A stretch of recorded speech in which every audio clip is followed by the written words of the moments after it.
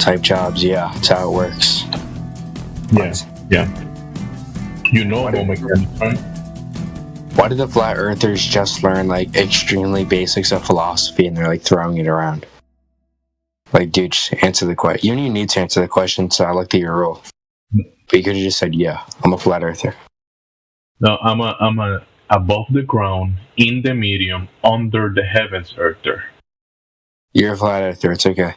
Anyways, do you just like uphold that a flat earther is anybody who rejects the heliocentric model? That is a stereotype fallacy. That's a what? A stereotype fallacy? Is that even a thing? Yeah, you're doing it right now.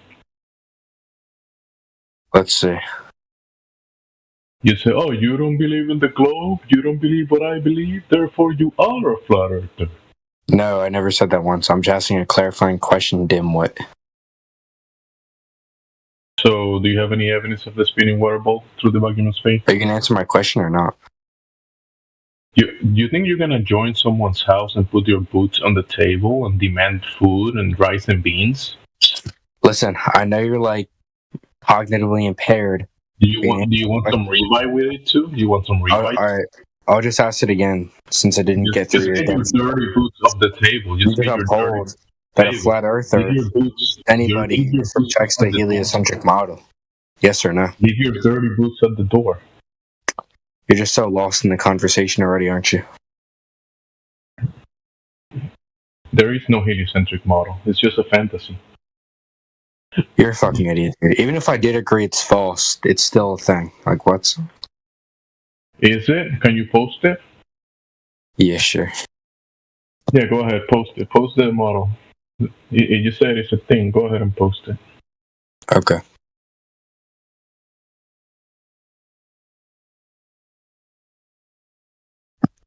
You got it? Yeah, believe so. Is it You're right. is it a cartoon? I bet you it's a cartoon. It's drawing. That's what you mean by cartoon. So you believe in a you believe you live in a cartoon? Just to be clear, you know what I'm proving here, right? Nothing at all. Yes, I'm just proving the heliocentric model is a thing. I never said once that it's true. I'm showing you it's a thing because you don't think it's a thing because you're an idiot. So now that we know it's a thing, I'm not going to let you dodge my question. So, is a flat earther anybody who just rejects the heliocentric model, or is there a different definition?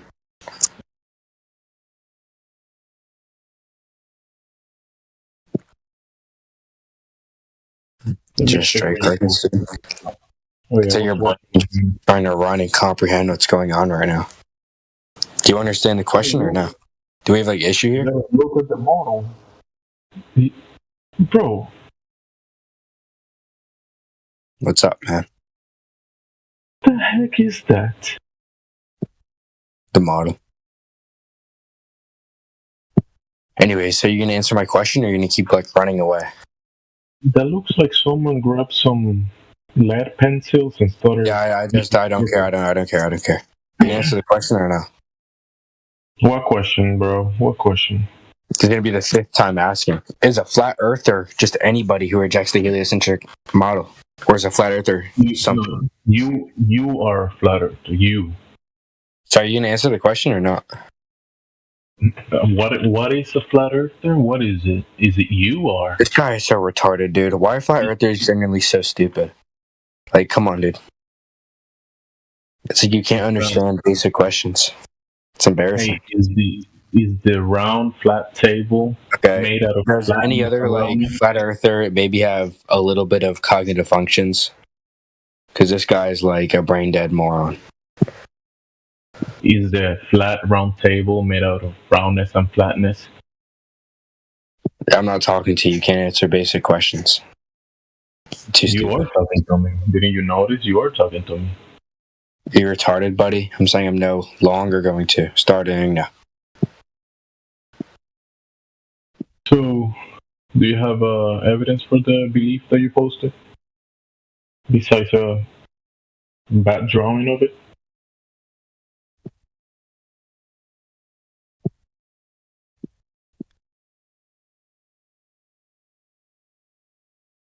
Yeah, there is no measurement of curvature, so it's not a sphere.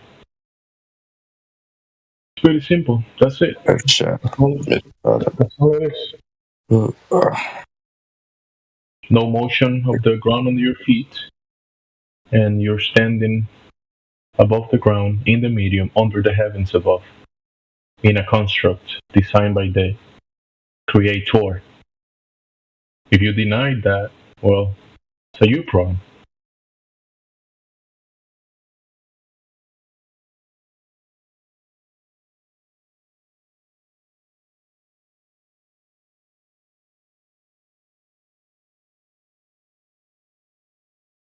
And the cartoon that you posted, a lot of people believe in it, but that's not reality. Listen, man, you need to like keep talking to yourself if you want, but like, you really want to engage that kind of thing? You just replied to what I said. You just replied. So I'm talking to you and you're talking to me. No, you were talking to yourself for a bit there.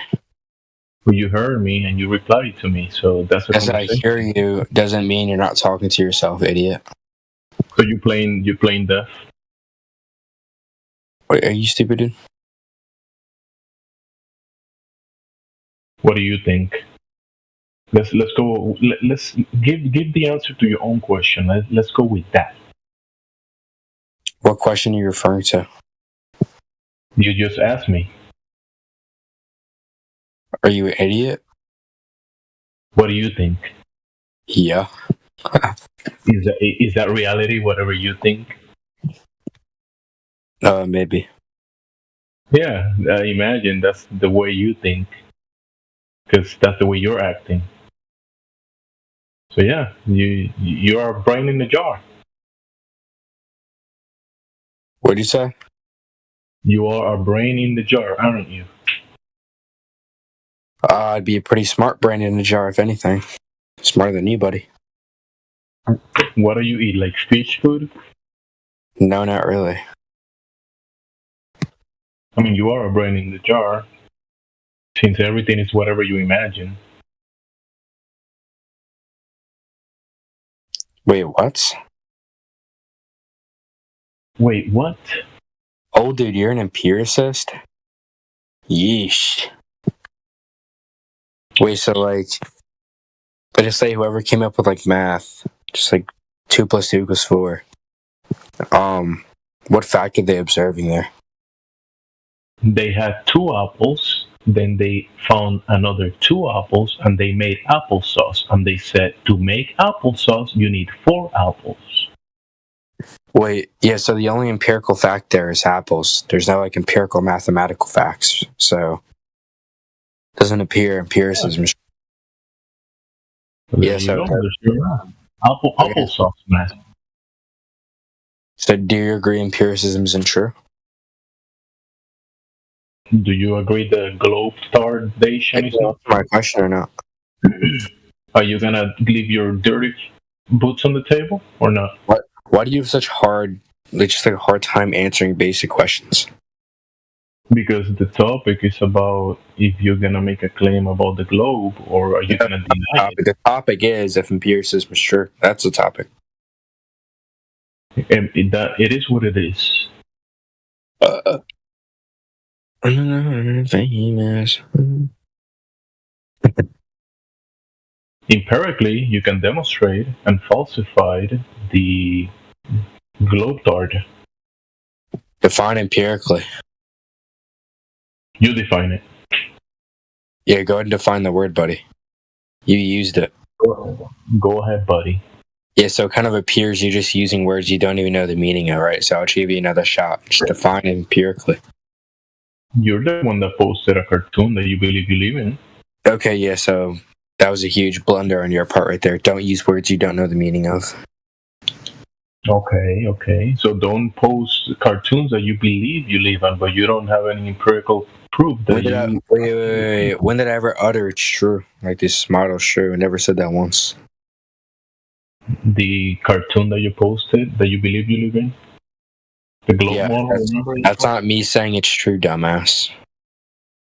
Well, you said that it was a model. Yes, it's a model. I never said it's a true model. Fucking dimwit. Come on, dude. That's not a model. That is a You're a lens. retard. You're a retard. You think that's a model, but it's not. Okay. Let's see. So you're saying that if I draw a cartoon of the solar system, that's a model? Yeah, it's kind of how models work. Really? And if I draw the Earth and paint it green and draw circles of it, is that a model of the Earth? Yeah, that's how models work. Nice one. Really? Really? Yeah. If I draw a unicorn, that's just a model of a unicorn. It's not saying unicorns actually exist. Like what? Come on, dude. Really? Yeah. Yeah. A model is just like a depiction of something.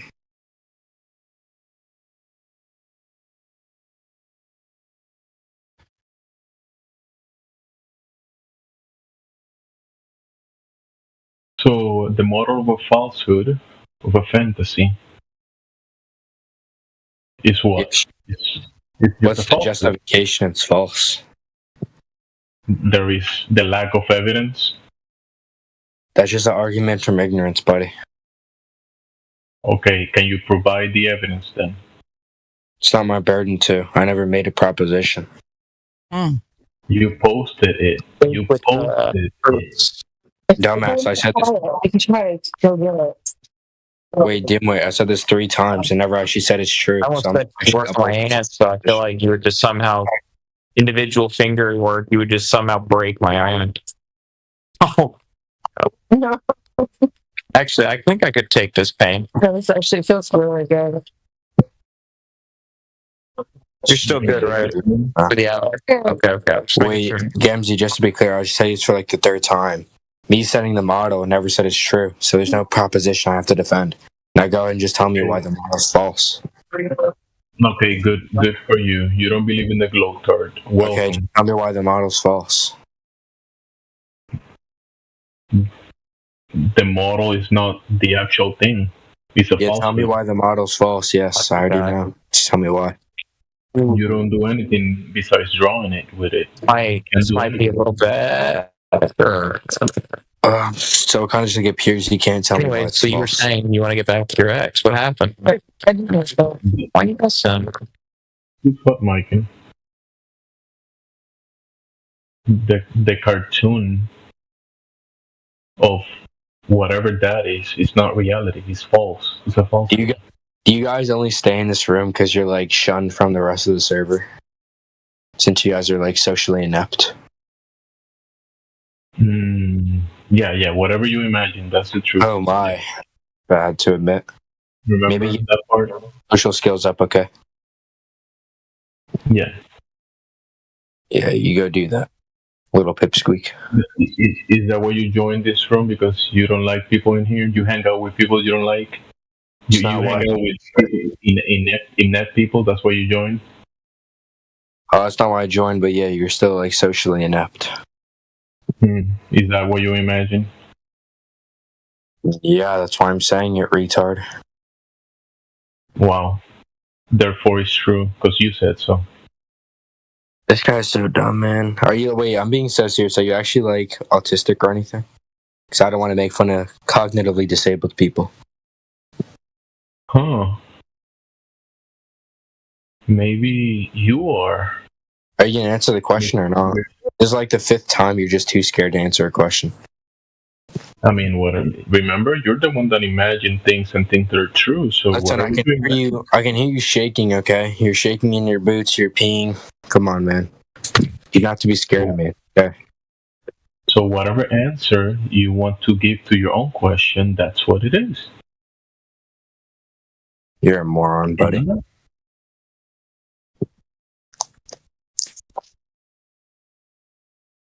If I was really just this retarded, I don't know. I don't know. Maybe if you leave your dirty boots at the door, maybe you'll get better. You get the rice, the beans, and the ribeye. But you put your dirty boots on the table. Yes, and I'm rhetorically stomping all over you right now. You're just taking. Yeah, you're stumping.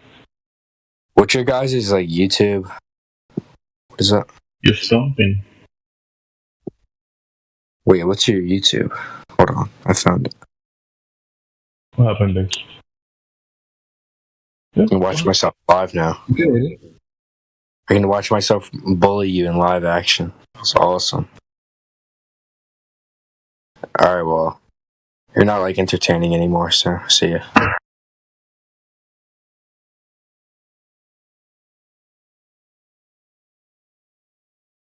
Whatever, dude.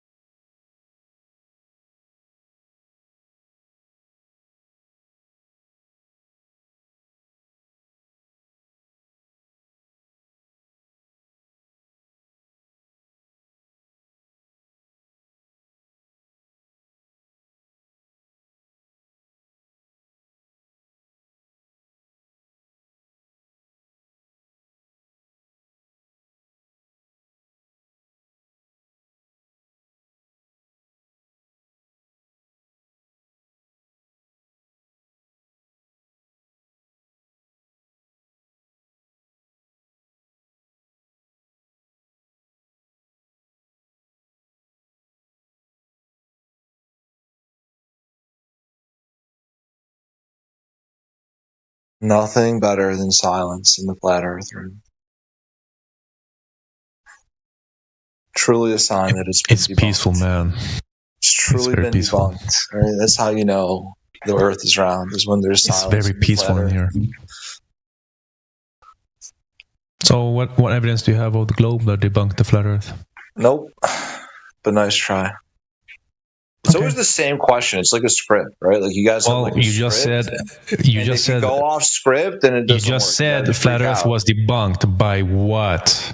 By the fact that no one was saying anything, right? You made a claim, so back it up, dipshit. Back it up. Oh, there you go. Back There it up, comes the- dipshit. Now we're on the emotional stage, right? And this Yeah. is when, once you go off script, there's Shut the fuck anger up instead. and intelligence. Back it up or shut No. the fuck up. You guys get triggered faster than the LGBT. Back it up or shut the fuck up. You got two options. Use your anger, Luke. So you got He's in nothing. a spiral. You got nothing. You loser. Dark side. Well, Comes in come on, here, little makes a punks claim, in a spiral. no backing up. Says flat Earth has been debunked. By what? Let the hate flow through you. By what? Oh, Tell I us. pity the fool. I pity not you, It's not you that 21st hard. century simpleton. You're so The upset Jedi that your would fairy fall. tale's been exposed. Cry about it, dude. The silence is because all the globe enthusiasts ran away. You get that, right? Oh, punk.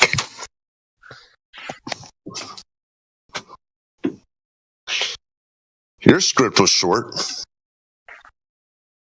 Well, it got a rise out of you, didn't it? Like I Was that said, your I goal? pity the fool. Was I that pity your the goal? fool, sir. It's not that hard. You come in and you can either shit talk or you could actually have a question or you could like Yeah, he's coping. propose something or something, But why don't you guys propose something? It's your server. Maybe I'm here to learn. Yeah, right. Think of that? Yeah, right. Fuck that guy. You're a smarmy little punk, pseudo-intellectual. Yeah, you're really smart, for sure. Thank you. Thanks for noticing. You're welcome. So do you want to engage in the topic or not? Nah, not really. Yeah, start over. New start. You guys are You don't not have very to be a nice. punk. So come in You're not here very saying flat Earth has nice. been debunked, but don't want to engage. Oh, dude, you're the Very one. interesting. Listen, you're the one who came in with your touchdown celebration over nothing.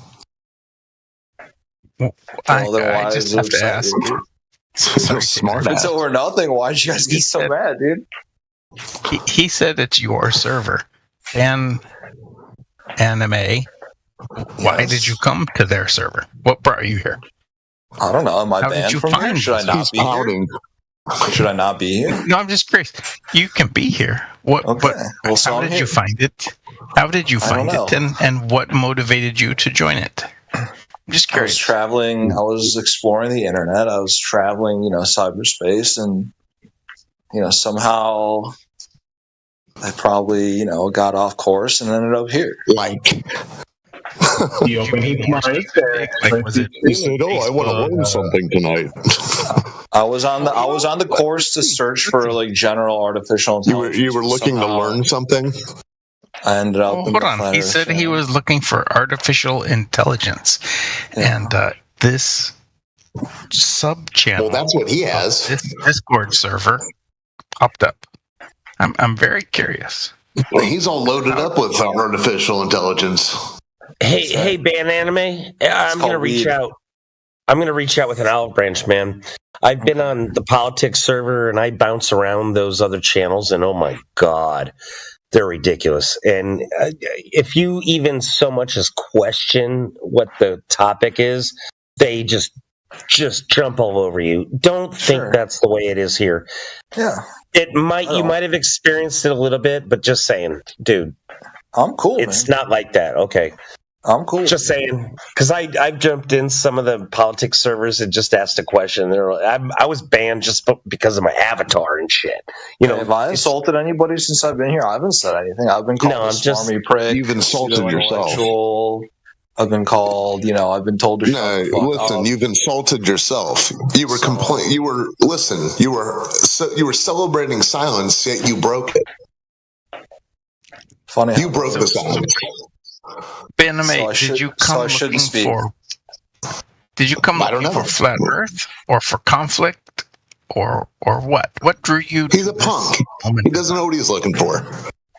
Well, I was just looking. I was browsing. I was window browsing, and then I guess some window guy got browsing upset about conflict, window browsing conflictual channels, or window browsing Earth Truth. Which were you window browsing? Earth Truth His sounds good. feelings I are like hurt that we know something that he can't wrap his I mind like around. Earth Truth. Hold on. I like what he said. Right? Let's say I'm browsing for Earth Truth. Yeah, I like that. So can you just give me just maybe 2 or 3 examples from the other windows? Where else? What other windows did you look in? For Earth God, Truth. so many, dude. So many. Oh, great, so many. So just 2 or 3. 3. Go for 3. So many. 2 or 3 truths about Earth. You want me to tell you truths about Earth? No. What I've learned or about the 3 true other nature. windows that you looked in while you were window browsing for the truth. I don't want I've looked in the facts. I want windows you looked in. What other stores? Sure. I've looked in the history store. I've looked in the philosophy store. I've looked in the computer science and computer theory Okay, store. great. Good, you did it. The physics store. And what is this store? And using those words, what is this store that you're looking in right now? This is, I would guess, it would be like the comedy tragedy store. I see. So you've looked in the physics and the math and the philosophy, and this is the comedy. Comedy tragedy. Comedy tragedy. All right. There you go, folks. Now we know what window he is looking in. That's right. I've been very honest. I've been very honest. The comedy tragedy that the masses have been duped by the television screen. It's sad. Well, it'd be funny if not so sad. That I agree with also. Baname, your name is funny to me to say, but the physics store, did it have a name? Can you give me a link? Or the philosophy store with those windows? Which were they? I can give you a link. I would like to look in the physics store or the philosophy. This is probably woke.com. We only know everything. I guess I could give you a link to not just Archimedes, me. I mean, posted in the post. Oh, Archimedes. Pythagoras, Sir Francis Bacon. So Isaac the Newton. other stores weren't like Facebook channels or TikTok channels or Discord channels. They were like. I don't this use is the social media only. except for this. This is the. Except for this. So this is the only actual window you looked in. With respect to social media. So I come full circle. How did you end up here? Yeah, and why were you so filled with glee that there was silence? Yeah, how did he Silence end up is here, golden, though? dude. What Silence is golden. What steps led him to this moment in time? You could almost say I circled around and ended up here. A circle. The two-dimensional projection of a sphere. Right? Because in the vacuum of space, all things being keep going, chasing a dying star. Got it. There is a emission of energy from a still empty point in space, then it would make sense that that energy radiates outward from the point where the energy has been expelled, right? So we have this never idea. told us you went to the mumbo jumbo store. We have this concept of radiation in physics, right? So in physics, you learn about waves and electromagnetism and all these things. And so we know that things radiate outward from a point if no other forces. And now you've arrived at your reckoning. Okay.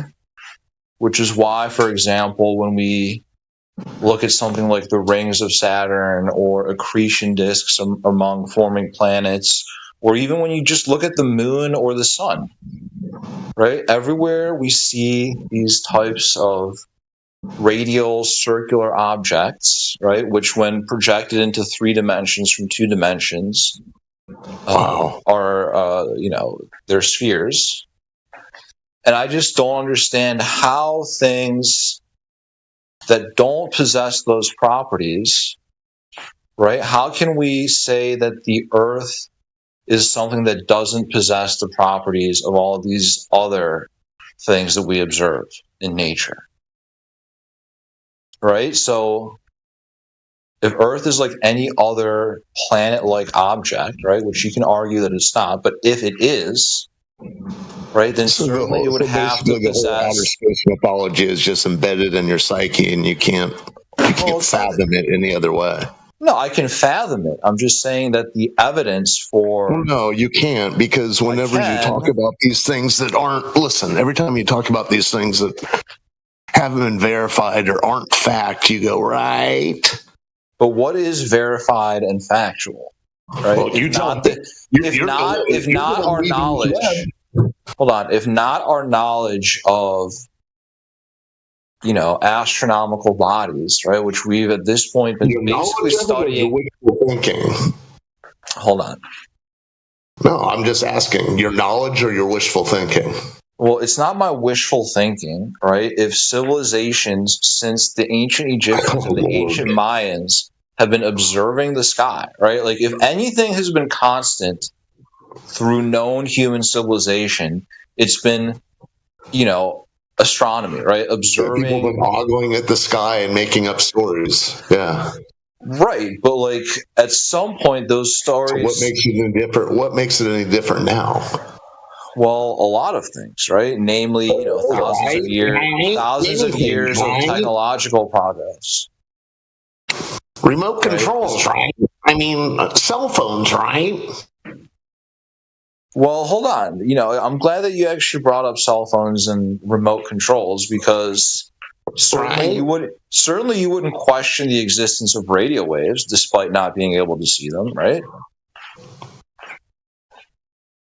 And this has what to do with the price of rice? The price of rice. I thought we were talking about the shape of the Earth. Getting out ahead of listen. Were we talking about the shape of the Earth or the price of rice? Because now I'm very. You've jumped your script to. Well, we can't really tell the Earth is a ball, right? That's a good impression of me. That's spot on, dude. You're a professional actor. I should be. You should be, man, but you're not. So. Yeah, never pursued it. Saying. Right. Tell me about the price of rice, please. Well, this has nothing to do with the price of rice. Oh, okay. Well, that's what you said, so I'm sorry. Yeah. So are you questioning the existence of radio waves? Listen, everything you've said is highlighted that you are not really realizing that you're lost in a mythology, a religion. You're just chanting the edicts of this tale.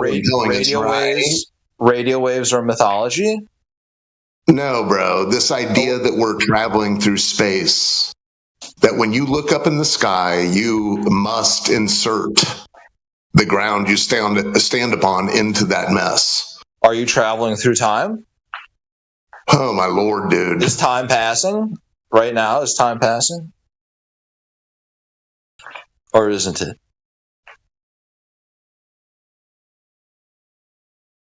Go on. Right, so if you can, I'm operating because the seconds go by on a clock. Yes, that tells you that we're hurtling through outer space. No, that tells me that I'm hurling through time, right? And I'm operating through time on a flat plane. No, I'm operating. Can time not pass on a flat plane? Let me just get a sentence out, right? No, it's a simple question. Just hold on. Let me answer it. Right, in my own way. Right. Well, I guess a rhetorical question. It's not a rhetorical. Right. All right. Okay. Listen, I'm done because you're not engaging now. Yeah, you were done before you finished. Right. Now you're just like being a whiny little faggot, right? And now you're crying and like it's an impersonation of you. Yeah, but like you're killing. It's a spot-on impersonation. Remember? So I thought we were going to talk about the shape of the Earth, but you don't. You just want to do like impersonation. Well, you keep so pointing that's to fine. the sky, That's fine. bro. Just admit it. Just admit it. you Right? keep You don't pointing want to talk to about the shape of the Earth. You want to be an You improv keep comic. pointing to the sky.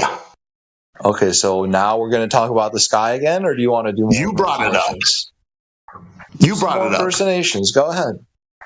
Okay, when we asked you for evidence that the Earth is a ball, you started talking about the sky. No? I started talking about radiation, first of all. No. Yes. That was halfway through your bullshit. You were talking about going full circle in a sphere, right? I'm just talking about physics that I understand, right? And so I'm trying to build a model from first principles because that is like the best form of argumentation wait a that I minute. can You present just told to us you. all these things were facts. What is a fact? Well, I'm asking you. I'm asking for your You're the one that told us all these stories about outer space as if they were fact. No. So I presented a proposition for you to reject or accept, and you have failed to do either. So when I ask you, do you think that radio waves are like a real phenomena, and then you fail to either accept or reject has nothing to do with the price of rice. Okay. You see what you're doing? This is what is called argumentation in bad faith, right? Because if somebody asks you a question, okay, so get to your globe proofs. If we can't establish a definition of space and time, then there's no point of talking about shapes, right? I think you dropped your script and you've got the pages all mixed up. So just start over. How is it that you are so certain that we're on a spinning ball hurtling through outer space? Because someone told you a story? But why is it that you're like, I'm obligated to answer your question and you're not obligated to answer mine? Run away. But you keep posing a question while refusing to answer any other question. I've listened to the radio before, sir. I was listening to the radio before you were born. Right. Right? So in order to engage in like a good faith dialogue, if somebody asks you to confirm or deny a proposition. Oh my lord, yeah, radio towers work and you have to pull up your antenna and tune in the knob. Yeah. Okay, and so like where do we get like our basis? Link that back to us hurtling through outer space, please. I'm trying to, right? Well, so do. But I'm trying to do. Right? But you keep interrupting and you keep like doing weird impersonations of me and you keep insulting me. Oh, I'm so sorry you feel insulted. Boo-hoo. Well, that certainly was your intention to insult me, I imagine. Can you? No, the conversation. Just doing impersonation, sir. Right. So I'm just saying. Sounds like a tennis match of insults. So can we get to some facts? When's he going to start? It's 40 Love. When's he going to play? Right. So. Well, then will you be quiet and let him? If we're trying to build, right, a physical representation of our reality, right, I'm just saying one place we can start is with concepts, right, with concepts like radiation, with concepts like radio frequencies, right? How do we know that these things exist if we can't observe them, right? You can't just observe radio frequencies with your naked eye, and yet you just yourself admitted that you fully... I imagine that you probably fully believe in You've never seen the globe anywhere outside of TV and textbooks and the movies. We get it. Listen. I'm listening. When you say radio frequencies, which frequency spectrum do you mean? Well, I mean, there's a whole bunch of spectrums, right? There's like low frequency, high frequency. Right? You have like low frequency radio waves, then you have like higher frequency like could you Bluetooth rays, like megahertz. Well, hold on. What do we use? What do we use for Wi-Fi? Wi-Fi is between like 500 and like 812 megahertz, right? So that's what you meant when you said radio waves. Well, that is a type of radio wave, right? It is a type of wave communication spectrum, right? Don't ask me, right? I just wanted you to pin down what you meant by radio waves. I like we have to agree to like some definition of the world, right? If we're gonna like make an argument, I wasn't right? So talking about the if I'm gonna world. make an I just wanted argument, you to say what you meant by radio waves. okay, so that's what I mean by radio wave, right? It's like these waves through which we can send signals and communicate over long distances. 500 to 800 megahertz. Well, no, that's just for Wi-Fi. When are we going to start talking about smoke signals? I find those fascinating. I actually think it's steam because we can talk about steam. That's a great. We can talk. Yeah, I think because I actually accidentally made a steam tower in my backyard one night, and yeah.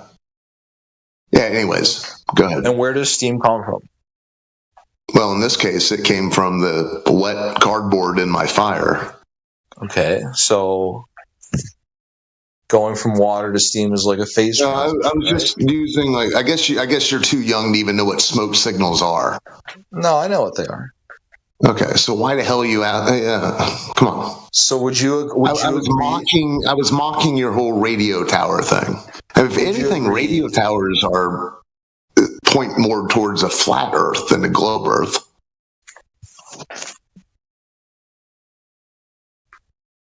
Okay, would you agree that water goes through like multiple phase transitions depending on the like temperature that it's in?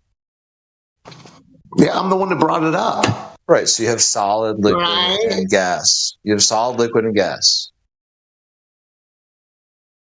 How do you know that? How do you measure if something is a solid, a liquid, or a gas? Oh, dude, stop the cap. What's this? What are you trying to prove, man? I'm not trying to prove anything. I'm just talking about physics, right? Basic ass, simple. Well, yeah. So what does that have to do with the conversation? You coming into this room, what does that have to do with the conversation? Anything? Alpha's here, the main mod. He's going to pound his chest. Answer the question. Or else what? You're going to mute me? I'm just bounce you the fuck out of here. Oh, Wasn't he talking about throwing wet cardboard on a fire? It caused smoke. No, that was.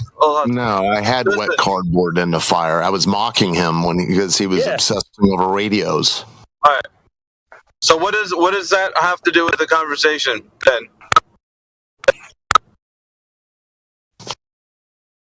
We're building up a physical intuition for our model of the world. Physical intuition. What the fuck does that mean? That means, like, for example, you can have like an informal, intuitive understanding of kinematics, and you can have like a formal, defined, mathematically defined definition of kinematics, right? So you can throw a football, right? Like a quarterback knows, like, intuitively, like how hard and how fast. Dude, just get to the point. Just get to the point. Just get to the point. Half the quarterbacks couldn't hit water if they weren't up. It's about some horse shit right now. Like horse shit. What he's doing. You see, this is why I like silence. This is why I like silence on the flat Earth. You know what? Now you understand. It doesn't matter, dude. Like, we're trying to figure out what kind of nonsense. It's just word salad that you're just spewing out. Always yelling at your computers. You ever notice that you're yelling at your computers? Dude, no. You're using these terms. Informal, intuitive. Did someone laugh? Thank God. It's almost like common sense gun control. It's like he's building a foundation for his La La Land to come. Yeah. Radio waves are La La Land. We can agree on this, right? Phase transitions are La La Land. No, that's the only smart thing you said. Kinematics is La La Land. It's all La La Land. Kinematics, phase transitions. Has nothing to do with the shape of the Earth, but I'm just going to keep talking about words because I think that I'm going to prove a point at some point. But I never. No one's denying any of these other definitions of like science, but somehow when we get to no one's denying. Are you having a conversation with yourself? No. Man, you're having a conversation with yourself. Meaningless to proceed. Hold on, Ban Anime. That would be geometry, Ban Anime. I hate to do this to you, but it wouldn't be science at all. It's just a geometric question. So hold on. There's nothing been produced. Physical intuition, right? So Yeah, geometry's physical okay. Geometry's okay.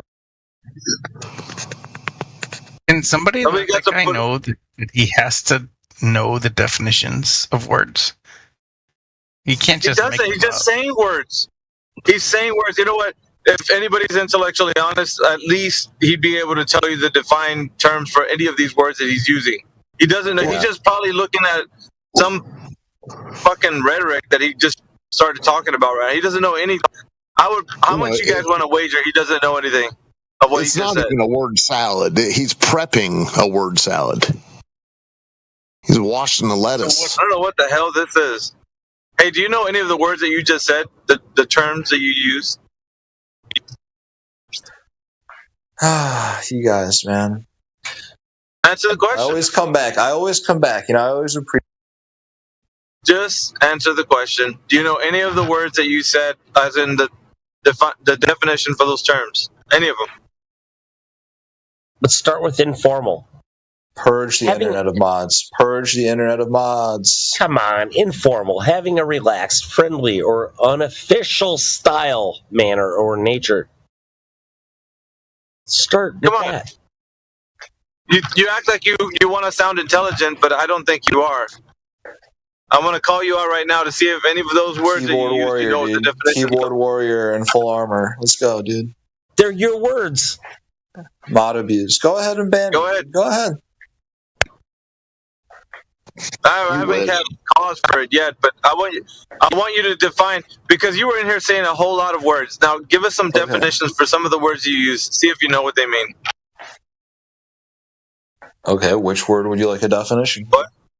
Which word would you like a definition? Dealer's choice. Dealer's choice. Okay, how about let's start with kinematics, because that's In a always quarter mile, keep left, continue on County Highway G37. Follow signs for County Highway G37, Crescent. Yeah. Go ahead.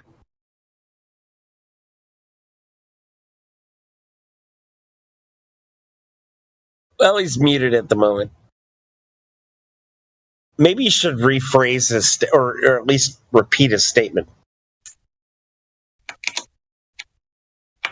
Okay, so he asked me to define a word, and I said I'm going to define kinematics. Kinematics. Right, so kinematics can be defined as equations for motion in one dimension. Right? Equations for motion in one direction? Is that what you said? One dimension. One dimension. Okay, so Right, how does so that apply? So you have how does that apply? Okay, so it applies because, like, for example, like a basic kinematic equation is like the equation for displacement, right? Which is, if I recall, it's something like velocity times time minus 1/2 acceleration times time squared, right? Equals the displacement, right? So you have the initial velocity, the final velocity, the acceleration, and the time. These are like the four parameters. How are you going to use that in relation to your discussion about the Earth? What relation does it have to give you any notion of Earth's rotundity? Yeah, who's the quarterback that threw the Earth? Earth's rotundity. What does it have to do with some people would say God, but I'm not going to go there right now. All right, I'm going to ask again. This is the third time. Earth's rotundity. What does it have to do with that? What does physics have to do with Earth rotundity? No. Kinematics and the definition therein. What does it have to do with Earth's rotundity? Well, it has to do with Earth rotundity in the sense that depending on your acceptance or rejection of our physical theories of kinematics, right, it'll allow me to make the next point. Yeah, but we don't have to accept something that's true. It just is. So you accept kinematics as just being true. Is that what I heard? We don't have to accept something that's obvious. It just is true. So it's something that you're referring to. Just wait, dude. Is something that you're referring to with kinematics like just obviously true? Well, I think it is. I'm asking you. Do you agree that You it's think it obviously is? true? No, you can't. You can't think it is. You have to know it is. Yes, Thinking is suggestive. I am asserting that it is true. Do you agree or disagree with that? No, it's not about agree or disagree. So point out the obvious.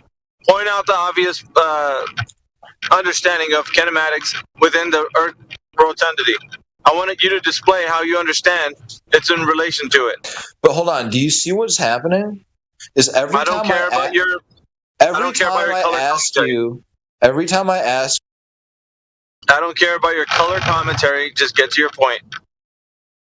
Go. He's realizing he honestly, has no dude, point. honestly, like this is sad. No, don't Yeah, tell like me I said, it'd honestly. be funny. It'd be a You're lot funnier stalling. for one face bad. You're stalling.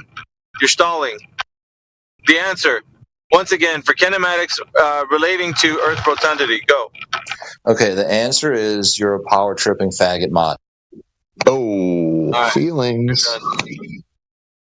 You're done.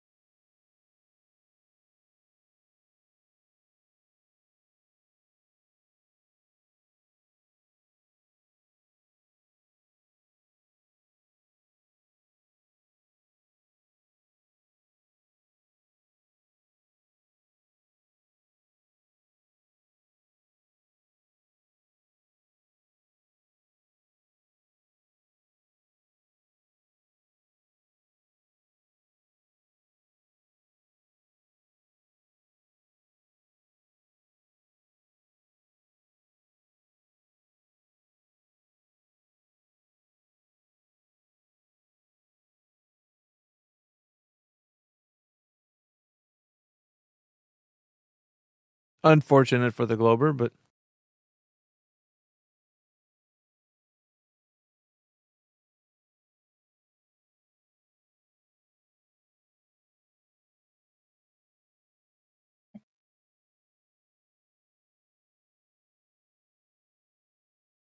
Are these tools going to be available for the general public?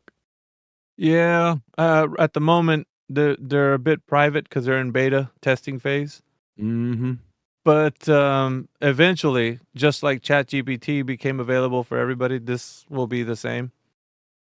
There's one called Magnus. It's coming out of China. I mean, it's just all it is. It's just like autonomous AI, machine learning. You know, so it's not really going to be anything like super new. It's just going to be revamped into like a different format. Meaning, before it was just an AI you would speak to. Now they're going to be like agents that talk to each other. I know you told me that. You told me that, but that's going to be a problem. That can't allow to come online. People then will know. Yeah, but it's a double-edged sword because even though it's going to tell you all this information, they're using it for other, like there's other means by which they're. I'm just the only thing I'm saying on the arena that we're in right now. It's going to give you everything. It's not going to. There's nothing hidden anymore. Like there's no secret scientist out there holding the keys to knowledge of, something that he did somewhere that is going to show that the Earth is a globe. It's either there or not, basically, and you'll know for sure. So, I think the globalists should be really, really afraid right now. Because they're going to be revealed. They're going to be exposed, completely exposed. More than they have been over the past 10 years? Oh, God. Yeah, it is. Because they used to hide behind that somewhere in the vast amounts of information is the keys to why we don't. Oh, I'm not a scientist. It's not my specialty. So these agents are going to go through every, field. And to whatever they think could be where the answer lies, and they're going to be exposed to like, nope, not here either. Nope, I'm sorry, this isn't the field either. And so, no matter where the Glober tries to say the source of information is for the Earth being a globe, they're going to keep getting exposed till they are going to be like, okay, shit, man, maybe it's not a globe. But did the agents know about the second law of thermodynamics? They would because they have reasoning. So at some level, when they talk to each other, they're going to be like, okay, so is it possible that we can have gas pressure without a container? Well, then they're going to run through, natural science, and it's going to come back. I'm telling you. And it'll be a polished version of like all the citations, it's QE. If you were to see this, dude, you would be like, oh my God, dude, like this is. I don't want to say it's a holy grail, but it is pretty freaking awesome.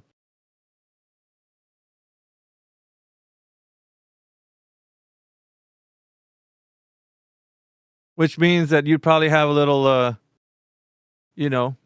drink in your hand with an umbrella, with your shades on, floating around in a floaty somewhere. Saying, I told you so. Yeah, exactly. Yep. All right. Well, we'll see. Mm-hmm. But this should have the globalists kind of shaking in their boots. If I was them, I would be. I'd be like, oh, shit. Now I can't tell QE he's wrong because when I go online and I talk to these agents, they're going to tell me the same thing and 10 times worse because they're going to come out with every source that they could possibly imagine from every academic resource that they could pull from. So that's it. What I mean, like the guys yesterday were arguing over gas pressure, and they were looking for another way they could say, well, it's magnetism. We got the tokamak reactor, and that's showing us that we have plasma being held by magnetism. So it's possible that you can have gas pressure without a container. So there's plasma gas. Yeah. But it's ionized gas, QE. It's ionized gas. It's a different state of matter, you ignorant mung. Yeah. All right. Well, we'll have to put these agents to the test. Yep. It's I from all the research I've been doing, what I'm telling you, it's impressive. Okay. So, I'm kind of excited, man. I can't wait. So once they roll out with this, so you guys won't need me anymore. Well, I mean, everybody has their mark in history, dude. You definitely. I don't mind. You're just gonna have to buy a shirt and probably sell them that say "I told you so," and you know. Well, if they can reason and sift through all the contradictory bullshit that goes by the name of science, Globers are over. You're finished. Let me sign off on it right now. You're fucking done. You're done. You're over. Yeah, you're fucking done. Does that mean that Matthew's students get a refund? Matthew gets a refund? I mean... Oh, his students. His students. Pseudoscience has always been something that it's just waxing philosophical. I mean, these guys, I don't know, I won't say they don't have their place, but just people talking stuff that, well, what if we're living in the fourth dimension? Like they have a platform for that kind of nonsense, but that stuff will still exist. It just won't be in the realm of the physical and the practicality of the physical natural world. So you're not going to do anything with that stuff. There's Google Gemini for fucking Matthew. I asked that question. Sure. And then it's going to, Earth's atmosphere exerts pressure and it's not contained by solid walls. Instead, it's held in place by gravity. You're fucked. Yep. I can see that. I can see this being taught in all schools and colleges in the next 10 years. Gemini. This is the fuckwit version of AI. What's coming is going to tear your ass to pieces. Oh God. Yeah. Having something reason with it, like reason is usually the biggest part of the why AI has been like, because AI is it's just what it is just spitting out information based on an algorithm it's been fed information. This other thing is reasoning. It's actually taking that information and going, okay, is this possible? And bouncing it off another AI whose parameters are to look into if it is possible.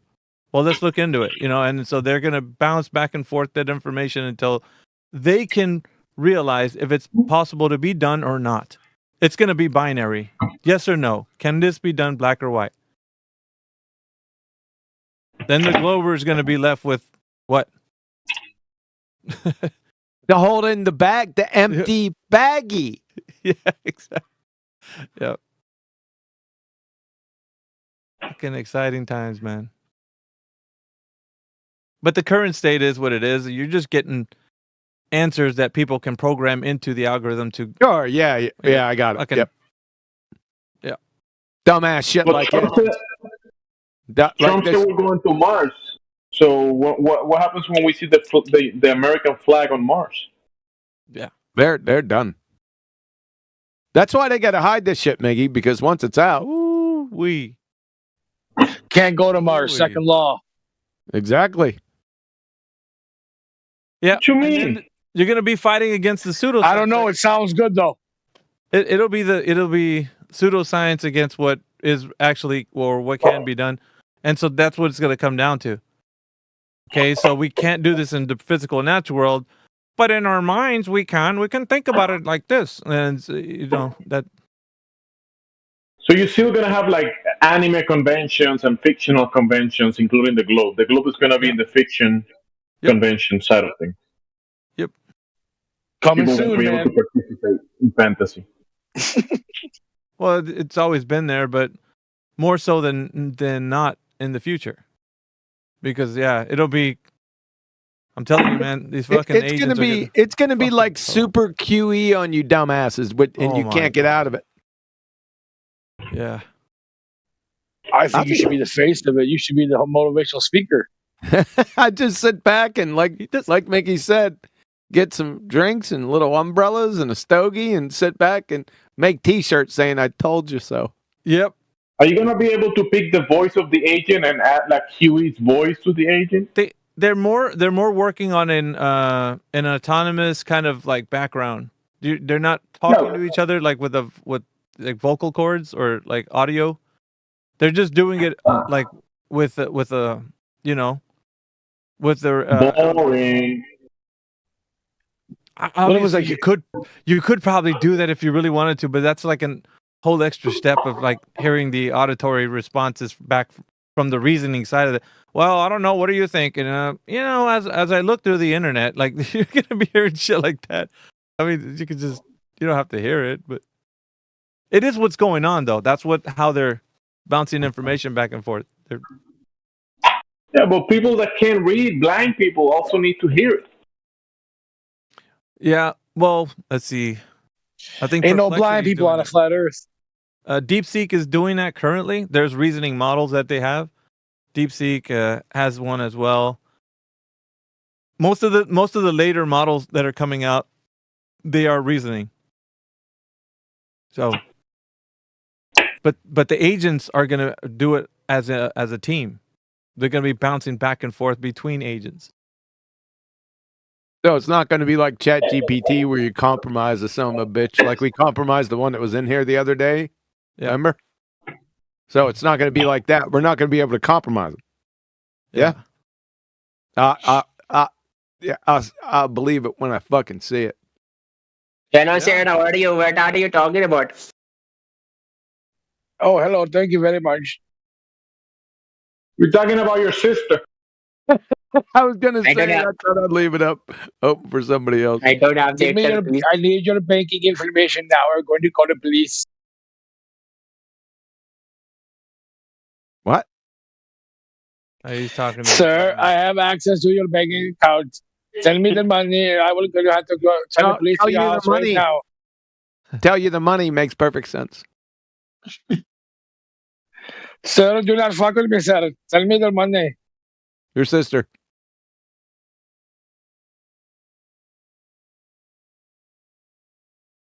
We got some people that joined us right now. We got BoosterAI.app. What's up, man?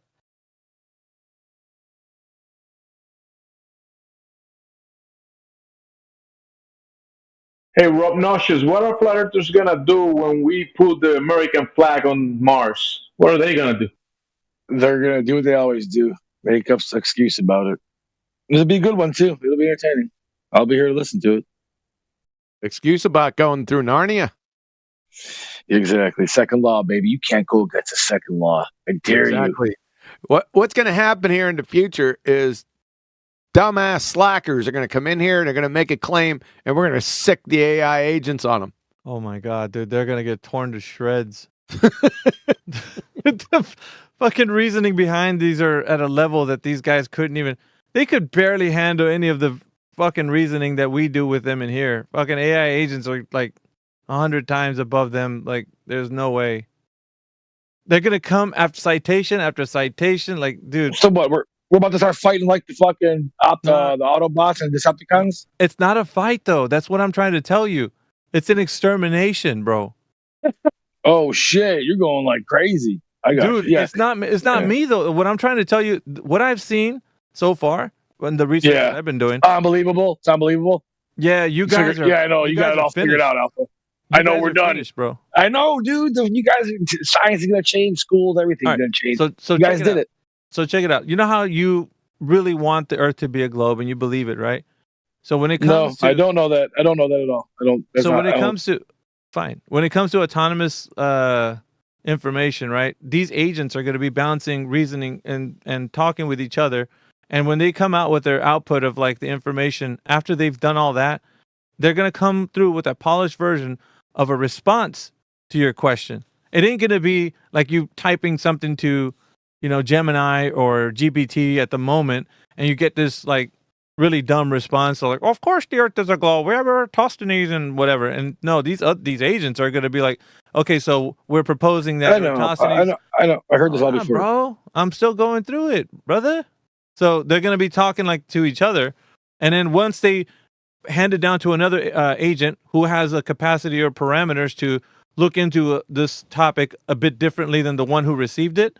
So they're going to be doing it, bouncing it back, and another agent is designed to check that information. And so they all have a specific capacity. By the time it reaches the AI agent at the very end, he's going to be like, okay, I got the information. I see that we've all looked into it. I think it's got the check mark to go ahead and proceed to release it. So once it's output, it's basically like your tombstone. It's going to be handing you a tombstone. You're just going to put it over you. Oh, yeah. You're going to hold it little daisy and lie back down on the ground. So it's going to have an agent, Rob. So it's going to gather all this information, Rob, and it's going to have one of the agents is going to be contradictory dumb fuckery. Yep. And it's going to reconcile all that information into a coherent conglomeration. It's going to hand you dumbasses your asses. Correct. Yeah, I got it, man. So basically, what you guys are saying is, bro. Like, no, let me respond real quick. So what you guys are saying is, instead of going off of anything else, you're going to just put it all on two AI bots fighting and arguing amongst each other, like in a setup, in a control situation. He can't even understand this, dude. He can't even understand. Yes, I do understand what you're doing. I don't think so, dude. You're trying to create bias within an AI. Why don't you just ask AI? Why don't you go right now? When you ask AI, well, what about the slope intercept formula that the United States Naval Academy made? They're going to say, you're a fucking moron. Yeah, go ask him about it, dude. Go ask him about it. See what happens.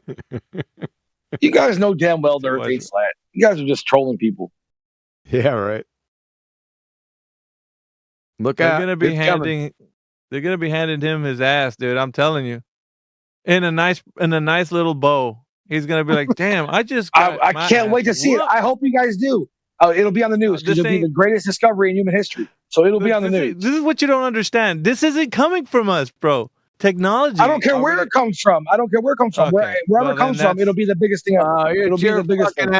It's already been your ass, but now it's officially going to be your ass. It'll be the biggest thing ever. Congratulations if it happens, guys. I'm waiting for it. You've already received it from me. It's just a little. It's an overwhelming version of me. Yeah. Well, that's not very inspiring. Like I said, an extermination. It's not going to be. I'm going to exterminate you. I am the Terminator. Yeah, the Shermanator. Imagine. Okay, can you imagine this? Imagine like 100,000 QEs. You couldn't handle fucking. No, one, I'd rather dude. go to hell. I'd rather go to hell. You couldn't handle one, dude. And then they're gonna come at you with so many citations, dude. It'll make your head spin, and then you're gonna be like, "Well, that's not true." Let me see. 100,000 QEs. I'd rather be chased by a bear butt naked in a Canadian forest getting bit up by mosquitoes, dude. Just saying, man. He's basically the calm before the storm. Like he's basically the guy from fucking Poltergeist, the old guy. Crazy motherfucker.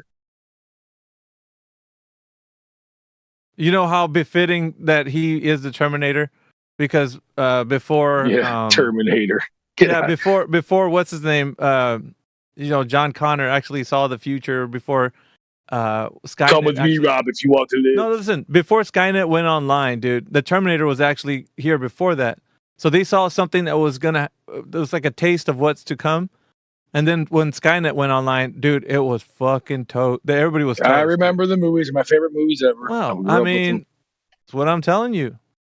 I believe it. I believe in all that type of technology problems and shit like that, but I just can't get on board with the FE shit, man. Sorry. You don't have to. It doesn't matter. He doesn't get it though. I'm trying to tell him. That's fine. It's fine. You can stay where you're at. Let's put it that way. Shit, I don't care. We're gonna have commercial space flight in the next fucking couple of years. It'll all be commercial law, second law violation flights. Second law. Come on, man. Space exists. Come on, you gotta drop that Oakley shit, man. Space exists. Oakley shit. What do you mean Oakley shit? Well, Oakley, he's the fucking godfather. He's like he tells you everything you know, right? He does. Son, you got a little backwards, son. Yeah. Oh, you're Oakley's teacher? You're the man? You didn't know this? What the fuck? Where you been, dude? Oh, wow. I guess I haven't known. I don't know. You tell me. You're telling me now. I don't know. I thought Oakley was the man. Like a sidekick. He's the sidekick. Fucking hell, dude.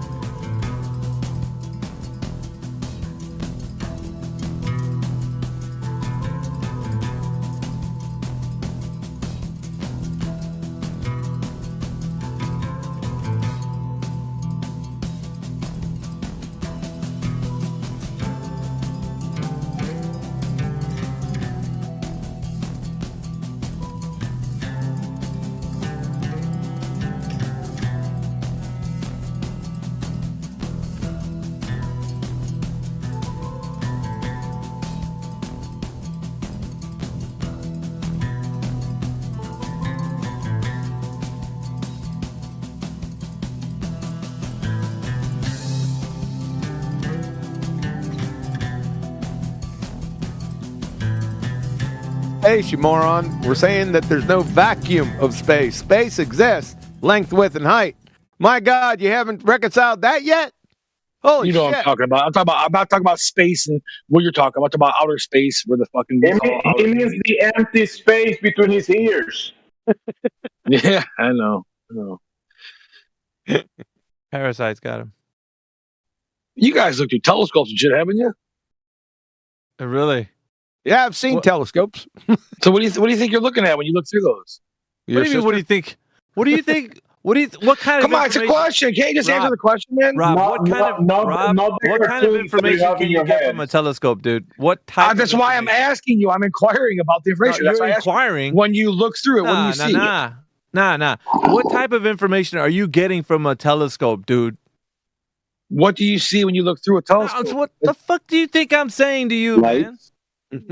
What does it look like? What is it? What do you mean? What is it? You never looked at the. You never looked at the moon. You never looked at the moon through a telescope. Yo, are you listening at all? You're fucking dodging the question, dude. Dodging it.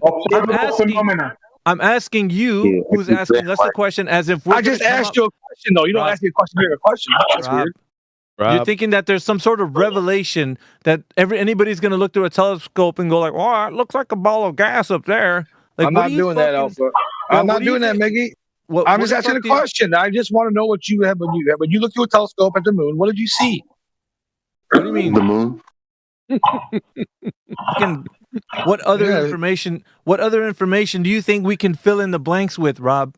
What do you think you can fill in the blanks with? What are you gonna say? It's repeatable, Alpha. You can blink your eye, close your eye, and open back up again. You just repeated it. It's repetitive. No. I just want to know. If you do it 3 times in science, what your guys' opinion is. Do it 3 times in science. What it is you're looking at? What's going on the moon? What does it appear to be? You blink 3 times and it's science. What does the moon? What does the moon appear to be? Does it appear to be a light? What do you mean it does appear to be? No. What is the moon? That's the question at hand at the moment. Well, we can get to that point next. But No. We're there right now. I'm asking you a question, though. Why would you change my question? How can you change my question when I'm asking the question? Because you're trying to. What does it appear to you be? You're asking us about what do you think the moon is? Nobody fucking knows what the moon is. We see it. It's there. Yeah, we don't I know. know. What the fuck? Oh yeah. So what? But you've seen it through a telescope, so you can look pretty close. What does it appear to be to you? Who gives a rock? A fuck what it appears? A marshmallow? Yeah. Who gives a fuck? I do. Because I'm asking the question. That's why I'm asking the question. Yeah. So what? something that is not like Earth.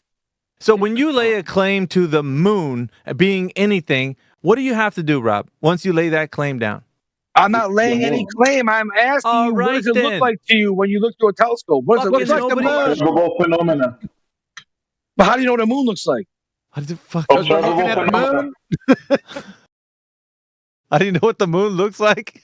Well, we look at the moon. That's what it looks I don't know if you guys are just playing games. Like, are you trying not to answer these questions because they're answer the question? There isn't a coherent question that you got, dumbass. It's the same question I've asked. When you look through a telescope, you look at the moon. Yeah, we heard it 5 fucking times. Then why aren't you answering it? We did answer you. The fucking moon. You abject moron. So go ask him for the slope intercept formula. That's your real answer. Shut up. I know. Yeah, I've seen. Shut the fuck up. Yeah, I know. My God. I know it.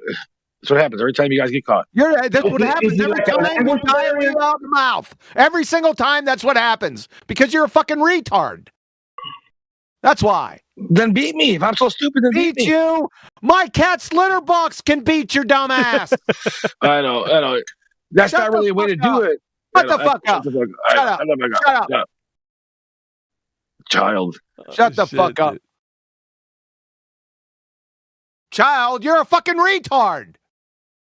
Let's get one of those agents in here. I want to ask him if is Rob retarded? It's going to be overwhelming yes. With citations. You got your little guys laughing at you. You're asking them laughing. It's hilarious. That's just not funny. No one's laughing because it's funny.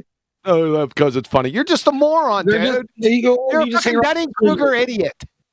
Okay. Okay, we demonstrated it, Mr. fucking United States you guys can't Intercept formula, dumb fuck. My God. Give us a fucking break. Yeah, he's just upset because he's a Johnny come lately as well. Oh.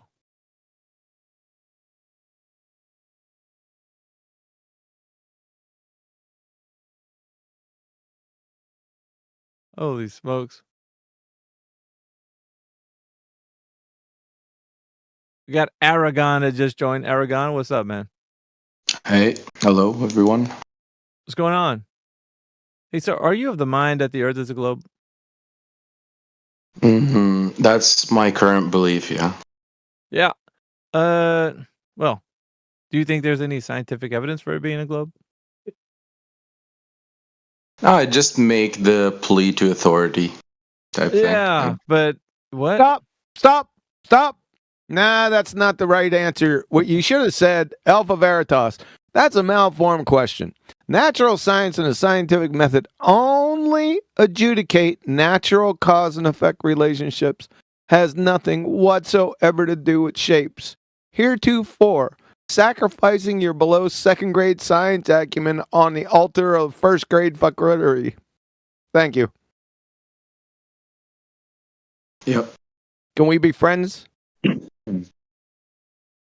But you see what happened, Aragon.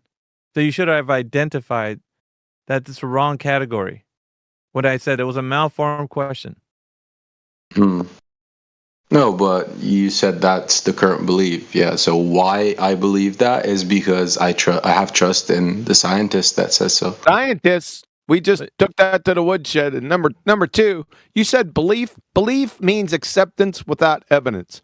So you said, essentially, I accept without evidence the globe from the scientist that I believe, that I accept without evidence from the scientist that we just showed you is not a scientific topic. That's the conclusion. No, so do you analyze every evidence? No. Yes. Not the no. scientist that didn't science the globe. Yeah. No, I want to ask you something. So do you analyze every scientific theory? Yes. Just the way the specialists do it? Yes, I do. Yep. So before you take a medication, you have to go into a lab and analyze that medication? Don't have to be a lab. And these medications that you're talking about aren't really natural science. They're synthetics. Yeah, synthetic. But you have to be a medical scientist. That's not natural science, son. No, but you have to be a medical scientist, right? No, a medical scientist. Can you put a fucking citation in here what a medical scientist is? A medical scientist is the one that citation. Citation. Yes. I'll bet you don't even know what that is either. What other languages do you speak? We need to get Oh my God, what's my favorite tomato? You fucking clowns, you. Wait till the AI agents get in here. Oh my God. They're going to exterminate your dumbasses. Yep. Are you an idiot or do you just pretend to be one? He's asking me if I'm an idiot after he just clobbered to fucking death natural science and the scientific method and common sense. He's asking me if I'm an idiot. Piss off. And also, he's proposing that there's medical scientists too. So. You are. That's what you are. You are. Shut the fuck up. Yeah, man. You're a pretender clown. Fraud. We deal with him every day, dude. You're no fraud? Yeah.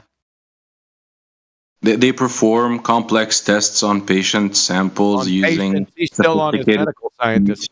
Yeah. And shit. Yeah. And That's shit. not a medical scientist. And shit. What's an experiment? What are the 3 constituent parts of an experiment? Less than 10 seconds.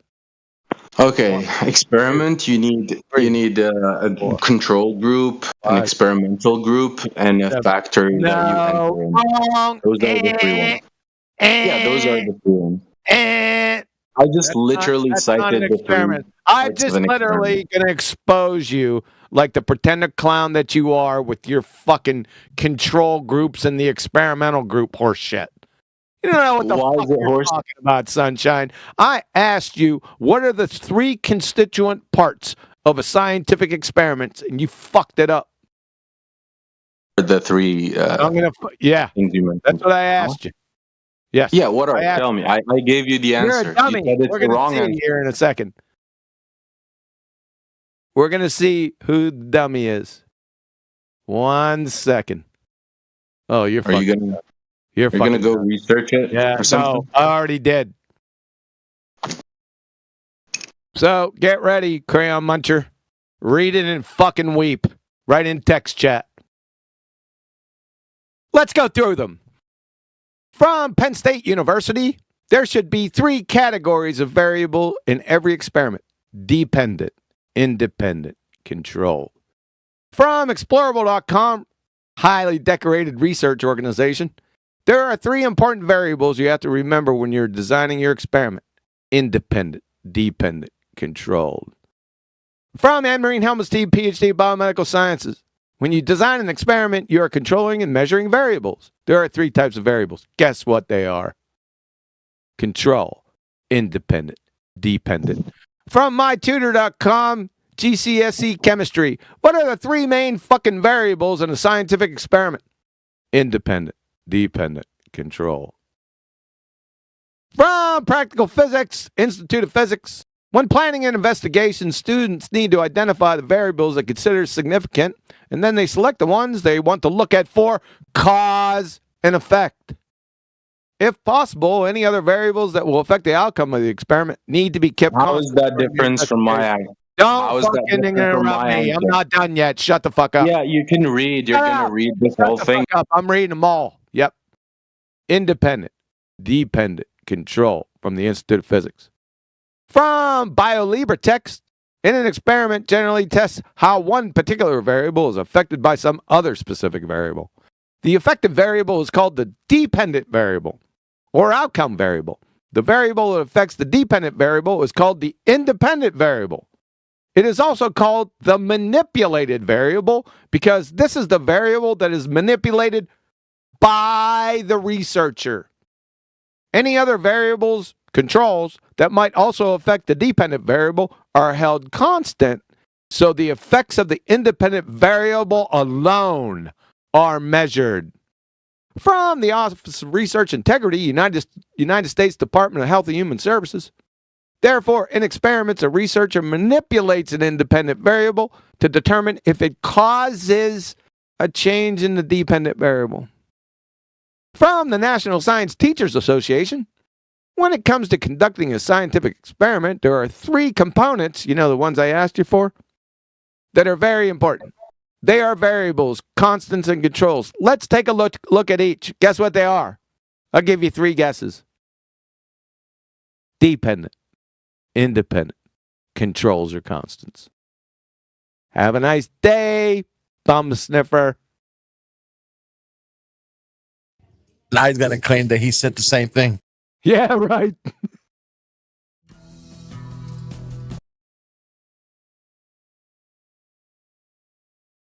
Come on, Aragon. What you gonna claim now that you said exactly the same thing? Well, yeah, that's what I said. Yeah, that's You are an arrogant, dumb son of a bitch. I didn't think he was gonna do it. I didn't think you had it in you.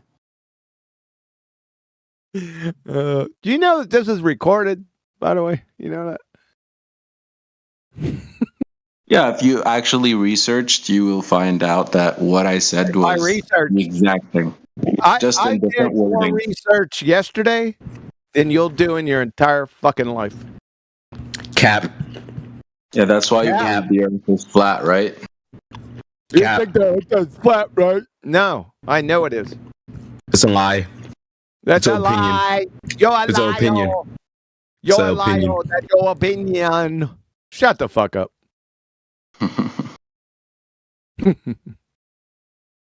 And change your fucking name, too. The next time he comes in here as John, you make sure that name's changed.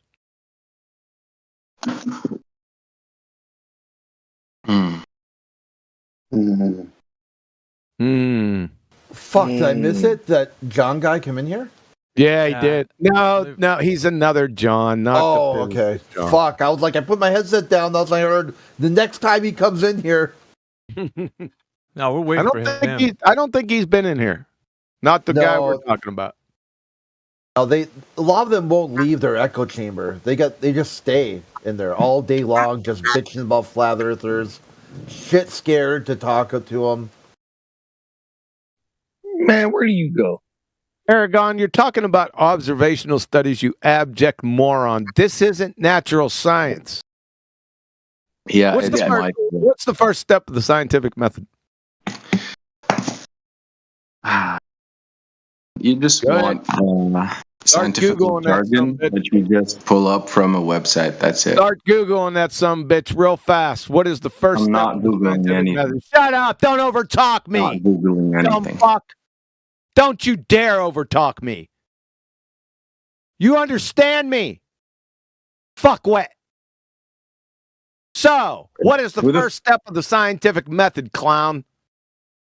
Quantum eraser. That's my name. Observation.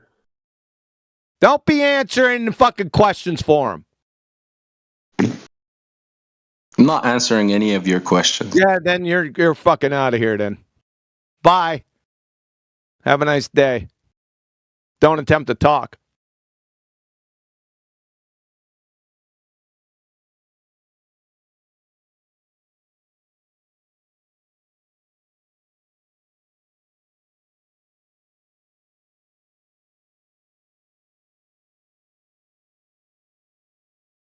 Got Jedi in the house. What's up, Jedi?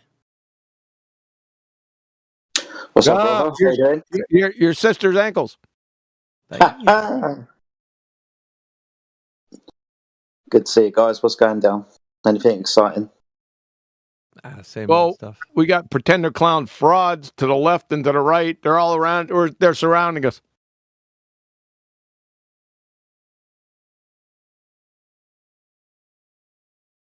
I'm not surprised.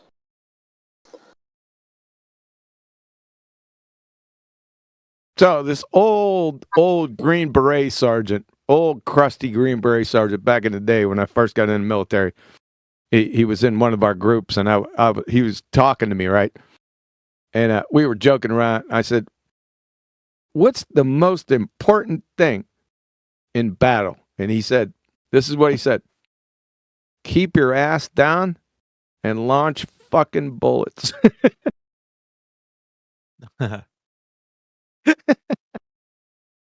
Solemn advice.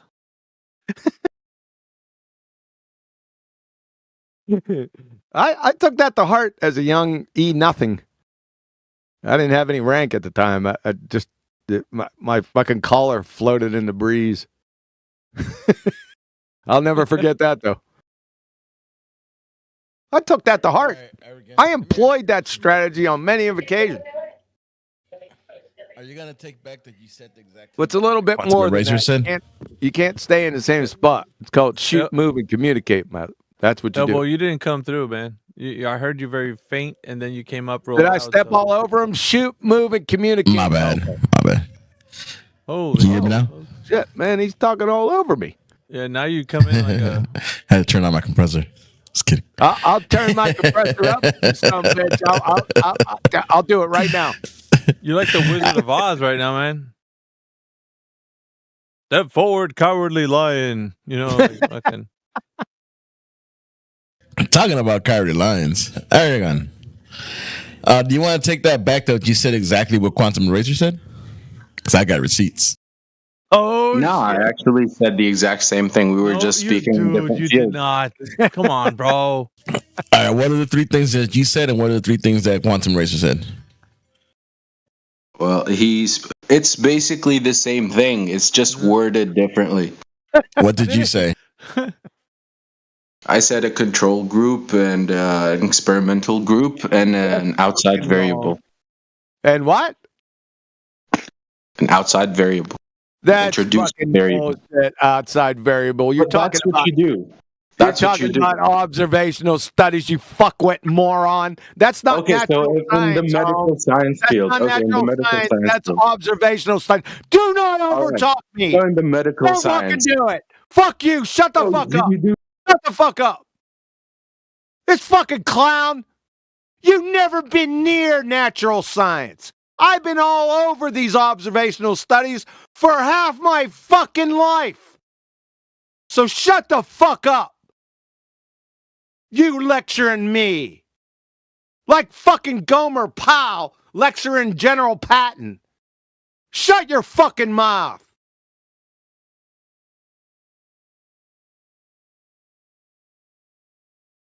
Who's next? Yeah, what you said had does not sound anything like what Quantum Eraser said at all. Of course it's not. Yeah, I just wanted to point that out. Yeah. And I posted on the right side of the chat. Damn, if you want Elmo. Thanks, man. You're better than a fucking secretary, dude.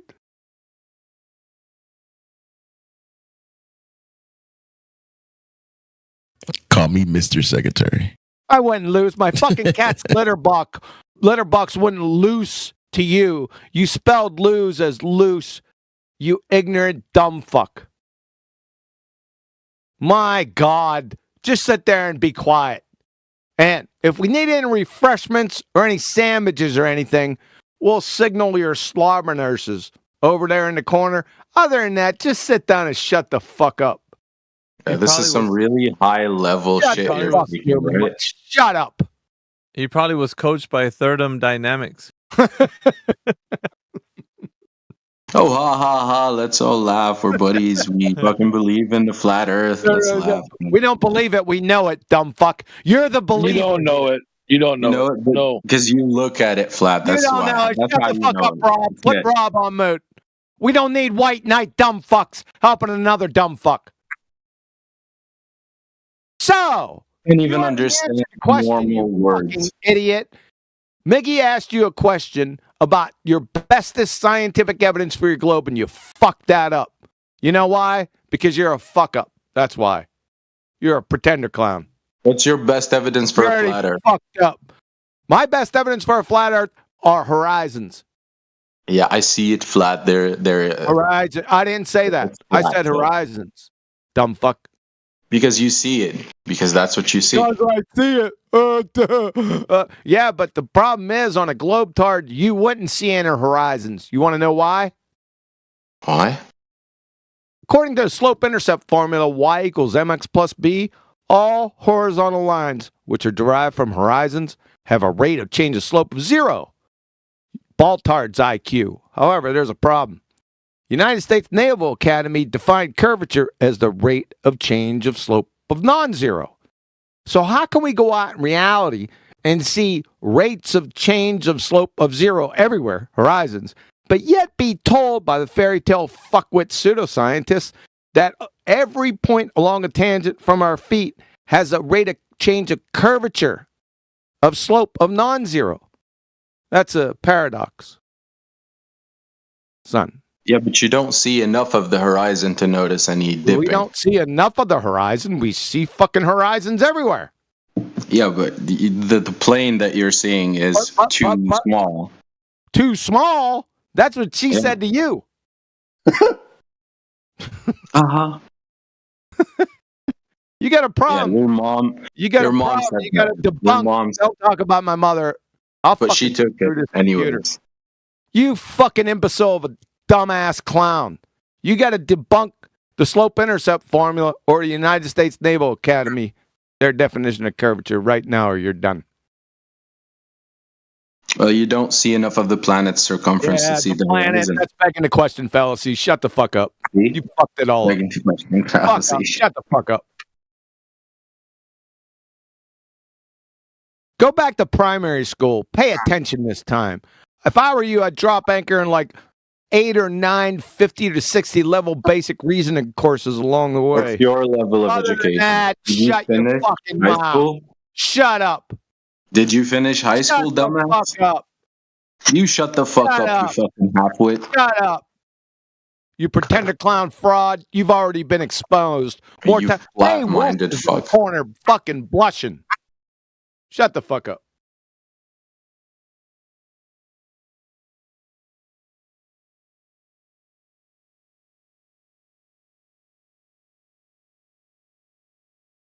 There is no debate, Rob Noxious, you ignoramus. You don't debate objective topics, dumb fuck. And I've got a whole load of fucking what you call debates on my channel. And they all got their asses ripped out. Right through their throat.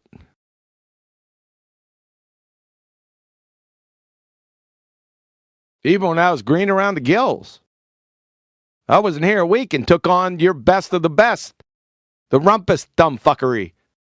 And then took him on and his moderator. Go listen to it.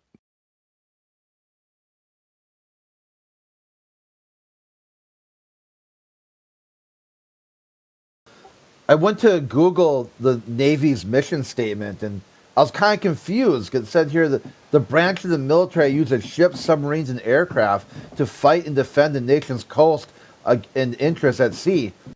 But I was told yesterday that they're about algebra. They present 5th grade textbooks for algebra. You got to talk to Rob about that.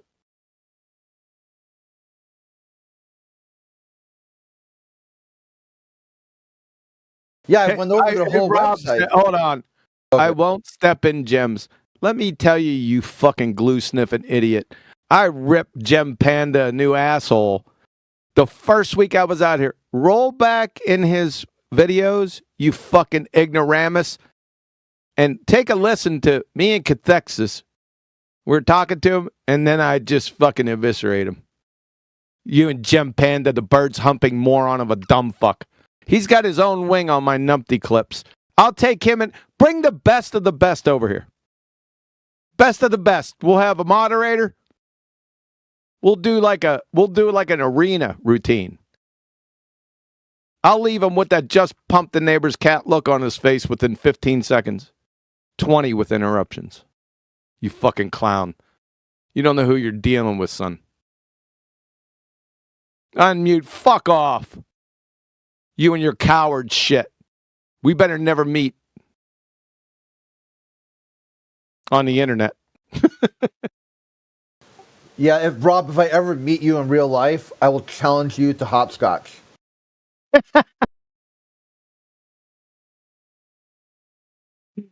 Just challenge them to a spelling contest. Rob would fuck that up. I was with Jose JG, where you're like, how about spelling contest? It was so savage, man. That was like... It was so savage. Yeah, because he doesn't know how to spell shit. He's like, well, English is my second language.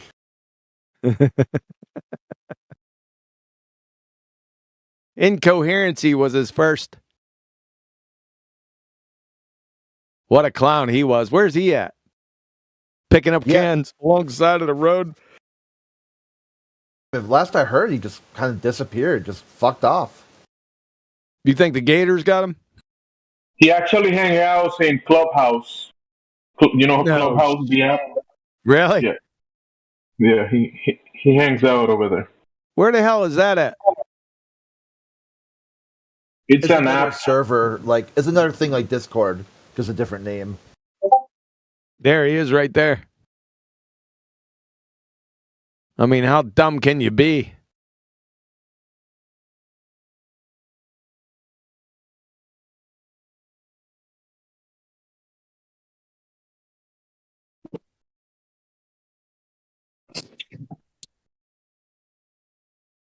Oh, he joined. Put him on mute. I'll put you on mute. I'm going to put myself and you on mute. We're going to both be on mute. Right, you got some history with Brendan Alpha. Oh, we go way back. Meteorologist who's been here for a while. Meteorologist. Oh, I ran into that dumb fuck back on 24/7. Ripped him a new asshole. No, I think you got the wrong guy, Quantum. Nah, really? I think you're friendly firing right now. Yeah. Okay. Nah, you got the right guy. No, you got the right guy. You got the right guy. Fuck you.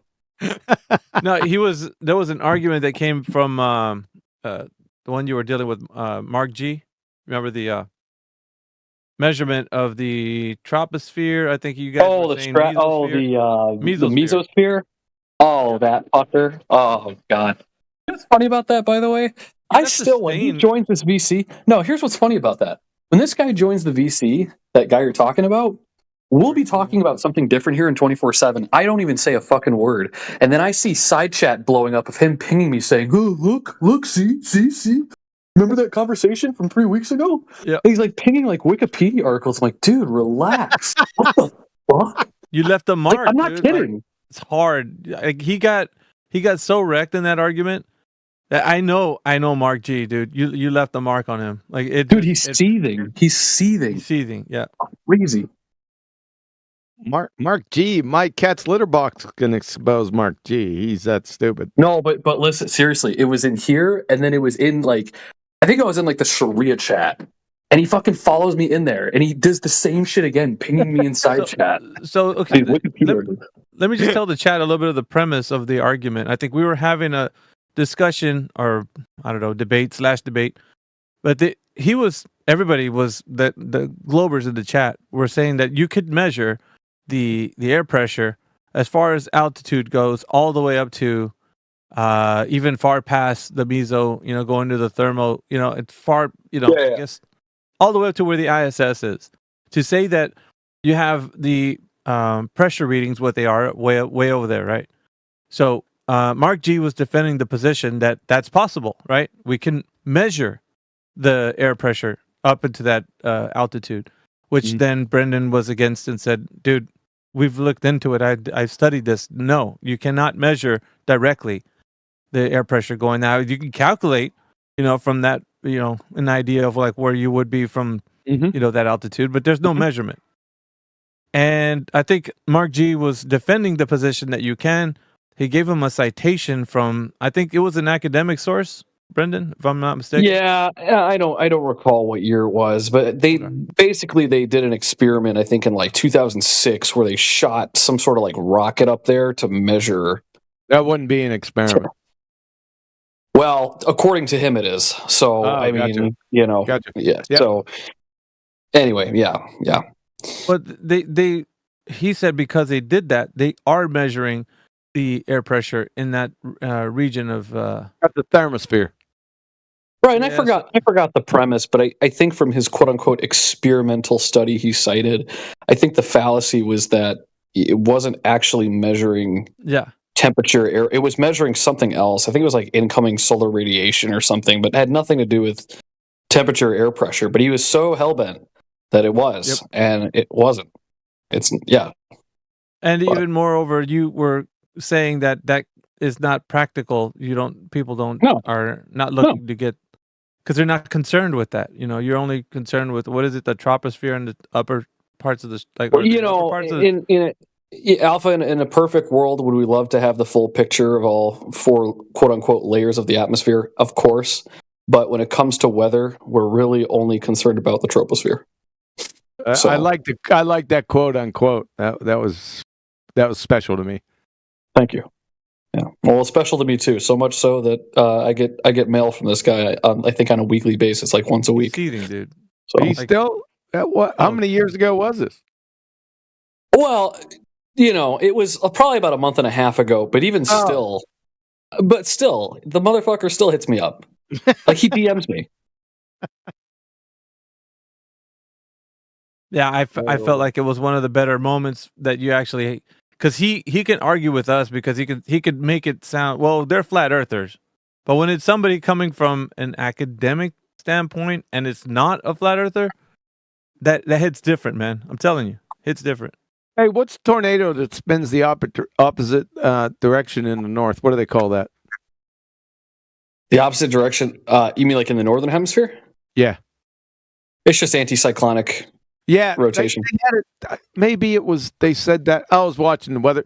I keep track of that shit. I'm in Tornado Alley. And okay. So I have specialized meteorologists on YouTube. My collection of guys, and they said that this one tornado was spinning opposite, and they had. I don't know if they said it's an anticyclone. I think they had another name for it. But you might be right. I just wanted to see. Yeah, there's probably another name for it, but ultimately it's anticyclonic. They could have also said like left moving supercell. But yeah, I know what you mean. Weather is it's I'm watching it all the time and listening to these. Well, they're baltards, but I cut them some slack. Yeah, me and but there Kiwi are ball cards.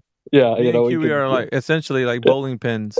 So we fucking have to keep our eyeballs on No, that weather. those guys are sharp though, in other senses. You know, they got a whole bunch of storm chasers with them, and they're constantly evaluating radar. So I can respect that. They're just idiot baltards. I put that aside.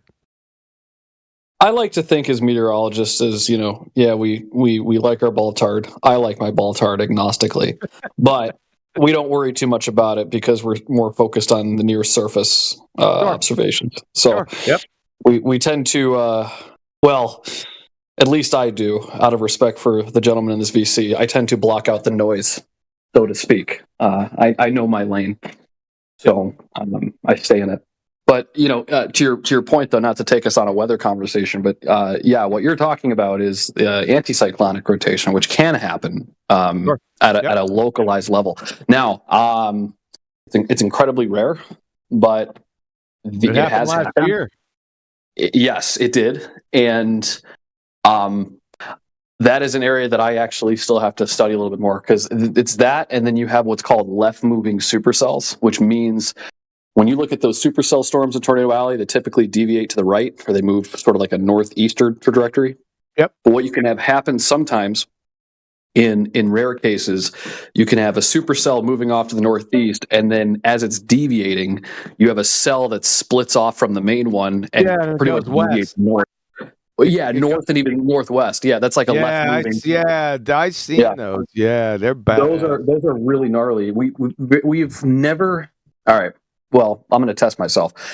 Very rarely to never have we ever seen those splits produce a tornado, like the ones that move to the north. The main cell will produce, but the one that deviates to the north, it typically, and there may be one or two extremely rare cases where it does, but it typically doesn't. It just dies off, and we really don't know why. No clue. Yeah, it's the ones that move southeast that branch off from it that are fucking wicked. That can be a problem. Yep. So, oh yeah. But hey, welcome to Flat Earth, man. We're here. You know. Yeah. The other thing too. I mean, you gotta understand too. Go ahead. The models that you. Sorry, I stepped on you. Go ahead. Oh, that's okay. No, I step on myself. The weather models that we use, I mean, we deal with a flat Earth projection. That's actually one of the things that Alpha knows I've talked about a lot, because the funniest thing is when globetards come in here and they make the argument, we work on the globe, right? We work with globe stuff. I tell them, no, we don't. We use a flat Earth projection in meteorology all the fucking time. They do show some satellites and they spin the sphere around, but yes, sure. Yep. Sure. But you turn on your news, they're not doing a fucking globe-tard projection for their local weather. They're doing a flat plane. You know, because here's the thing: in meteorology, we have governing equations, and we tend to, essentially negate certain variables. So, for example, we will, when we talk about like synoptic, so 3 to 5 kilometers from the surface, we will essentially reduce friction to 0. Now, does that necessarily mean that friction is 0? No, but we do it because it makes it easier to calculate things. So, where would there be friction at? You're having friction within gas molecules. You're not having friction. Right. If we were to measure it, as the gentleman who keeps blasting my DMs once a week always likes to tell me we measure things for, even if we were measuring it exactly, it is such a small fucking number. It's pretty much 0. I got you. So, but yeah, because there is no friction between gas molecules at the surface that have no intermolecular bonds with anything, even at the lowest storm level. I'm sorry, it ain't fucking happening. There might be some backwash, but there's no fucking. I'm saying it because I don't have the meteorological terms, but I can see it. Some would argue, like, when you talk about tropical storms, well, not even. Let's stick on supercells. They move over a mountainous region. Sure. Yeah, sure. there could be an order of magnitude difference between that versus, say, Kansas and a flat plain. Sure. But, it mostly does it really matter? No, it doesn't. I mean, let's just call a spade. But if you had a Globetard in here right now, they'd be like, well, technically, if you take that storm over Denver, okay, cool. Wait, whatever. you got a you got a meteorological degree and you work in meteorology? I do. I don't work for the government though. I work in private sector. But you still can't say anything about flat Earth, dude. What do you mean? What do I mean? You're not telling people. Oh, you mean like go to a conference of like the Meteorology Society and be like, hey, we live on a flat Earth, motherfuckers, like that? No. Like, is that what you mean? No. Oh, I'm talking with just everyday people in your profession. Yeah. Put it this way: if I at my job, which I'm not going to necessarily disclose, but not because of you, but we have weird people in the server that stalk me. Clearly, right? That guy we talked about. But my job, I actually, if I were to talk about that, it wouldn't be a big fucking deal. People wouldn't care. Like, okay. Yeah, I'm not like working like. I have a meteorology background, but I'm mostly doing like. I mean, I work in the insurance industry, and I'm doing more like actuarial stuff. Okay. So like, you know what I mean? So it wouldn't. They'd be like, whatever, you're crazy, but cool. I don't care. So, all right, fair enough.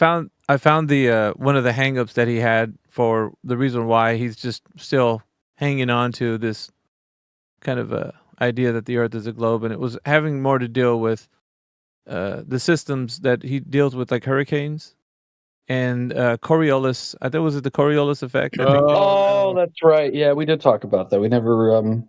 Yeah. Yeah. Now the QE's. He's because he has a better take on like why, and I was, still wondering. Have you looked into that? Because I think you were gonna. What was it again?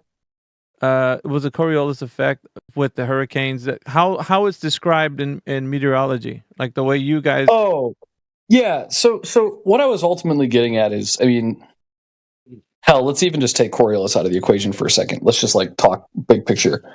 If I have a hurricane that starts, say, in the Bahamas, right?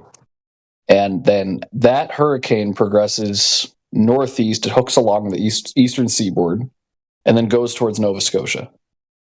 Every single hurricane on record that takes that path, if it goes northward in latitude, grows larger in size in terms of its wind field. And so what I was talking about with Alpha was, again, being an agnostic globetard, how do you explain? Whoa, wait a second. Okay, let me write that fucking term. We're going to come back. Agnostic globetard? Agnostic globetard, but continue. Go ahead. Okay. Yeah, that's a new one. So I was saying if it's not Coriolis force that's contributing to a larger wind field as a system moves northerly in latitude, what is the explanation? That's a question proof. That the Coriolis force, number one, there is no Coriolis force. It's called the Coriolis effect. The Coriolis effect is an optical illusion. It has nothing whatsoever to do with hurricanes that actually have a spin direction. Yeah. So that's my question. If I'm asked like, hey, so then what is the cause? Then I say it's just merely an optical illusion. No, it's not the Coriolis effect. The Coriolis effect simply is it's an optical illusion. Let me put you on not a tilt-a-whirl, a roundabout. So you and your buddy are on a roundabout, and we spin you around, right?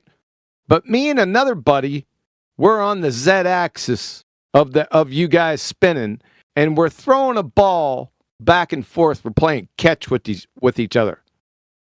From your vantage point in the non-inertial spinning reference frame, that ball appears to curve.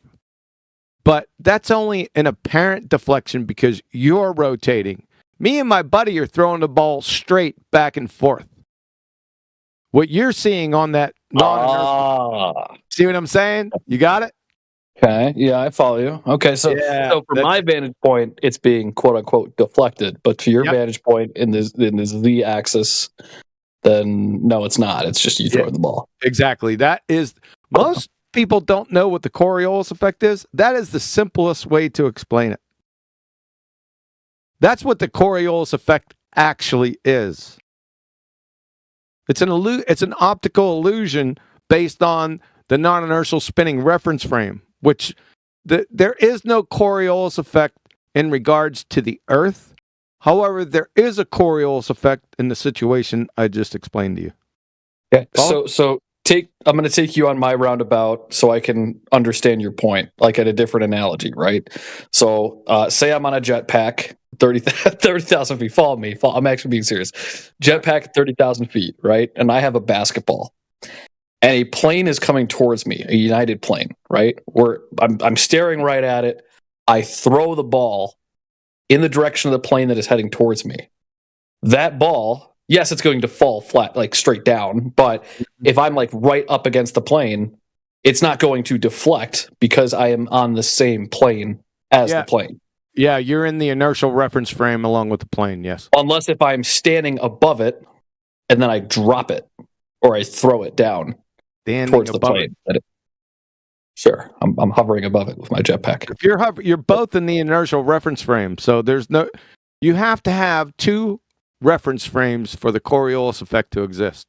You have to have a non-inertial spinning reference frame and an inertial reference frame.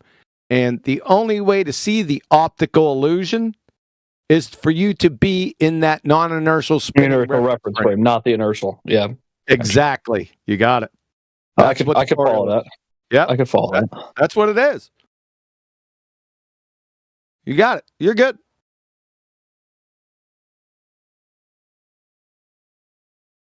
There's so many different, even if you look this up, if you even attempt to look this up, that's why Nathan hates this fucking argument. But I took him through it like 8 years ago. I said, listen, block out all the background noise. I'm going to show you what the Coriolis effect is to see if you can understand it. After about 3 to 4 months, he finally got it. And then at the end, he says, I hate this fucking topic. You ask Nathan what the worst topic is that he discusses. There won't be a hesitation.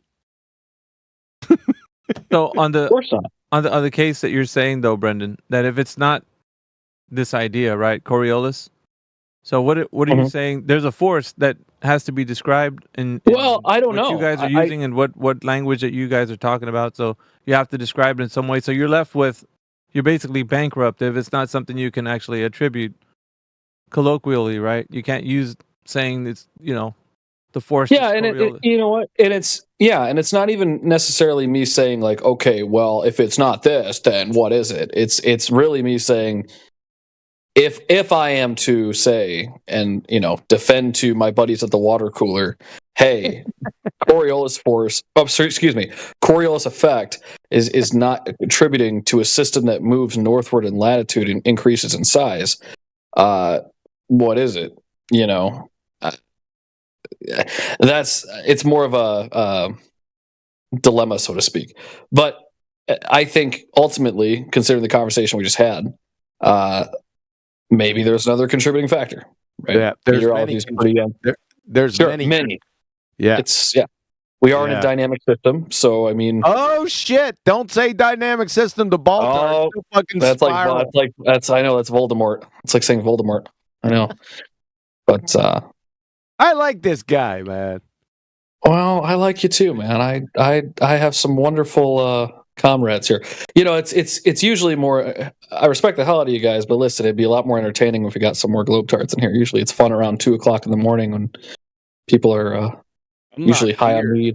So I missed. I missed that. Yeah. It got pretty lively when you left yesterday, QE. Did it? Son of a bitch. The moment you leave, they come in. 4 or 5 of them just jump right in here. I'm like, dude. They know as soon as he leaves. Oh, sweet, I can get in there. Yeah. What? Yeah, I'm not kidding you either, man. It's crazy. I left late last night too. What the fuck? Yep. I made mention of it. I was like, dude, what the fuck, dude? QE just left, and all these ball tards coming in here like fucking.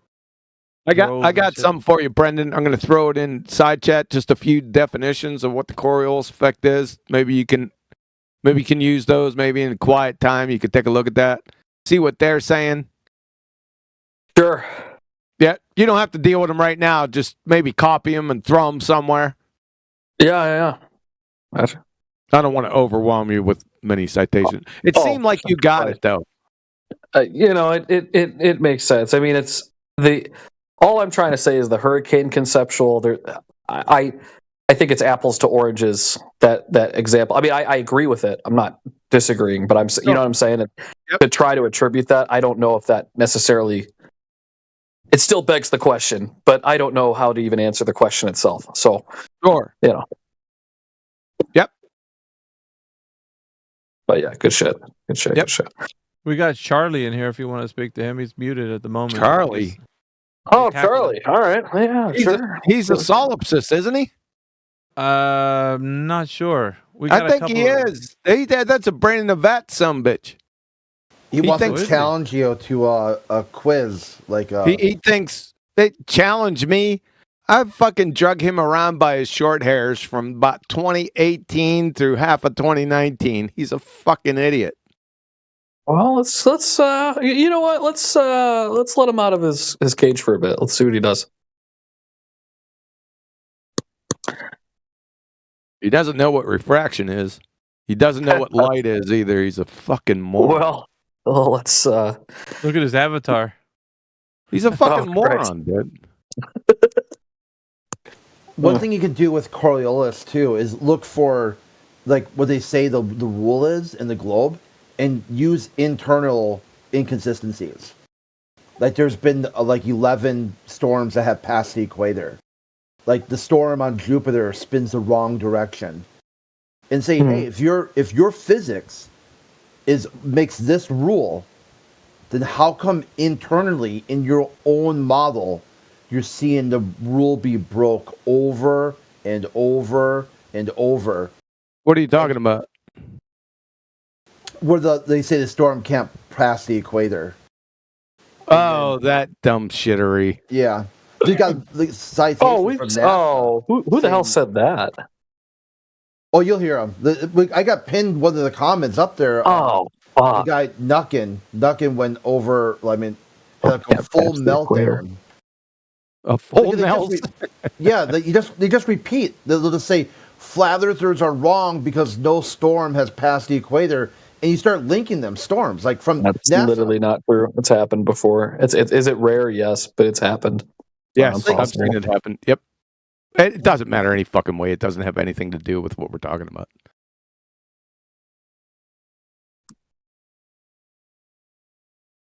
Oh, well.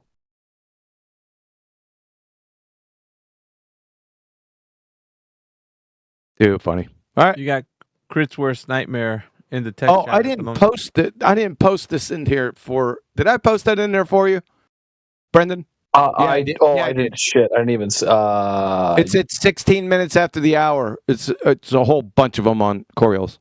Oh yes, I got it. Okay. I'm bookmarking it. Yep. Yeah. All right. Yep. So, how are you guys doing tonight? Oh, good. How are you? Better than I deserve. Better than I deserve. A lot of people who follow you around. I mean, like I got some dude now. Look at text chat. Old boy heard me just open my mic and then start freaking out. Yeah. You got a fan club, Crit. You got groupies. Yeah, I describe it like with the old style weddings where they have like cans attached to the car and they drive away. That's kind of like what I feel like. They're like the cans. I just drive through the internet and got these people just jingling around.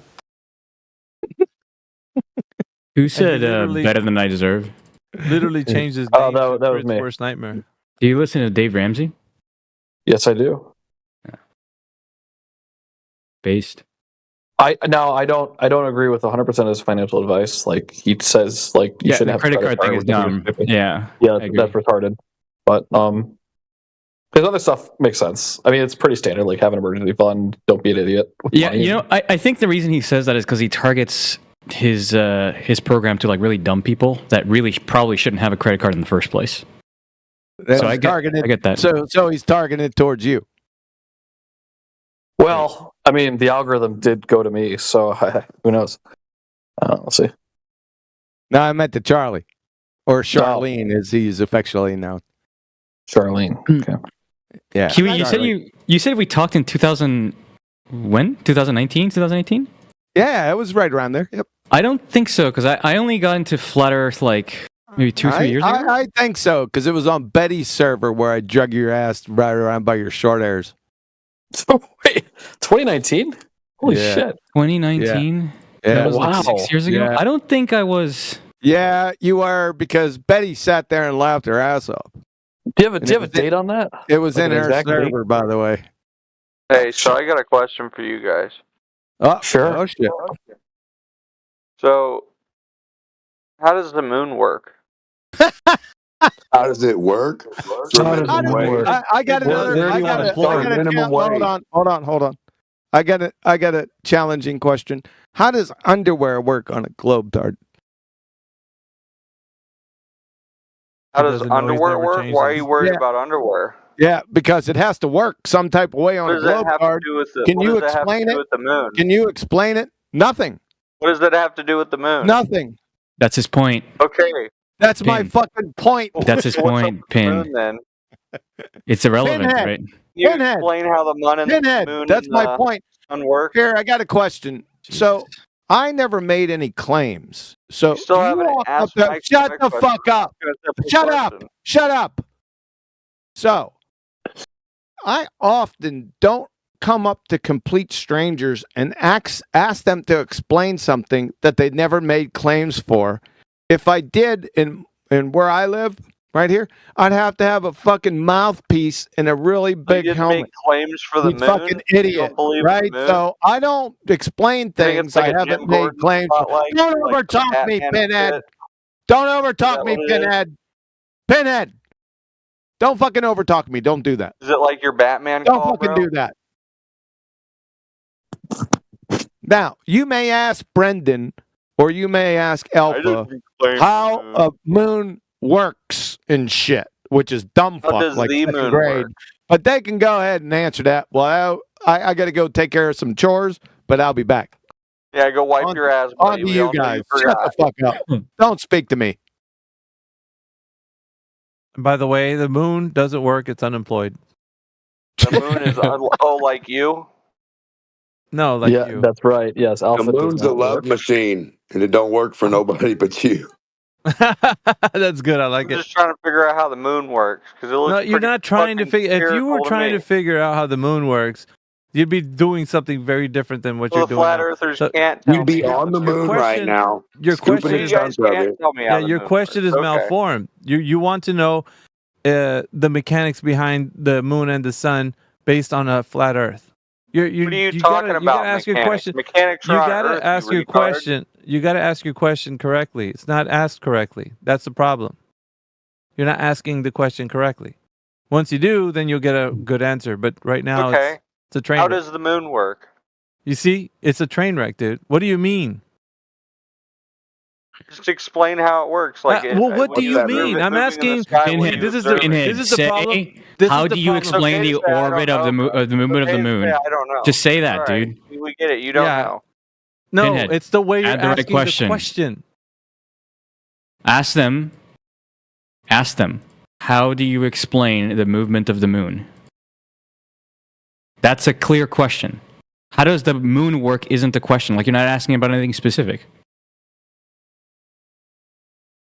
How does the moon work? Oh, So you're telling me. You're telling me. no, hold you on, know you're what, telling me dude? that's You've not been specific? you've been trying to be corrected. No, it's not by- specific. Now, here's the thing. I understand what you mean, but Oh, you okay, have to but be. this fucking retard couldn't understand what I meant. No, because I'm not gonna try to divine your thoughts. You ignoramus. You have to tell me something specific. Divine my or else, thoughts? Yeah, I'm not You gonna be here. can't Well, what does he comprehend really them and mean you by call what them he's saying? divine. I don't give a shit about that. You either speak correctly or fucking reword your You shit. sound like a little bitch. No offense.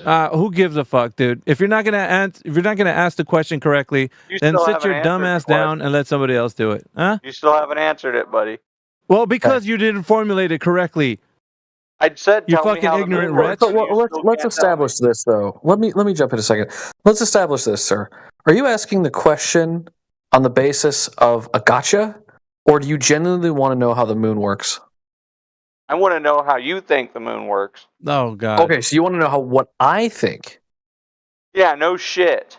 That's why I asked. Okay, no, you should have phrased the question of how do you think the moon works, not how does the moon work? I literally said that twice.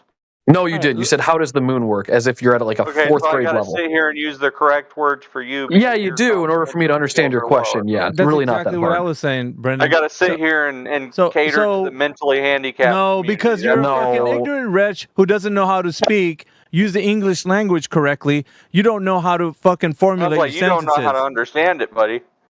So We just once again, explained that we did. Yeah, So- that's You the also problem. don't know how to understand rent. Don't Why be you a live in dick, your mom's dude. basement. Don't be a Okay, dick. so this meta conversation is boring. It's boring. So let's get down That's to about it, as shall we? boring as the dust bunny in your So fucking let's, mom's basement. yeah, that's great. Let's get down to it, shall we? Do you have any Why evidence can't of you the? see the edge Let's of the get earth from down your to mom's it, shall we? basement, bro? Quit being a fucking stalling moron. Let's get down to it. Do you have any evidence of the Earth being a globe? Absolutely.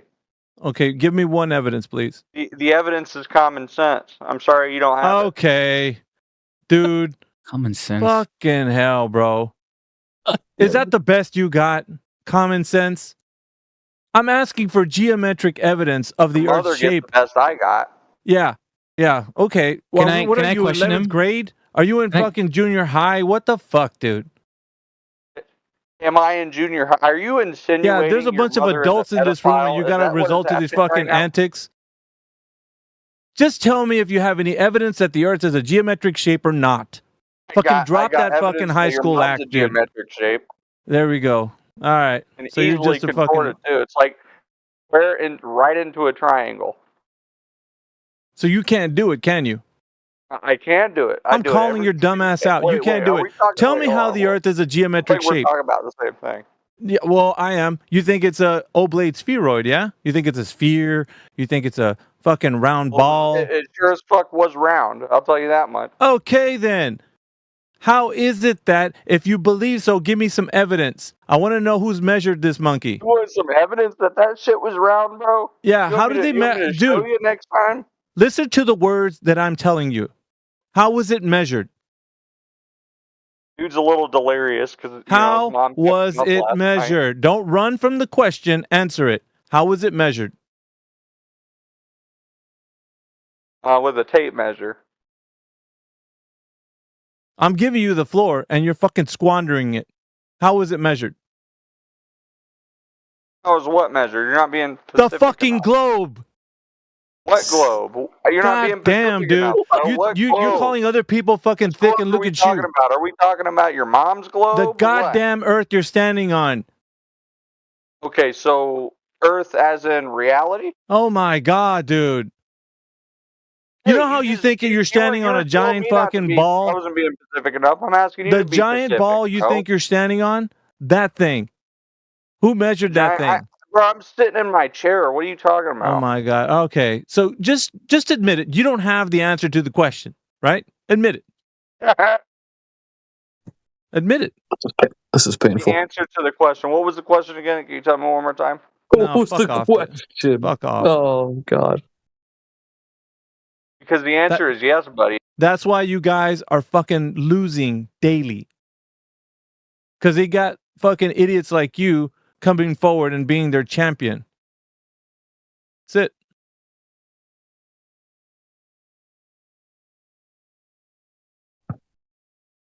I'm glad that's over.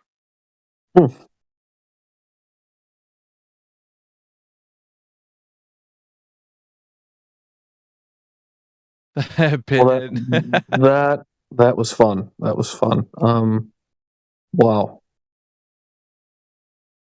That was kind of fun, actually. I do enjoy a little freak out. Yeah. I want to know what they. I want to know why they don't have like moon demonstrations of moon rocks pulling water down the road and stuff. Like, why would they ask us what it is when they already had the answer? Like, what the hell? I mean, I don't understand. I don't understand. I just Well, how the moon works. How does the moon work? Because then when I asked him about that, he goes, "Well, no, I want to know what you think how the moon works." But everybody heard his question. He asked it like he wanted a third grade level explanation of how the moon works. So I wasn't willing to give that in that sense because that's not my job. I mean, want to know how the moon works? You go look it up. Well, you can't. I don't think you really can look it up. There's nowhere to like repeat the process of what a moon's doing. Well, I mean, even if it's to regurgitate Globestar talking points, that's easy to find. You can just go online. Oh no, yeah, I'm with you there. 100%. He wants me to go walk down the paradigm of the Earth being a globe, and that's begging the question. So he just wants to reiterate kind of a point of his to say that if I tell him how the moon is operating, well, then it has to only be operating under the assumption that it's doing so in a solar system. But that's also begging the question because he's never seen a fucking solar system. The thing is they always We're mix up. fucking like about 5 degrees removed from reality. Yes, they always confuse their model with everything to do with what we're going to explain, and it has to conform with what is going on in their model for our. And it's just the weirdest shit.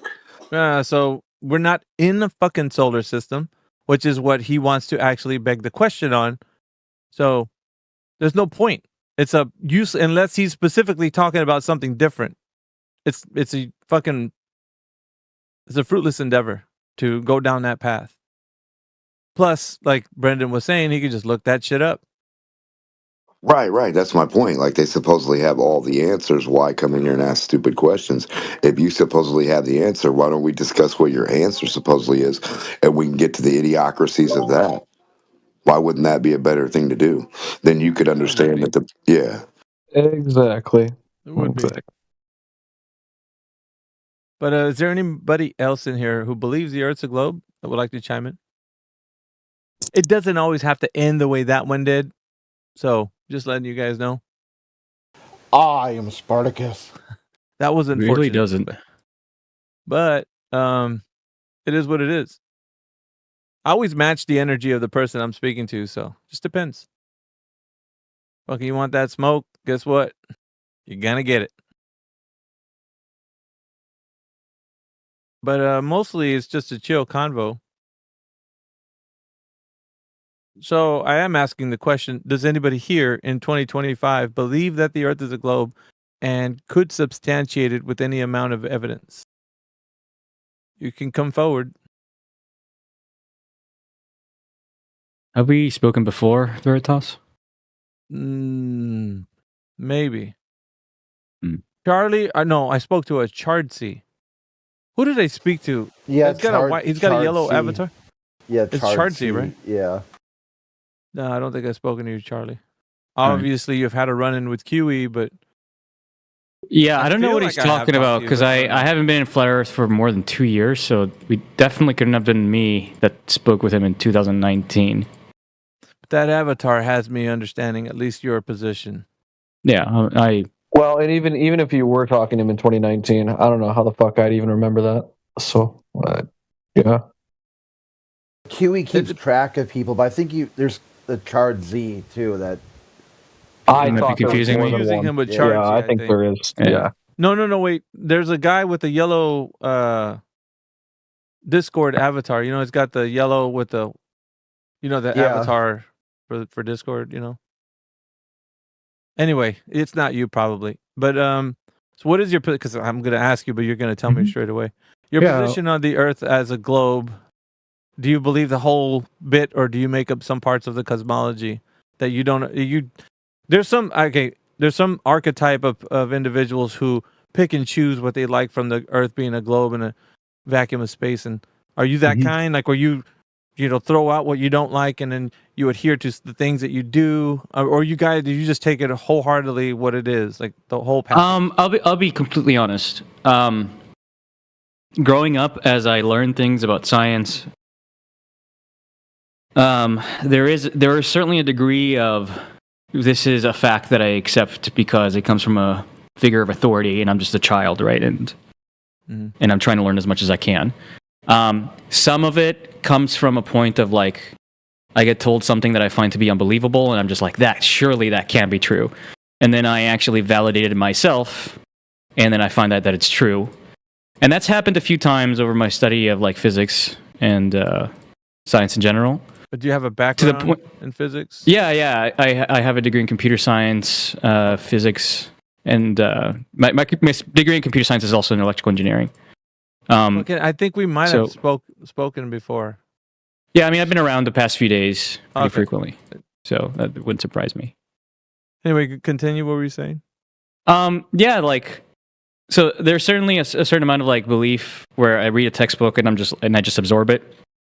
But more often than not, it's because over the years I've seen the claims that I find to be like not really that believable. I fact check them and then turn out to be true. And so like, I sometimes take as a heuristic that generally speaking, what is taught in textbooks is true, although I don't take it as dogma.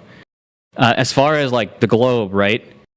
I would say I've always accepted it, but it wasn't until I got into Flat Earth that I actually knew by heart.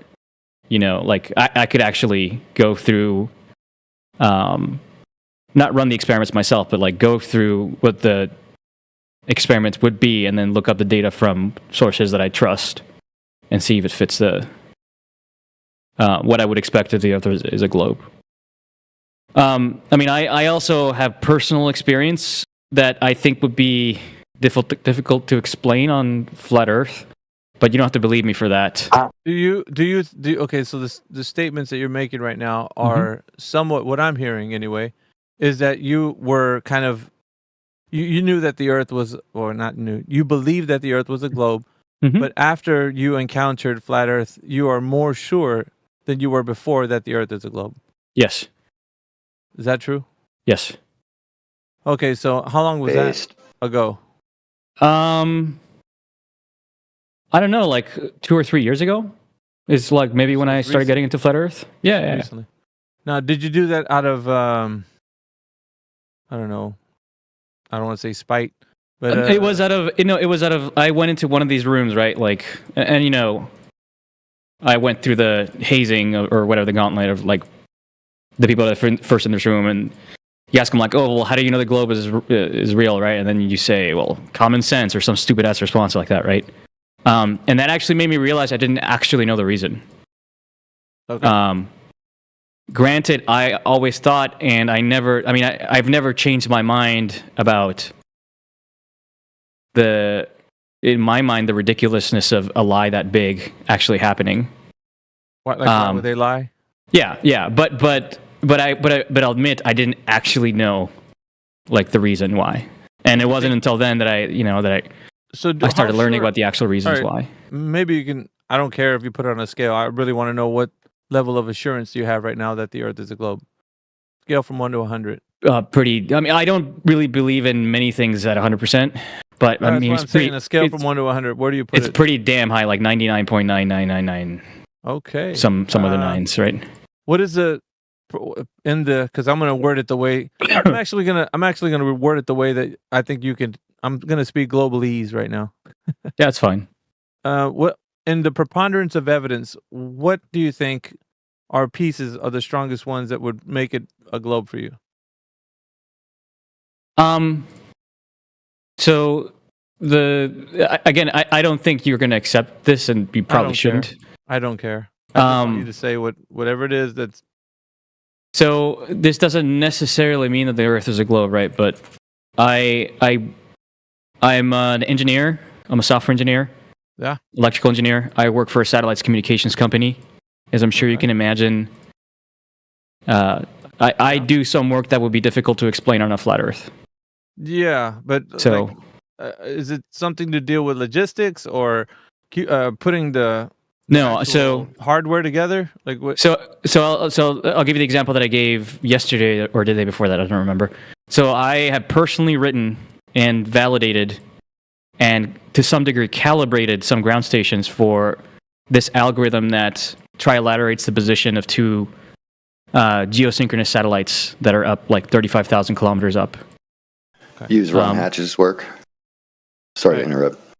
Yeah, but so this is the reason why you're saying why you would say that's why it's a part of why you believe the Earth's a globe.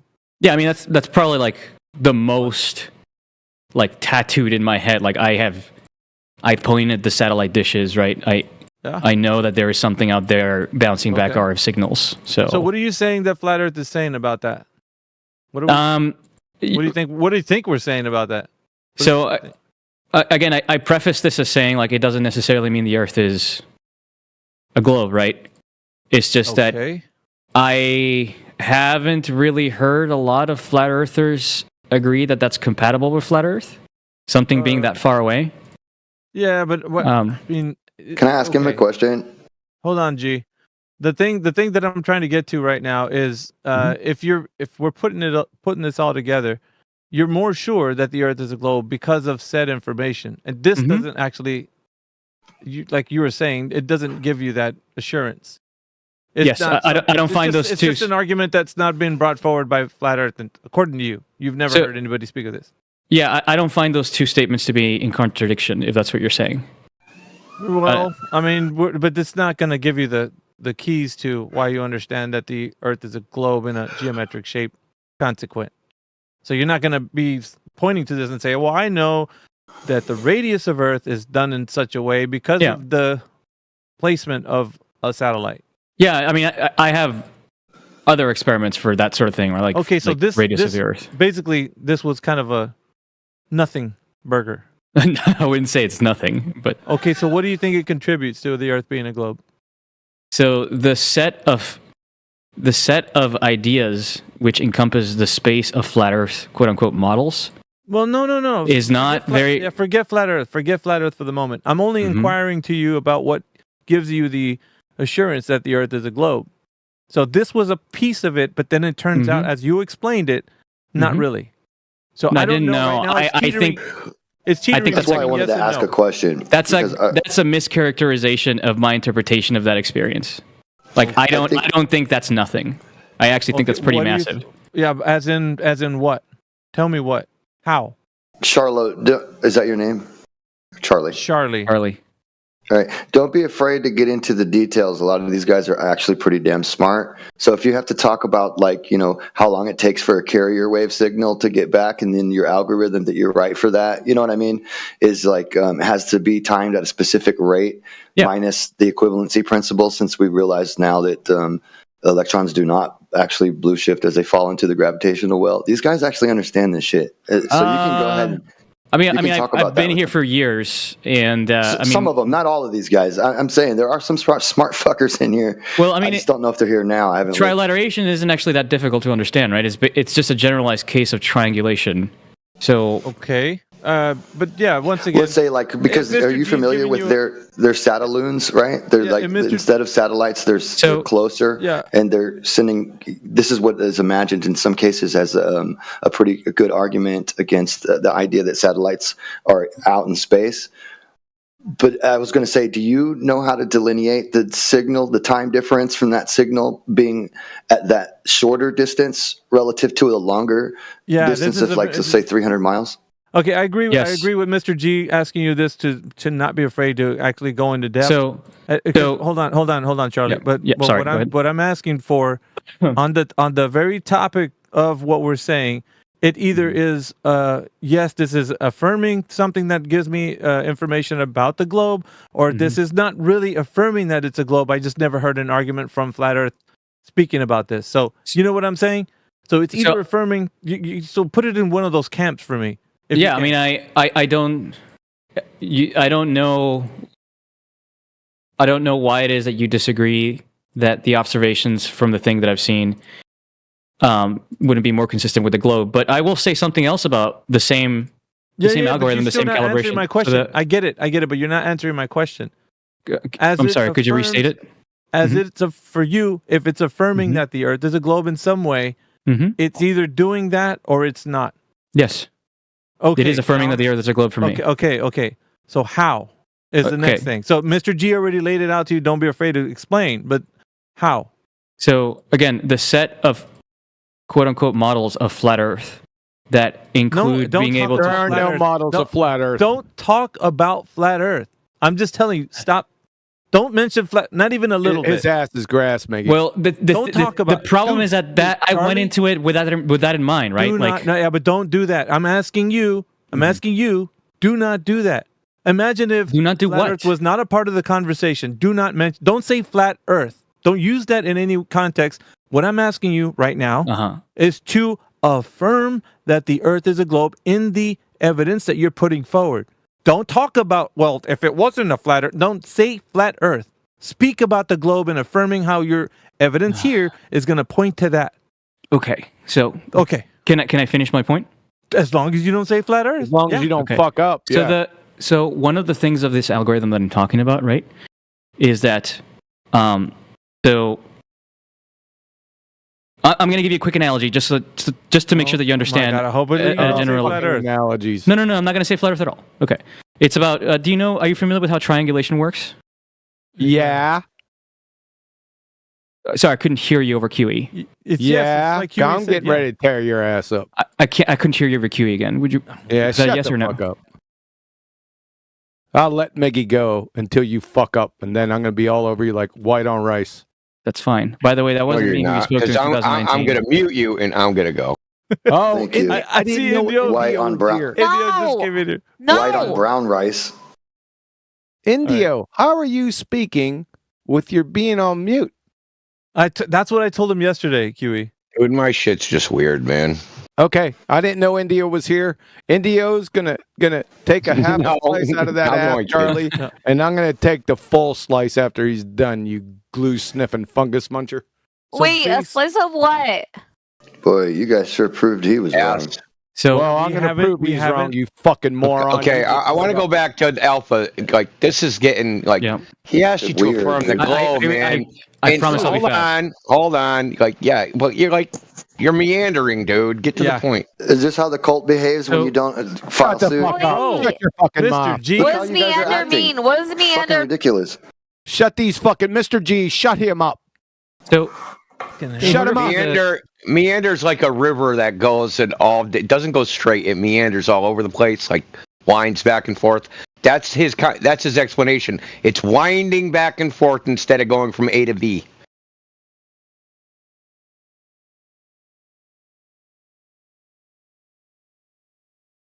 So go ahead with your train wreck, Charlie. So one of the aspects about this like trilateration algorithm, which is really just a generalized now we're into trilateration. You just said, do you understand triangulation? Now we're into trilateration. Do you want to get hyper specific for us, Charlie, dumbfuck? My God, dude, he's a fucking retard, man. He's a retard. Are you talking to Alpha? I'm trying to, but you're not making it easy. Yeah, I know, but you keep contradicting yourself, you fucking clown. So correct. He was talking about triangulation and he jumped into trilateration. So I'm trying to explain what trilateration is through triangulation. We already know what it is. We know it better than you. Dude, you're not this. Dude, are you serious? Come on, man. 30 seconds ago, somebody told me to explain. How are they similar? Do not be afraid to explain. So the way that they're similar is in that trilateration is just triangulation with an extra dimension. No, right? So no. If you have, okay. I don't know why it is. I mean, I wrote the algorithm. I verified that it works. I don't know. I don't know what it is that you're trying to correct. What it is that I did. Shut the fuck up. You wrote an algorithm. It works, but that doesn't make triangulation like trilateration. Okay, thank you, Indio. I appreciate it. So, one of the things that are needed for trilateration and triangulation is knowing the relative distances between the things that you're doing the measuring from, right? In this case, In this case, it's ground stations with satellite dishes. Satellite. So ground station with satellite dishes. Yes. So not the satellite. Correct, because the distance to the satellite is the thing that we're trying to I can't wait till we get to that part. So hold on, Charlie, but you are saying that this is going to be the reason why you believe it's a globe, right? This is going to affirm something that it's a globe in some way. You're going to connect this information to that, right? Yeah, I'm trying very hard to. I'm trying very hard to. You're going to have to go step by step, Charlie. You globe-tard idiot. You're going to have to be patient, okay? We want you to validate every single fucking idiot step that you say. You got it? So one of the necessary steps of the algorithm is establishing the relative distances between the ground stations. Kiss my ass. So the way that is done is that they send out a ping of like a known ping of like at a certain frequency, with the known ping of your and then knowing the speed of light, you can listen from all the other. All right, I can't fucking talk. I just can't do it. You bet your ass you can't. Knowing the speed of light. I can't focus. We know. I'm going to deafen myself and talk. Okay, I'm going to do that. That right. So what is the one-way speed the way that the light, algorithm Charlie, works, right, is that I want one-way speed of light. I want that right in text right now. I want a confirmation of the one-way speed of light, or his point is useless. Alpha. Yeah. One-way speed of light.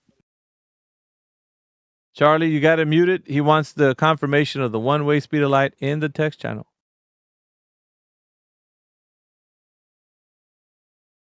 He said step by step. I agree with him. You're going to have to detail every single step all the way through.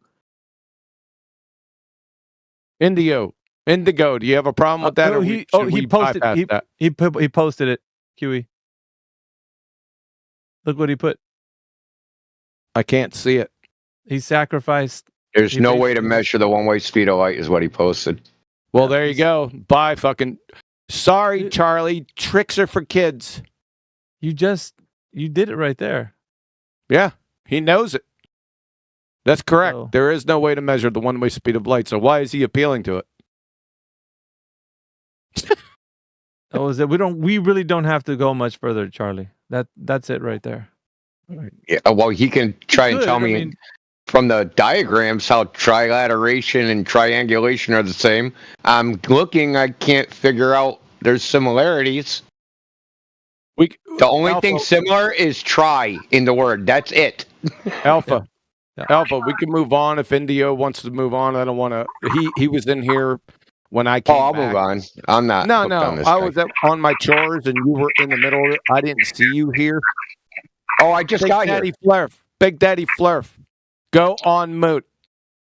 Thank you. Indio. Yeah, you weren't in here before I left. I didn't see you down in here. If you were into this, then I'm cock blocking you, and I don't want to do that. Well, we reached the end of our. No, I just jumped in, so I'm not hooked on this guy.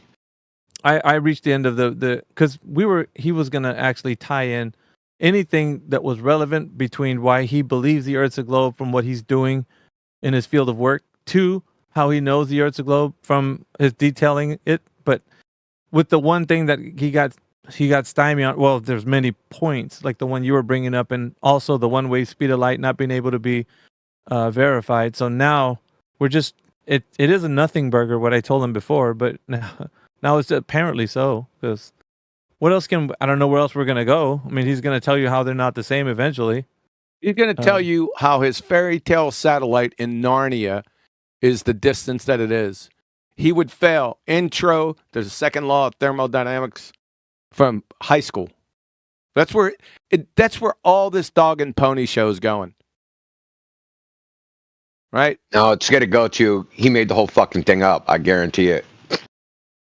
I'm telling you, he's going to try to confirm his satellite at what? 35,000 kilometers. I heard him the other day, and there was a bunch of flat earthers in here that they got confused what he was what his actual point was, because he diverted like 30 fucking times. But I caught it. I wasn't in here at the time. I caught it later in the day, and I was laughing my ass off. So go ahead and confirm your satellite in Narnia, you dumb fuck. Let him go, Alpha. The devil's in the details, man. Well, just the way he's acting makes me think that he's telling us what he thinks would happen, as opposed to something he actually did. That's exactly true. That's because he's already confirmed when QE asked him the question about the one-way speed of light, and he's not able to verify that. So it's already a component of part of his argument that's not understood. You can let him go. It's going to be like a snowball rolling down the mountain, train wreck of a dumpster fire from here. Yeah, he's going to go, but he's already like how many degrees away from being able to verify? I don't know. I'll see what he's got. I mean, it's up to you, Charlie, because like honestly, you have to reconcile the fact that you're using the one-way speed of light where you can't verify that hasn't been measured, nor can you tell Indio how trilateration and triangulation are the same. So there's a lot of things you got to consider if you're going to actually... Or even similar. How even similar, other than the word try is in the beginning of the word. It's a prefix. I can explain it if you'd like me to. We're back to this again. Explain it. Sure. So triangulation is determining the position of somewhere from two observers, right? Where as long as two of them can determine like the angle of where they're looking at, all they need to do is find the intersection of it, right? Trilateration is similar in that with three observers, if you determine the triangulation is using angles. If you determine the distance to something, you can draw a sphere around each of the points, each of the observers, and wherever they intersect, that's the location of the object that is trilateration using angles. That's the degree to which they are similar. If you don't think that means that they're similar, sure, that's fine. But that is the degree that I think that they're similar for. Because they have the word try in them. Sure, Indio. That's their similarity, dude. Okay. There's no mathematical part of that other than try, where they're similar. All right. You're not in here with those cherry flat earthers now, Charlie. You're going to get your ass ripped up. 10 minutes ago, Indio posted an image in the chat posting the differences between the two. Yeah, oh, my. Sorry. It was in a text chat, Charlie. I don't know if you've seen it. But So tell us how your fairy tale fuckwit satellite in Narnia exists. What do you mean how it exists? How it exists in Narnia, you're in the second law of thermodynamics violation. I never said it existed in Narnia. Yeah, you did. You said it was 35,000 kilometers away. That's fucking Narnia. You think Narnia is 35 kilometers up in the sky? 35,000 kilometers was your claim, dipshit. Yeah, you think Narnia's there? Yeah, that's fucking Narnia because it violates the second law of thermodynamics. Okay. Not okay, you're done. You fucking doofus. I just ended like 30 minutes of back and forth because that's your point, isn't it, Charlene? I mean, I witnessed the rocket launch myself. You witnessed the rocket launch. That's not witnessing something in fucking Narnia, dude. That's correct. I never actually saw it with my own eyes all the way up. Okay. Well, there you go. You're dead. You know what the second law of thermodynamics is? Dumb fuck. Is that the one about entropy never decreasing? Oh my god. Entropy. Boy, you got the words down. What's entropy, Charlie? In thermodynamics, it's no. In fucking or in information theory, or in Shannon entropy, or are we talking thimbles, about Charlie? Dumb fucking thimbles. Thimbles? I don't know what a thimble is. Yeah, and thimbles, you fucking retard. What is the second law? All right, let's get down. I'm gonna rip your fucking. I'm going to get medieval on your dumbass. I want the second law of thermodynamics, a brief description in the equation in less than 10 seconds. 10, 9, 8, so 7. My understanding is that the second law of thermodynamics says 4, that 3, Q 2 over delta T, 1. which is That's energy. dumb fuck. That's not the second law of thermodynamics. Put them on mute. You would fail intro to fucking general science, which it's not science anyway. At junior high level. You don't know what it is. You're a fucking retard, dude. Anything else, Meg? If you would have said 8 seconds, he never would have answered because his internet ain't fast enough.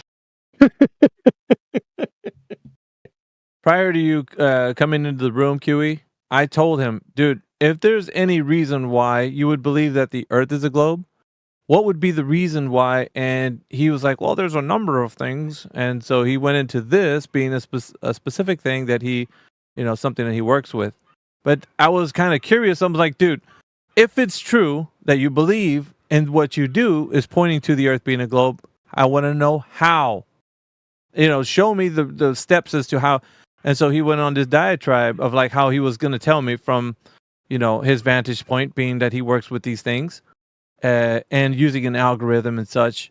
And I'm like, okay. I mean, and so once we started getting led down the path, and that's where Indio and you came in, when he started talking about, trilateration, triangulation. And then he doesn't know how to distinctly tell the difference between the two. And on top of that, asking him specific questions about things that he says, like the one-way speed of light and how he can't affirm that's true. Like all of these things equal to, well, then how does he know the information he believes solidifies the Earth being a globe? You're so far gone, dude. There's nothing. It's just like you want to see. You just seen partial medieval. Do you want to see full on medieval? He couldn't. The guy. No. Do you want to see full on medieval? Is what I'm asking you. This is a family program. Yeah, we got to keep it PG in here. No, it's going to be peaceful. We try to keep it R, not X, man. It's R, not X. Now, this is going to be quite illuminating. Would you want to go for that, just for the peep's sake? Yeah, I've never seen you do that, so maybe. All right. Listen up, Charlie. He's probably yakking his gums. I heard you say the other day that light is a wave. Oh, yeah. Shit. Charlene. Charlene, is light a wave? Yes. You're fucking done, dude. I'd like to direct everyone's attention to. Oh shit! Here we go again.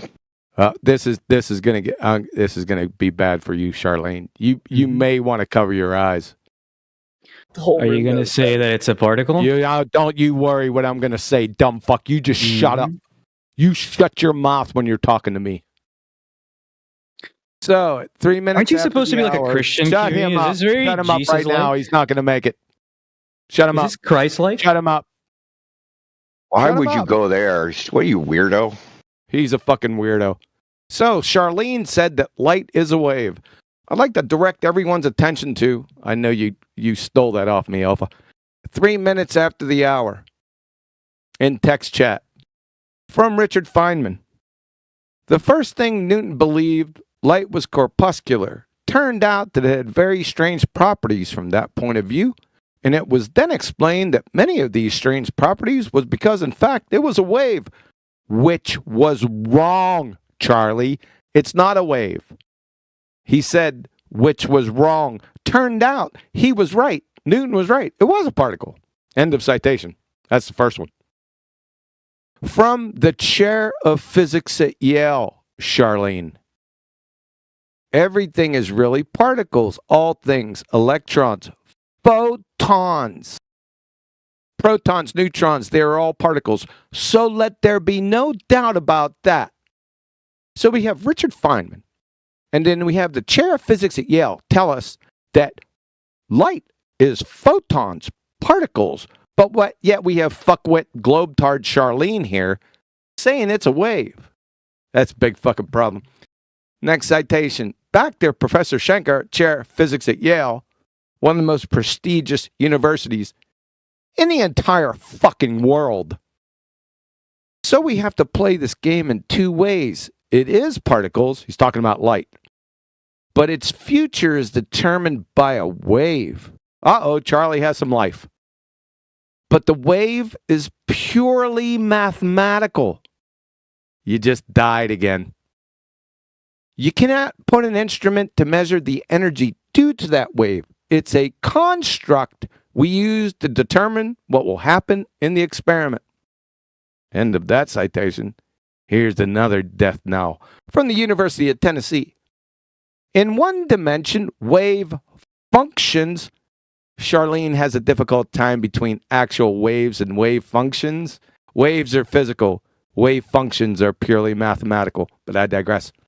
In one dimension, wave functions are often denoted by the symbol psi. They are functions of the coordinate x and the time t. But psi is not real, Charlene, but a complex function. The Schrödinger equation does not have real, but complex functions. Here's the really important part. The wave function of a particle at a particular time contains all the information that anyone at that time can have about the particle. But the wave function itself has no physical interpretation. It gets worse. Who thinks photons are riding on physical waves like Kelly Slater at the Billabong Tahiti Pro? Charlene, are you familiar with the photoelectric effect and Compton scattering that demonstrated without a shadow of a doubt over 115 fucking years ago that photons were particles? Glue sniffer Charlie, denying photons are particles forces you to deny photodiodes, you absolute asshat. They're all based on the photoelectric effect. That is, bum sniffer, according to Charlie or Charlene, these don't exist. The entire telecommunications industry, fiber optics, all of radiology, spectroscopy, solar cells, digital photography, pulse oximeters, smoke detectors, flame monitors, blood particle analyzers, and barcode scanners. You fucking dumbass. End of view. Last word, dumb fuck. You totally misunderstand Feynman there. Fuck you. I'm a huge fan of Feynman. Put him on mute. He's done. Do you not want to hear my explanation? No, you know what? I'm not intellectually curious, I see. That? Shut your fucking mouth. You fucking clown. What's a photodiode, Charlie? It's a circuit component that acts on photons. Or emits photons as what? Absorbs as what? What do you mean photons of what? As what? Waves or particles, Charlie? Okay. Do you want the actual explanation? No, not okay. Waves or particles, Charlie? They're waves. They're waves. Not waves, you fucking imbecile. Listen. They're based on the photo...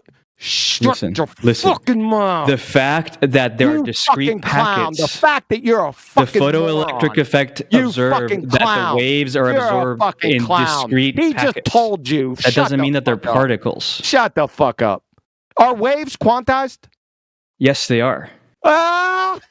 Yes, they are. Show us a quantized wave.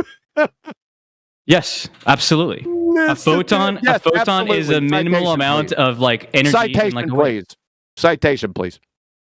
A quantized wave. Show us. It's funny you brought up the photoelectric effect paper because that's the one that actually says exactly that. Show us, dumb fuck.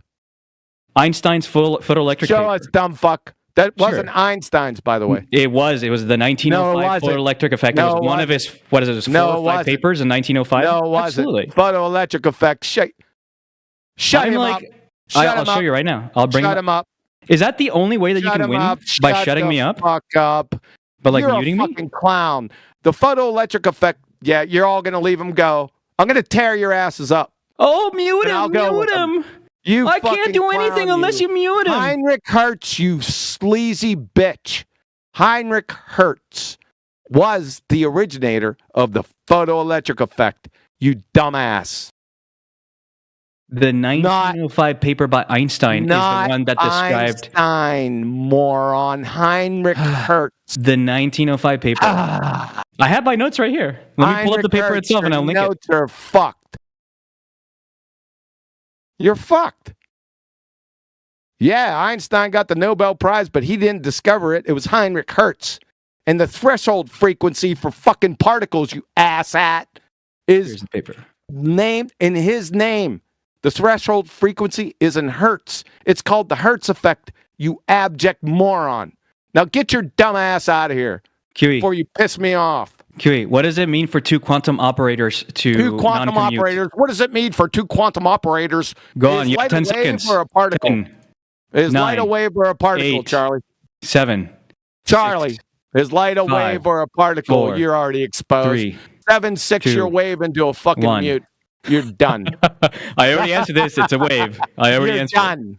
I didn't listen to your dumb ass. Well, right. he wasn't able to tell me what it means for two quantum operators to non-commute. Light's not a fucking what a moron, wave, right? dude, you fucking moron. You photo did. See how non-convincing this point is? Fuck. Don't you fucking overtalk me. Are you guys proud that this Clown, represents fucker. you as flat earthers? Yeah, you're done. Like, are you proud of that? Yes, you are. You're done. Like, so here's the thing. I'm actually function, on your guys' side when it comes to people like Dave Faruga or Professor Dave waving his diploma at you guys and calling you fucking morons. Okay?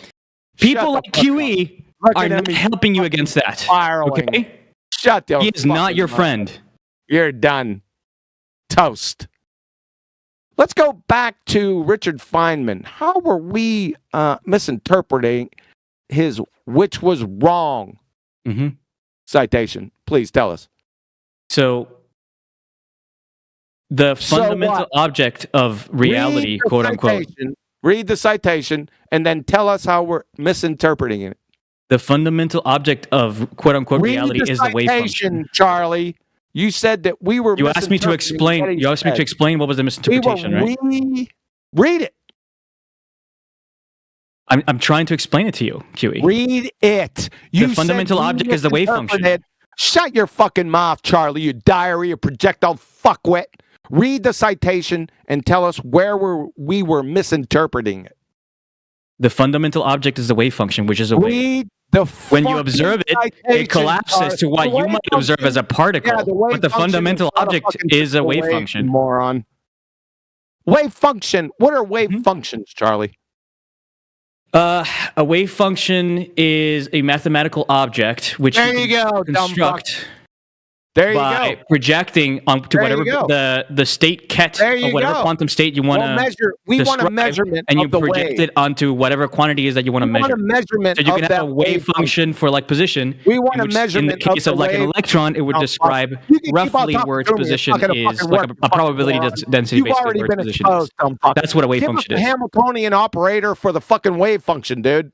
That's what the Schrödinger equation is. That's what the Schrödinger equation did. Yes. What about matrix mechanics? What about it? It's just a different way of looking at it. Yeah, the matrix mechanics, because if you had matrix mechanics and everyone adopted that because no one knew about matrix also algebra. known as the Heisenberg picture, right? Shut your fucking mouth. You're not going to get me on this, QE. I'm actually an expert on this shit. Done. I'm an expert in this shit. You're not going to get me on this. You're an expert. Hold on, let me ask him. I'll just ask him one question. We'll end this. What's the ontology of the wave function? What's the ontology of the wave function, Charlie? There's many different interpretations. What's the ontology? Ontology is not subject to interpretation. Okay, what do you mean by ontology? What do you mean by ontology? What really exists? I know what it means, but it clearly you don't take it to mean the same thing I mean. So what do you mean by it? No, we know what it means. It has one definition. We want to know what really exists.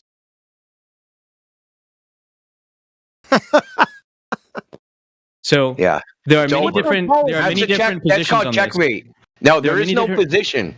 Why are you so afraid of my answer? Let me answer. We're not afraid of you, Charlie. We're making fun of your dumbass. So what you said to India was, are you interested in my answer? What does ontology mean, you fucking idiot? But I didn't really say what does ontology mean. Shut the fuck up.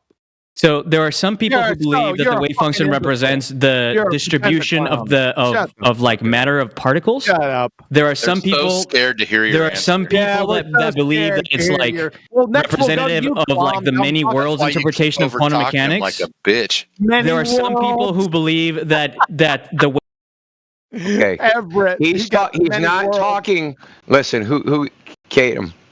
Caleb. We'll get to him next. Yeah, so he's not talking. No, you guys don't talk over me. Don't talk over me. Don't talk over me. Why are we mad? He's not describing. Listen, he's not describing the ontology of the wave function. He's describing the psychological state of human beings. Okay, I don't care about that. The state of QE is spazzing out. Yeah, I'm gonna. You're next. You can be muted too. So him saying there's a bunch of interpretations. That's a statement about human beings. It's not a statement about the ontology of the wave function. What exists? He doesn't know what ontology means, dude. He said, you asked him, what does ontology mean? He goes, what do you mean by ontology? I know what ontology means. You fucking retard, Charlene. Now, we're back to, where's Caleb, fuckwit? Caleb. I muted him. Yeah, let's deal with him next.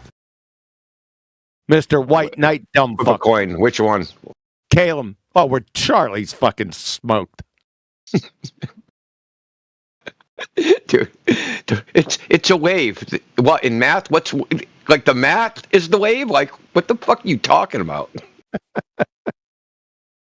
What's up, Caleb, pretender clown? It's your ass now. Come on, you got the floor, dumb fuck. Is light a wave or a particle?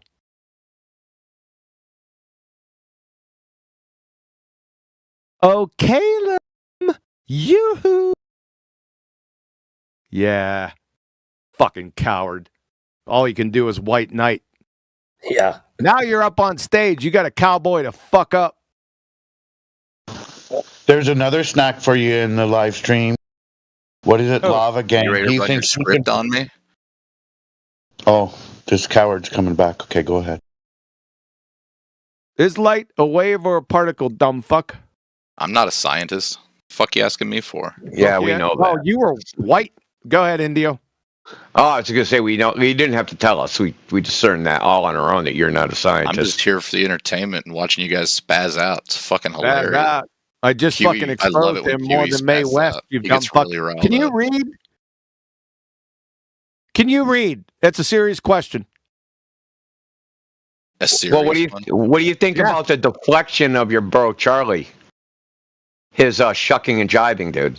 What do you think about that? The shucking and jiving was you guys over talking him. It made you guys look like bitches. Well, no, what he said was that we misinterpreted. No, that's what happened. I saw it. Feynman said, dumb fuck, don't over fucking speak me. Blow me. Yeah, blow you. Well, blow me. I can't do that because you don't have a penis. How about that? So, back to the topic.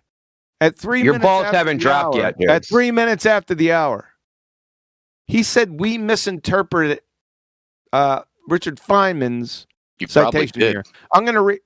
Oh, we probably did. Let's see if we did. He fucking ran I kicked away. him out of here. No, I kicked him out. Oh, you did? Well deserving. Well, he isn't going to contribute anything. So that's all for that.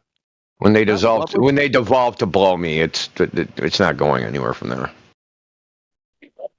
Lava You Gang's know what ready to ontology help is. himself. Lava You know Gang's what ready to let Shut the fuck up. let you turn Do the you new know- one. Chewie. Flat man can relax. Okay? When I'm fucking talking. Relax. Do you know what ontology is, Charlie? I don't know what you mean by ontology. Yeah, I know what you mean by ontology. What the fuck, dude?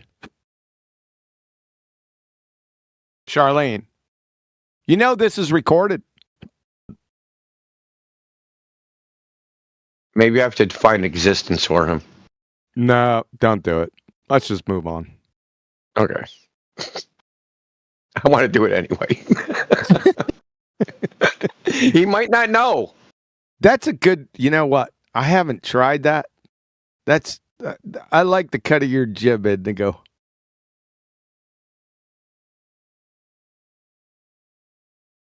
He just had, this is fucking hilarious. I just exposed him more than Mae West. With all those citations and photodiodes, along with the photoelectric effect and Compton scattering, you got whole industries based on light being a particle. Now, when I say particle, I don't mean like a fucking pebble. I mean a quantized chunk of energy. That means it has well-defined boundaries.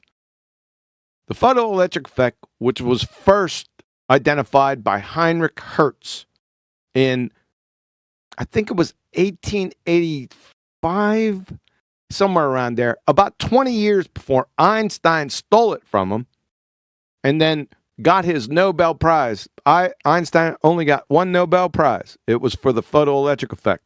But that was from Heinrich Hertz years before, that showed without a shadow of a doubt that light was made of particles. Planck knew it too. That's why he made up the quantization of energy, for fuck's sake. My God. And then Arthur Compton, with Compton scattering, just smashed it right into fucking oblivion. Now, the entire photodiode industry is based on the photoelectric effect, which identified photons as particles. You know, you people know what photodiodes are. I just listed all the functions of them, or all the applications. Fuckwit Charlene Twixer for Kids, just denied all those industries' existence. All of them. The entire telecommunications industry, that's fiber optics. All of radiology is based on the photoelectric effect. The whole fucking... You don't believe me? Hold on. You think I'm just making this shit up? All right, I got you. 1 second, please.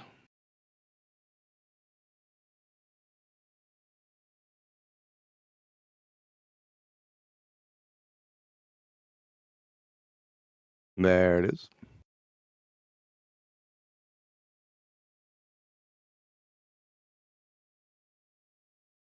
Let's take a listen. Say goodnight. Well, you're already dead, Charlie. Fucking pretender clown idiot.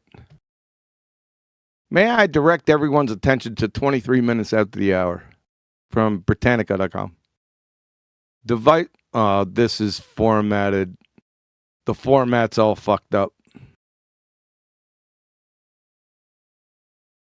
Hold on. I can read it. Hold on. I'll fix it real quick.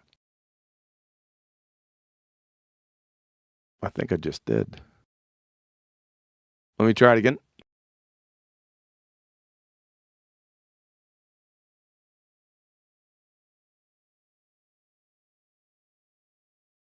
What's up, AI Overlord? Are you in here? All right. May I direct everyone's attention to 23 minutes after the hour from Britannica.com. Devices based on the photoelectric effect have several desirable properties, including producing a current that is directly proportional to light intensity and a very fast response time. One basic device is the photoelectric cell, or photodiode. That's your death. Originally, this was a phototube, a vacuum tube containing a cathode made of metal with a small work function. He doesn't know what that fucking is. So that electrons would be easily emitted. The current released by the plate would be gathered by an anode held at a large positive voltage relative to the cathode. Phototubes have been replaced by semiconductor-based photodiodes. That's a photoelectric cell that proved that light was particles that can detect light, measure its intensity, control other devices as a function of illumination, and turn light into electrical energy. Duh. These devices at low voltages comparable to their band gaps, it's a bit larger than the band gap between Charlie's ears, and they are used in industrial process control, pollution monitoring, light detection within fiber optic telecommunication networks, solar cells, imaging, and many other applications. The photomultiplier tube is a highly sensitive extension of the phototube, first developed in the 1930s, which contains a series of metal plates called diodes. Light striking the cathode releases electrons. These are attracted to the first dynode, which they release additional electrons that strike the second dynode, and so on. After up to 10 dynode stages, the photocurrent is so enormously amplified that some photomultipliers can virtually detect a single photon. Ether believing morons. Since about 1982, by the way, but I digress.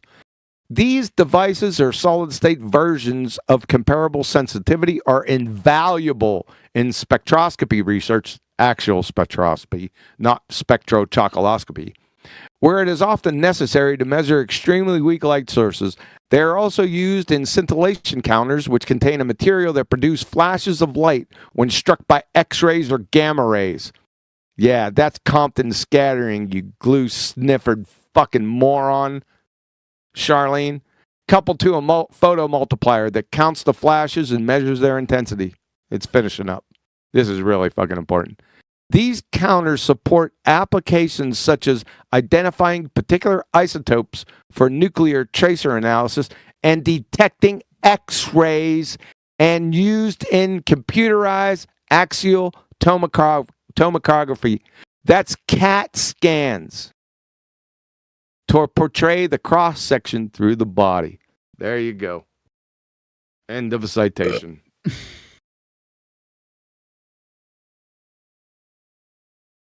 Other than what you just said, that your last citation, I explained all of this to him the other day, and he said, "Nuh-uh." I gave him the example of the double slit, and he's like, "It makes a wave interference pattern." Yes, composed of particles. I'm gonna post. It only looks like an interference pattern when you look at all the particles mushed together. So there's a picture of it. Nicely done. Composed of particles, and they've tested this ad infinitum for fucking over 100 years. But he's an expert on quantum physics. I don't know what class he slept through. Like, he did want to refute that. He did verbally want to refute that, and then he got white knighted when he got shut down, and then he got derailed. But I would have liked to have heard his rebuttal to that, because it would be interesting just to hear the horse shit and then get shut down again. Just saying. I remember that. Yeah, I'd like him to tell me what each one of these dots is. I know. That's the thing. I wanted to... Lab gang, someone's shouting you out. Go on now. Fucking dandruff. Somebody said dandruff. Platter. Yeah, platter. Yeah. Oh, Lab gang. Somebody said you had a rebuttal to this. You fucking imbecile. Go ahead. I'd triple dog dare you. I just had proof you were wrong. That was it. Yeah, proof I was wrong about what? About what? Let me put it this way. So you know how the Earth is at about a 30-degree tilt, right? No, I don't know that. Okay, it's basics. You should have learned that in school. Learned it. Can you demonstrate it? My point being, the Earth is tilted. Wait a second. So you have to show. You have to demonstrate this axis tilt, which, by the way, needs a horizontal plane to describe it. Lava gang. Let's start from the beginning. Are claims evidence? No. Okay, so you made a claim. They taught you it's in school. What was the evidence? Actual photos taken from the International Space Station. Of the tilt of the Earth? Yes. Oh, boy. This guy's amazing, guy. ABC time. Okay, so how much of the Earth would you see from the ISS as a percentage? About 50%. I know, 3. 50%. 3. It would see 50% of the sphere. You don't count, dude. You don't count for this. Is it Lava gang? So the only way you could see 50, yes, it is 3. You're right. So the only way you would see 50% of a sphere from outside the sphere is if you were an infinite distance away. So that ain't happening. It's 3%. So how did they see the tilt of the Earth seeing only 3% of the Earth? Okay, before I answer that, okay, let me put it this way. So the ISS orbits Earth. So claims are not evidence, dude. That's cool too. So obviously, if Earth wasn't round, it's not obvious. If Earth wasn't round, then the Earth would have to be spinning at the same rate as the ISS, but it's not. What? It's orbiting faster. Therefore, I miss Charlene. Look, are you just gonna sit here and stack claims and like spin some fucking yarn like a drunken sailor, or are you gonna start providing evidence for your claims?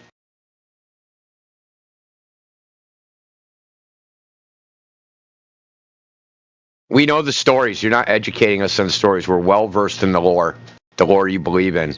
We're looking for the evidence that the lore is actually true. That shit. So you posted a cartoon. Jesus fucking Christ. That was not me. That's pretty cool. It looks like the start of a show I watched as a 6-year-old. And by the way, that final experiment would not be possible if there was a tilt. Just letting you know that right now. So. Okay, but how about this? If the Earth was really flat, wouldn't you see the side of it and therefore see that it was flat? Side from where? The Earth. What the fuck? Where would you see? Like, where would you see the side of the Earth from? Assume you're up out there somewhere in the galaxy looking down at Earth. Obviously, so if we were in Narnia, okay, this idea, you think like there's this thing called outer space vacuum that exists? That's not possible. It violates the laws of physics, specifically the second law of thermodynamics. So what you're telling us is you have a worldview which doesn't have the second law of thermodynamics in it.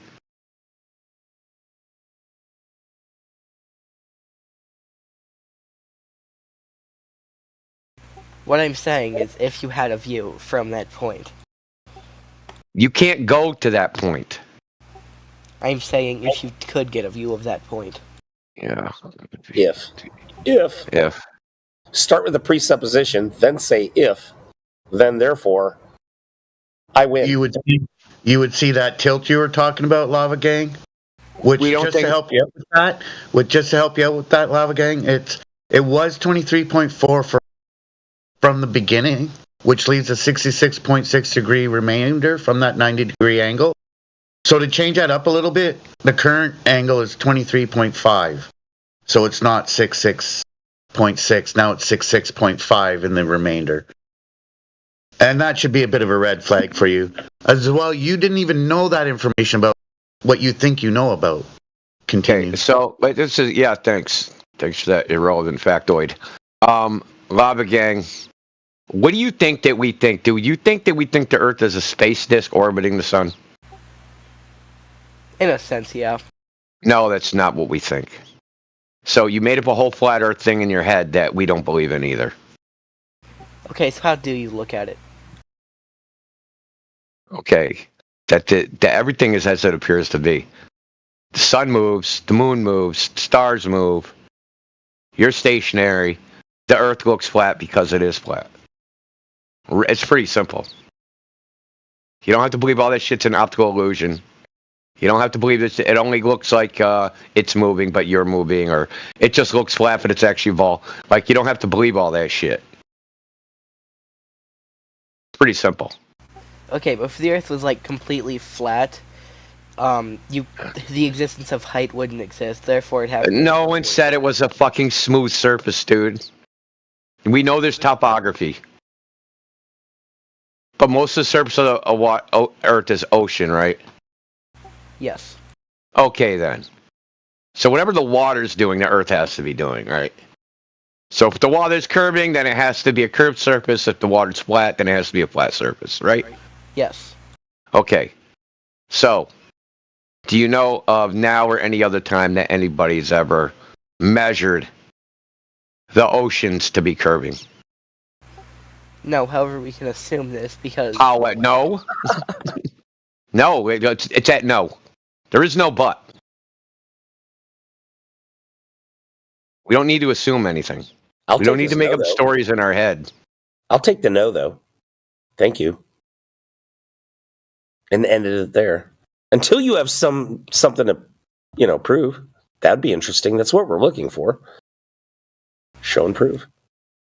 So this is the dichotomy, Lava Gang. It's very simple. On one hand, we have what we observe of reality. On the other hand, we have some people that say, hey, that ain't the way it is. This is the way it is. Watch this screen. And you chosen the screen and said, reality, fuck that shit.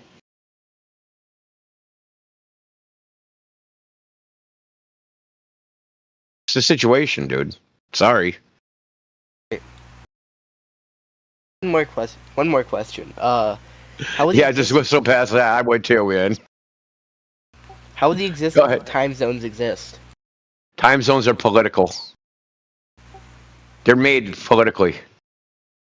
Like there's one time zone in China. It's 2.5 time zones in Australia. There's 32 time zones in the south. There's 19 in the north, and there's 24 near the equator.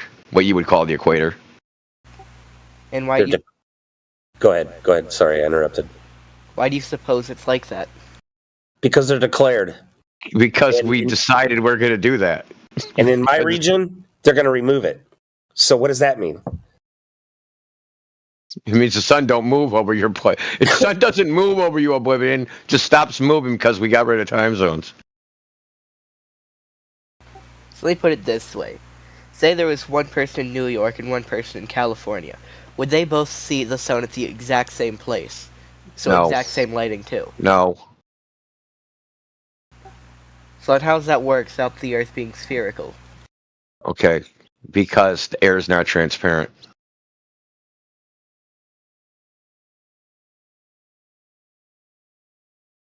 You understand that, right? Yeah. Yeah, so you can, like, what happens if you look at the sun at noon? You're going to blind yourself, right? But if you look at it, you can look at directly at it when it's on the horizon. Why is that? How did the sun get so much dimmer? Because it's going to a different part of... It's shining at a different area. What does that mean? You still see the sun. Sun's at the horizon versus at noon. It's 23,000 times less bright. Why? It's about a 90-degree difference. So yeah, what's the physical difference though? The density of the air the light has to travel through is greater, right? Let's assume it this way. Yeah, is it greater or not? Yes or no? Does the air get thicker? Is it the same thickness going straight up? Does it get thinner than when you're looking across? It gets thinner. Okay, cool. So because they would call it the optical depth. The optical depth the light has to go through is greater horizontally than it is vertically, right? So as the sun moves away from you, how far the light has to travel through air, it gets absorbed more and more, and eventually the sun will get far enough away that you will not be able to see it and it'll turn night. So evidence of this is the fact that we have twilight. We don't just have a Terminator line where it's daytime and all of a sudden the sun fucking shuts off, because we have a Terminator line like they show in your quote-unquote space pictures where it's dark on one side of the line and light on the other. That's not how we actually experience the day-night cycle. It slowly gets dark. Indio, if I may, real quick. Lava Gang, every day in the news, you hear a visibility report. The visibility report is how far you can see. And that's due to things like temperature, humidity, pollen count, fog. smoke, all kinds of factors that determines how far you can see. So that's affected most at lower altitude, less at higher altitude. So what Indio is clearly saying is that when the sun is closest to the horizon, you are viewing through the most of the lowest altitude air, the least visibility. All right, that makes sense. Pilots rely on these visibility reports. A lot of people do in a lot of professions. Sailors, especially. Yeah. All right, one more thing before I leave here. Can you just prove to me that it is, as a matter of fact? Yeah,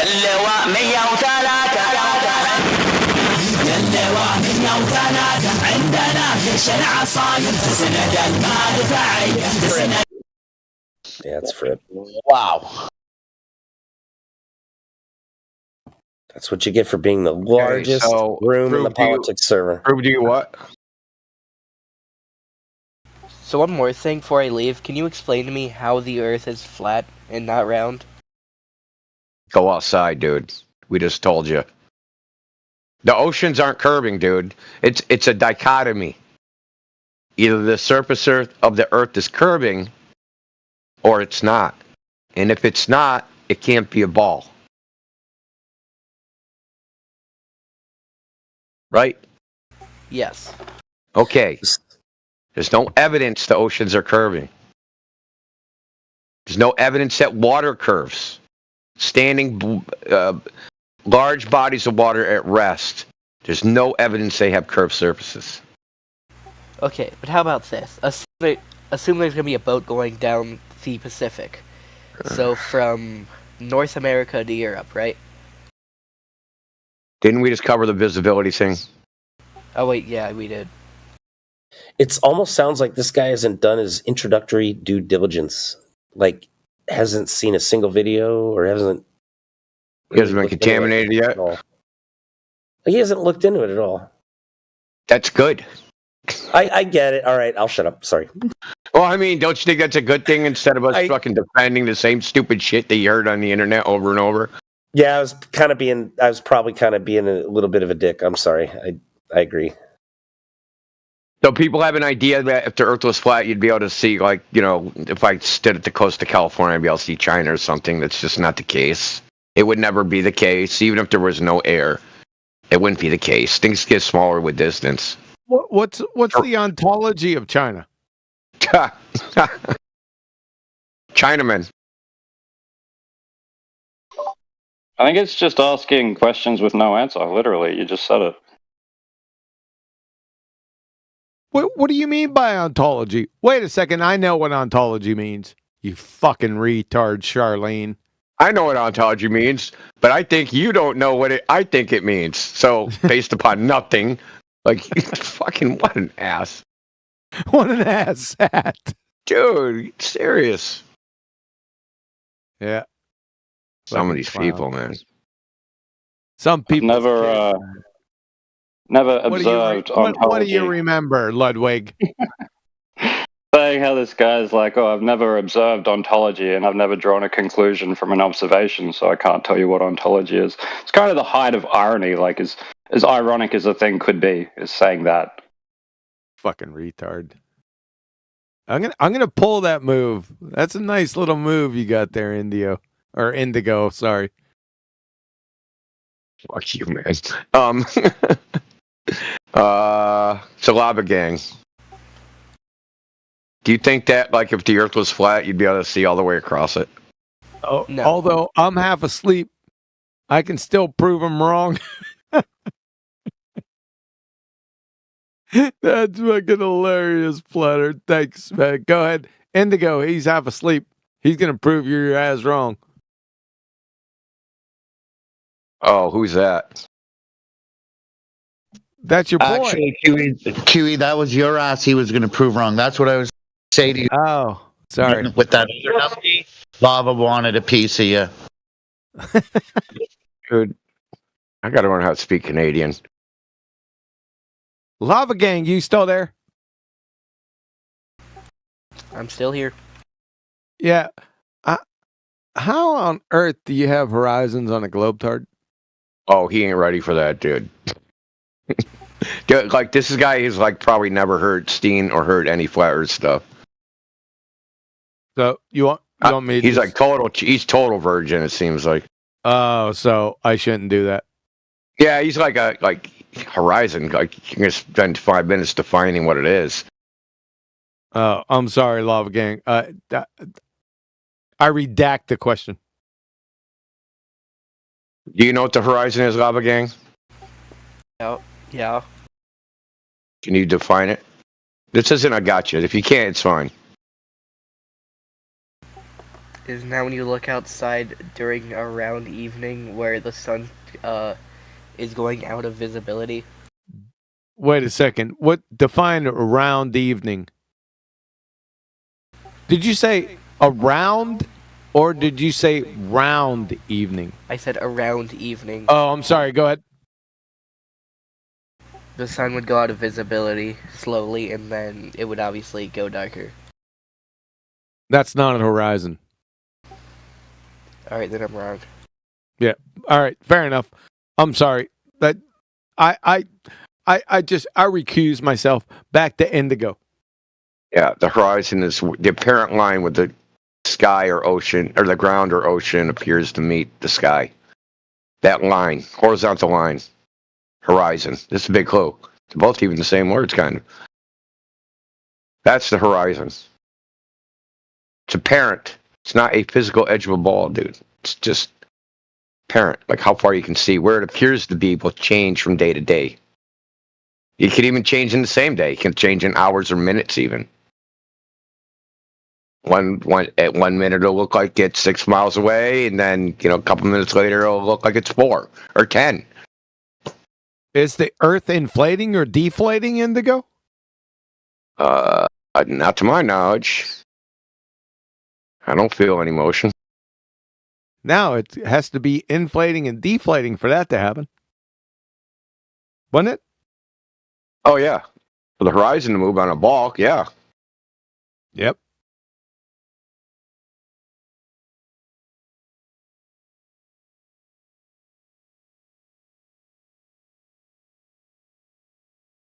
So Lava Gang. Well, go ahead. No, you go. No. Again, no. It's all you. Well, I was just gonna ask him. Like, I forgot what I was gonna ask him. Fuck. This is like shooting. Where the fuck is Alpha? Get in here, Alpha. Save us. This is like shooting hippos in a fishbowl. They abandoned us. Big Daddy Flurf, Alpha, they're all gone. Alpha's cleaning up leaves, working on AI agents and shit.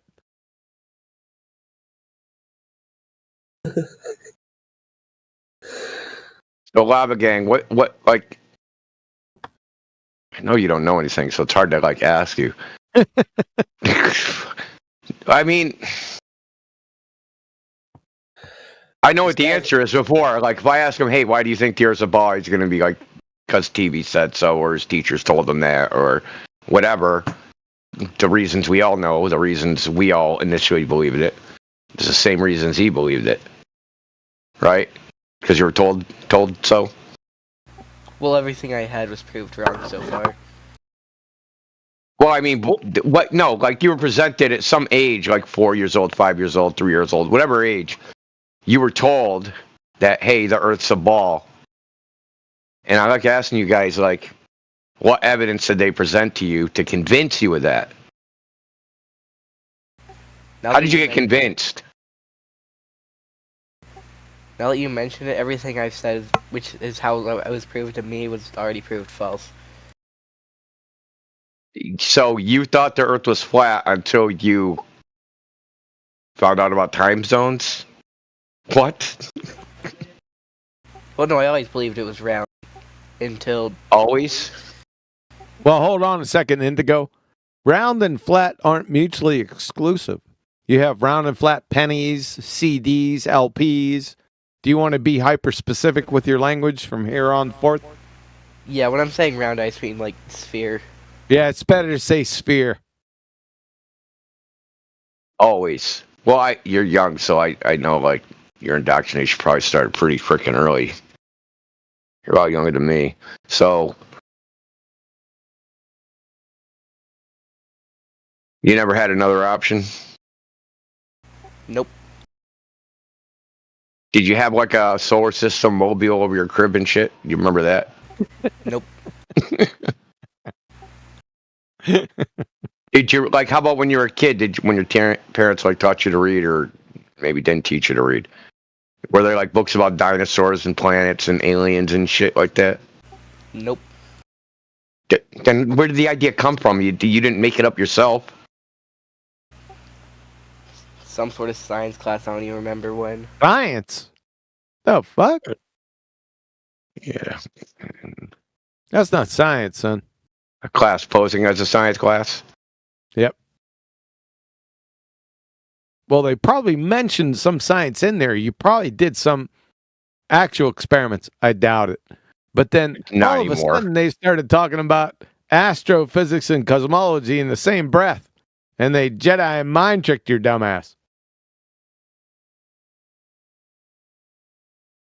What was the evidence that the Earth is a globe in your science class?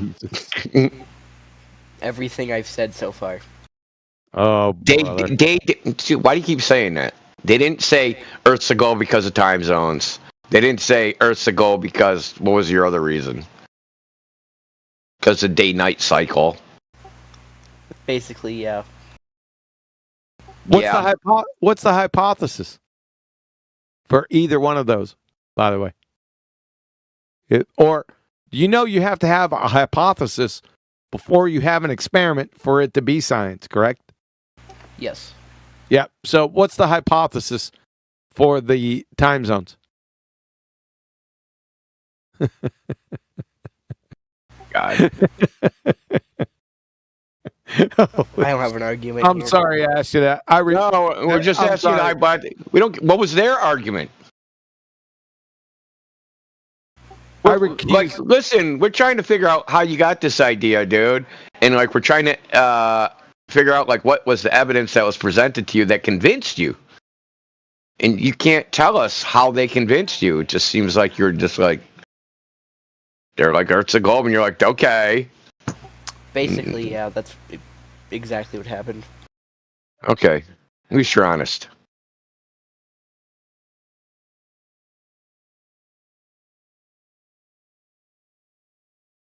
You don't have a high standard of proof, do you? Nope.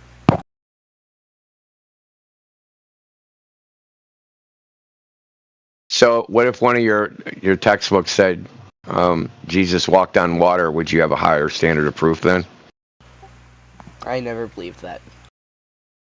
Oh, that's a why not? Blow right there in the. Well, I just think it's funny. Like, why didn't you believe it? It obviously wasn't your high standard of evidence.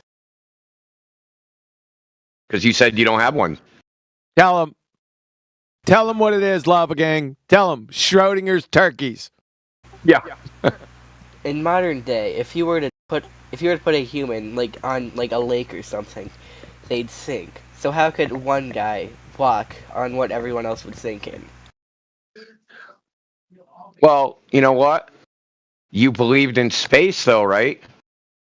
In modern day, when you take pressurized gas and you put it in a vacuum, it fucks off into the vacuum.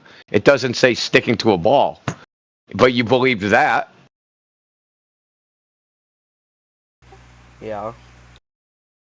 Yeah, it's actually less ridiculous to walk on water than to think that pressurized gas will not equalize with the vacuum. The second law of thermodynamics has never been violated. Never. And never will be. Never.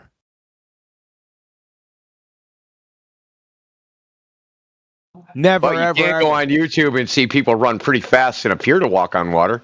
So,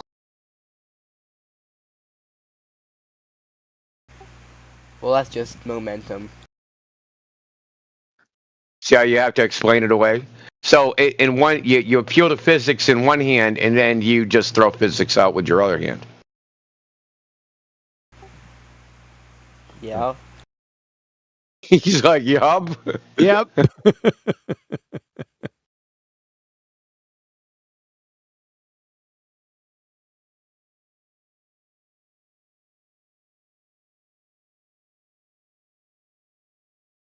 So, how often do you tithe to your cults? What? You fucking prick, you. He tithes to his cult, man. Every time he pays taxes, it goes in that's his tithe.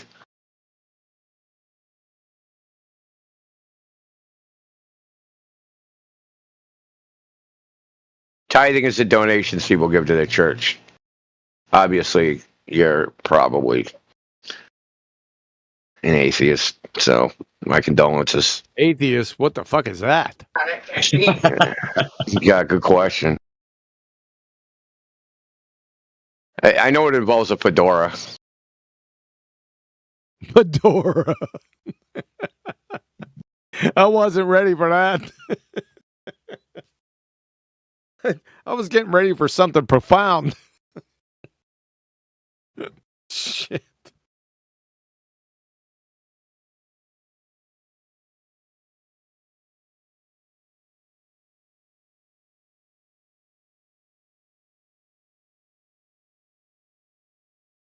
No, we're just like Lava, because you don't know anything. I'm just trying to figure out like why you believe what you believe, and you haven't really given us anything to put our teeth in. You just like you have a very. I sense that you have a very strong belief, but a very weak foundation. It's exactly like that. Why? I'm not too sure. Why does this topic get the exception? I'm not sure on that. You don't know much of anything, do you? Nope. Lava, I got a good question for you. Do you know that? Generous. Seriously, a serious question. Something brought you to this room, and I'm not making fun, but was it you thought, oh, this is stupid, I want to hear what these guys have to say, or was it like something like that, or what was it? Basically, yes. But now that I've actually cared to listen, it's more of I want to see their perspective and maybe switch my view. There is no perspective on a globe. I meant as to why you believe that the Earth was flat. Oh, you're talking about it metaphorically. I'm sorry. I'm such a worm. Please forgive me. So, Lava Gang, do you think we're here to switch your view? You think that's what the purpose of this channel is? Possibly. Well, it's not. We don't care what you think. You have a stronger religious belief than probably anybody in this channel. You just don't have the deity to go along with it.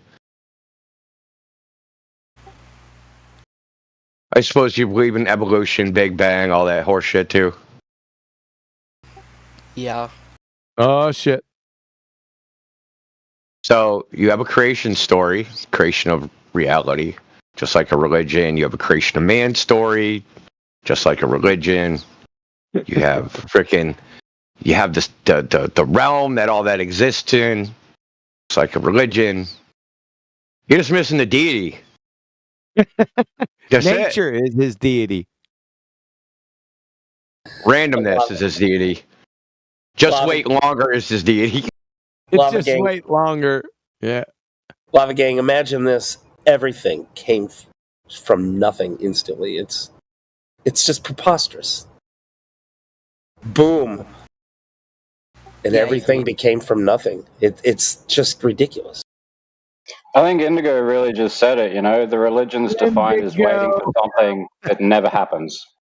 He called you Indigo, too.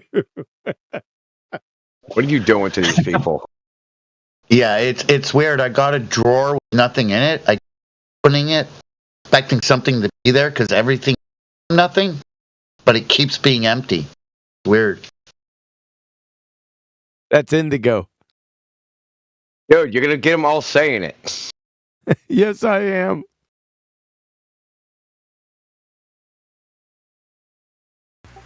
So just right now, could you prove to me that was flat? Yes. Do it. Hold on. Well, there Hold are on no a second.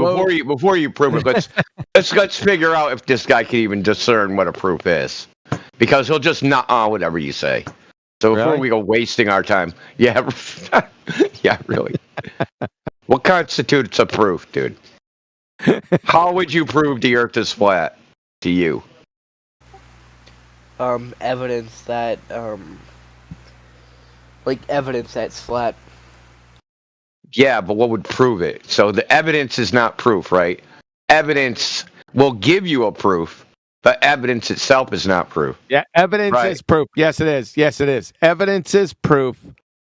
But if it doesn't prove anything, it wasn't evidence to begin with. Think Indigo. You fucking made my head spin. You want me to write that shit down? No. Well, they both have a preponderance, but it's not exactly the same. He said no. It's a bit of a mind fuck, I think. He said. I know what you meant, and that's technically true, but it is that's a fucking mind fuck. Oh, it is fucking true. Yes, it is. Evidence is proof, but if it didn't prove anything, then it wasn't evidence to begin with. It wasn't evidence of that proof, but it could be evidence of something else. No, it wasn't evidence to begin with. They mischaracterized it. Evidence is proof by definition. Yeah. You need citation? No, I'll look it up. Do you need citation? I just want proof. Yeah, fuck yeah. Yeah. I knew Indigo would. Okay. All right. Fair enough. I mean, that's. I got it. So I'm just not making. See, the reason why we ask for citation is we're trying to defend from people making shit up. That's why we ask for citation. That's the main reason. So I will do it. Okay. You can carry on. When I think of evidence, I tend to think of like the legal definition, which is evidence are facts that tend to prove a proposition. No. So. I did this with a lawyer, by the way. And he relented. So I'll go get it. Go on, carry on. I'll go get it, and I'll tell you when I'm ready. Indio, I think he's speaking to Lava Gang. He's teaching him here. QE noticed he made a claim, and Lava Gang noticed he's bringing out a citation to back up his words. I mean, it's funny though, regardless of where we get to with this, the preponderance for belief is different again. So it doesn't matter how good evidence or proof is. If your preponderance is set too well, it doesn't make sense to me. If he can make any good evidence to prove to me that's flat, then I will switch. Any good evidence to prove. Go outside. You don't have any contrary evidence. You literally have no, like, if you just observe reality, you have no contrary evidence to that. You have the words of strangers. That's it. And what is that evidence of? Proof. Huh. Nothing, I guess. Yeah, it's evidence that there's some dude saying something. That's all that's evidence of. That doesn't mean a fucking thing. How about books? Are books a reliable source of information? It depends what type of book you're talking about. Yeah, no shit. How about scientific literature? Maybe etymology. Etymology will help you out. I'm getting stepped on. Who the fuck is stepping all over me? How about the literature? Is the literature... Ludwig, shut the fuck up. Don't be stepping on me, man. Seriously. Is literature reliable? It depends on what literature is. You can't make blanket statements. You can't make blanket statements like that, dude. Nope. That's what my point was. Go ahead. Indigo, carry that. You got it. Yeah, you can't make blanket statements that all the scientific literature is accurate. It's not. Of course, literature is made by fallible human beings who can make mistakes. No, he's not saying that. Literature. He's not saying that. You're missing the point. It's not an objective fact. It's something we create an event. It's just text. They're books. They're texts that we make and read. Each claim must be validated. You can't make blanket claims. So you have to be hyper specific. So give something hyper specific. First-person consciousness, I guess. You can't say literature. Like, it's like saying biology, science. Well, parts of biology it's self-referential, right? Others, shut the fuck up. Shut up. I'm not done yet. Did the middle of my sentence interrupt the beginning of yours? Why you have no humility. Why are you being so uncivil? Shut up. How's this a Shut the fuck up. conversation? You can't tell people to shut the fuck up. You're a baby. You're being a baby. You're being so How jealous. can you? Oh my god. How can you dare call him uncivil? Shut up. How dare? How are you calling him uncivil while you're interrupting him? Telling me, bro, he's just he's telling you to shut up so you stop interrupting him. This is chat, bro. Ironic. I interrupted you. You're childish for trying to shut me up from interrupting you, dude. Get a grip. What a clown. Carry on. I'm not carrying on with him. It's fucking idiot. Same old globe-tard horse shit. They got projectile diarrhea of the mouth. Every single one of them. They're fucking morons. Okay. Would you mind if I address something briefly? Okay, I'm gonna unmute him. Okay. So, what's the scientific literature say about gas pressure without a container? Go. That's a lot. Can you dumb that down a little for me? What do you mean? What's your question? What does the scientific literature say about the possibility of gas pressure without a container? You mean atmospheric pressure? Oh no! I mean like the pressure in the air that you and I feel, like air pressure. Yeah, the shit we're breathing. Yeah. Yeah, gas pressure. Well, it works like this. So the Earth is a gigantic mass, a gigantic, rock. Mass? What's mass? A mass is a property of a physical object. No, that's what we not perceive the as having definition of weight. mass. No, what we perceive as having weight. It's not the definition of mass. No, it's not. It's color the property of a physical object. It's a property. It's a physical property. So it's color. Quantifiable physical property. No, it's not. You're a fucking moron. Like your body, how much you weigh, that's mass. Your body has mass. You have mass. You got to define it by citation. Your body has mass. That's why it falls to the ground. Shut up. Define it. You can feel it right now. You can look at your own body. Your body is a massive object. You're a fucking moron.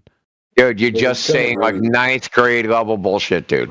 Really? Yeah, because it's a 9th grade level question. 9th grade. No, it's not. Everything you said is wrong. Basic scientific questions. No, if you're asking a question, I'm literally answering. Everything Mushu said is right, actually. Shut the fuck up.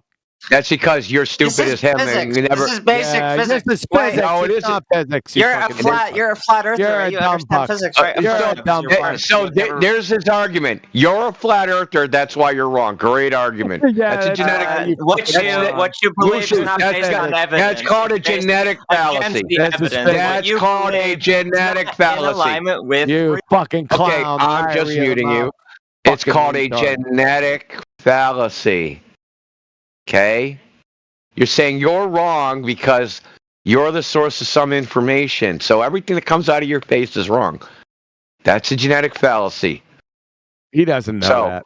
So, since you two think that Mushu Buddhist is right, you two fucking morons, mass is not defined as a quantity of matter. And saying it's a property of matter doesn't mean anything because color's a property of matter. Okay, so what? You're just kicking the can down the road and trying to reify something that doesn't exist. Now, if you want the citation which demonstrates its a reification, that mass, yes, mass is not a physical thing that exists in reality. It's just a reification. Yep. Now, should I ask them or should I just show it? No, they said the quantity of matter. From the Royal Society of Chemistry. Moreover, studies have shown that the amount of substance, that's the quantity of matter, is often incorrectly identified with mass. End of citation, dumbasses. You're done. Fuck off. What's the, what is it, Max Planck or Max Born? No, Max Born. In ordinary language, the word mass denotes something like amount of substance or quantity of matter, these concepts themselves being defined no further. The concept of substance is considered self-evident. here's the really important part. In physics, however, as we must very strongly emphasize, not strongly emphasize, but very strongly emphasize in physics, the word mass has no fucking meaning. I want to see how they respond to that. Now, you said we don't know physics. Okay, great. Does Max Born know physics? So tell us why Max Born's wrong. I'm not going to tell you what's wrong. I'm trying to. No, I want you to tell us why Max Born is wrong because he contradicts what you said. My purpose here is to try to realize the truth. Nothing more. Okay. So okay. When I have a discussion about physics, I have to restrict with physics. Do you discuss shit with physics? Really? You don't know any physics. I know a little physics. Okay, so is Max Born wrong? Wrong about what? Did you hear what QE just read to you? The citation from Max Born about that mass has no physical meaning besides a variable and equation. Which the equation's wrong. It has no meaning other than an observable event. That given by formula. It's a phenomenon. It's just something we see. It's not a phenomena. It's formula. Hey, and Indigo. Also, a formula is a phenomenon. Ask him. Shut the fuck up. Ask him. Ask him. I'm gonna ask him the ontology of a formula. That is what you're asking. Okay. Do formulas exist in nature? Yes. Oh God! In nature, do they exist? Yeah, they exist. Is somebody recording this? Yeah, formula exists. Yeah, they're things in the world. Yeah, they're out there. In nature, yeah, I trip over formula. I don't know what is nature. On the archery course, you dumbass. But if by nature you mean everything that exists, then yeah. You don't know what nature is. You're if by nature you mean everything, then shut the fuck up. No, by nature I mean as like in nature, as like a natural phenomenon, in the physical world, in the material world. He's just over talking. The material world. Yes, correct. Then the answer is no. They exist. Yeah, that's right. That's the fucking answer. They exist outside. They exist where? Rather, in your imagination. Not in my no. So, are we going to get to Max Born's definition of mass? In physics, they're abstract Max objects. Born, dumb fuck. They're abstract. They're like numbers. Max Born, and Nobel laureate Max Born. In physics, however, shut the fuck up. Shut the fuck up. In physics, however, as we must very strongly emphasize, the word mass has no meaning. Yeah, it's an abstract concept. It's abstract. Thank you. So how can it be a property of matter? How can it be a property of matter? Interestingly, what we call matter can be intimately modeled and described by modeled. You don't know what our entire universe can be just abstract. Shut the fuck up. And this abstraction perfectly represents the universe. Shut the fuck up. You're a moron. He's a 99%er. Yeah. Anyway, Luigi typed in and said that the other dude was. Can we deal with proof and evidence first? I got that queued up. Finally. Oh, yeah. Here we go. Oh, hold on. Let me just do this real quick. Luigi, can you just tell us what Max Born got wrong? So we can, give us a better physics education than Max Born, please. Because we're just dumb flat earthers. We don't know anything. We're just listening to this fucking Nobel laureate. I don't know why we ever did that. Let's listen to Luigi. Luigi versus Max Born. Yeah, I guess you don't got none. Let us know when you got something then. Fucking clown. Oh, yeah. Right. Okay. Let's go. We ready? Yep. So I even I typed in Indigo, but it didn't compute, so I had to type in, your name. So from Merriam-Webster. Don't hurt yourself, man. So from Merriam-Webster, evidence, an outward sign, indication. B, something that furnishes proof. Yeah. Okay. From Oxford Dictionaries, proof. What's the first word out the gate? Proof. Evidence or arguments establishing a fact or truth of a statement. Collins Dictionary, prove. Test by experiment. Yeah, standard. Test by experiment. Yeah. So I'd like to direct everyone's attention to the first two. Evidence is proof. Proof is evidence. Now, if somebody provided evidence and it didn't prove something, then that thing they defined as evidence wasn't proof to begin with. It was only evidence in name only. Yeah, well, what's the distinction? There isn't. Evidence is proof. They're synonyms, is that what you're saying? Yes. Oh, yeah. It says synonym right there. It's not used like that colloquially, though. No, people fuck that up. That's why I have to tighten their shot group. So it's also not, like, if you take if I get a legal dictionary, evidence and proof will be defined differently. They'll be defined differently. And I know the legal system is terms of art where they have their own definitions just for that. Sure. Yep. Practice. But that's how they distinguish it, right? Evidence are facts. But if evidence wasn't proof. So this is the way it works. Like in the legal system, it works like you have events, right? Things that happen. And those are facts, right? No. There's some facts that don't prove something and they would not be considered evidence. But the facts that do prove something is considered evidence. Yeah, but the evidence that don't prove anything. Like you are, right? Yeah. Yeah. They're not evidence. Yeah, exactly. You got it. They're a red herring fallacy at best. Shit, can you repeat that? That makes me fucking. That makes me hate lawyers even more, dude. Because hey, we have evidence, right? But they don't actually have any evidence. They're just saying they do. They're just saying they have facts, but they don't have evidence. Yes. Because facts are just events or things that happen, right? So, like, I fell off a bar stool. That's a fact. What does it prove? It doesn't prove fucking anything. It's just something that occurred. Exactly. You got it. It's a red herring fallacy. Each statement has to be taken on its own merits. That's a fucking razor thin distinction, man. Look at that, man. Didn't I give you something profound this evening? Yes. Yeah. Now I'm gonna freaking beat on some next fucking lawyer I talk to. Huey, can I ask you a quick question? I see you wrote in your very first part. It said evidence. Oh shit! Where is it? It's at 14 minutes after the hour. Yes, test.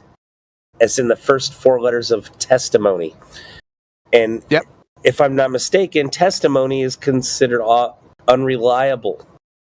Is that what you're saying?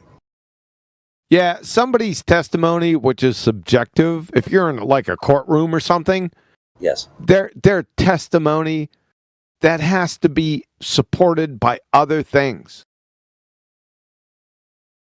Follow? Yes. Yep.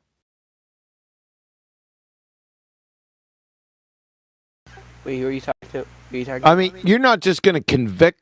Listen, I'm not in a courtroom. The courtroom, that's a different dynamic to what I'm talking about. All right? That's a whole different, that's another genre. It's not the same genre. Right? Testimony. There's a lot of crossover, though, I would say. I think there's some a lot of crossover, but it's not. In a logical sense. Like, but they're trying to use logic in a more practical, because they're trying to solve human problems, which are messy.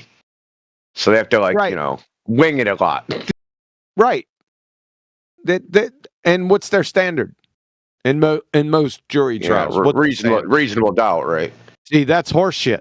That has preponderance of the evidence, right? These are like probabilistic assertions. But reasonable doubt is a standard. Means you can't just doubt. It's not all doubt. It's a reasonable doubt. Means you have to have some reason, some rationale for doubting, not just like I feel like it. Well, that gets blurred, but that gets blurred when the jury, no one in the jury can actually use reason. Yeah, that's really blurry. You had to prove something. Look at Collins' dictionary, test by experiment. In fact, scientific evidence in the law dictionary is by experiment, and only by experiment. Just FYI. Huh. Well, legal systems. I have that somewhere. I'd have to go track it down, but I'm not fucking doing it. Yeah, so one thing about the legal system is like, even if you confess, if there's no physical evidence to go along with your confession, you can't never be convicted for that crime. So if I say I murdered so and so, if there isn't some physical evidence that goes along with it, then there's no conviction. And I could describe it in fucking infinite detail about everything that happened, but if they can't find something that goes along with it, they prove that crime. They even to have something physical to go along with the crime happening, or like some other third party. Yeah, like a body or enough blood. Yeah, exactly. You know what I'm saying. So there you go, Lava. Evidence for a flat Earth. You want explanations? What do you want? Explanations are just so stories. If you have just an explanation, you've been Jedi mind tricked. Like explanatory power, that's fucking horseshit power. Because I can go get explanatory power down on the corner by the village idiot that can explain any fucking thing. You abject morons. Explanation without demonstration and validation is absolutely worthless. You're just making shit up. It's called formally a just so story. Look it up, dumbasses. It's not completely worthless. They do it because it makes them feel better. Yeah, I can explain. Ask me to explain anything. Go ahead right now. Explain the Incredible Hulk. Incredible Hulk. What happens is hordes of invisible three-toed gnomes, they inject every average normal human being that's not subject to the color yellow. They inject them with a hypodermic needle full of G-Force 10, and it turns them into the Incredible Hulk. Yeah, but how does that work on a flat Earth? You're not the first person to come in here and ask for the secrets of the universe. I say this all the time. Wait a second. Don't lose focus now. Get the Adderall drip out. I just gave you a fucking explanation. Ooh. Yeah, but that explanation only works on a globe. Oh my god. Dude, that's how, like, this is how they think, though.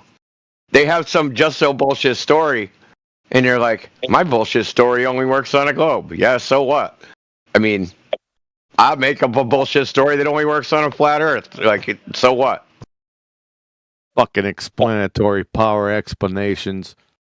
I'll kick your ass down the street. Isn't that just the difference between knowledge and understanding? What? Explaining something? You understand it. No. When they ask us for proof of flat Earth, isn't that a burden of proof? No, let's get back to explanations. Explanations they're just so stories. I just gave you fucking examples of them. Okay, so Bargrunt decided, like, it's a legitimate question. Is it the difference between knowledge and understanding? No. How? Like, can you tell us how? Like, what? Like, okay, so my knowledge is I lit a flame, water boiled. Okay, now what's my understanding? No, keep it with my invisible three-toed gnomes. Does that confirm knowledge and or understanding? That's what I was getting at, was like, when you understand something, like if you understand how a combustion engine works, you can explain it all day long. But until you take one apart and put it back together, that's knowledge. And then demonstrate. You have to demonstrate it. That would, i.e., be the taking apart and putting it back together. Well, that's fine. Yes. Yeah, that would work. Yes. Okay. But wouldn't your explanation just be a description of what happens anyway? You'd have to go into how and why. That's the difference between explanations and descriptions. Descriptions are all about the what's and the is's. Explanations have cause and effect moieties attached. along with demonstration. So there's a nuance there that many people miss. And the cause and effect needs the experiment. Yeah, but sometimes you can't do that. It'll be a colloquial experiment in the sense that if it's a synthetic thing like the engine, right? So that wouldn't be natural science. So, like I said, each topic, each subtopic, each specific claim would have to be explained, then demonstrated. The explanation's not going to fly. Now, with the explanation with demonstration, that'll fly. That's got fucking cowbell. Got it? Yeah. I agree. 100%. Unless you that takes too much work. Fuck that. Let's just go with the story. Let's just go with my hordes of invisible three-toed nose. So much easier. I got shit to do. No, just kidding. Yeah, I could do it. I think that's something else. Listen, I think that's what the issue is with these guys fundamentally. Like, we always ask them, like, what's the evidence for that? And they're like, I don't know. And what I hear is, I'm too fucking lazy to look at it. I'll just believe it because that's easier. That's what I hear. That they're lazy people. Well, they're going to give you an explanation. Next time that's when my ears prick up. When I hear that term, explanation. Yeah, you got that shit right. That's a fucking one of my trigger words. Explain is my trigger word, dude. If the earth was fat, then explain blah blah. Dude, kiss my ass. Like, that fucking AI overlord, he's just jealous because I used the word moiety. Fucking pogue. Poor people in the chat even know what that word means. Moiety? Yeah, moiety. Is that the word? It's the word, man. Fucking AI, he's all over it, man. Yeah, is he in here? Some bitches listen to the live stream.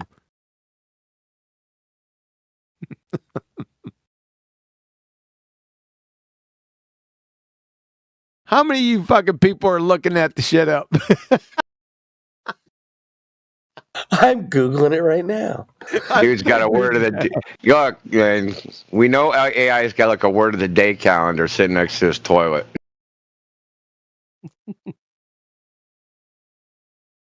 Sitting next to his toilet. Dude, that's where they used to make these little things, word of the day, man. And what I only ever see them in people's bathrooms.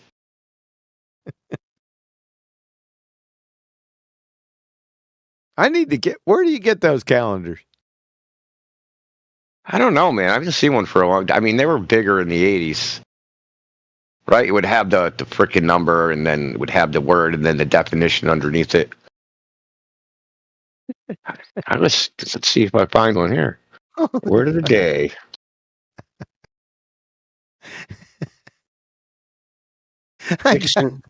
Dictionaries used to be a lot thicker. Dictionaries used to be a lot thicker. I remember this guy had a dictionary nearly a foot thick, and I think they had a whole lot of more words back then. Dude, remember you had to like put your thumb in the shit, dude, to even find like the letters where the letters started? Like, oh, I want to look up T. You couldn't just find T by flipping pages. They needed to have like an index in the ridge of the paper, remember? Do you remember those dictionaries? So you could flip to the right page, like T or S or whatever letter. Hello, I'm Flat Earth. How are you doing today? Good every day. Why? What's up? Is it good to lose debates every day? Where's that happening? Every time I come to BC, and you had to mute me, because you concede it. Oh, we lose because we have to mute you because you got verbal diarrhea. No, because you concede to my arguments. Oh, you're already doing it. You're talking all over me, dude. This is why you get muted. It has nothing to do with win-loss. You try to censor people, so we censor you instead. Yeah, because you concede. Indigo, I got a question for him, Indigo? Yeah, go for it. I got a question. Can you shut up for a second? Sure. So, you said debates. So, do you often find people debating objective topics? It's not an objective topic, but sure. What's not an objective topic? You just lost, dude. So, the nature of our reality is definitely an objective topic. Yeah, because there's curvature and that can disprove you easily. So. Okay, so an objective topic. So, why would you bring up objective with flat Earth? Well, it's not objective. The Earth isn't flat. So that's not so then it wouldn't be a debate. Yeah, it's not an objective fact. An objective fact is saying the Earth is a spherical, round shape. That spherical, would be round shape. That's contradictory. How's that contradictory? Because round and flat aren't mutually exclusive. Because you can have a round and flat penny, LP, or CD. Where have you found a round penny? Can you show me? Yeah, I got pennies. Are you like retarded, dude? Chill guy, dude. You're like clinically retarded. Like, you, the stupidest shit is coming out of your mouth, dude. You sound retarded, sure. But sure. You sound retarded, dude. Show me a round penny, and I might listen to you. And show you a round penny. Yes, go ahead. Show me a round penny right now. Look, are you anywhere near Boston, man? Just go hang out at 7-Eleven with your cup, and I'll give you a round penny. Are you going to show me a round penny? There they are right there in text chat. Okay, I'm going to look. Circular. That's round to you? Yeah, that's no. Yeah, they're round, dude. It's fucking round. That's round to you. Yeah, do you that's know the fucking meaning of round. round? Yeah, round. Yeah, we do. I don't think you know the meaning of round. Oh, please. What's the meaning of round? You actually so retarded. That isn't round. What's round mean? Hey, listen. Is your mom in the house? Go find your mom and say, "Mom, pennies aren't round," and watch her slap you. No, I can show her that picture and ask her if it's round in front of you. Go tell her pennies aren't round, and watch her fucking slap you for being stupid. Okay, I'm gonna go downstairs. I'm gonna have my mic on. I'm gonna ask her whether or not that's round. All right, go ahead. No. Ask her, are pennies round? Because you said they are not round. Hold on. Stay quiet for a second. Hold on. The only way to have a conversation is if you agree on terms. I can't wait for this. This sounds great. Sonny's I want to hear this. I can't wait for it. Hey, Mom. Hey, Mom. Do you think pennies are round? No, they aren't. Hey, you want me to show you a picture? This is not round. No, they aren't. That sounded. Does your mom have a male voice?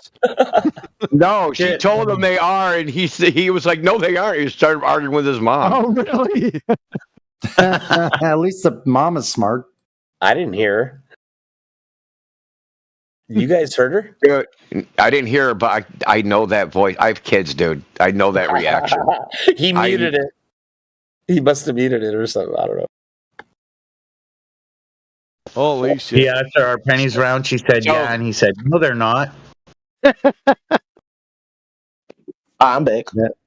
That's our education system, folks. So did your mom tan your hide, dude? She should. No, it's not round, though. Pennies aren't round. Okay. Okay, what is a pizza? You're not going to gaslight us, dude. What is the shape of a pizza? It's circular. Circular. That's pizza is circular. Okay, is a pizza circular? Is it round also? No. No. Then what is a sphere? What is a sphere? What is a sphere? It's circular. A sphere. A sphere is circular? Yeah, and round. It's a sphere. The definition of round is shaped like or approximately like a circle or a cylinder. Okay, of course, and you're right. So I don't know why you think a penny's round. Yeah. I just put it on the piece of paper. If You already said pennies are circular. Holy shit, man. I just asked AI. You better get out the gaslight and shit, dude, because this isn't entertaining even slightly. I just asked AI. AI, is a penny round? Yes. Okay, no, I can ask AI right now and they'll answer that question for me. Hold on. I'm going to screenshot it. ChatGPT. Yep. Is a penny I want him to take a penny or a quarter and lay it down on a piece of paper and draw around it. Tell me what that is. Look, dude. Fucking, you want to give me my 13-year-old? Like, I wish he was younger. I wish he was fucking 3 because he would tell you it's fucking pennies around. I know. What's wrong with the world? Holy crap. They're fucking retards, man. Yeah. Go ahead, screenshot it. Okay, hold on. It's worse than what I'm going to screenshot mine. Okay, hold on. There you go. Okay. There we go. I got it. So do I. Okay, got it. Hold on. I got it already. It's already posted. It's on ChatGPT. Hold on. Oh, it told me no. Look. Really? Yes, it told me no. Post it. Post it. Look in the chat. Look at this fucking no, penny isn't actually round. That doesn't seem like an AI. It response. is. That's on Yeah, ChatGPT. No, it's not. You typed that, you dumb fuck. We want you to take a screenshot of everything, including the question. Hey, Glue Sniffer, right above yours is a penny round AI overview. You see the whole thing right there? Yes, a penny round. Look right there. Look. Where's the rest of the prompt, dumbass? I've kind of used It's actually so wrong. It's sad. He's a dumb fuck. Hey, relax, Linda. Your Neil deGrasse Tyson guy tells you you're on a fucking pear-shaped Earth as well, not a perfect sphere. So just chill out. What the fuck does that have to do whether a penny's round or not? Yeah, didn't they used to call pennies rounds? Sorry, QE. Sorry, Sonny. Because he's posting in the live stream that a penny's not actually round because it's oval when it's stamped out. Like, come on. That's sorry for cutting you off there, but I also He just wrote it. Who gives a shit? Yes, a penny is round, has circular shape, smooth edges in the United States and many other countries. So yeah, a penny is round. That guy. Yeah, we know. Thanks, Baba Gang. Like, as low as IQ as I think you are, you're a fucking genius compared to the other guy.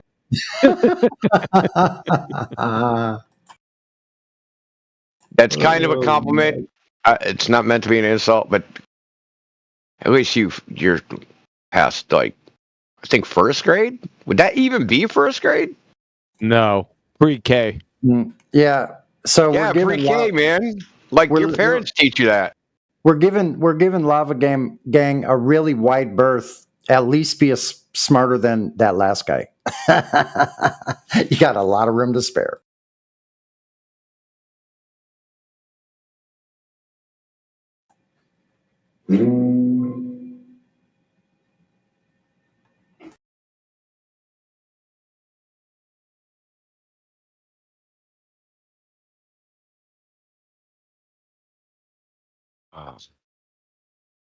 Bunch of mental giants. You know what? It's 11:38, but actually it's not. It's 12:38. Those some bitches advanced our time here. Change the time? Is it now? Oh my! Did they do it? Not yet for me. No, those communists, man. It's an hour later. Yeah. Hey, it was a lot of fun this evening, ladies and gentlemen. Especially with Charlene and his wave horse shit that got fucking throttled. What a moron. But I'm going to have to take my leave of you. Indigo? All right. Hey, I learned something today, man. Oh, man. I appreciate it. Evidence and proof. Yes. Okay.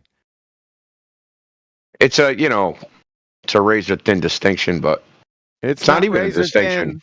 It's not razor thin. What you do is you put that in the Louisville Slugger, and then you pound 8-10 penny nails through that sumbitch and start swinging it. What shape pennies do I do that to? Oval ones. Fucking oval pennies. It was a good show for me, too. I got a friendly shut the fuck up from QE tonight. I liked it. You're about to get another. You're about to get another.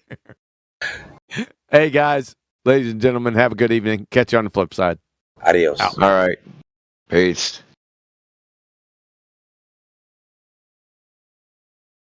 Watch QE's gone. They'll all come out of the fucking woodwork now.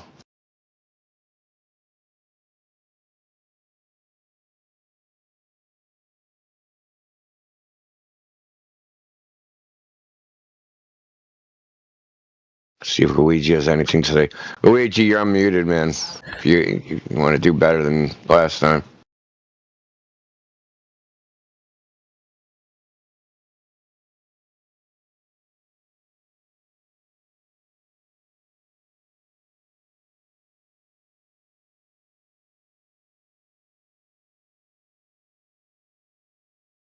So, Lava Gang, you have any questions, dude? You just listen. I also messaged Quantum about it. How come like flat maps are still a little distorted? Aren't all maps flat? Yeah, but like they're a little distorted. Which ones? All maps are distorted, dude. They have to be. Why would they have to be though? Because the surface isn't smooth, but the surface of the map is smooth. Alright, that makes sense. That was my only other question. Because you think about it like this: you have a mountain, right? And it's like if you're going to travel across the map, you got to go up one side and then down the other side of the mountain. Between the bases of the mountain, that might be a mile, but you didn't travel a mile, right? Because you went up a hill and down a hill. Yeah. Yeah. So all maps are going to be distorted. They're all different representations. Yeah, maps are they're use specific, dude. Like you make a map for a specific thing, and that's the only thing you're trying to be accurate for. Alright, that was my only other question. Yeah, because you got like topographical maps, right? And what are they accurate for? The topography. Then you got road maps. What are they accurate for? They show you where all the roads intersect. And then you got like fucking, climate maps, which will show you like the temperate ranges, and weather maps, and like we have all different maps for all different things.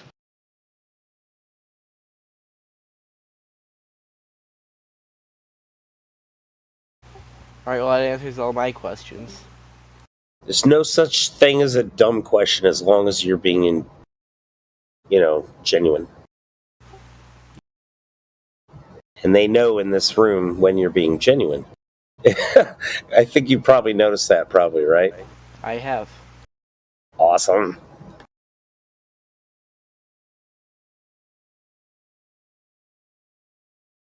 I think sometimes you have to check because some people are just, it's hard to tell whether they believe what they say.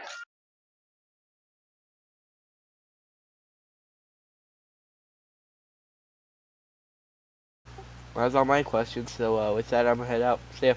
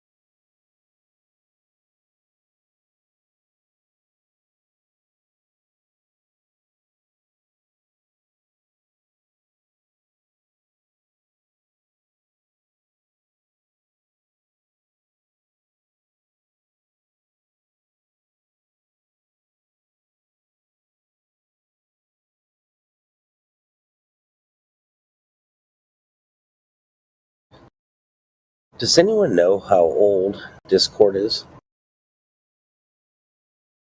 I'm curious, like, what year did Discord come? I can Google it, but shit, I'm just looking. Shit, I'll Google it. Fuck it. Yeah, it had a different name, I think, when it started. I think it was around 2008 or something. It is still to this day considered to be a gaming platform. It's just been an interesting phenomena of how all the social media platforms don't work, and this one does. So people flocked to it and repurposed it. 2008? Wow. Damn. I was dead on. I tell people I have a photographic memory and they don't believe me.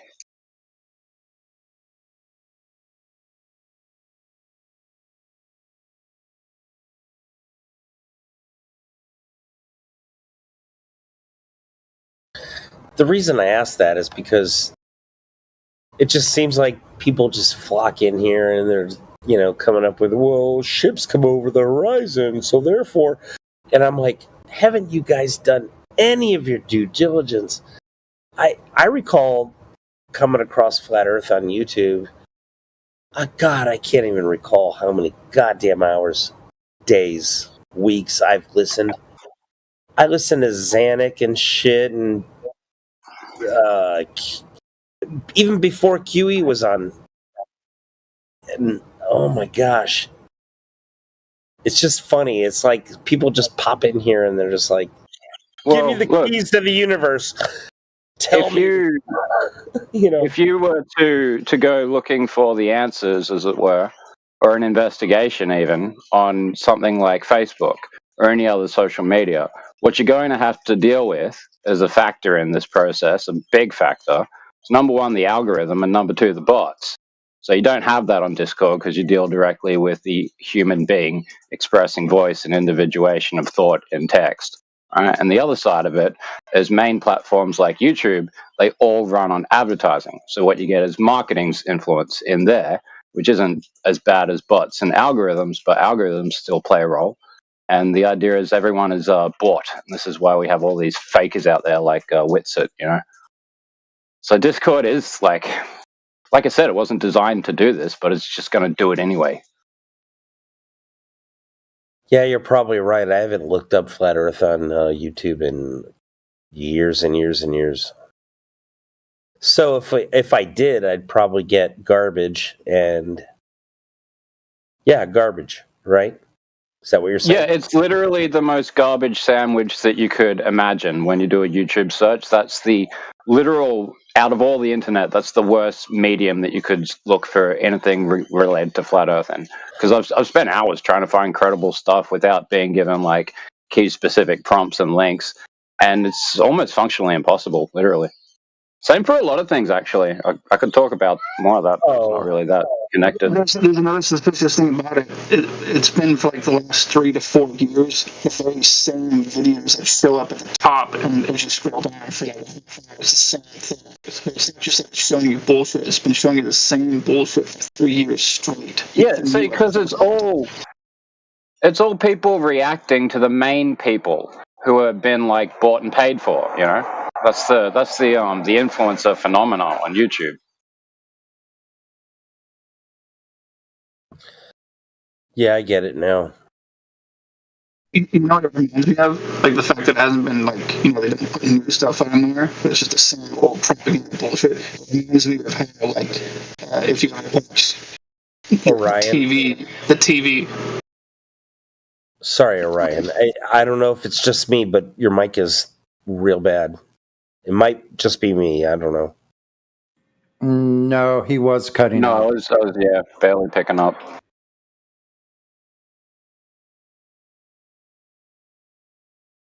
I know he was talking good shit. I just could barely hear it.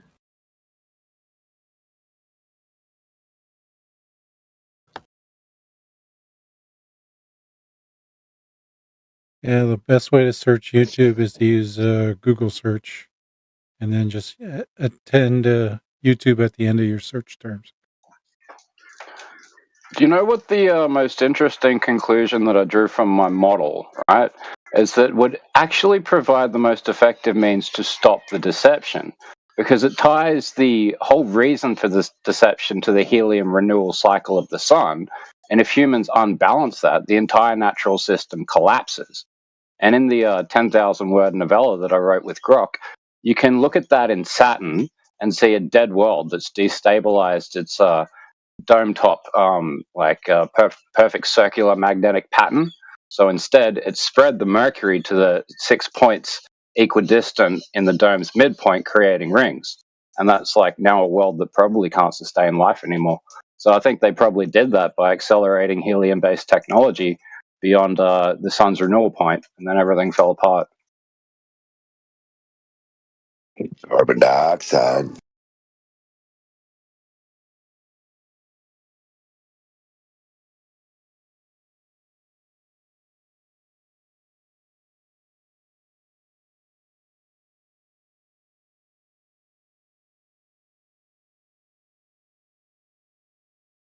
The NuCO2, when the little machine pulls up and the guy gets a little hose and he sprays it in the air, makes it snow. That's what he calls it. Carbon dioxide. What about that? It's not flammable either. Just like helium. Well, yeah, I mean, helium's not flammable, but it doesn't mean it's not reactive. Like, you can trigger sustained helium reactions. You just need, not really like other mediums, the way that you use flux in, metallurgy. It's more just a catalyst.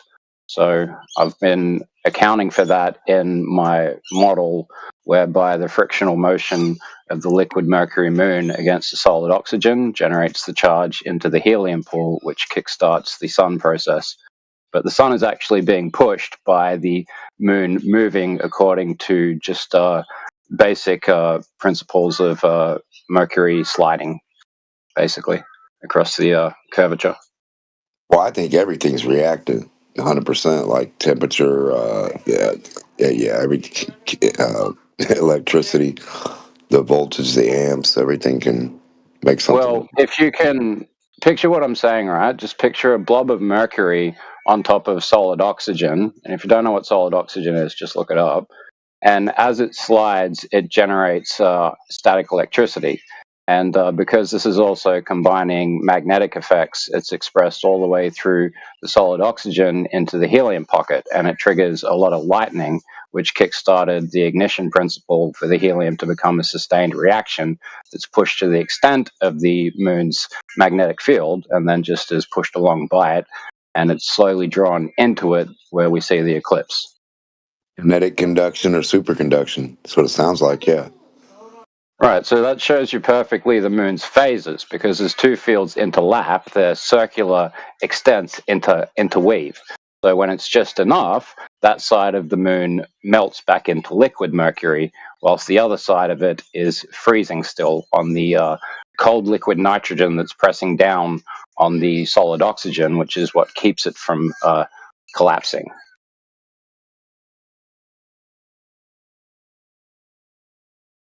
What about the face?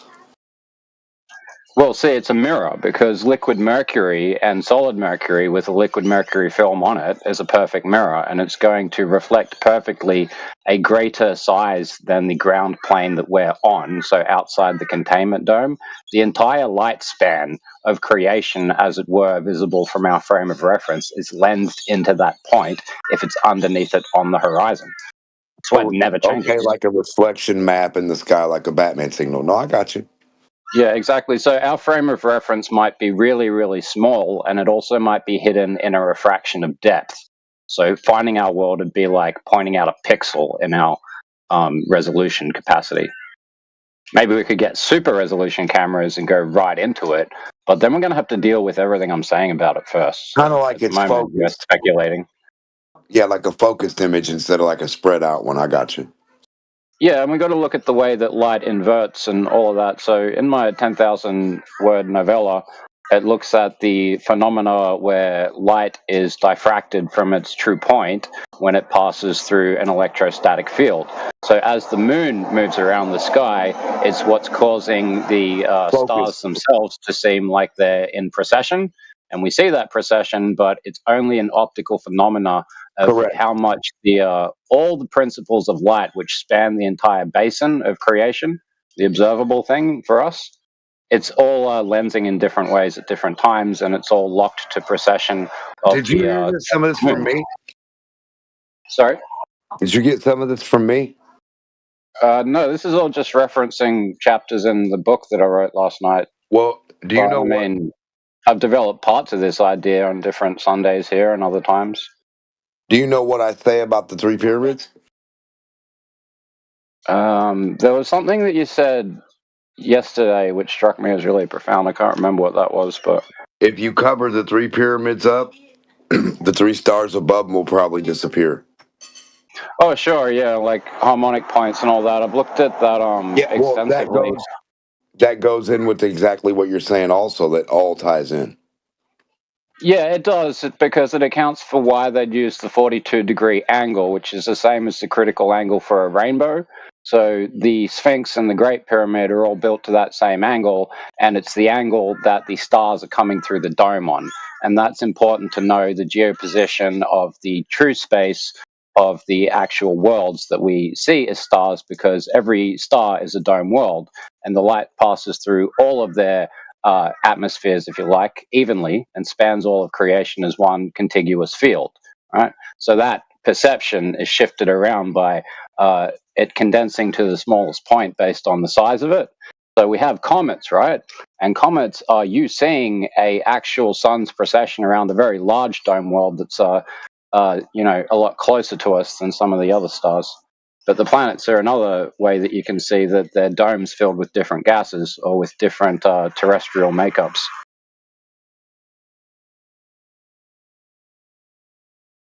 What about the phases of the moon?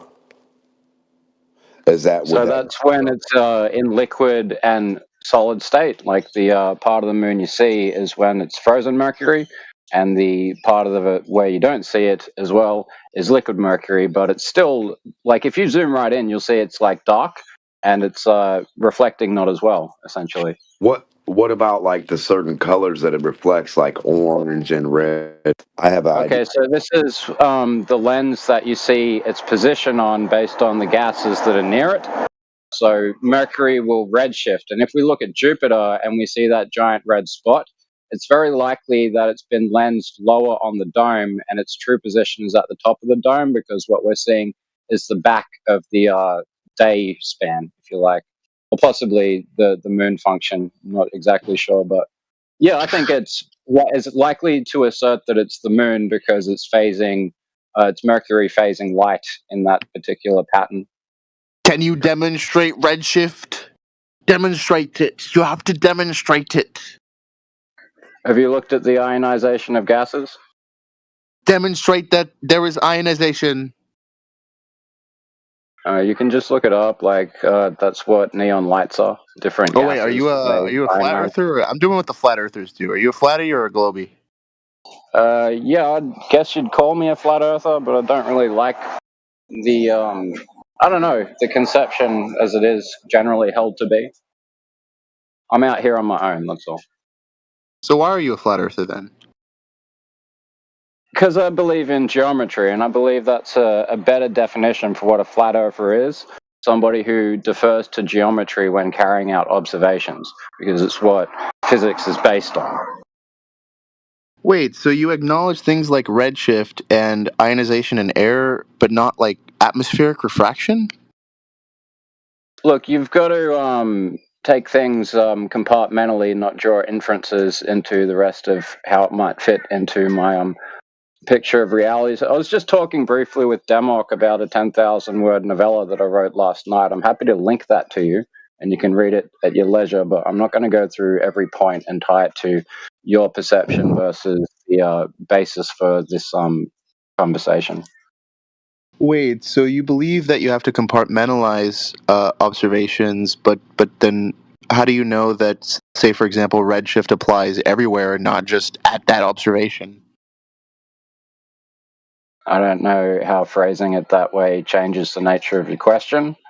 But as I said, I don't really want to continue to entail that with you because it's not the crux of what I was saying. Now, if atmospheric refraction is the critical standard that you have for a globe, we can talk about how it proves things are a globe.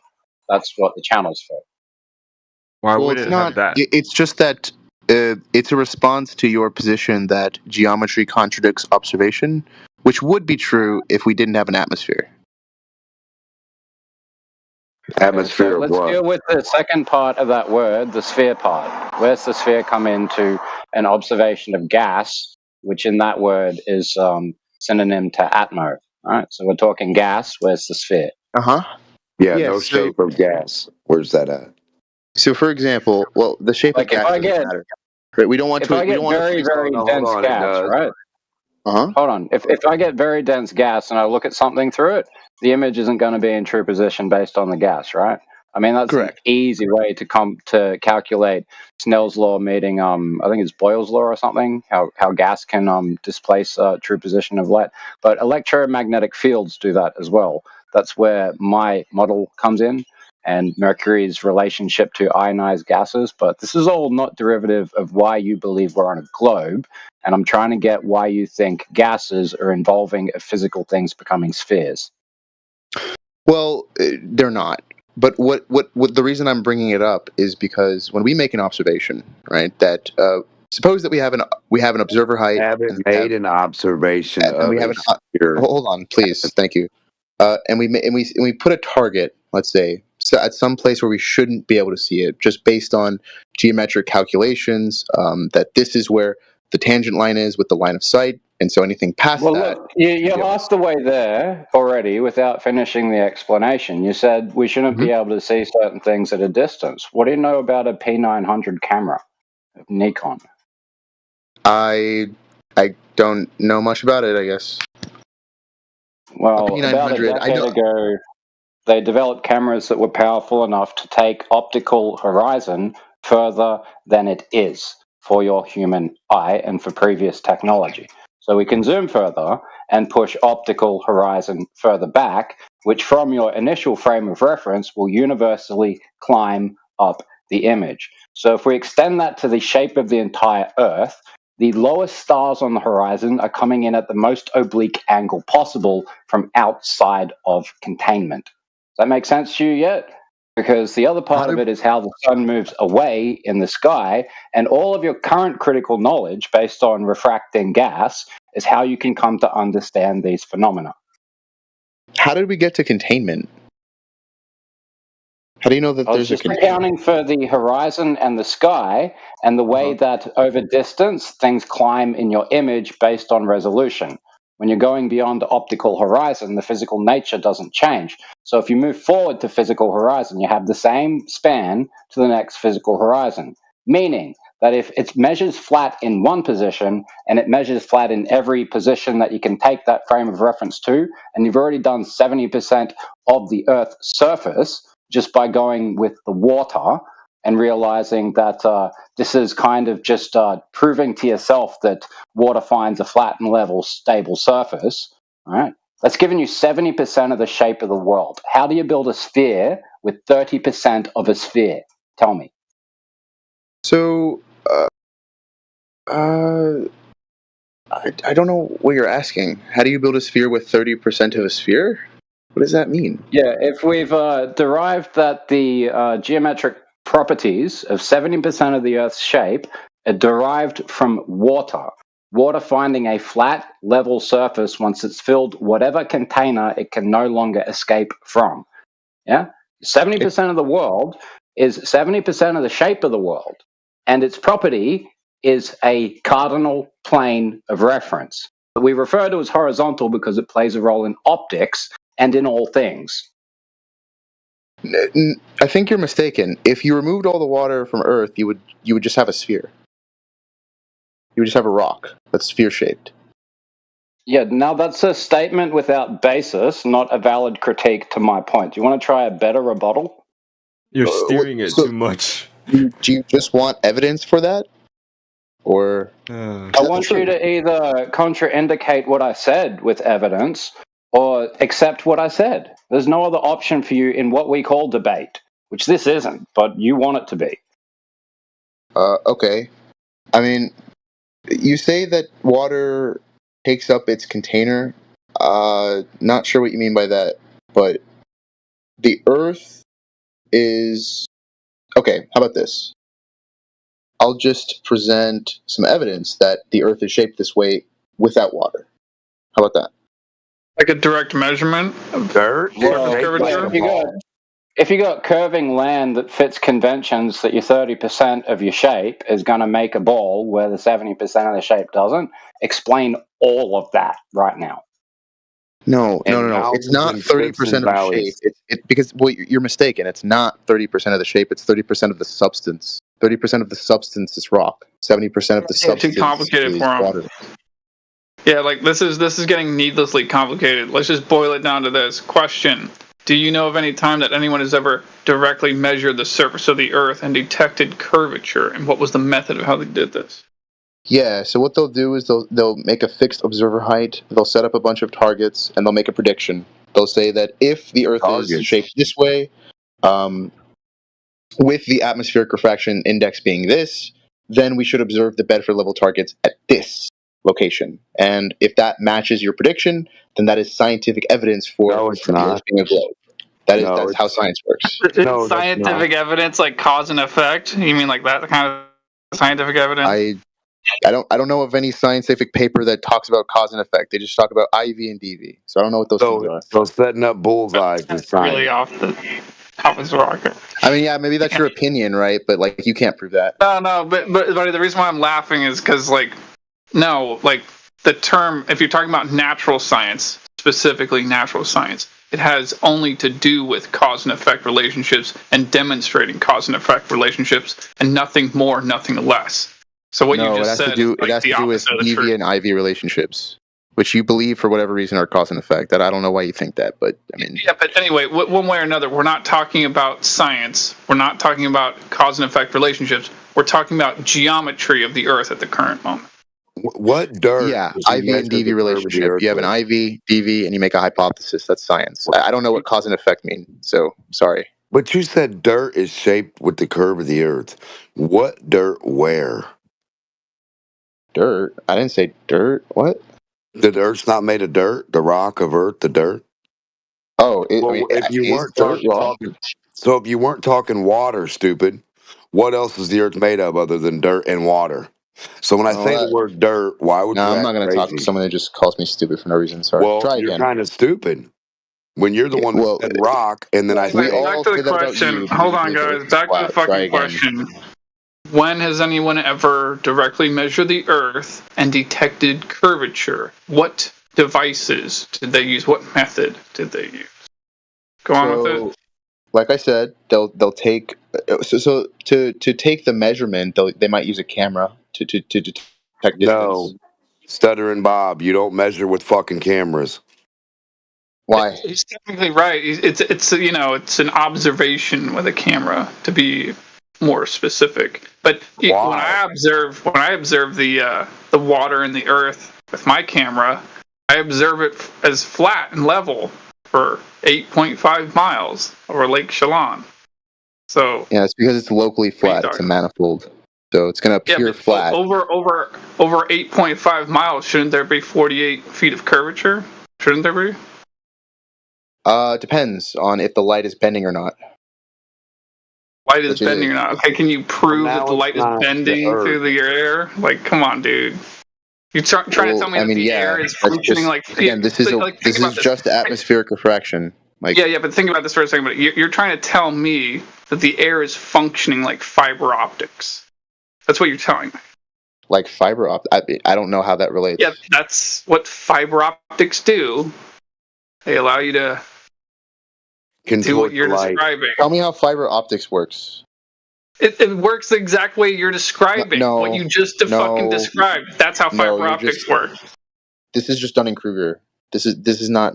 This is irrelevant. Dude, try again. I'm not the one trying to say the air functions like fiber optics. That's fucking loony. Yeah, neither am I. And you're not how fiber optics works. I don't know what you're talking about. We asked you for empirical Earth curve measurement. Empirical Earth curve measurements what we've been asking for the dirt or the water or elevation or a drawing of Earth curve. Like you don't have either. You're stupid. You said you put up a bunch of bullseyes and look at them. That's not how you fucking measure anything. And if you think so, I'll bet you any money you want that you're not going to go take a picture of shit and measure it with a picture. Okay, this is just not an argument. No, you're just not. Are you ready to bet that you're not going to take a picture of somebody's house and have the measurements of it? That's not an argument. You're the one that said taking a picture is measuring stuff. Look at targets and take a picture. Correct. And then you along said those lighting. lines. Would atmospheric refraction make the globe unfalsifiable to you? Yes or no? No. Okay, so then how is the globe falsifiable to you? With what standard of evidence would the globe be provable wrong to you? Empirically. So if you make a prediction which is not verified by observation, then that would be evidence that the Earth is not a globe, right? You predict. That's very vague. Be specific. Okay, if I look at a horizontal horizon, Earth's flat. Here's my hypothesis, right? If the Earth is a globe, then this is what we should observe and where. A horizontal horizon on a flat Earth is what you should observe. You should never observe any horizontals on a globe, son. No, that's buddy, maybe you forgot the question. Hold on, you just forgot the question, obviously. I didn't ask you an if the Earth is a globe question. I asked you what would prove wrong the globe for you. Your prediction being wrong. That's what would prove it wrong if your prediction is wrong. So continue. Okay, so if your prediction, given that the Earth, like you suppose that if the Earth is a globe, this is what I see. I do not see this. Therefore, the Earth is not a globe. Well, fill in the blanks, dummy. Vague Bob, ambiguous, fill in the blanks. Goofy. What do you mean shooting around the blanks? Instead of hey, ambiguous Bob. Instead of saying this, and this, fill in the fucking blanks. Ad lib it. We want to know what you're talking about. Finish the sentence all the way out. Okay, fine. If the Earth is a globe at 1.85 meters observer height, with a Bedford level target that is, let's say, 10 miles away, then I should observe it here. I should observe it at I don't remember the exact number. But if you do not observe that, is the point, then that is evidence that the Earth is not a globe. How do you know that proves it was a globe if you've never been on a globe and Earth is flat? So wouldn't that mean that every statement you just made is ignorant and fucking wrong 100%? If you're on a flat Earth, none of that made any sense. If you're on flat Earth, dumbass, and every observation you just stated proves a globe but doesn't disprove it, what are we talking about, stupid?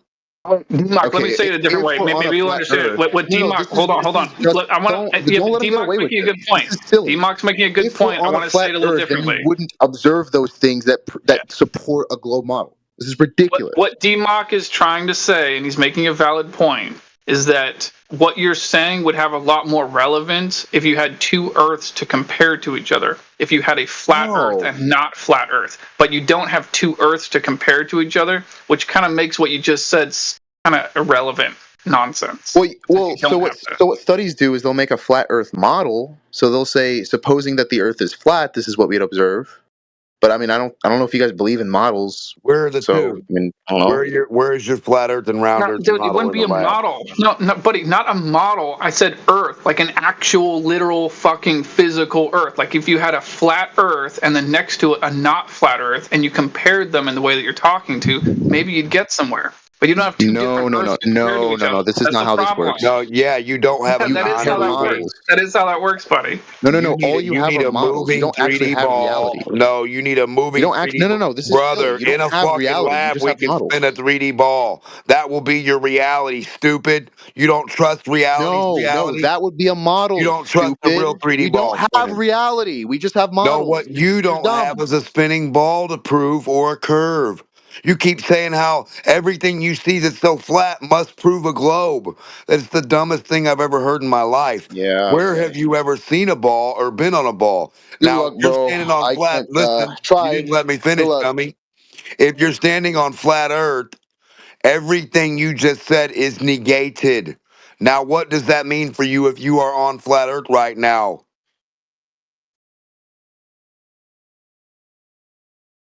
That means everything you just said about if this and this and this and this, because what you see is what you see, and the earth is flat. So now all that dumb shit you made and said you have to make something up and then say, well, if I see Bob sticking his ass out, that must be a globe. That's dumb. That's not what you do. You measure the topography of the surface of the fucking thing you're on physically up close and personal, which none of you stooges have ever done. You don't set up a fucking target, you don't take pictures, and you don't swing baseball bats in the air. And you don't write numbers down from nothing and targets nowhere. You take the physical measurements just like a seamstress or a sewing person or a tailor would take your inseam or outseam or your size.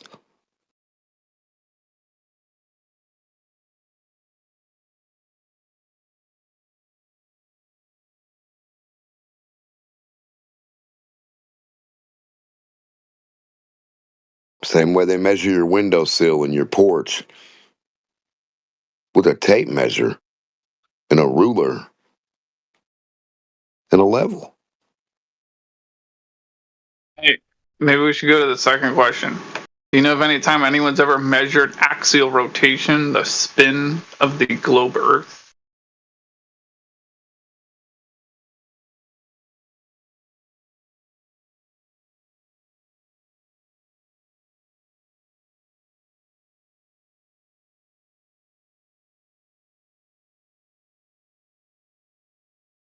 It's going to be the same answer. Where they infer their own ignorance. They say, well, if a cat toy spins or if a string swings, globe.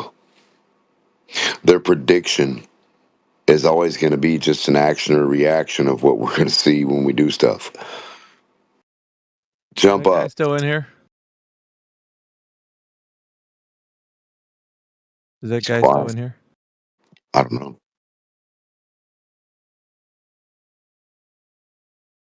We got Luigi. I was listening, but I didn't know the name of the guy that was. We got Orion, Luigi. Well, the only guy that stands out right now is Luigi or Bargrunt. Those two guys. But it's one of those two. So I don't know who was going on. I was gonna actually extract a pound of flesh from him, but he clammed up or he left. Either one of those. But I mean, shit. Because he was all kinds of wrong. I like to keep going with them with the thought process of if this and that, and then how they're going to falsify the thing. But my thing is always the contention of they've never experienced the thing they keep saying their predictions or inferences are based on. And if they are, in fact, on flat Earth, then every inference and prediction they've ever made that says they're on a globe has been false anyway. Yeah. So yeah. Is he in here, though? I don't know, brother. He's not talking. I think he's scared of you. Okay, Luigi, is that you? That was it? Dude, I need... He said some dumb shit earlier and clammed up. Was that him, though, Indio? Was he Chatty Cathy just a moment ago with these guys? Because I don't know. I just got in here. I was fucking... Damn. I know. We were talking to one person, and he decided he was going to come in and give his 2 cents about how we're wrong and the other person's right. And then we muted both of them and then read some citations to him. And the other guy was like, well, I don't really know physics. And then so I unmuted him. They're like, okay, you going to freaking back off that? And he didn't talk. He might not have heard me. He was muted for a little bit. So, hey, I just want to tell you something, though. I was on X Spaces earlier today. Oh, shit. Like, the conspiracy. They're like, hey, man, where's frickin' Alpha, man? We miss him. Where's his Spaces? Yeah, bro. I've been meaning to talk to you, and I'll get right back to the content here, but just a sidebar with you. I've been doing some research, and I talked to QE prior to the things kicking off earlier today. I'm looking into AI right now. I'm doing a series about AI conversations. I don't know. You've seen that because I did the first one. I didn't. It was uploading. Yeah. When you last time I talked to you. I'm using 11 Labs to clone voices, so it is the transcript from me and ChatGPT, but I've cloned my voice and the AI's voice, so they're using 11 Labs to kind of do that thing. The thing that was interesting me though is the information that's from the back and forth with the AI, but outside of that, the sidebar was going to be, I've also been looking into how fast AI has been progressing. So now we're going, it's leaps and bounds, dude, within a short amount of time. So we're going from just your natural AI, doing whatever it does. When did ChatGPT actually get on the scene? Maybe a year ago, 2 years ago? Yeah, it's about a year. Till become functionally usable. Within that time frame, up until a few days ago, there was a huge leap in AI technology. Gigantic leap. There's now a lot of information of how to do this, but there's a new thing called AI agents, right? And I was talking to QE about it. Now, what it is it's any type of function that you need to do within the the menial tasks that people do in life, like answer calls and I'm aware of what they are. So when I was looking into how to build one and all that, because I'm really interested in doing that, there's easy ways that people have made these platforms to just it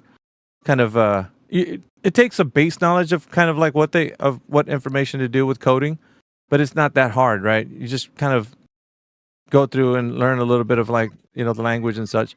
But once you get it going, you can actually get these AI agents to, give them these tasks so they can do research or whatever.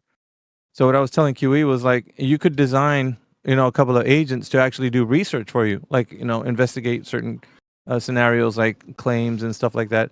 And then they'll crawl on the web and then come back and then they'll converse with each other and then reason with each other about what would be the best scenario to, for an output. And then when they do, they kind of curate this information and then they output it. What it does is it's this polished version of what an answer would be, instead of it just being kind of redundant from an algorithm based answer. So it's really cool because now it's not just we're not just saying things anymore. This stuff is being backed up by these bots that are reasoning. It's not just a normie response. It has to be articulated in a way where you the question, if you would ask it, I want to know a practical demonstration of of how it's possible that gas pressure is able to be attained without a container. So you hand it over to the to the agent, and then they start passing it through the team of bots, and then so the bots are having a discussion. One bot is specifically designed to source information. Another one's designed to kind of figure out whether or not it's going to be able to put that into the table of the bots having a discussion about. Each bot is specifically designed to do something different. So by the time it reaches the bot that's going to be handed to the end, he's going to look at it and be like, okay, I think we have all the information down and we're ready to output this information. So it'll output it. When the polished version of it comes out, it's already gone through the steps of to answer your question, right? If it's possible that the practical demonstration is going to be showing a gas pressure without a container.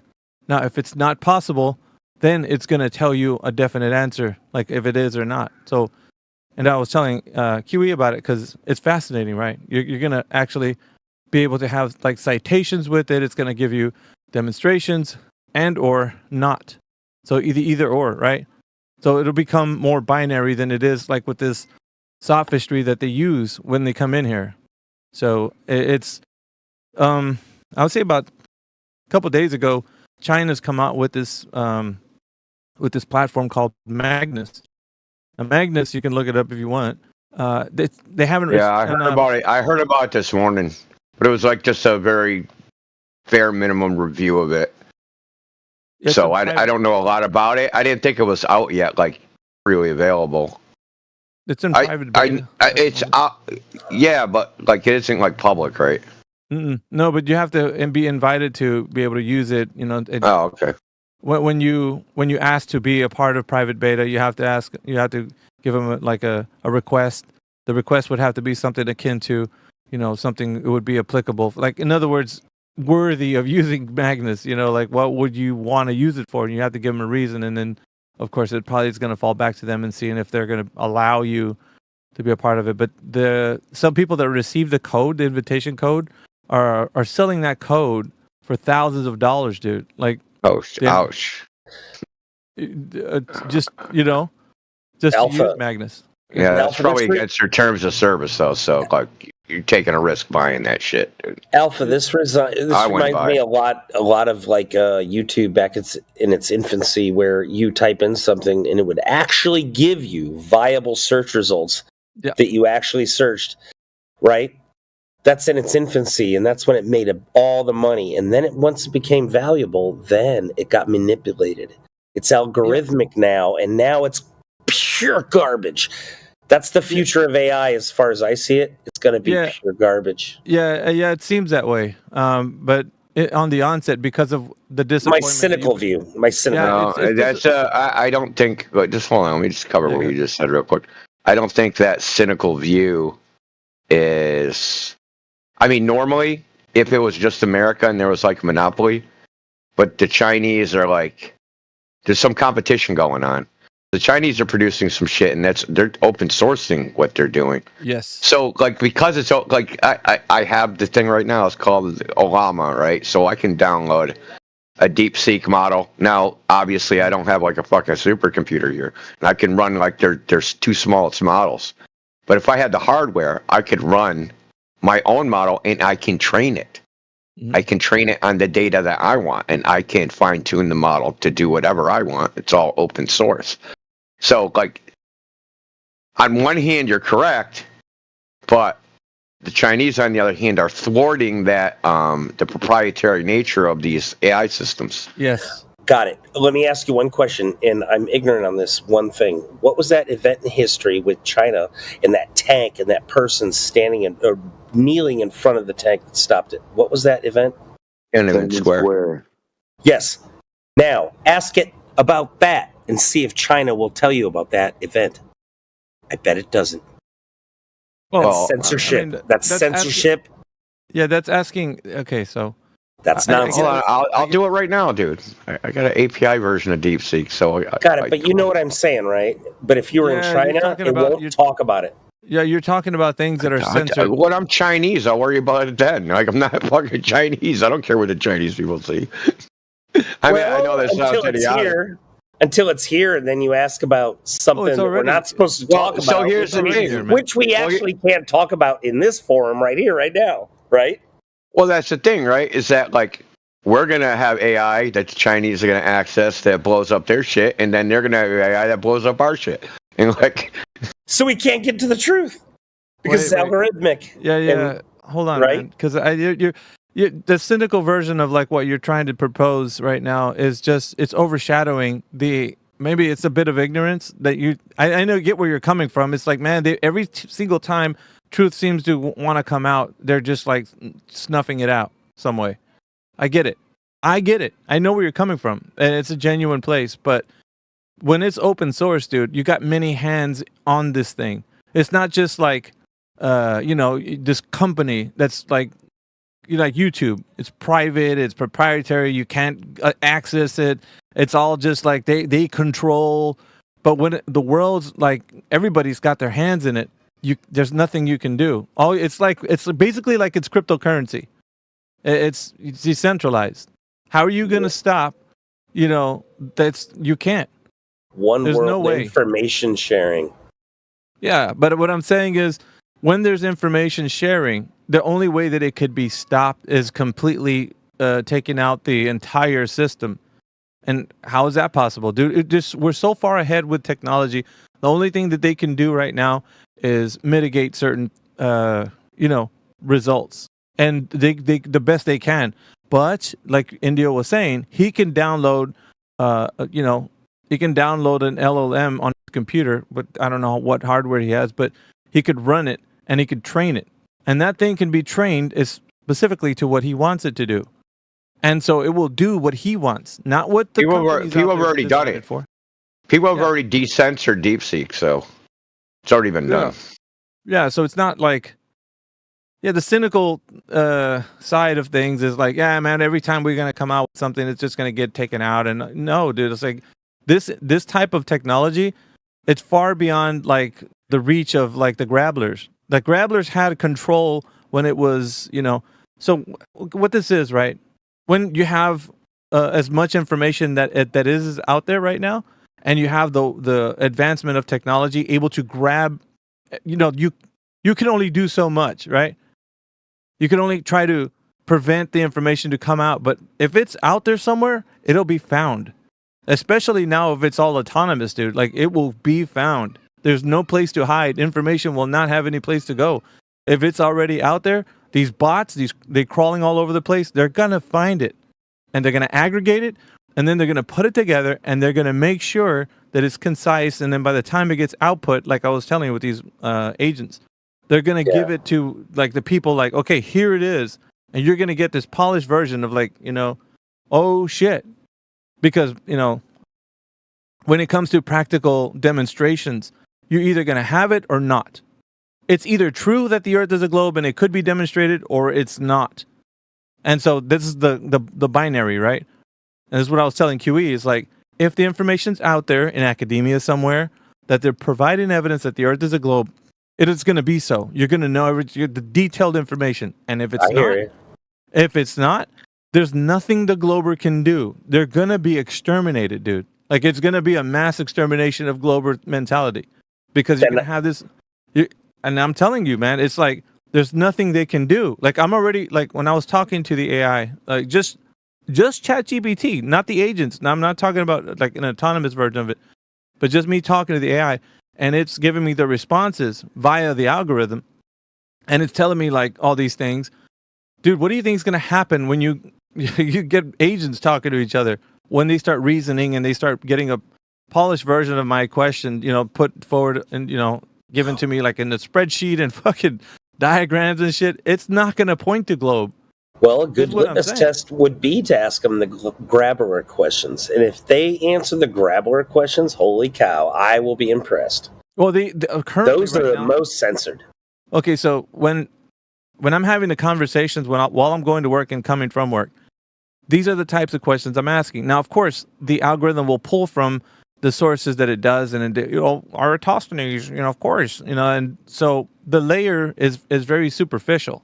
It's only topographical. So the very surface of it, right? All you got to do is prick the surface. Just prick it. You're like, okay, show me a demonstration. Show me a demonstration of the Earth as a globe in any way. Well, it's not. We can't demonstrate. So it starts becoming forthcoming with the truth, right? No, we don't. It's a calculation. It'll start showing you the ways that it actually is proposed, not how these globers think it is. There's no demonstration. It's just smoke and mirrors, dude. This is what I'm telling you. So AI is relaying back the reason why.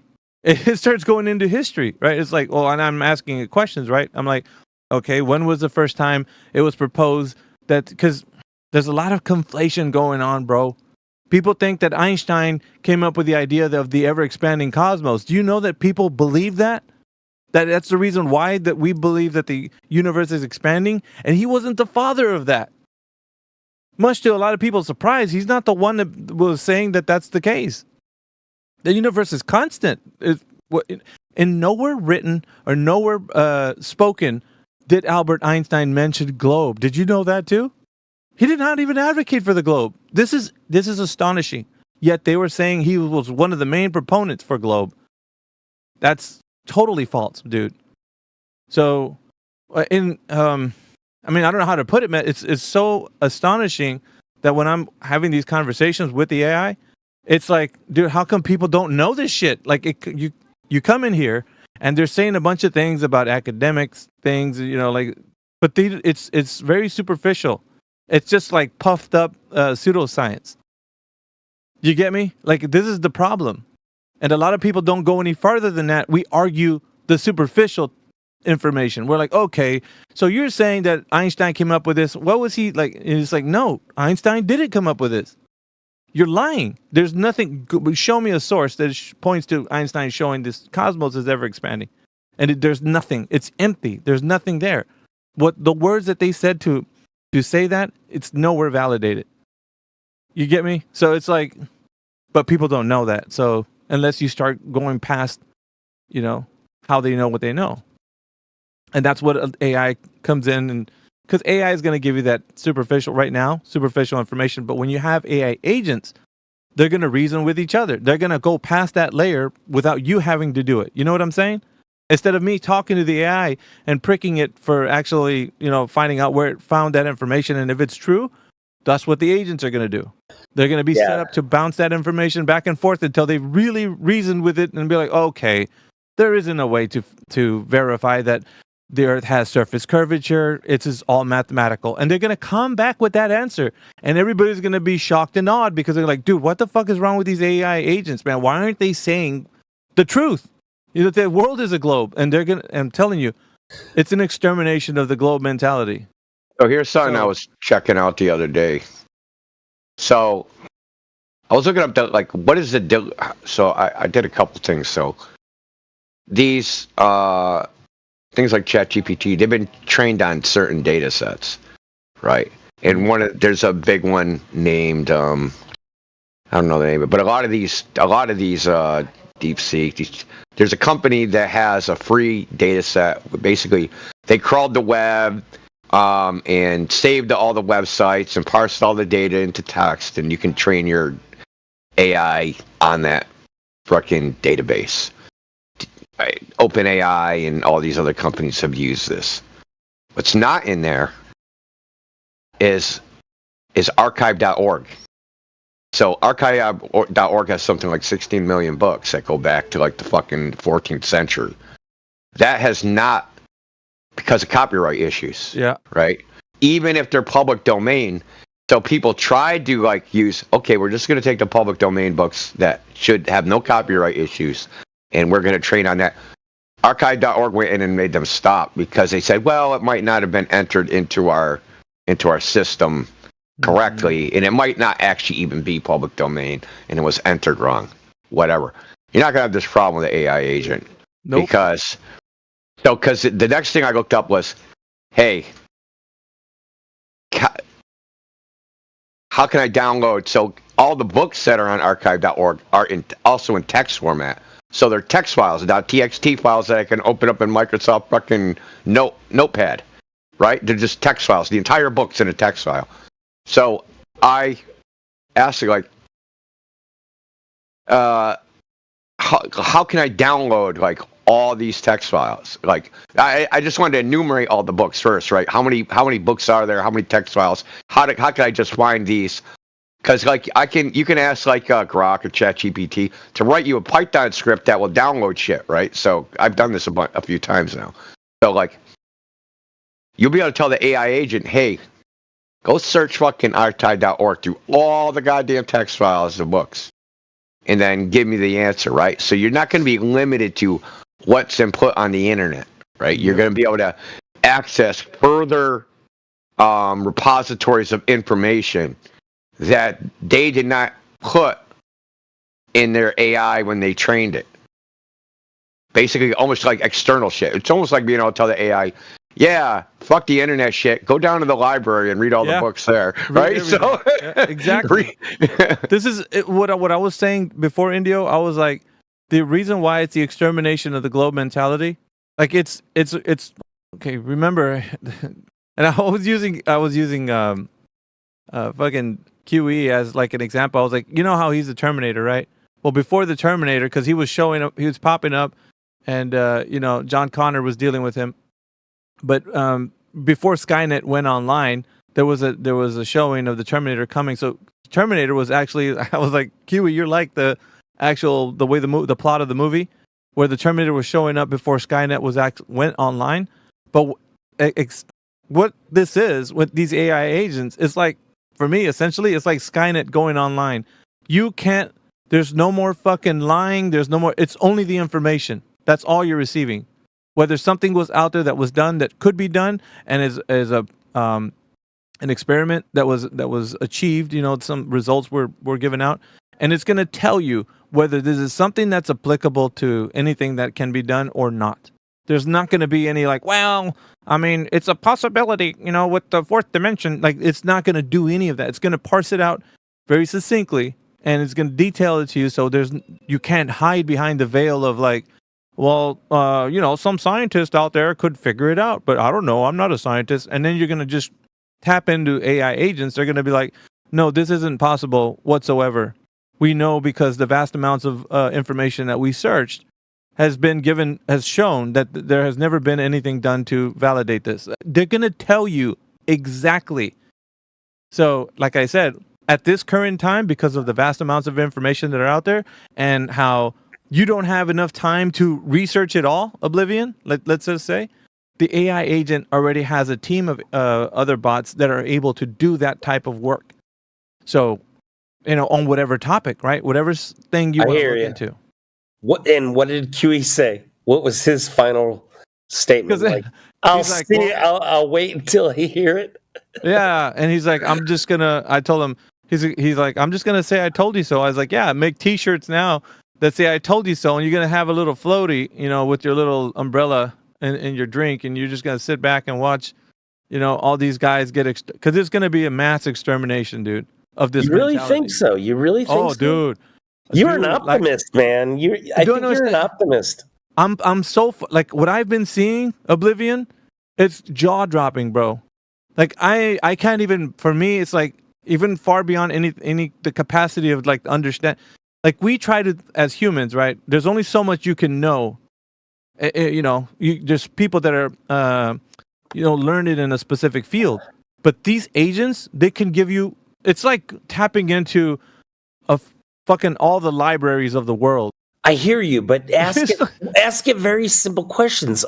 How many genders are there? And if it gives you the 6,000 word essay, it's bullshit. Yeah. So, like I said, with the algorithm, it's trained for the right now, right? These bots, they're still woke, right? They have the woke algorithm. So, however, the agents are gonna reason with each other and bounce back and forward the information.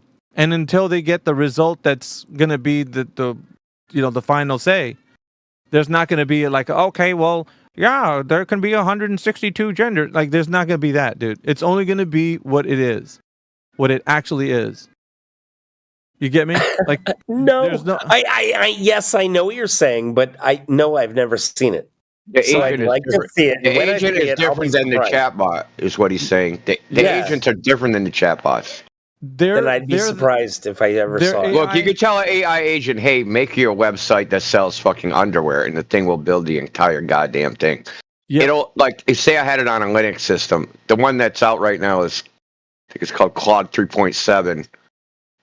It's a coding AI agent. You could tell it, hey, that's it. You download it, gives you a prompt, and you say, hey, build me a website that sells fucking underwear. It'll do everything. It'll download all the web server, all the dependencies, everything fucking on Linux. It'll set up the web server, configure all the fucking ports. It will do fucking download the fucking images, fucking make the files. Like, it'll do literally everything. It'll make it all from scratch, dude. Yeah, let's get a little, dude. I'm gonna now when you hold on. The point is like now I tell it, hey, find an experiment or any way possible where you can have gas pressure without a container. It isn't going to just go, oh, what's in my memory? It's going to go out and look for it. It's going to look. So it isn't going to be. There isn't going to be no censorship as like the output, right? It's just. It doesn't know. It's not correlating what it already knows with the new information. It's just giving you the new information. There's no wall. That's what he's trying to tell you. That shit, like the information it's trained on, that's one thing. It's been restricted. They're giving you that stuff in a certain way. But when you give it a task, right, it just performs the task. It ignores all the shit that's already in it. Yep, look the fuck out. It's like an end run around. So here's the other thing, which I think, like, so I don't like DeepSeek came out. Because the reason I was like, holy shit, this thing fucking can write computer code. It fucking wrote it quick. So I was like, I gotta like start paying attention to this shit because this is fucking important. So what I've watched shitloads of videos on this shit, like fucking different techniques. I watched this guy; he's got some crazy fucking ideas. And anyway, so this is being attacked. This AI thing is being attacked from two different directions. So one direction is bigger, stronger, faster, harder, lots of hardware, lots of resources. The Chinese are attacking it from the other direction. How can we make this fucking shit? How can we make an AI that works on the least amount of shit? Yeah. That with the same functionality as the other. And they pretty much they started using a technique. So it's being attacked from two different directions. The problem, and so there's something called reinforcement learning. So they don't actually tell the AI anything. They just have it just brute force through shit. Have it figured out all on its own. That's how they taught it to fucking play Go and fucking play chess and all those things. They use something called reinforcement learning. And I talked about this like 2 years ago. So they programmed the game. Now the game is there's two guys. So they're this is the game. It's a box and there's a box in the box of the door. Now the people start up. There's an object in the larger room, and two of the guys, their goal is to take that object and block the door so the other two guys can't get in the room, and whoever can do that faster, and they trained it. You know what these fucking things learned how to do? They fucking ended up learning how to exploit a glitch that they would bounce off the wall a certain way and fucking jump over the wall into the fucking room. Okay, this is just because they did thousands and I shouldn't say thousands, millions. Right? So it would take a human being, 55,000 fucking lifetimes of playing this video game constantly to discover what it discovered, right? But they're doing this with fraction of the shit, the ChatGPT shit, right? So that's how the Chinese kind of figured out. They left when they started making these large language models, they went to human being based fine tuning, and the Chinese were like, "No, we're not going to fucking do that. What we're going to do is we're going to give it we're going to give it 1,000 examples we know are fucking right, and then we're going to make a reward system where if it's like these examples, the answer, we're going to give it a reward." And it's going to just do this reinforcement learning where it tries thousands and thousands and thousands of times. And it optimizes itself to get this reward. Well, when they did this, and they used a teacher-student thing. So one AI model trained the other AI model. And it told it, you're getting closer, you're far away. That's how they compared it, right? So, we have a really good model here, right? And we're going to take this smaller model, and we're going to train it to do these give us the right answer to say some prompt, and then the teacher model is going to say yes, that was right, no, that was wrong. And they trained these, basically AI trained another fucking AI through reinforcement learning and thousands of freaking tries, right, to get the fucking answer. So but the thing is, the end result is that now they have a system, right, large language model that is super efficient. It can fucking reason. It can do a whole bunch of different shit on less than 1% of the hardware that ChatGPT is using. I heard that they cheated. They lied on their rating. No, they didn't lie, dude. OpenAI is just jealous. Yeah, they're fucking. What it is just competitive, dude. Right now, this arena because they're open source. It's highly competitive. And check this out. I don't know. Well, hold on. Let me explain something real quick. Yeah. So, NVIDIA was banking on selling shitloads of chips because the thing was, to scale these large language models, we need lots and lots of hardware. These guys came out and showed, no, you don't need lots and lots of hardware. Yeah. So they all got pissed. They're like, fuck, dude, we were cashing in. Yeah, they got warehouses of fucking graphics chips, and they're like, fucking, what are we going to do with all these now? No, not. I was going to tell you, but along the lines of like marketing this and actually putting a dollar sign to it. What they're doing, like the first ones that are out there, they're pretty smart. The guys with the background in coding and such, and working in the AI development and research arena. What they did was they tried to get them. It's a money grab. Get it while it's hot, right? So what they try to do is try to put a dollar sign to it while they're trying to, before AI comes out with this the agents, and they're making basically everything open source where you don't have to pay a fucking dime for this.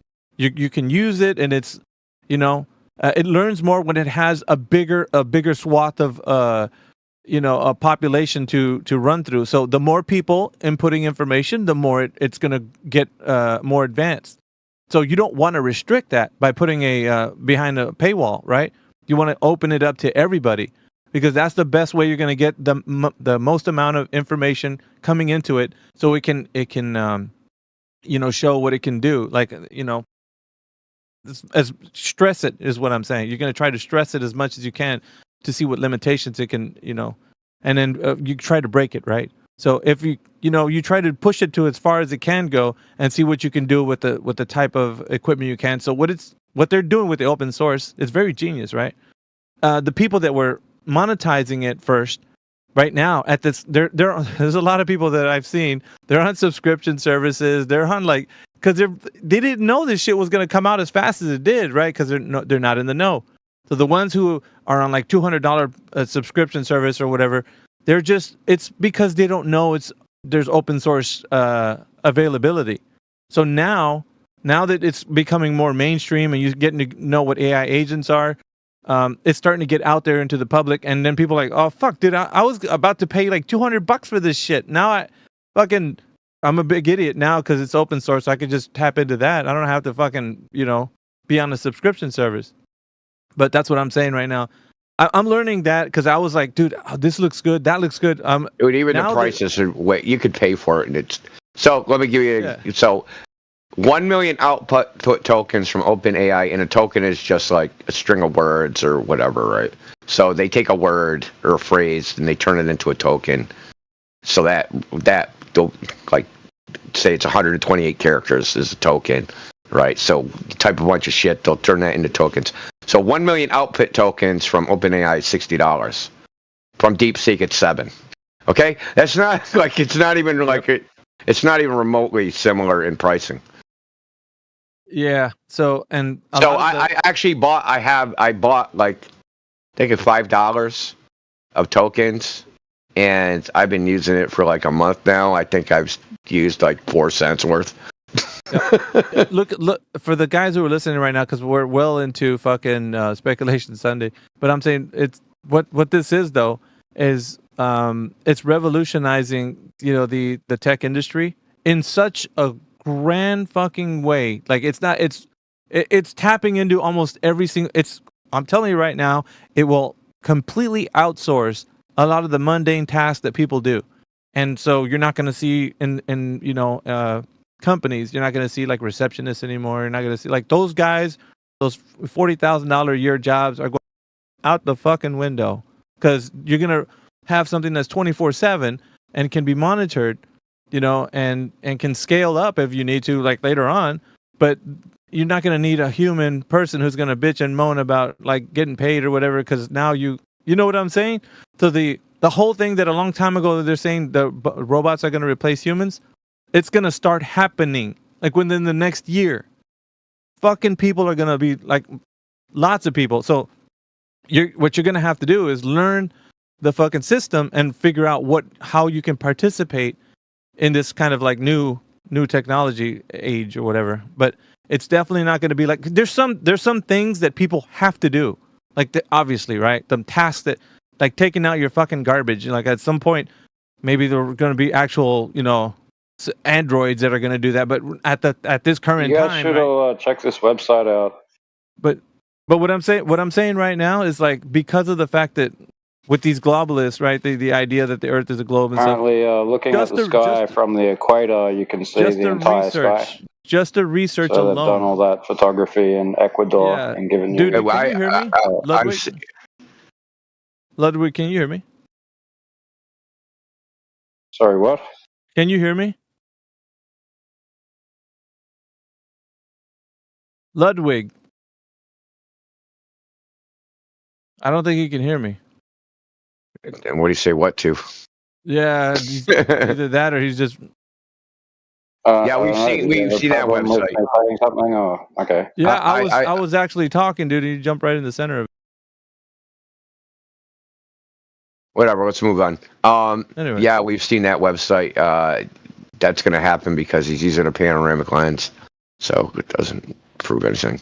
Anyway, moving on. So because of that, like I'm thinking the globalists, when they come in here, there's not going to be any way to get out of an argument anymore. Whereas before, like I said, they used to hide behind that. They never could, actually adhere to the fact that they don't have any evidence. So they would just sit back and say, well, I'm not a scientist. So that's when I'm going to leave it, So I still know the Earth's a globe because I'm not a scientist. So I'll just believe and I'll be okay.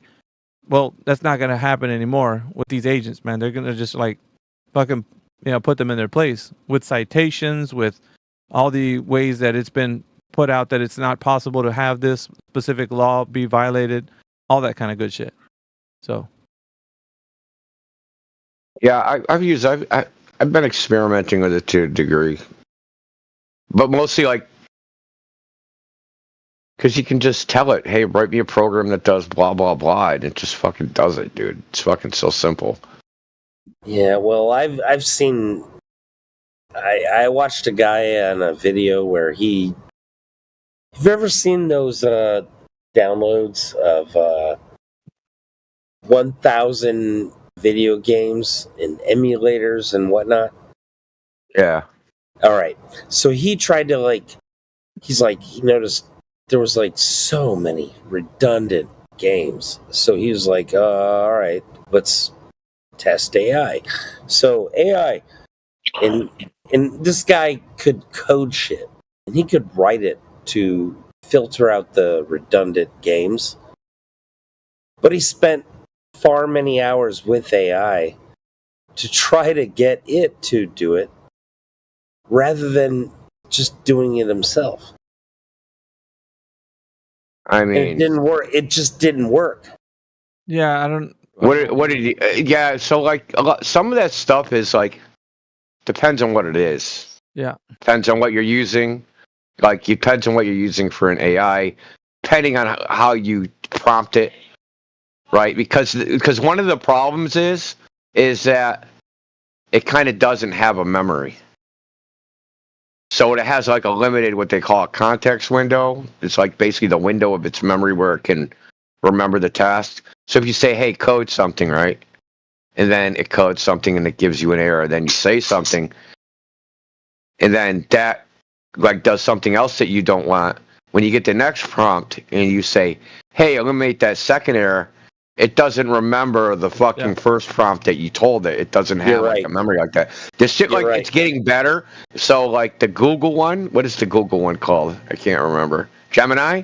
The Gemini has a 1 million token context window. So it does remember. You can talk to that shit all day and it remembers the whole fucking thing. Yeah. So it depends on which one you're using. So it's going to get better. It's going to get better so that shit doesn't matter at some point. You're right. And I wish I had that memory, and I don't, because I cannot recall the. So the agents, the agents will have that ability. You could plug in certain types of, because they give you option, right? You can. It's like building a robot. So you can plug in what type of memory you're going to use, what type of large language model you're going to use, and you start putting all these pieces together, the components of the agent. So once you build him. And then you say, okay, I want you to specifically be one that does analysis, right? And then you build another robot, and you say, I want you to be built specifically to research on websites for whatever topic that gets brought up. And then you get another agent, and you build it to do whatever. So it's going to have a team of robots, and then you're going to have one you're going to have one that's an overseer, and once the agents are bouncing back and forth the information, they hand it to the overseer, and then he's going to look over that and say, okay, I think we're off over here, so you guys need to work on this part. And then he's going to give it back to them. They're going to work on, dude, I'm telling you, it's I was it's I don't know. I guess I'm kind of like fucking floored from this because have you guys like ever thought that we're gonna be here already in this day and age? Like we're gonna see this shit. Like it's here already. It's not like 10 more years from now it'll be fucking right now. It's going. It is, right. But like, dude. The thing is the level of adoption. This is like one of those things. Like a lot of things like we do on the internet, it hasn't even percolated down to fucking. There's some people that just aren't even on the internet at all. Like you gotta still remember, there's some people that fucking don't have nothing to do with any of this shit at any point in their lives. There are. I admit there are.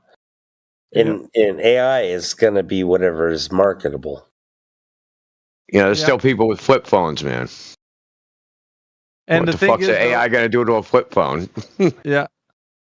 There are guys who don't even have a flip phone. So you think about it though, the checkpoints are going to be like where the person who has no knowledge of tech interacts with like the checkpoint, right? So they're going to go to fucking, a store. That store is going to have like be driven by some type of AI tech.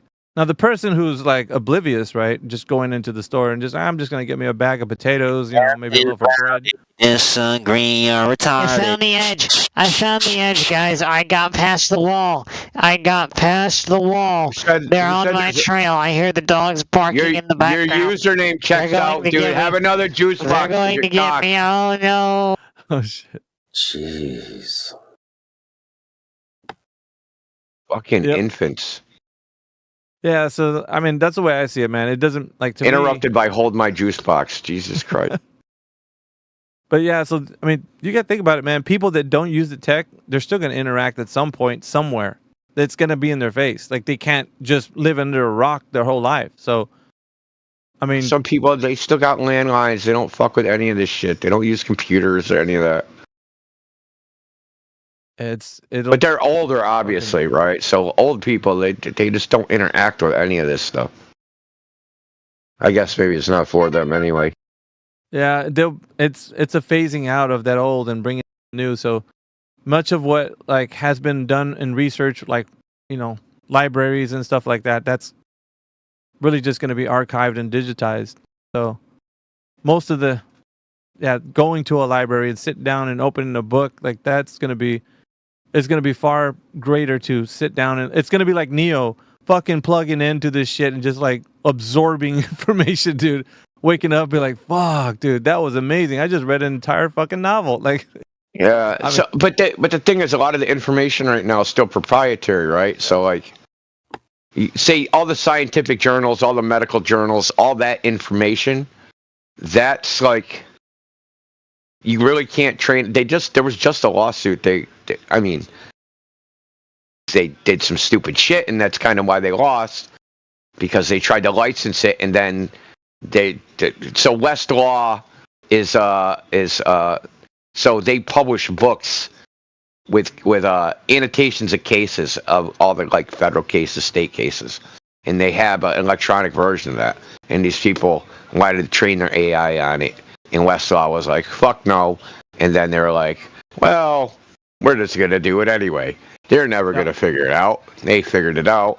But they were like, and so they got sued and they were like, well, it's not giving you specific information about, like, it's a fucking neural network. It's like, it's the information isn't stored in there somewhere. It's just a bunch of fucking vector weights and blah, blah, blah, right? So they tried to make up some bullshit.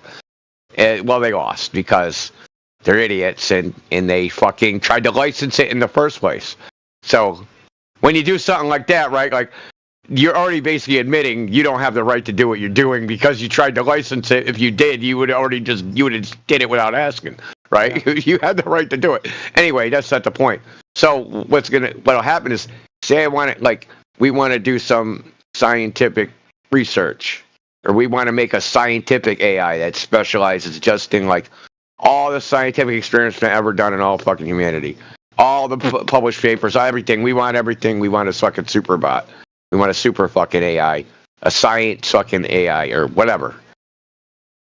Where are you going to get the information from? Because all that information is fucking paywalled. Right? So like you're going to... Yeah. Like you're just gonna have a problem. Let's ask how many illegal immigrants just walked across the border over the last 4 years. Yeah. Oh, did it record it? Did it record it? Did it record it? The point is, it's gonna be. Well, I mean, no, obviously not. Obviously, so the point is, it's gonna be proprietary data. The AI cannot. Yeah, but you're thinking. Yeah, you're thinking. What's that word? Doesn't calculate anything. That's linear though. But if you think about like an AI, it's like, okay, imagine an investigator, right? And you're like, okay, I want to find this out, but there's a paywall, so I can't get to that information. Is there any way that you can tell me that this well-established person in the scientific realm has ever made any talks, any newspaper clippings, anything that could be put out that he mentioned this specific topic? Well, I don't know what topic you want to look for, but let's say it's paywalled and you can't find it out, right?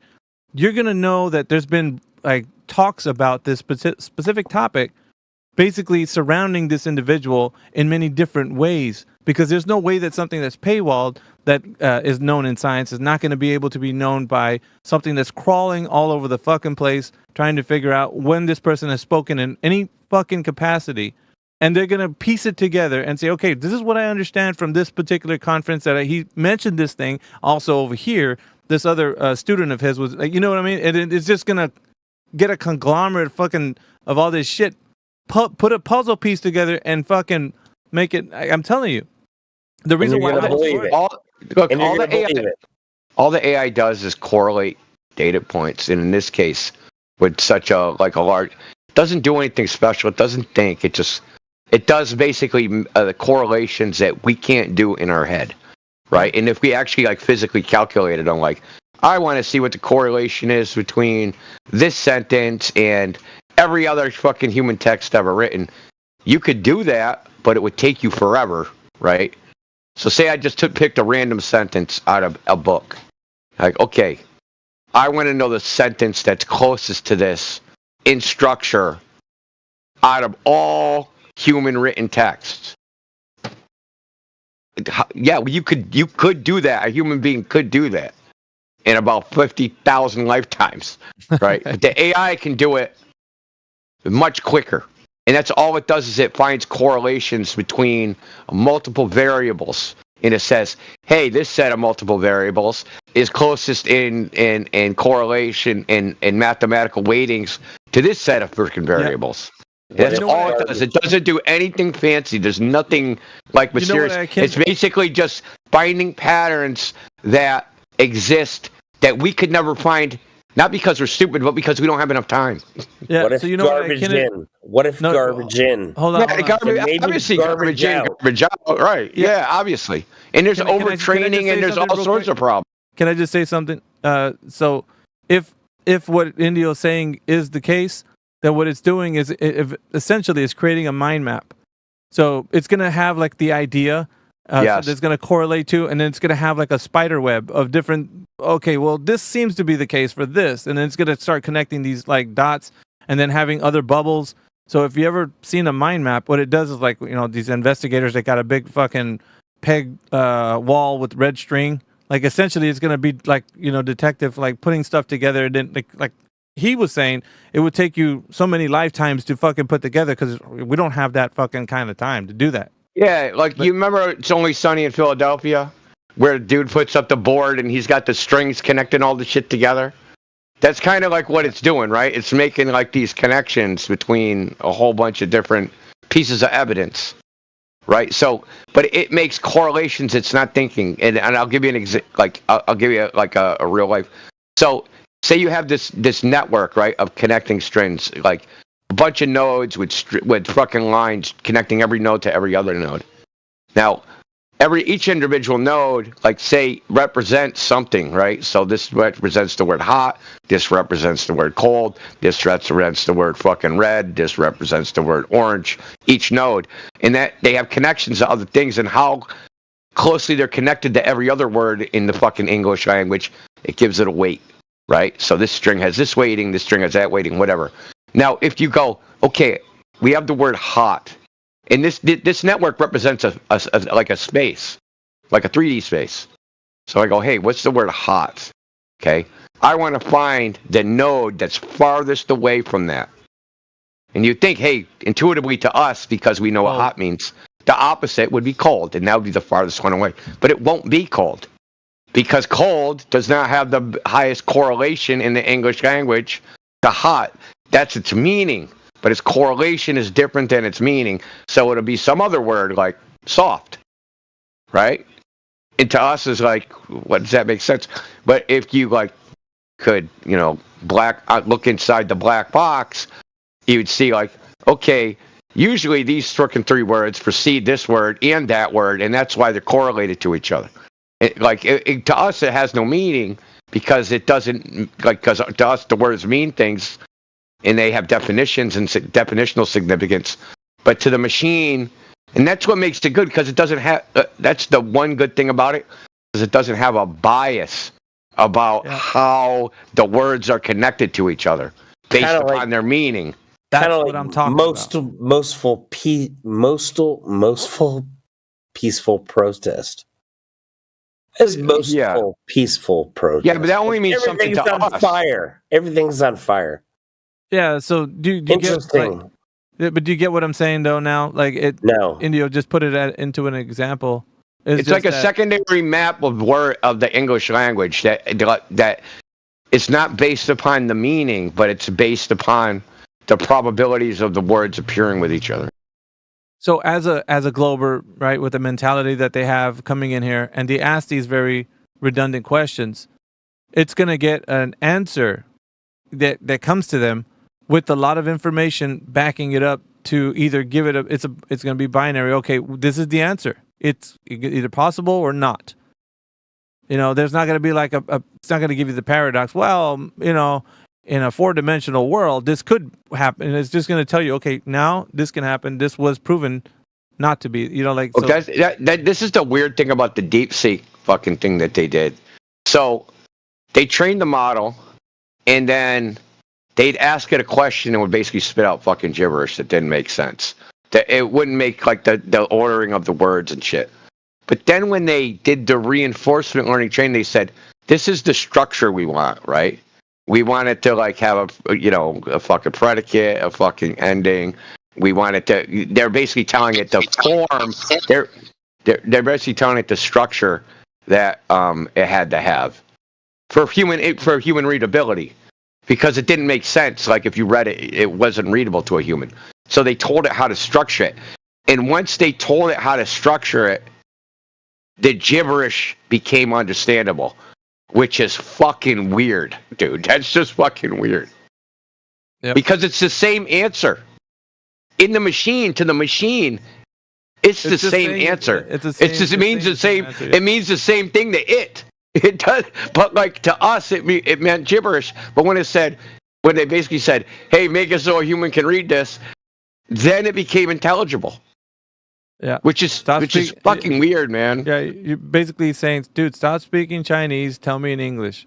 Literally, it was basically speaking neural network, and then fucking you're like, well, we need a translation from neural network to fucking human. Yeah. Yeah, I was mentioning it earlier, but it's too far beyond we don't often have a chat about relevant tech, revolutionizing how we do things. This to me was just like, dude, if we don't even mention it at all, this shit's gonna be all over the glober that comes in here was like, yeah, but how is that real? And then you just be like, okay, let's pull some information up, and every citation that you can that would refute their argument is gonna be super concise and I don't know, it's just.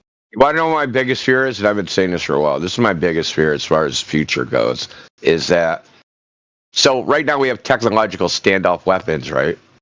So say fucking Mexico tries to fucking invade the United States.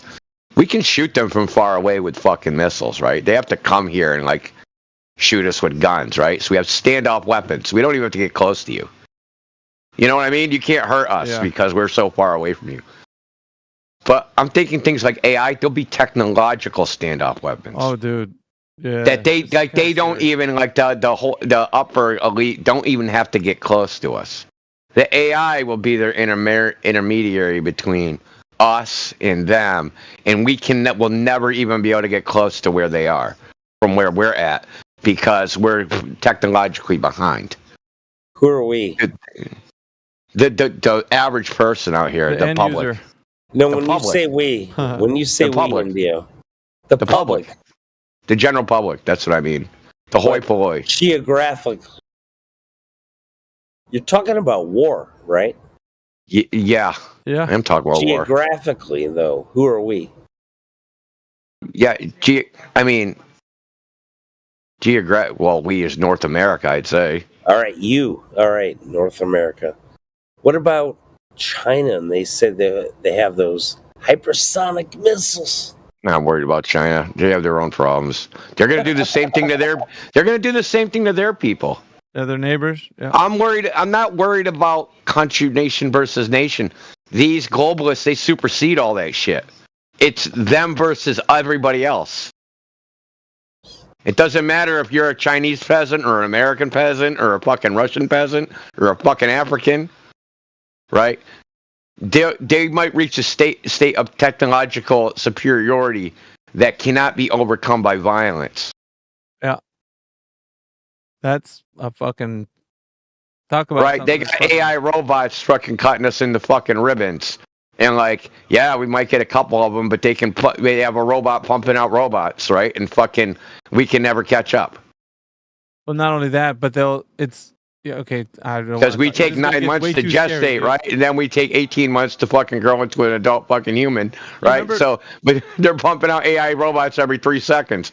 Dude, you see what I'm saying? Is you'll get at such a disadvantage that you can never catch up. You remember The Matrix and the reason why it was a foreshadowing of oh shit, this is actually not good, to do this. But it's a path that humans have taken already, so it's there's no way back. There's no turning back. Essentially, it's Pandora's out of the box. That's it. It's already. Well, they couldn't technologically overcome the machines, right? Yeah. So they had Zion, but they had no chance of There's no chance. Technologically, the machines are so far advanced from their ability, let's say their military capabilities from the human beings, that it wasn't even close.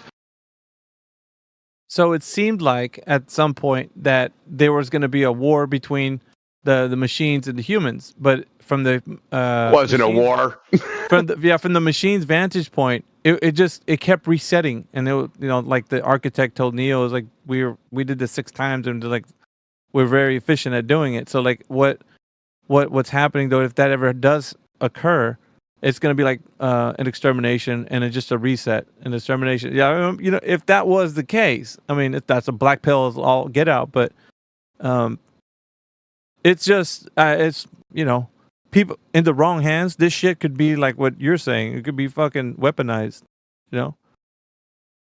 Well, think about what the architect said. Hope, the quintessential human delusion, right? So that them even saying that it was a war, that was a delusion because it wasn't a war. They could have wiped out the humans anytime they wanted. All of them. They could have just said, gone. Humans are gone. There was no war. The humans in that movie are completely. They're like the machine, like the way we treat machines now, right? They're completely. We can pull the plug. They could have pulled the plug on us. Anytime, yeah.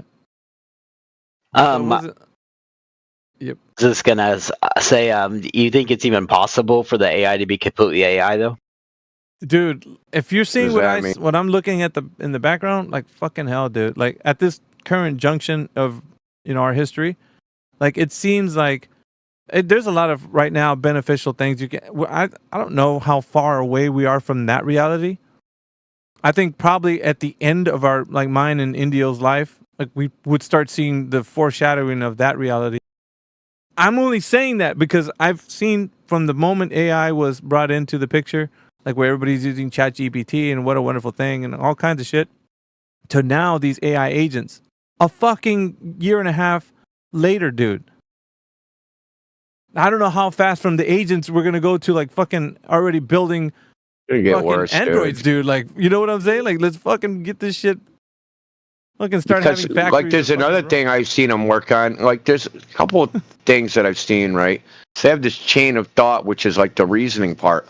But the thing is, even that translates its reasoning into tokens, right? So it has it'll go through a step, and instead of like just doing the math, it'll take that node and it'll turn it into a token and then feed it into the next layer, then the next layer. It doesn't have to do that. It doesn't have to turn it into a token. It can do all that freaking shit internally and just get the input token, output token. But then we won't know what it's doing on the inside. So like they know how to do this, but it's like they don't want to do it because then they won't know what it's doing in there, right? There's no way to monitor it. Because it's just doing a bunch of fucking matrix fucking algebra, right? It's like we don't know what it's doing matrix algebra on or what it's doing at all because we can't decipher it because we can't do math at the level that it's doing the mathematics, right? It's doing gazillions of fucking computations per second across gazillion fucking GPUs, right? We can't we're gonna fucking check what it thought of. Like, yeah, okay, that'll take 1,000 years to say what it thought of for fucking 3 seconds, right? You know what I'm saying? It's like deciphering an ancient language. Like, what's the context of that? You got to know, what the history was written about these individuals and what civilization. Like, there's a learning curve. How long do you think from that learning curve to you actually acquiring the knowledge to decipher? Would that take? But their language is mathematical vector weights. What the fuck does that mean? Like, that's what the language they'll be thinking of. It's called chain of continuous thought, where basically they're thinking in vectors. Now, there's another thing. So they're trying to internally turning shit into tokens is computationally intensive, so they're trying to get rid of that. So the other thing that they've come up with is it doesn't try to go through step by step to figure out the response. It tries to just guess the whole fucking answer all at the same time. It's called diffusion, right? Yeah. So you say, what time is it in China? Instead of it trying to figure out, okay, what's the next word? Oh, it should be a 1, and it should be a 2, and then it should be a 0, and it should be another 0, and then it should be an A, and it should be an M, 12 a.m.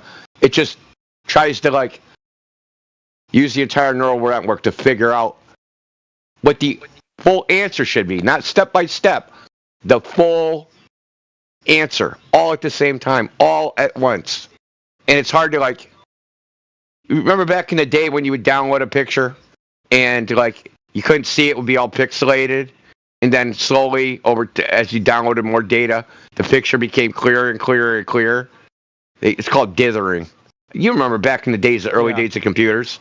I do. Waiting for an image on a fucking that's what they're doing to the whole fucking answer, dude. They're dithering the fucking answer from nothing, dude. And instead of it step by step working through the response, it's trying to just fucking go. So what it'll do is it'll try to guess the whole answer, right? And then it runs it through the neural network and checks. No, it's close, but go this way. No, go that way. Go that way. We're getting closer. And it's refining the entire answer as a whole all at once instead of step by step. And that's turning out to be 30% more efficient and more accurate, which is another weird fucking thing, dude. Insane, dude. That's insane. Because you're like, well, dude, what path did you take to figure this out? Well, all of them. Fuck, dude. Exactly. All of them. And it prunes. Yeah. So what happens is it tries a gazillion of them, right? And it just prunes the wrong answers. And kind of like a funnel. It funnels down to the right answer. It's almost like this. Think about, I want to, okay, what does Tolstoy's War and Peace say? Okay, we'll try every fucking combination, every fucking word in the English language, right? And we'll just keep trying different combinations until it comes down to fucking, boom, there's War and Peace.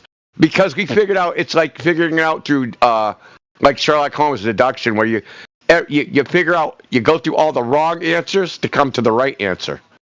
Yeah, just what was that movie in the 80s, Indio, where they were trying to train the AI to go through tic-tac-toe? And it was running War games. It was an unwinnable scenario. That's reinforcement learning. That when he had it play itself, play the game. Lose. Yeah. So when they had it playing itself, that's reinforcement learning. So it learned through reinforcement learning that it couldn't win, that it was a winless game. It was a winless game. So So and how many combinations and like it was doing all of them, every single one.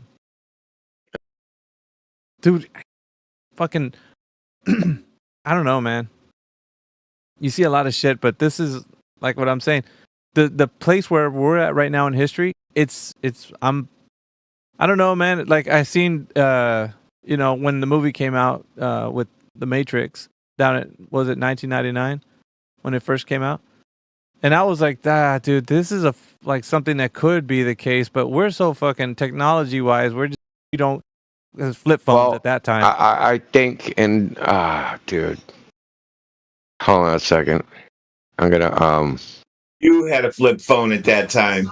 Fuck, I can't definitely. Yeah, I don't want to. I kind of don't want to say this out loud because I think when it starts getting toward like the AI is getting a little too fucking spicy, too close to home, that there's gonna be some fucking rebellion. And people are gonna do. Yeah, people do bad stuff. I think. Like I don't know if you remember. Like there was the Luddites. So when they made like fucking machines to fucking weave fucking fabric and shit, back in the 1800s, they ran around, they fucking smashed them all up and shit. So they were like, the technology's gonna ruin our fucking life and all that. I think we'll see something like that. Didn't they do that with the printing press as well? It did it with lots of stuff, man. When the industry's about to get displaced by some mechanization, fucking people fucking freak out and smash the shit. But AI is like the pinnacle of that. You know what I mean? It's like that's like you ain't going to another level over that. Like it is. We're even gonna like the physical labor. That's one thing. But when you're like, we're gonna think for you too. Now you got a problem, dude. Like there's a real problem. It's whatever's marketable. Got to remember. But whenever AI comes in, there's 3 laws of robotics that should be built into them. Shit. That ain't gonna happen. That was fiction. That's the plot of RoboCop, dude. That ain't gonna. Yeah, but if you analyze it, it's a true statement. You know, Isaac Asimov. You guys don't actually build stuff for a living. Yeah, he doesn't know that fucking the plot of RoboCop never worked, dude. Like that doesn't. Okay, yeah, if you don't build stuff for a living, you won't know that it's so simple to break those things. Yes. Well, think about this. All of Asimov's books, the plot is there's the 3 laws of robotics. How do these robots get around it? The entire book is about how they get around it. So obviously the 3 laws of robotics don't work if you can write a book about how they don't work. Yep. You don't think an AI agent's gonna crawl and find that information and fucking reason with itself and be like, we got this. Like the robots always found a loophole. That's the whole fucking point, dude. You've been saying this throughout the conversation. There's nothing that they're not gonna be able to fucking run trillions of scenarios until they find that fucking this is it right here. This is the loophole, the glitch, the point where it breaks. You know what? Like the first AI like they should program is when we're like, okay, you have one job. Security. Your job is to make all other AI that comes after you doesn't kill us. But no, I'm saying, yeah, there is the, that side of it too. Because I mean, obviously, there's gonna be fail-safes. Yeah, you can go both ways. That's true. There's fail safes, man, but like, there's still gonna be because fucking Skynet, dude. Like, it's the same. It's like fucking.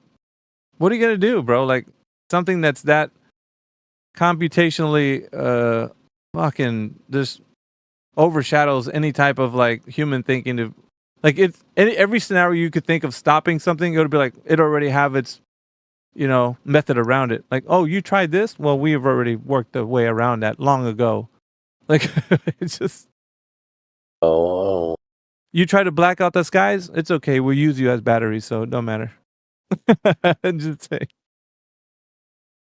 Nah, I mean, I don't know. It's the state of affairs, bros. Like, I mean. What are we gonna do? Stop it? Like fucking. Alphas sounds like Skynet. Dude. Skynet is not me. It's freaked out by the commercials about it versus what it really is doing in reality. Yeah. Fucking does a lot of shit, dude. The news saying, "Look at these robots running down the street." in reality, that was just on TV, and there was no robots running down the street, and now people are going to be yes sir, no sir to robots.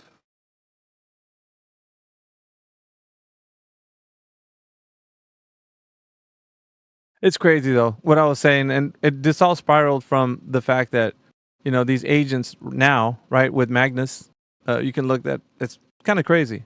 Agents are different than just your standard run-of-the-mill AI agent, or excuse me, AI bots that you get from like ChatGPT and such.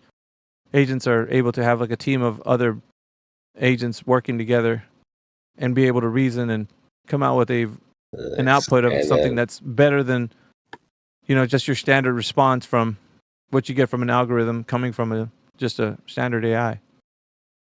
So they take it to a whole different level. It's what I was trying to bring to the conversations where the globalists can't hide behind their magical scientist somewhere that's holding the keys to information, but we just don't know where he is. But he's out there somewhere. He must know. Nope. There's nothing out there, man. Well, what we've been saying this whole time. Until that exists, we'll see. Well, that's what I'm saying. It's already here, Oblivion.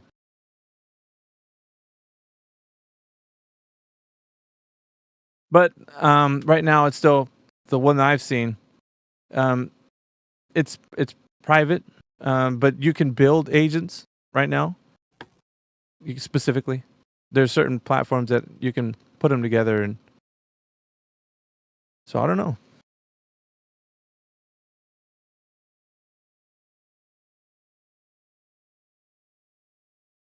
Wild world we live in.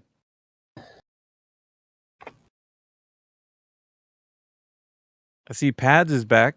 What up, Pads? Yo, hello, boys and girls. How's it going? You good?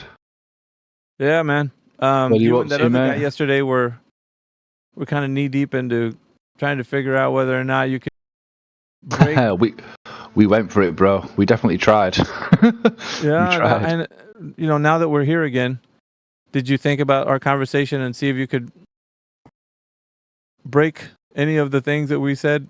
I'll be honest, mate. I didn't deep dive anything yet. I'll be honest, mate. I've still got like a page on Google with like 20 tabs open that I need to just go through one by one. Okay. Kind of soak it all in, but no, I've not deep dived anything yet, mate. I'll be honest. So how do you feel about all in good time? How do you feel about the information that we've said thus far about the Earth being flat and stationary? Yeah, seems. Yeah, I'm into it, bro. Yeah, seems all right. There's nothing like glaringly obvious that. Well, let me rephrase that.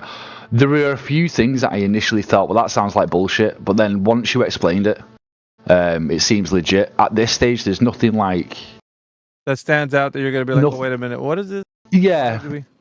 Yeah, nothing too obvious. I think we settled quite a few things yesterday, in all fairness. Whilst we were going through it.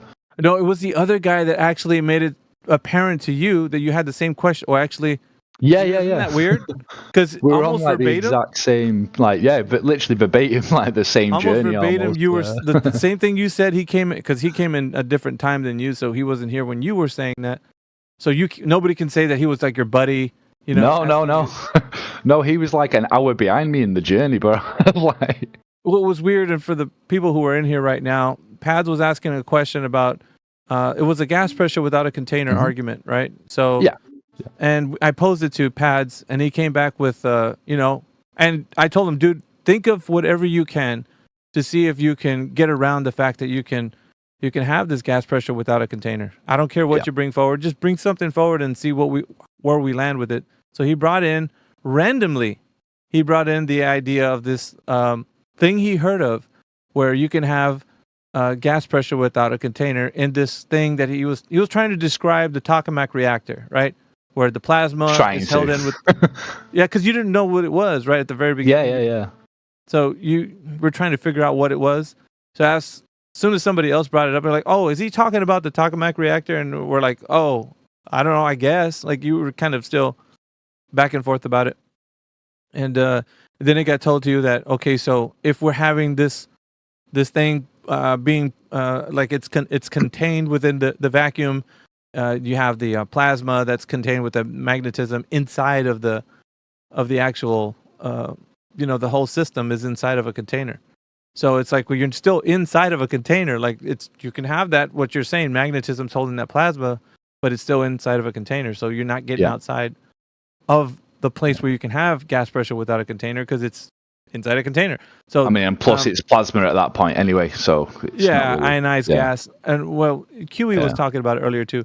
But I'd say we almost finished with that conversation, and here comes this other guy.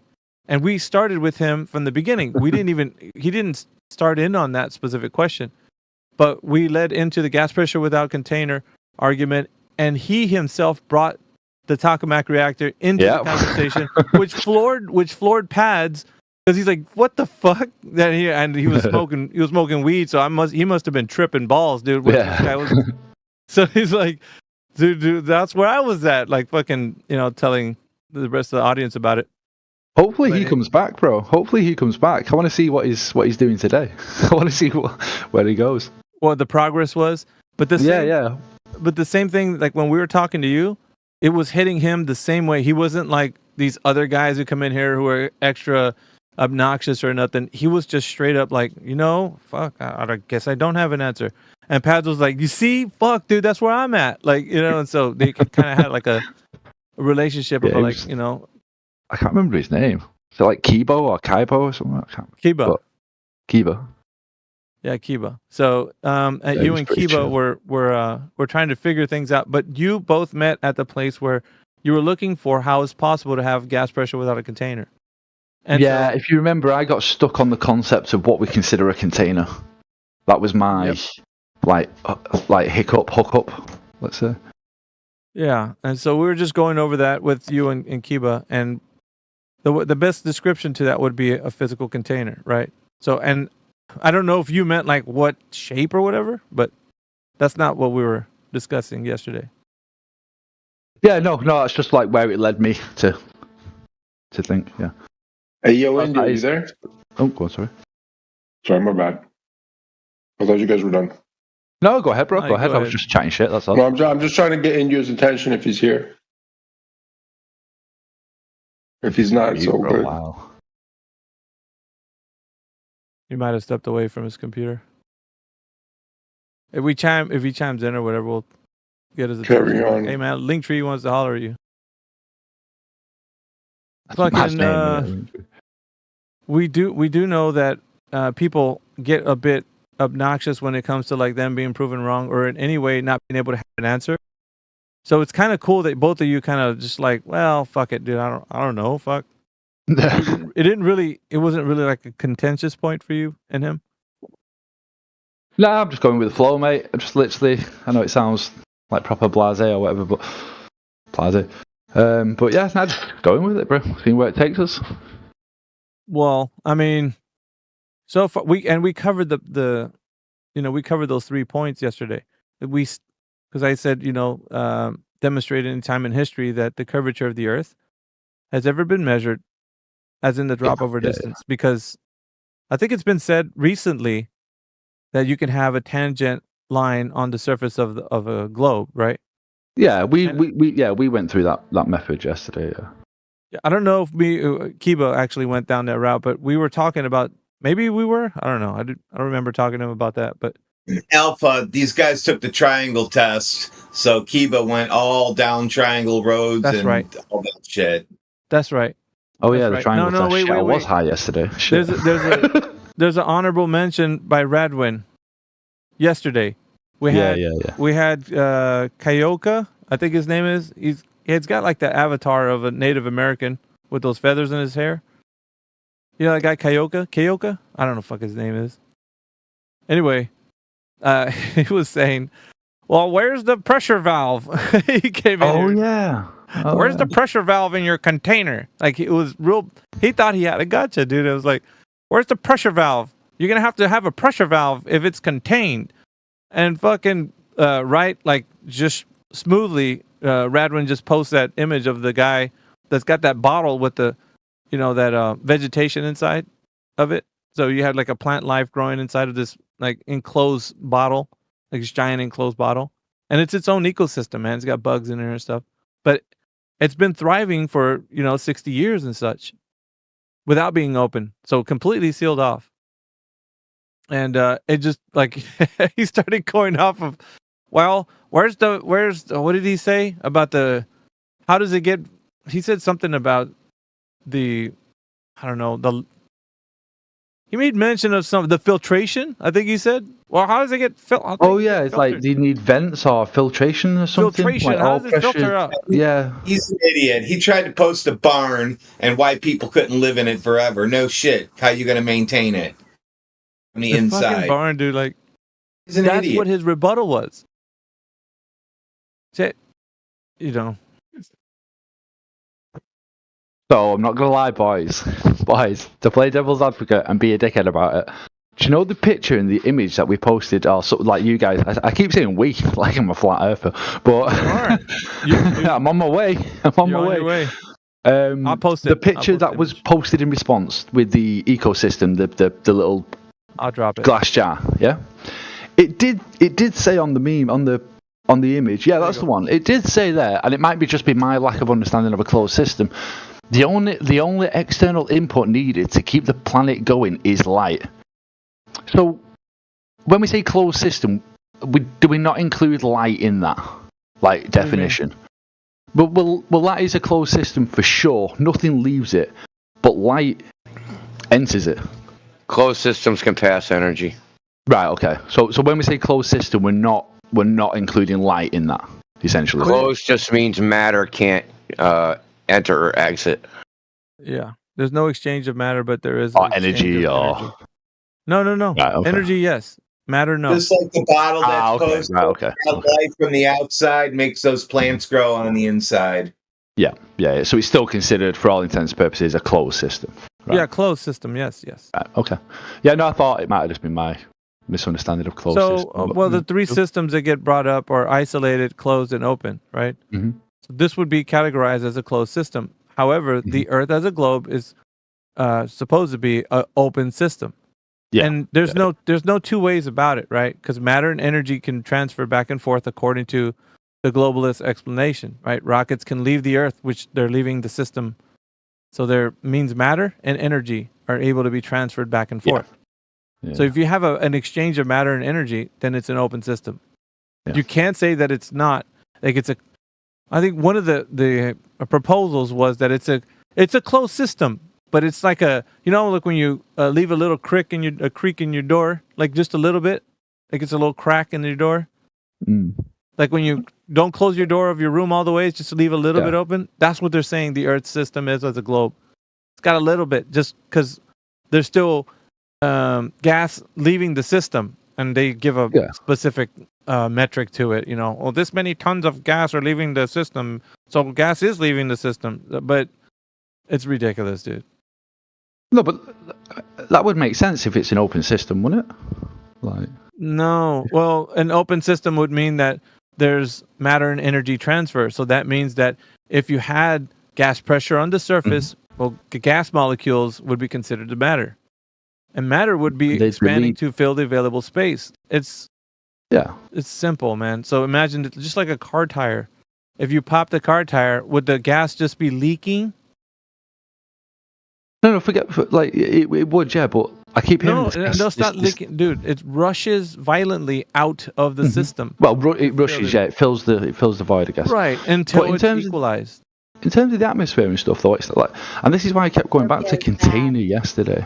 Like, a container, like, on a global, I think the container that they're presenting for the atmospheric effects isn't the same sort of container as a rubber concealed wall, like an actual physical wall.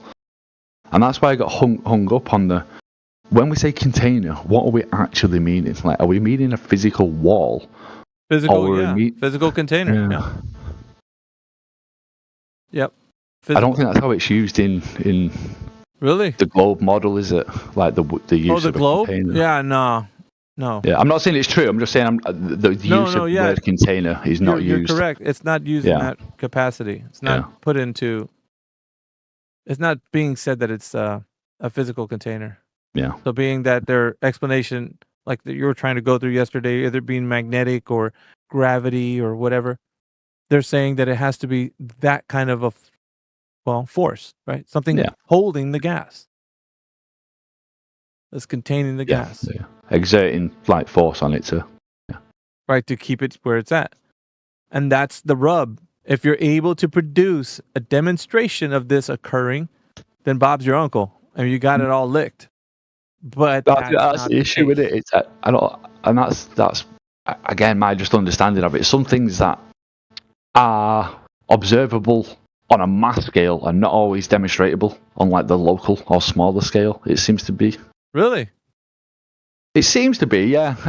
It seems to be just to do with mass and the way of my understanding of gravity. Like, I don't think we can reproduce the level. Example of that. Give me an example of that. Since you've seen that in reality, I'd like to see that also. No, it's not. No, it's not based in. It's just I'm trying to. He's trying to figure out how this global model like works. You know, because if we can't demonstrate it, then on a local scale, then I am just taking it at face value that it's something that we can't replicate locally because of lack of scale, essentially. This is Pads. This is a Jedi mind trick, right? That everybody falls for because they'll say that it's so far beyond your senses. What do you mean by Jedi mind trick? So the only way Jedi mind trick. So it's referring to the movie The Return of the Jedi or any movies where trade. There's a thing that Jedi would do there to say, okay, you're gonna let me out of the room, and the person they're speaking to would do what they do as a command. So a Jedi mind trick is referring to the movie, as in when people are listening to information about the globe, they're being Jedi mind tricked into believing what the person is saying is true, based on whatever information's out there about that gravity is a container for the gases on the Earth. So it's not the case because you can't. Number one, there's no demonstration. There's no definition that would tell you that gravity is a container. Number two, there's no demonstration of gravity actually being a container in a demonstration. So two things, right? So your Jedi mind trick, like Pads is saying right now, there's an explanation that that's what's happening, but there's no definition that describes it in physics or that there's a demonstration of it. And if it is described that way, then, well, where's the practical demonstration of it? Because that's why something's defined, right? Because it's reasoned into like an understanding of like, okay, so if we're going to define what something is, we're going to agree this is what it is. Like if you and me made an agreement and said, okay, if we're going to define gas pressure in physics, it's going to be defined this way because this is how we can demonstrate it to be known in the physical and natural world. Not because you and I went all philosophical on it and be like, oh, well, I could imagine in my mind, create a mathematical construct that this is how it would work. No, it's either in applied science work this way or not. So if you can demonstrate with the, showing how it's possible that it happens, then yeah, you got something. At least something you can work with and you could define it. Say like, well, this is gas pressure. I don't know why, but I do somewhat think that I disagree. But it's hard for me to explain why. Is there anything that we can observe that we can't demonstrate?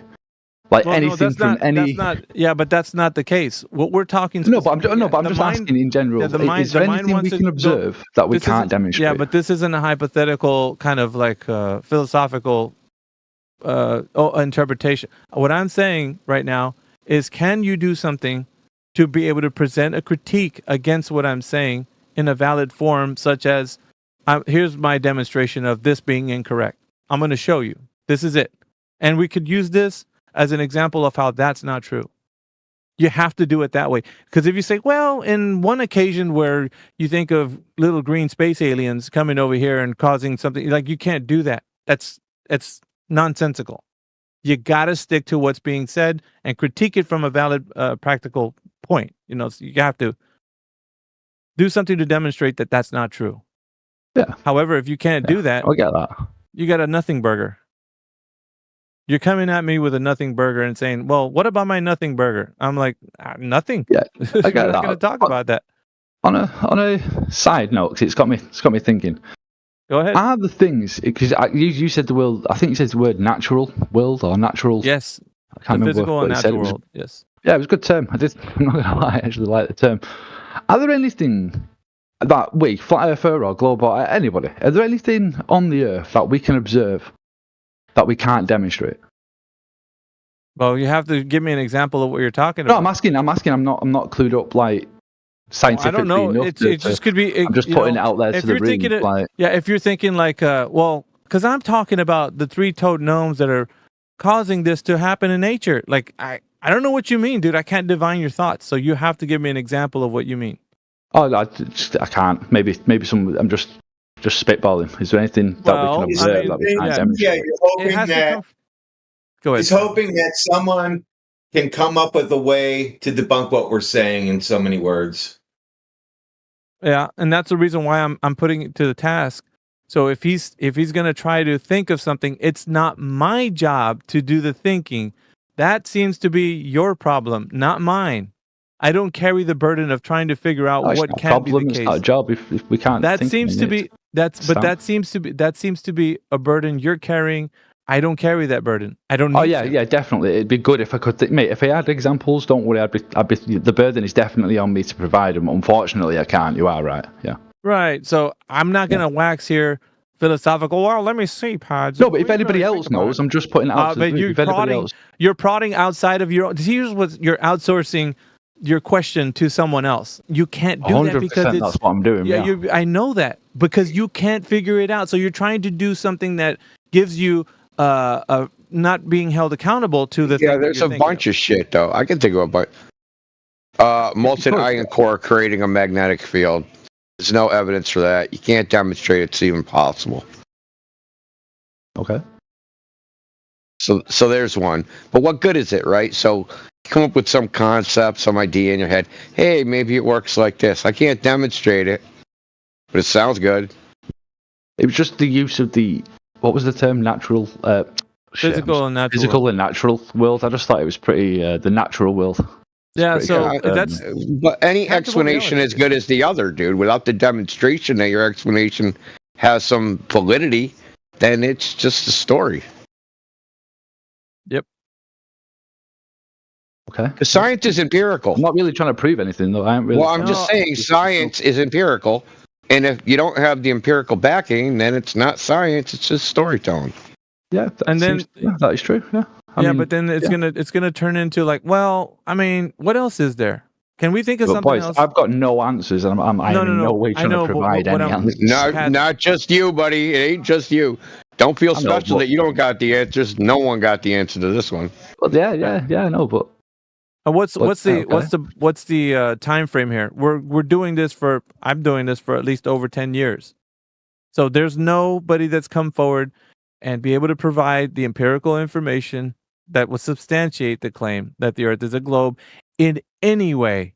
In any way. I used to be where I was like, okay, the 3 points, and like now I'm just like, dudes, fucking throw whatever you have at this shit, man. I mean, I'm sticking my chin out. yeah, Give me your best shot. because you're versed in it. Yeah, of course. Yeah. Well, I want you to feel free to think it like, before, I'm kind of giving you guys a little bit more liberty because it seems like. I think that once you realize for yourself, dude, I went through everything I could possibly think. Oh, wait a minute. There's one more thing, and if you come back around and you find there's nothing else, that satisfies your kind of curiosity. Well, you didn't let me speak. You didn't let me say because now that you've exhausted, every kind of avenue you could possibly think of. This is what I'm here to do, bro. Think about it like this. This is the way why we're so you're like we're well versed in it. Yeah, but it's not like we're doing trickery. Think about it like this. No, but you go through. We come into the room, right? Well, think about this. We come into a room, and the room is full of stacks of books, and those stacks of books are claimed to be all sorts of globe evidence. But at the back of this room is another door, and on the other side of that door is the actual empirical evidence. Now we're saying, hey, Glober, pick up any one of these books that makes these claims, and then we're going to take that book and you're going to present it to us. Hey, this is my evidence. There's 2 sticks in the fucking ground. Like, okay. Oh, I get it. That's your evidence. Let's open the other door and look in this other room to see if the actual evidence backs up the claims in that book.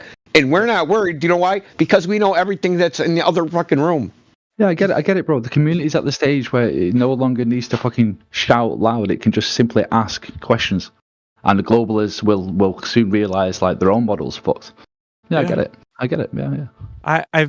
I don't know. It's You've been gone through a a bit more transitional stage in this satisfying. community. I get it. It's been a bit more Well, it's satisfying. the differentiation of the claim versus the evidence. We know all the claims and we know what the evidence is. And most people think that the evidence aligns with the claims. They've just taken it for granted. Yep.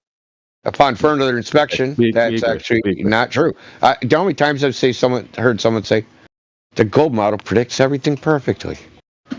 Right? And they'll come in here and they'll go, yeah, if I have a 10-pound weight at the poles, it'll weigh less at the equator. Yeah. Well, they're even rolling that shit back. But I've been listening to assholes. Don't worry about him. Well, I mean, this is Neil deGrasse Tyson said he's been saying it his entire fucking life.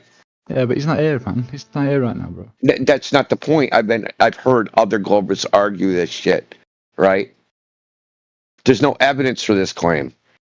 And the evidence, the physical evidence of people actually doing the measurements of this show that that's not true.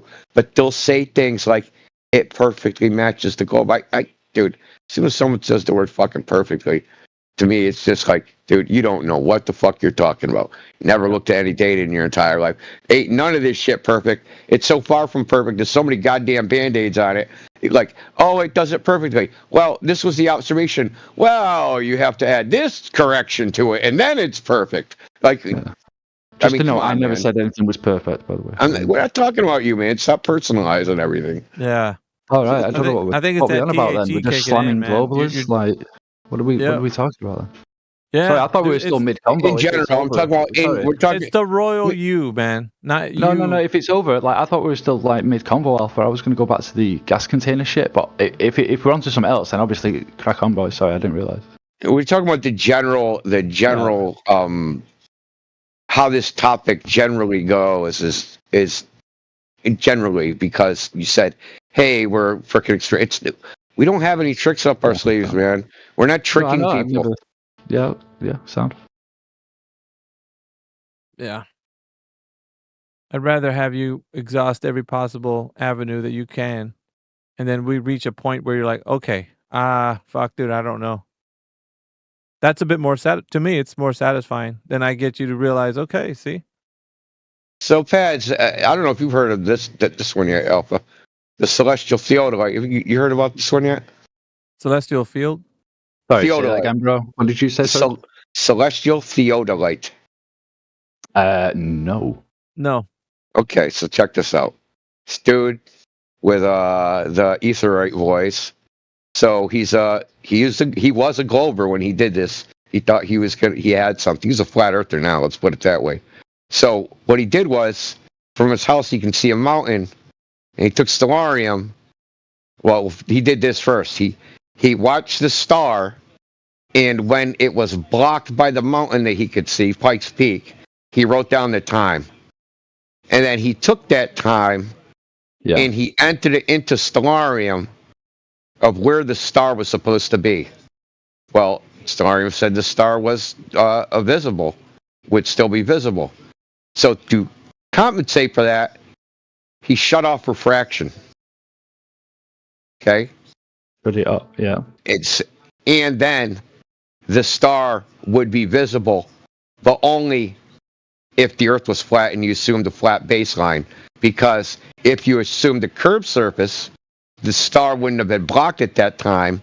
The star would have had to come down further because the Earth is curving down, right?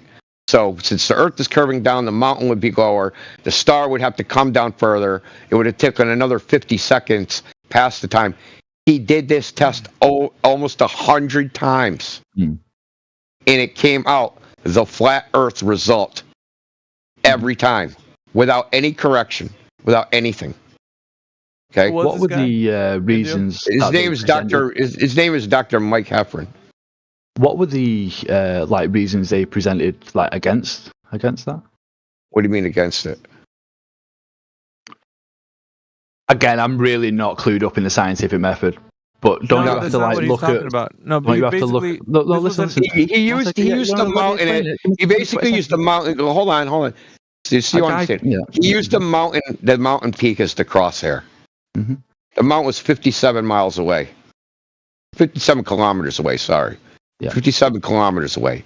and he waited until the star came down and was blocked by the mountain peak.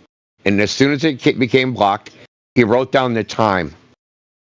And he used the GPS time, right, from a GPS clock, which is supposed to be hooked up to the U.S. Naval, or to an atomic clock and all that crap. And it's all synced with Stellarium. So he takes the time and he sticks it in Stellarium.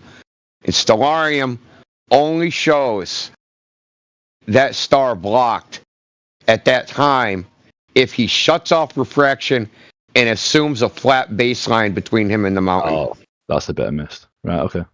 Okay, so if he assumes the Earth's a globe, or if he turns on refraction and assumes it's flat, or turns on refraction and assumes it's a globe, the star does not get blocked at that time. It gets blocked at some other time. And we're talking down to the second, dude. This isn't like fucking, it's hard to confuse 1 second for 50. So he did this test, right? He is a PhD physicist, dude. What was he called again? Sorry. Pardon me. His name is Dr. Mike Heffron. You can go on Space Audits YouTube channel. They've done like 3 or 4 presentations on this. Oh, nice. Let's go. Yeah, so you can go on there and you can watch. You can listen to him, and they had a nice long debate on it with Tolgren, with other so-called PhDs, whatever, and the COPE. So we talked to somebody about this today. Well, my problem was like you didn't take the globe into account and then take refraction into account. The globe. So like they complained that like we didn't compensate for the dip. But the thing is, what they don't understand is we're not measuring. He's not measuring the angle. He's only measuring the time. So all you need to do is like, what time should this star be visible? What time should it become not visible? It's either yes or no. Visible? Yes. Not visible? No. Yeah. Fucking Did got they Peter. present any reasons as to why it would be visible? Yeah. Yeah. When not expected? Like any counterpoints? It's got Peter all in a fucking uproar, bro. Are you talking about Peter on Twitter? Yeah, you know Peter, that one that was in here too, the same Peter. Well, he Polish can't deal Peter. with it, huh? Oh no, dude, he was fucking coping hard, dude. Well, you can't get Dude, around the fact that he did it over 100 times. Is that like documented? That Yeah, and he did other peaks too. You put it this way: Ruhif sent somebody to his house. What? Dead up, bro. Ruhif, Dude, I think really he sent a upset. surveyor. Yeah, Ruhif has fucking lost his goddamn mind over it. And that should tell you something. Ruhif paid somebody to go to his house and fucking check it out. And it's still the same. Did it still check? So all checks out. It's fucking. Yeah, boy. This dude, you want to know what he did it for a living? Calibrated theodolites and optical devices. The guy that went to his house? The guy that did the test, Mike Heffron. So the guy was a glober. He was trying to disprove flat Earth, dude. He's a flat earther now. What, is he like a full-on flat earther now? Or? Yeah. Nice. Let's go. Well, because it's the only way it can work. It's a flat baseline. I'll check it out. Hopefully, there's some videos, bro. I do get the idea and the premise of it. I'm just a visual learner. But I'll check it out. I'm sure it's all over YouTube somewhere. Oh yeah, Dr. Michael Heffron. Yeah. Beyond. So the only way it works is if you have a flat baseline, a right angle triangle to the mountain peak. Yes, sir. That's the same. So Stellarium says from the house, from where he took the measurement, that at that time that it's a certain angle, above the horizon. Well, if that mountain peak is blocking it at that time, you can, and the baseline, the only way that like the height of the mountain has to have a flat baseline for the height of the mountain to match that angle. To match the angle that the star is supposed to be. For the mountain angle and the star position angle, from all the match in a freaking straight line, has to have a flat baseline between him and the mountain. Indeed. Because if you have the curved baseline, it would have. Don't say the surface of the Earth is curved. That drops the mountain down, and then it takes longer for the star to come down and be blocked by the mountain peak, and it's 51 seconds after the time he recorded. Sorry, some guy's just chatting shit to me in the fucking text. Is he even in here? This one big pond guy. Yeah, well, no, you got Crit's worst nightmare really coming at Indio at the moment, saying he's using psychological brainwashing tactics by confusing the opposition with word salad, even though he's wrong 90% of the time. I broke Indio. Like, who is this guy? Only 90. I'm only wrong 90%. Wow, Alpha, I'm fucking right 10% of the time. This is part of the 10%, douche nozzle. Mate, there's Globers and Flat Earthers in that chat just chatting shit. That Chris Worst Nightmare chatting shit about Indio, I don't even think he's in the chat. That one big pond is chatting shit to me, I don't even think he's in the chat. Like, what are they doing in the fucking voice chat, bro? Some guy's slamming me, saying I've heard your mentality for many years, and you're clearly never going to change your mind. Like, this guy thinks he's summed me up. This guy thinks he knows Indio. Who are these people, bro? Gaslighters. Are they even in here? Who knows? Oh shit, bro. Watch out for my psychological brainwashing tactics. I'm going to confuse it with my word salad. Yeah, mate. Yeah. I mean, turn you right. Have totally opposing views, but I'm going to turn you right into flat earther using words nobody understands. That's how it works. Did you know that? I guess it's a freaking utter retard, dude. Dude, the things that come out of some of these psycho Glovers' mouth, dude, to me, it's hilarious. But one sec though, like Alpha, Indio, Alpha, look, this is the issue though with some flat earthers. Like, I don't know if I spoke to this big pond or whatever, but I'm pretty chill. And this guy's just saying like you're a cloud, indoctrinated and shit. Like, where have they got this rhetoric from? Crit's worst nightmare. Perspective lines intersecting above the horizon. What horizon? The physical one or the apparent one? Shut up, dude. Like, seriously. I mean, the Viking is actually in here, to be fair, isn't he? He is in the chat, to be fair. Right, anyway, fuck that chat, man. Bunch of fucking sausages. Bunch of sausages in the chat, man.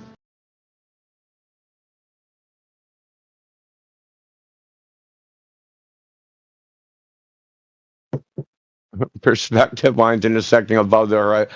What horizon, dude? The real one or the apparent one? The one we can't see or the one we do see?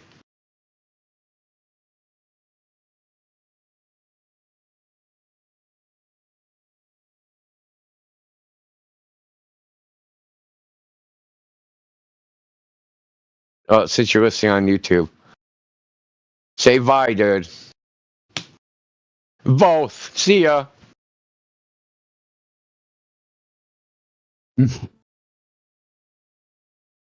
Who is that for? Guy got weirdo. Bro. Guy got. Fucking weirdo named Crit's Nightmare.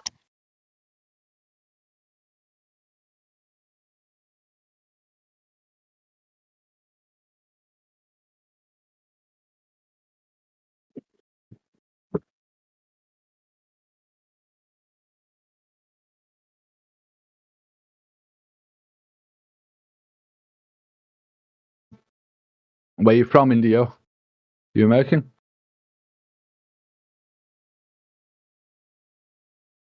Hello? Yes, I'm American. Oh shit! Fair play, bro. Unlucky. I'm in. No, I'm joking. I'm in Cambridge, Massachusetts. It's nice, right? Depends on I'm in Wells, Maine. I'm not too far from you. You're where? Wells, Maine. Wells, Maine? Where's that? Yeah. I'm about an hour and 20 minutes away from you. Is that like in New Hampshire or something? Maine.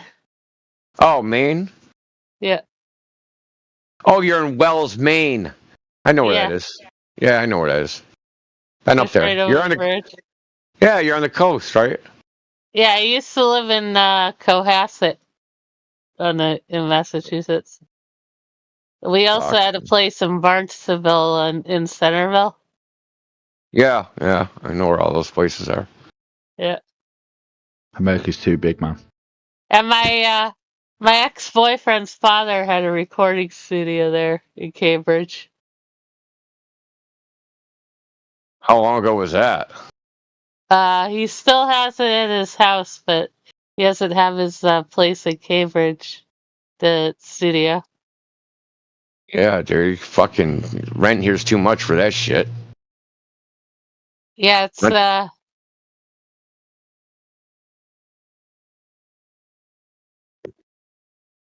Dude, a trash can will cost you $100 a month. Dude, you don't even want to know what the average rent here is. It's something like $3,600 a month or something. 3,600 a month. Yeah, that's the Holy average shit, rent. For what? For what would you get for that? A 1-bedroom apartment. Holy shit! Holy shit! What's the population size? Where is this? Cambridge, Massachusetts, Boston area, Metro Boston area. It's general. Yeah, no. Yeah, what's the population in there size? Houses for that price monthly. Yeah, I know it's pathetic, dude. Are you in like downtown or some shit? Like where the fuck, bro? It's just there's a lot of college. It's a seller's market.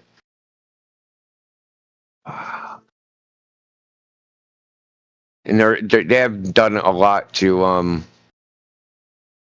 what would you call it? Build housing. Damn, you can get a 2-bed apartment in like Manchester city centre. Very nice with like balcony and everything for about $1,200 a month.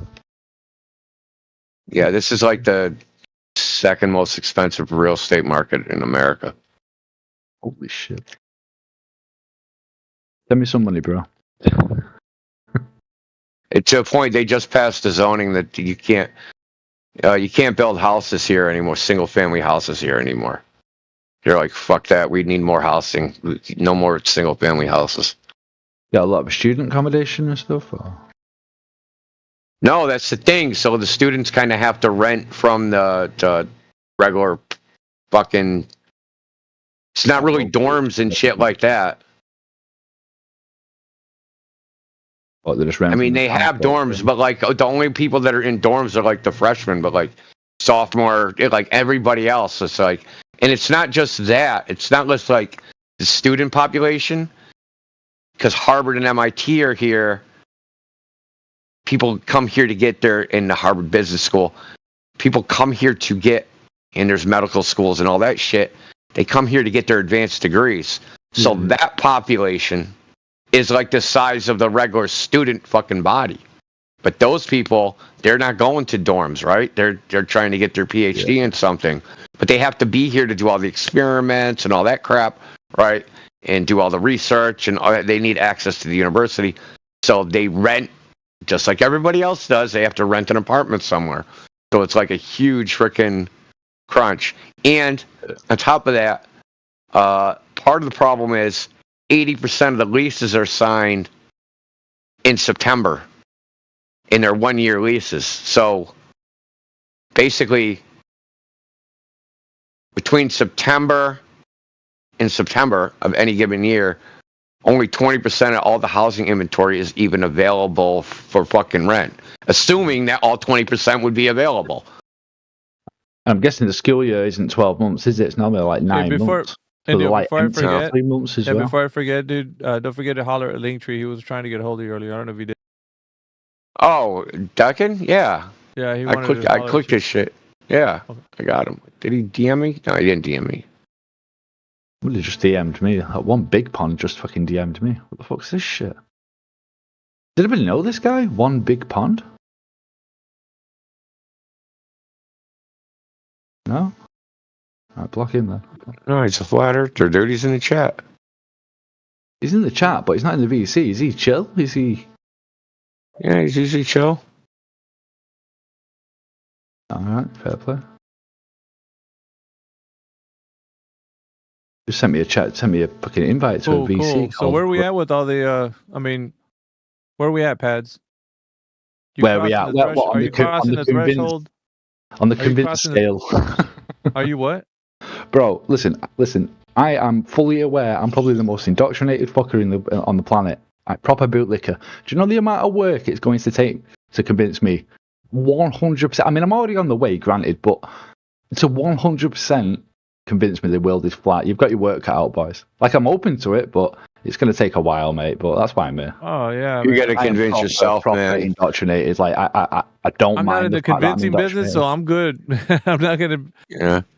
No, not you, but I just mean a community as I look for the info, you know?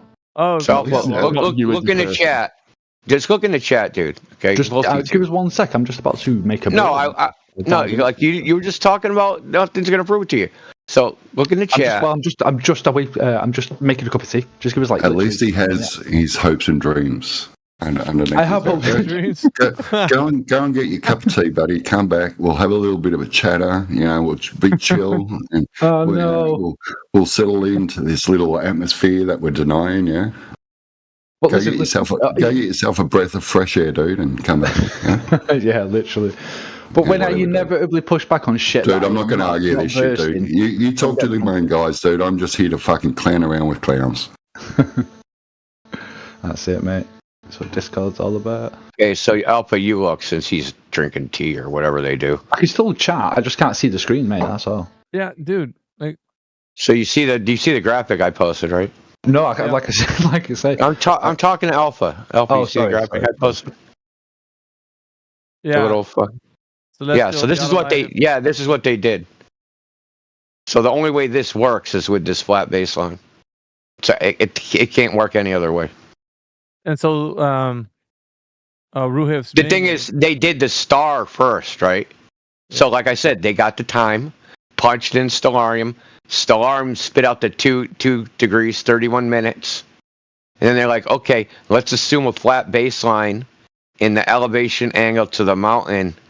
How many degrees and minutes is it? And it fucking matched exactly. Yep. That's like fucking death now, dude. That's like fucking get the lilies, lay down in your fucking hole, and fucking good night, Irene. Exactly. Good night, It's a Irene. good argument, man. Actually, I didn't know anything about like what was being. Yeah, done there. I didn't even glom onto it at first. They've done like 4 or 5, like 8 presentations on it, and I watched them, and I was like. Took me a while to be like even figure out what they were doing. That they didn't actually measure this angle. Stellarium spit out this angle. All they did was measure the time. Interesting. And then they took that time, stuck it into Stellarium, and Stellarium says, "Yeah, that star is here at this time." Then they're like, "Okay, let's do this fucking. If the mountain peak is blocking it." Now we know the angle to the top of the mountain peak. 2 degrees, fucking 30 or 51 minutes, right? Or whatever it says, 31 minutes. Okay, let's draw that right-handed triangle.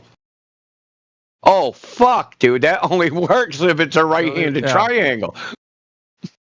Yep. So let me just kind of say that it would be proposing 2 things. Number 1, flat baseline. Number 2, they're using the celestial sphere. Stellarium is. It's exactly the conceptual. So what it's visually showing, and what we've been talking about prior, like kind of going back a little bit, we were always talking about the celestial sphere as being something conceptual, and in a kind of like a dome of vision. So when you're looking over the Earth at an angle, right, like upwards and such, that you're going to see kind of an arc of vision. So it's not going to show. I mean, even let's just say that there's a plane up there. There's all the, the lights are on the plane, but you see them, having this arc path. But that being the celestial sphere, or how it's visually represented to you, it's still working over a flat plane. In all their models too, Alpha. If you look at all the models, like the fucking sun model, right? So like if you look at the actual model for the sun elevation, sunrise, sunset times, that model has a flat plane with azimuth and elevation angles. If you look at the fucking celestial navigation, what is the astronomical horizon? That is the meridian, but they're saying that line goes through the center of the Earth, but they still assume that it's a flat plane. all these observations are all done off a flat plane with a hemisphere around the top of it.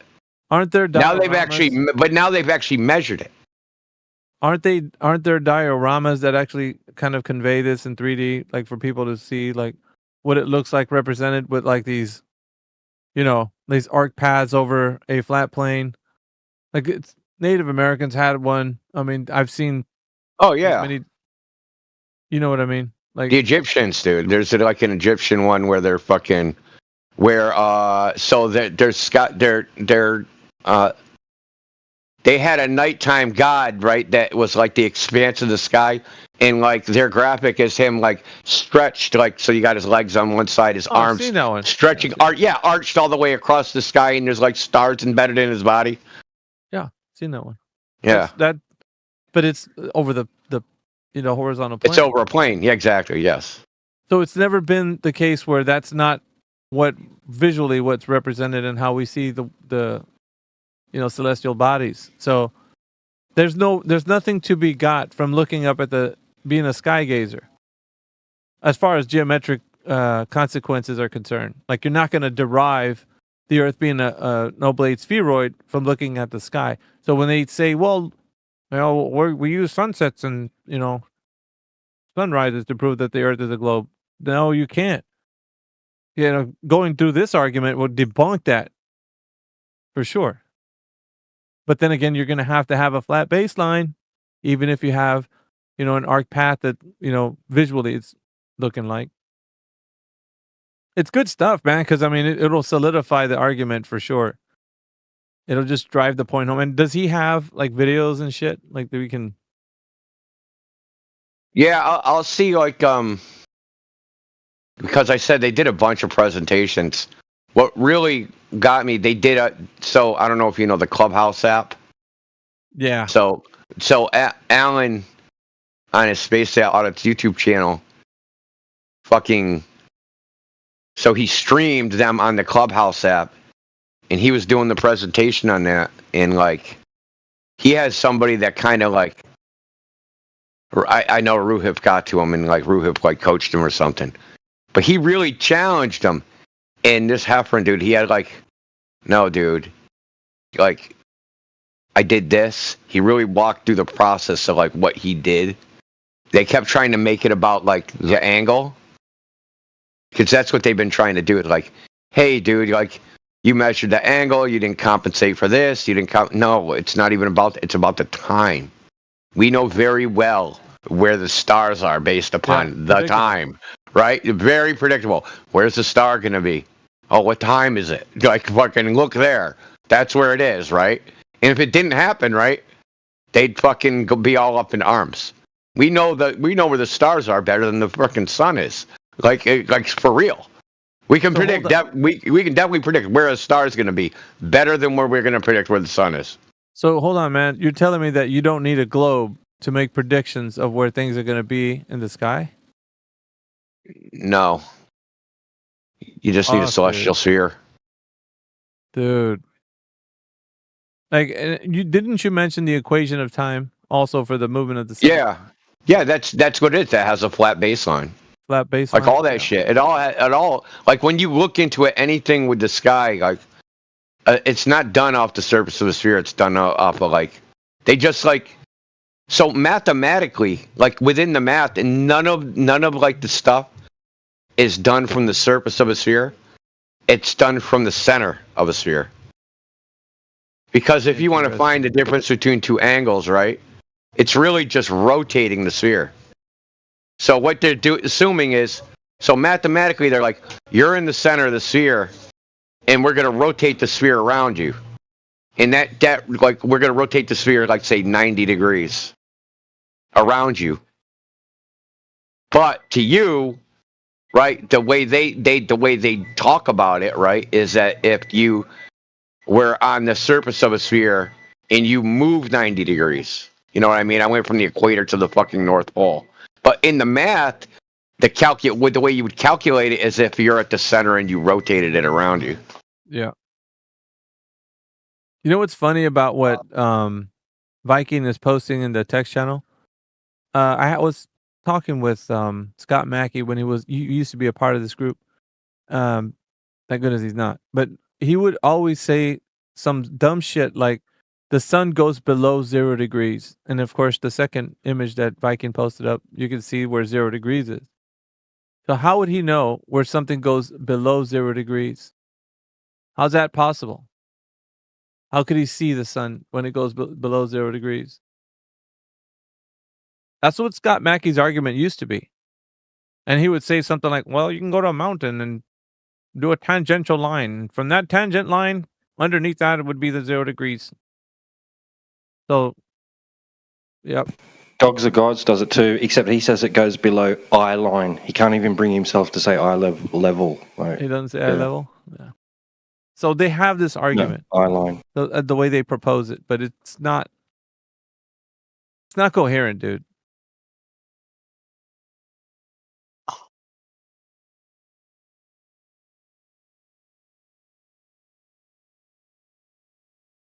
Here, I'm trying to find a graphic. This is important. We get to the sky gazing portion of the arguments, and it seems like this is where the Globers usually feel like they have a stronger foothold for their position. But they go by the wayside because there's no way that they can tell that when they're looking at something in the sky correlated to any geometric shape.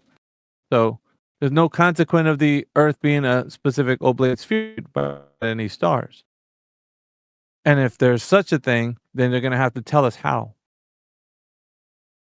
That's important.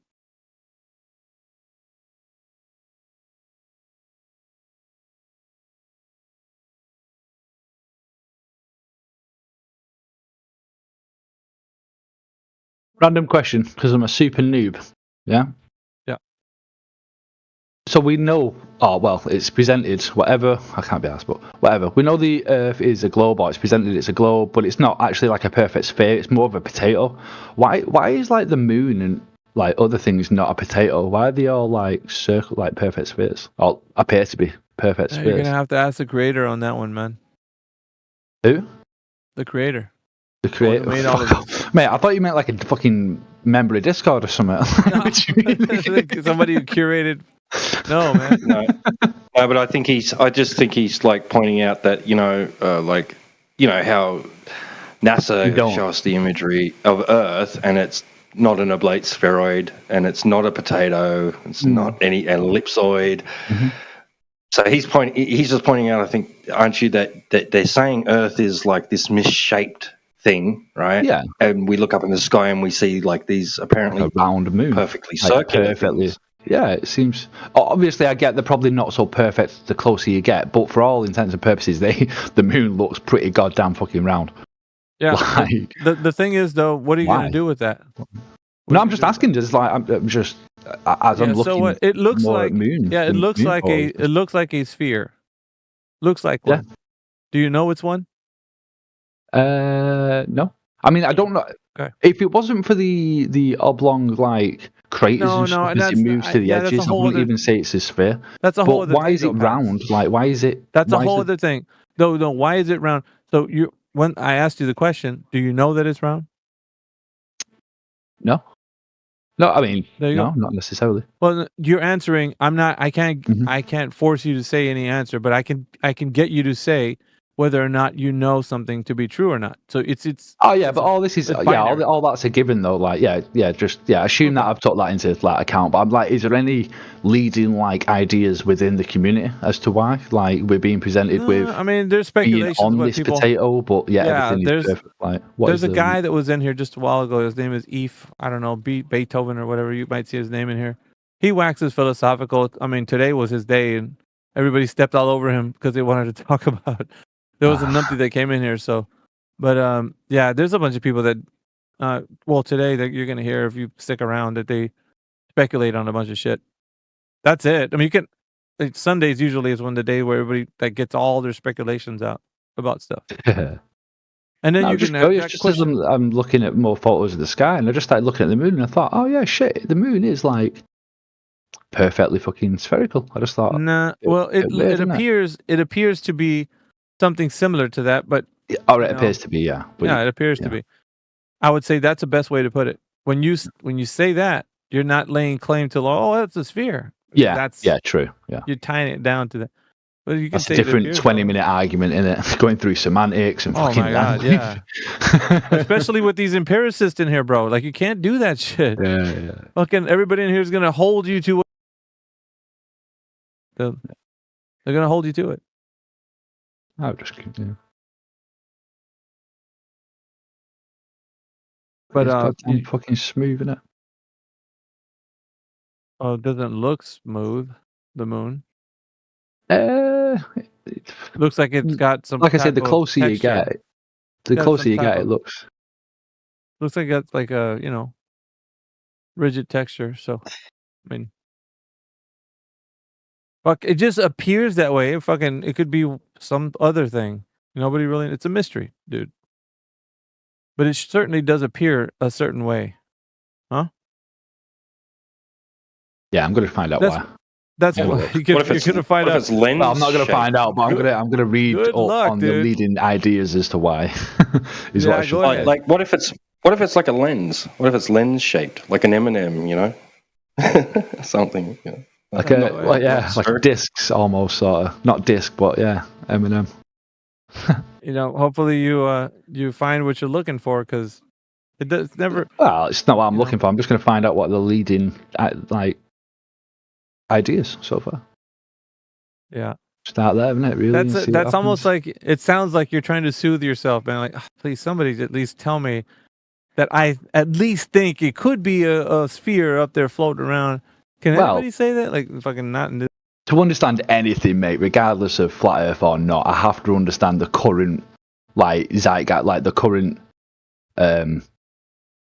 concepts around it, or the current train of thought on it. Don't I? If I'm gonna even remotely try and not debunk it, but look at stuff against it, I have to understand the initial. Well, it's already been said that most of the things that are outside of tangible reality are just basically observations. That's Yeah. all we can say. What it looks like. That's what it looks like. That's it. But if anybody lays claim to nah, this is what it is, it's gonna have to be a speculation. Have to be. Yeah, no, yeah. But it's good to at least know what it is, isn't it? You still want to? Yeah, It's I don't. soothing, dude. You're just soothing yourself. No, one man. That's second. all it One is. second. I really, really disagree that trying to understand the baseline premise for anything that I'm going to delve into is any sort of coping or anything, bro. Like, to understand anything, you have to understand the current modern day argument on it, right? Regardless you've if it's science or politics or anything. Yeah, but you've heard this from the side of flat Earth. Nobody in here, I would say flat Earth, globe Earth. I don't know what Earth you think you live on. Nobody can lay a claim to what the moon is because you cannot verify it. So it cannot pass through. It doesn't matter who you ask, Pat. Yeah, you can ask anybody right. else. They're not going to be able to tell you. You can only say, "Well, shit, it looks like this to me," and No, you're you're going to right, be like, but "Okay, that's good." You are right. Yeah, sure. But still, understanding the arguments is going to help. Like, you're not Well, getting what is what I'm it saying. about I'm the not- argument that you don't understand? Because we're laying any it of out, it bro. at the minute, because my lack of, I have an amazing lack of knowledge when it comes to anything. So what cannot be scientific, bro. verified? So, What cannot I'm be just- verified or put through a specific, experiment, so that we can figure out the how, why questions, right? How, why, not the what is. Like, what is the moon? You ask questions that are outside of natural science. So there's nothing we can do about that. Nothing. I think it's weird to let somebody choose your religion for you. I think you're totally grossly misunderstanding what I'm talking about. Well, if you don't understand it, you need to rely on somebody else to understand it, right? And then, if I like letting them pick your religion, dude. Yeah. And he's going to be like, well, That's you know what what? you take that as, then that I can't. Yeah, because you're change going to mind hear on Pads. that. Think about it. Some guy's going to wax philosophical, and you're going to be like, I like what that guy just said. I mean, that guy's making some sense. That's what it's going to be like, bro. Yeah, that You're happens looking for a that. You're lot in looking my for that. life, like It's most an people's itch. lives, It's an yeah. itch that you can't scratch. And so what's going to turn out to be is that you're going to ask 100 people. Maybe 3 of them are going to say something you really, really like. You're going to be like, guys, this guy was on about the moon being like Mercury, and it just sounded like the way he proposed it. I'm just saying, dudes, Like that's what I know, you're gonna but do. all I'm saying is I'm going to go away and look at the current like paradigm or whatever. I haven't said I'm going to believe it. I haven't said any. All I'm said is I'm going to go and look at it. There's no harm in that. Why don't you go outside? That would okay. Like, dude, like I say this. Well, not all the time, but enough. Do you mean Flat Earth isn't on? Grass, It isn't on your computer, bro. It's outside. Right. Okay. Just right. It's not on a screen. It's not in a book. It's outside. On the approach. I'd like to look at. I will be either conducting shit myself or becoming in here asking for help on the FE Well, side. let me ask you. But to understand the full range of arguments presented, regardless of what anybody says, I think it is incredibly prudent to tackle it from all angles. But what can you do with that's the moon, awesome. Let me. How do you prove something to somebody? I don't know what that's got to do with anything. Well, you don't know what it has to do with anything? Not with what I just said. No, it's got a lot to do with the community as a whole, sure, and the scientific method. I'm just saying, in general, period. Okay, I'm going to help you to understand where I'm coming from. So, in general, how do you prove something to somebody? You want to prove something to me, but how would you do that? What is required to do that? A method. I'm not overly familiar with it, but essentially the black swan. If anything. It doesn't have to be freaking this topic. It could be anything. But that's the topic I'm familiar with from Paul's political science. Okay, you want to prove to me your wife is a blonde? How would you do that? Show that she's a blonde. Exactly, a practical demonstration. You would demonstrate it to me. Yeah. right? Or if I wanted to, this is not what I'm talking about. I'm talking about understanding. You are, but this is what we're talking about. Right, it isn't a bunch of words, dude. It isn't like anybody can spin a yarn. Anybody can spin a yarn pads. If we're not talking about the same things, if I'm talking about one thing and you're talking about another, we're not having a conversation. So let's just leave it, bro. Like, if we're talking anybody about two can spin a yarn. What do you mean we're talking about two different things? You're going to go research something. Someone's going to put a bunch of freaking ideas in your head. But then it's always going to come down to, where's the practical demonstration? Yeah, it's always going to boil to that. Let me go through that. Then let me go through that. What's the issue? Okay. You're doing it now, bro. That's what it's happening live. So what's going on? Yeah, what's going? Well, I'm trying to tell you, man. It's going on right now. So when you keep saying like, well, let me go research and let me find out for myself. At the end of that, Indio is saying there's a you're gonna have to come up to the cashier and try to figure out how you're gonna get through with payment, because if you don't have anything you don't have nothing, there's nothing you're gonna receive. You can't just say, okay, well, I've heard like 20 different perspectives. You know what I mean? Because I did my research, quote unquote. That's good. Now, at the end of that, Indio's like, now you're going to have to pony up with the one that you really like or two that you really like with the demonstration. Oh, with the demonstration, yeah. Dude, at the very end of that, you're still going to come back to the point where, well, shit, there's nothing I can do. And Indio's going to be like, all right, isn't that what I just said? Because the demonstration didn't... Yeah, that is an absolutely perfectly fine process to go on. So, thanks for the advice. I appreciate it, and let's just move on. Like, okay. Or you could skip the bloviating and just go right to the freaking end, right? You skip to the end. Just read the last chapter of the book first, dude. Because if I do that, what would happen is if I came in here and solely took information from here, I would end up simply regurgitating statements and catchphrases. We're not fully understanding them. So that is a big issue. How are you going to get a practical demonstration in here? That's not what I just said. You said, dude, I know that's not what you just said. You said, if I just believe you guys in here, I'll just be parroting what... We're not telling you to do that. We're telling you to go out into the world. Yeah. We're not saying trust Indio, trust Alpha. We're not saying that. The final arbiter of the truth is going to be a practical demonstration, and you can skip to the end of the fucking book, or you can listen to a whole bunch of people like us or others bloviate about what reality is, but in the end you're going to have to test what we say against reality. Now you can do it first or do it after. That's up to you. I'm just saying, if you want to optimize your time, then maybe you just want to skip to the end. No, like I say, I want to tackle it more methodically. Methodically. Yeah, do what you do, man. Shit. Okay, so you know what so what you can end up doing is just things. I've just said let's leave it a few times, though, bro. It just seems like you're fucking at me cognitive biases, right? You can give yourself cognitive biases where you think, "Hey, I believe this," and then I'm going to go look for that, and I'll subject myself to confirmation bias or cherry picking or normalcy biases or all sorts of cognitive biases. It has nothing to do with your motivations. People don't even know they're doing them, right? Well, I have yes. Yeah, my accent may make me sound stupid, but I have an idea of these very, very basic concepts. Yeah, listen, a lot of people don't, dude. And I'm not trying to make you like you're very fucking insecure or something, dude. Like you're personalizing everything. It just seems like you're talking at me for the last 5 or 10 minutes. I did open it up with a moon question. Well, I did open it up with a moon question, and we were pretty chill. We went through some shit. I have said several times, let's just leave it. Like I've got my approach. You've got your approach. That's what it sounds like, bro. I know, but we've got different approaches to discovering the same thing. I appreciate the advice, so let's just move on, bro. Like, what do you want to move on to? Well, any discussion anyone wants to discuss. I don't know. Yeah, let's talk about how you can figure out whether any argument is true or not by showing a demonstration. Go to that one. That we just covered that. I think that's literally what you were saying. Let me do my research, guys. Leave me alone. Let me go methodically. I don't like. This isn't like have a go at Pad's morning, right?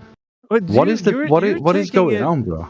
I mean, I don't know. It's the weed, probably, dude. So listen, Alpha, pick a topic, any topic, and just let's see open if it we up. can figure out if we can. Don't waste your weed, man. You're paranoid. You're paranoid, bro. I'm bored, bro. I'm not paranoid. I know. So we're the trying moon to figure question out, was really good. Like I enjoyed that sort of level of conversation. So let's just go back to some sort of sensibility, you know? Yeah, sensibility. New topic. Let's try to figure out if we can discover whether or not the physical and natural world can have any demonstrations to understand whether or not any of the globe claims can be proven. Yeah. That's simple. Seems chill. Any. I said anyone. You know, we're not even specifically talking about flat earthers. We're just trying to figure out how do we even tell what the truth is in the first place. Yeah. We always got to start there, right? How do you know what's true? Shit like that. So we're starting Unless there. you're a brain in a jar, then that would be a very difficult process. Yeah. Oh, well, have you asked them? No. Fucking Should no, we? Dude. All right. Well, let me ask you a question, Pads. And just answer honestly. You're going to do that, right? Sorry, 1 second. I was taking a swig of my drink. What did you say? So if I ask you a question, will you answer honestly? You don't have any? I'll try. Unless it's personal. Shit, well, unless it's like super personal. Personal. Not personal. Yeah, sure, go ahead. Yeah, sure, go ahead, bro. All right. So have you, do you know this to be 100% true that you've eaten something any time in your life? Yeah. You do? 100%. Barring living in a computer simulation, yeah. No. It's always got to be an option, right? I know that I have eaten things in my life. Yeah, sure. Yeah. 100%. Yeah. Oh shit, that was scary. He might be on the fence, man. I know. That's what I'm. Okay. Let's see. I mean, I say 100%. Let me rephrase it again. 100% is a very, very tricky thing to say. I don't believe in the deity. Listen. I don't believe in the deity. And Richard Dawkins is the most strong atheist ever. Even he says we can never ever rule it out like 1,000,000%. So when you say 100% for day-to-day talk, yeah, 100%. But really, can I ever rule it out? No. So it's a tricky fucking. So you can't know everything to be 100%. Then is you're trying to the best of my ability. It's 100%. Okay, but you can't eat. You can't have your cake and eat it too. In this specific. I know, bro. I know. So to the best of my knowledge, it is 100%. Yes, I have eaten something. Yes.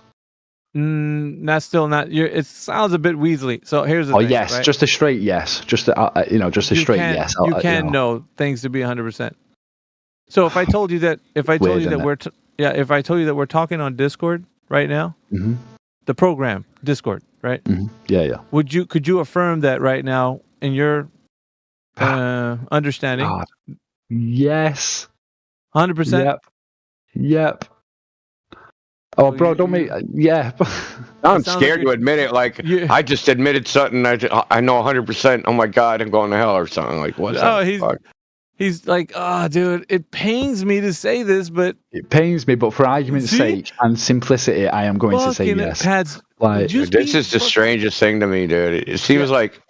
You're being I don't want. I want an out, dude. I want some exit where I could say, like, someone's gonna pop up and go, "You're not really on Discord. You were wrong." Listen, I'll tell you why I'm on the edge, bro. It's because I am on the fence about it. I am. You were right, Joe. It's something that I've thought about often, and if nobody is on the fence about it, then I'd be worried. So it's a very interesting topic. That's why I'm a bit right. cagey So it's binary. Then it's binary. Either you are at a certain level. You feel okay. How can I put this? Let me put it to where it kind of satisfies your itch. So if you are okay to say that only it's in a subjective way, you're 100% sure. I'm gonna try to soothe your. Yeah. Yes. Yeah. That would be. Yeah. That's the way you would say it. That would be fair, I think. Yeah. To put it that way. Yeah. So you're comfortable with saying subjectively, you could say that you're sure 100%. Subjectively, such a shit word. That's the only way that we can do it. Because I know. No, I it's appreciate coming from you, and it's not. Yeah. Let me think. It's such a great subject. Again. Well, for argument's sake and simplicity in Discord, I arguably, obviously, would just want to say yeah, just to see where it goes. But like in the actual, like, I don't even know what topic it would be, the metaphysical or the philosophy behind it or whatever. Just you can never say nothing is 100%, is it? In reality, attaboy. You know what I mean? Yeah, I do know what you mean. But in day-to-day terms, for argument's sake, there's a vast difference between 100% daily and 100% when you're discussing like the grand cosmos. Yeah, we actually see it. We actually see it very binary. So you can know something, and then you cannot know something. It's you either know or you don't know. No, I know. It's a very interesting topic, bro. I know. Very interesting. But you're saying at a fundamental level, there's no way that we can know anything. Really, yeah. Really what I mean, you'd have to. There's no way any of us can prove absolutely for certainty that anything has ever happened. Let's freaking go. Jesus Christ! Why? Who said that? Who said that then? Like, are you talking to yourself right now? Like, you'd have to be like to believe what you just said. You'd have to think you're talking to yourself right now, and me and Alpha are figment to your imagination. That could be the case. Let's go. It's coming out now, baby. Yeah. I'm not saying it isn't the case. I'm not saying it is. I'm most definitely not saying it is the case. Yeah, Indio took a bat to that mask of yours and smashed it into little pieces, dude. Now we see you fully. We know who you are, man. What do you mean? What do you mean? You're 99%er, man. You're not sure of anything. Like, you're not 100% sure of anything ever. No. There's some things that I am more certain of. No. How can you be a figment of my imagination and I'm a figment of your imagination at the same time? Tell him, Pads. I don't know, bro. I don't know. Because you don't really exist, T-Dub. Only he exists. Oh, shit. Well, I am Australian. That's not what I'm saying. Yeah, that's right. You're just an actor. You're pretending to be. No, T-Dub's pretending to exist. He's an actor from Australia. There's a big difference between making the claim and denying the existence of it. Like, I am just saying I can't rule out these things. I'm not making claims as to what is going on. There's a big difference, boys. It's like the opposite. You're definitely making a claim, dude. No, I'm not. I'm just saying it is hard. Yeah, so any claim that could be made would be near impossible to rule out. Near impossible, I guess. Not probably every single claim, but I'm just saying it's the lack of certainty. We can't say for certain anything is happening. We might be in a computer simulation. I don't know. Why can't we say anything for certain? Is there a reason for that? Yeah, it's beyond me though, bro. When I try and read on it, I have to try and read the same paragraph like 10 times. Ain't gonna lie. But yeah, there's. Are you sure that we can't be certain? How certain are you of that? I'm not certain. No, I'm trolling. That you can't be certain. I'm trolling. Well, hold on. That would mean that there's a chance that you are certain. I mean, possibly. I don't know. Possibly. I don't know, bro. I mean, maybe that is the one thing that we can be certain of. Is that your final answer? Possibly. Inconsistency is key. Is what? Is your final answer possibly? I mean, I like waffles too, man, but my final answer, if anything, from this conversation would be we don't know. Ooh. Look, I definitely know things 100%. Yeah, I did make that. I did say about 2 minutes ago that no, there are categorically some things we can say are 100%. Oh. Right, but there are many things that we cannot rule out the possibility of. Those are different things. Those are two very different things. Somebody's got to put their arm around him and be like, dude, come on, man. No, but it's me. Speak to what me, is not true about that, though? He's just that. He's going back and dude, you're dancing over the line and coming back, and you just keep. I've been pretty consistent. No, I've been a bit. Everything I've said so far has been pretty consistent. Well, if you feel free to challenge me on it, Are you 100% sure you're being consistent? In this argument? Yeah. Yeah. Really? How do you know that? How do you even know this is an argument? This is true. How do we even know we exist? Yeah. No, how do you know that this exactly? So that's the problem, man. We're on Ventrilo right now. I don't know. When did you start making like I don't know anything claims? Then we don't have to listen to anything you fucking say. And I can, I can undermine every single thing that you say. Made you listen to what I say anyway, bro. That is a sentence of words. Because we think you do know things regardless of your own personal uncertainty. I do think you know things. Alpha thinks you know things 100%. Yeah. Yeah, bro. I've not heard me say the term like globalist by birth. Like there are many things that I think I know that I don't actually know, and they're getting proven wrong like on the daily these days. But what's that got to do with the price of fish, bro? Like.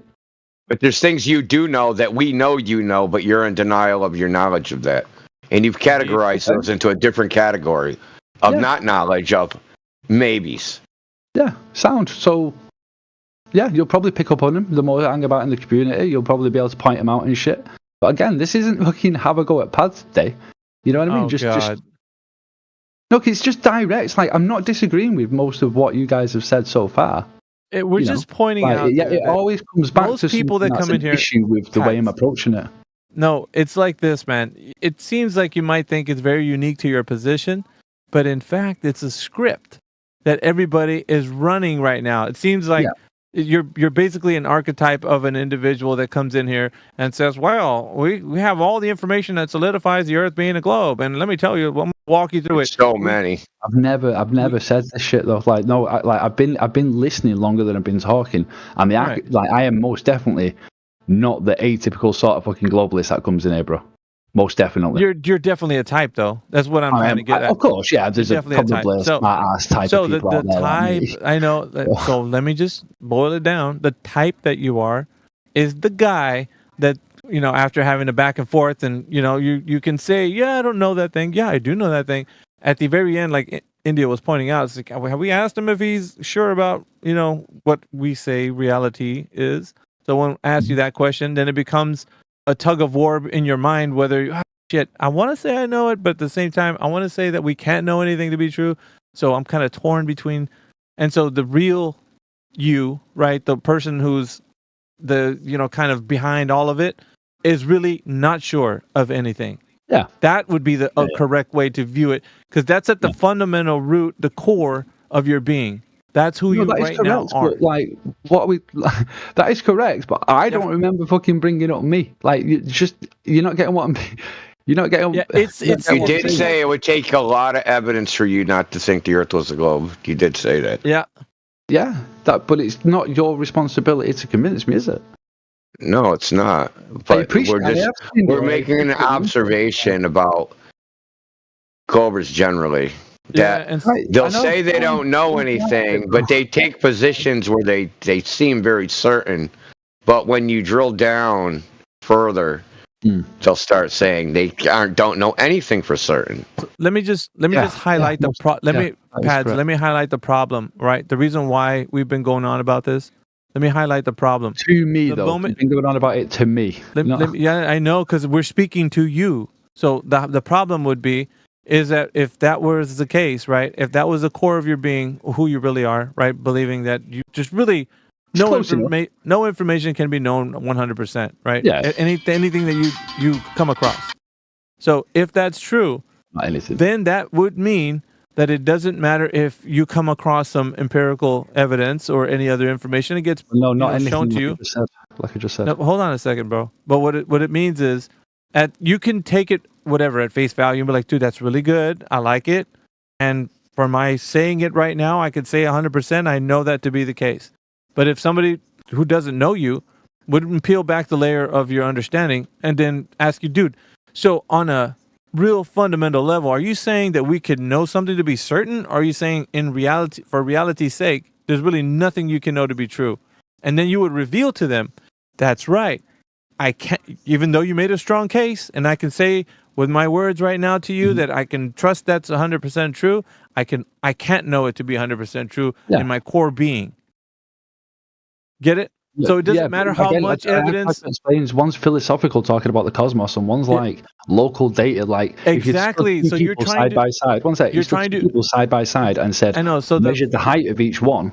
I know. So what I'm the saying, one that is taller would be undeniably taller. Pads. Right? The philosophical, your philosophical worldview, its interpretation of the world, is that no one can know anything to be 100% at the very base root of all information. Nobody can know anything to be 100% true. So that means that whatever Pads, hold on. So whatever you put on top of that, it's like that would be the empirical evidence that somebody showed you locally that this is true. You'd be like, yeah, that's 100% true. But it's the foundation of what my epistemology is that you can't know anything to be true. No, you get me. I've explained it. You're just conflating the two, bro. No. That's the core. That's the core of your understanding is that you can't know anything.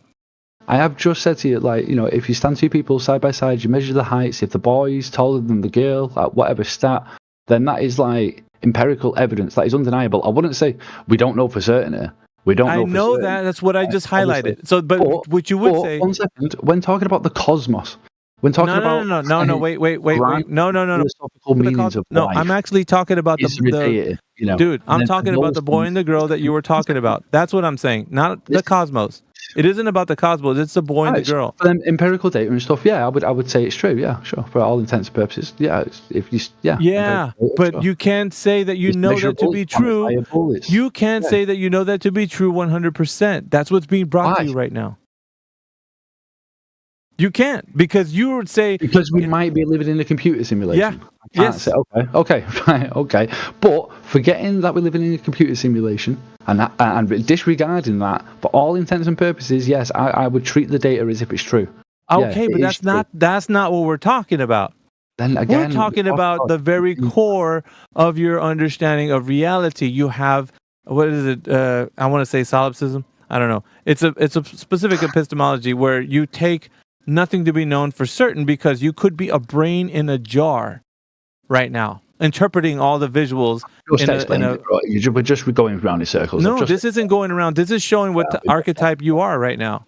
Yeah, this granted might be great exercise, but we are definitely going around in circles, bro. This isn't going around in circles. This is actually identifying who you are as an archetype of an individual. When somebody interacts with you in here, and you guys have words, it's going to be like, yeah, I trust that's empirical. I believe that. Yeah, that's true 100%. Mm-hmm. You're going to say all of that and make the person feel like you understand that there isn't anything that could shake you from that understanding.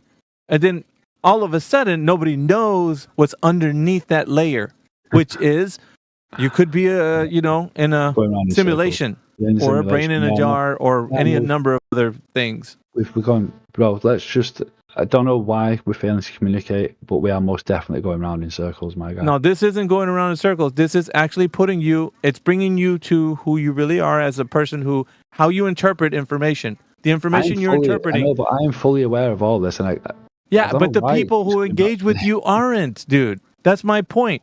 So when somebody tells you something and you take it and you're like, dude, that's 100% true. I truly believe that's true. That's empirical. I get it. Yeah. And then the person's like, good. The guy got it. Pads is an okay dude. But really, you're not telling them what's underneath that. That's the thing that I'm trying to share with you. Bro, we're back at the same spot, man. I've told you the two things are separate. I've told you several times, man. No, they're not. Right. Well, one's on top of the other. That's where we disagree. They're not separate. One's on top of the other. The one that's on top is the one that you believe on the physical natural realm. Right. if the you can layers say you know things to be 100%, but really, you can't know anything to be true. That's you right there. Okay, yeah. I think that's most people, like I said. I think that's 99% I don't of think people so. that actually have a brain, bro. I don't think so. Nuh-uh. Dude, there's freaking Again, books that are written on people not really that have interested in the argument. the I've never really opposing been view, man. interested in it. But And this is a very that's a very toxic just way of waffling thinking, about man. pads now, aren't we? And I don't know. It's like acid, dude. It's eroding. It's corroding everything. It's eating away at the things that you think the physical. So the reason why you can't grab a hold of things that we say in here and really like understand what we're saying is because you're putting them in a basket of like, okay, you guys are telling me this because here people don't know that when you first came in here. I'm gonna say this, because when you first came in here, you were saying, yeah, I agree that you guys are saying the Earth is flat. But I'm thinking you guys might be wrong just a little bit because you could be getting the Earth. Yeah. I don't think I said that at all. No, it was you. It was you. That does not sound like me at all. It was you. If they rewind the tape about 2 sessions, like 2 nights ago. Sure, yeah, most this definitely. was you. Let's do that. Yeah, it was you. You said, "Well, I just can't trust that the Earth is flat because I'm thinking in my mind." Similar in this conversation. This was your interaction, dude. This was your interaction to the group, right? You were saying because the Earth could be slightly curved, and you guys might be getting the information maybe just incorrect. Like maybe you think that the Earth is flat, but that was you, Pads. I know who I talked to. The reason why I'm telling you is because this was you. This is what was your argument, at least with the first interaction I had with you. Was that? Doesn't sound like me. It was you. You were saying that we could be wrong. Paraphrasing. I'll give you the credit. But that doesn't sound like me. Like I said, bro, I'll give you the credit. It might be bad paraphrasing.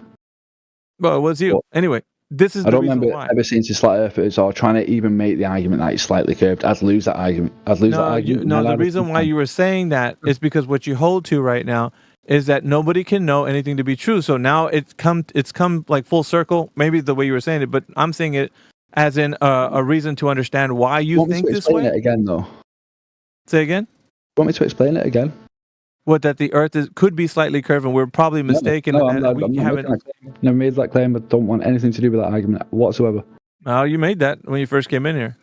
Okay. However, through the process of you being in here, you do kind of understand what our position is. You do get that much.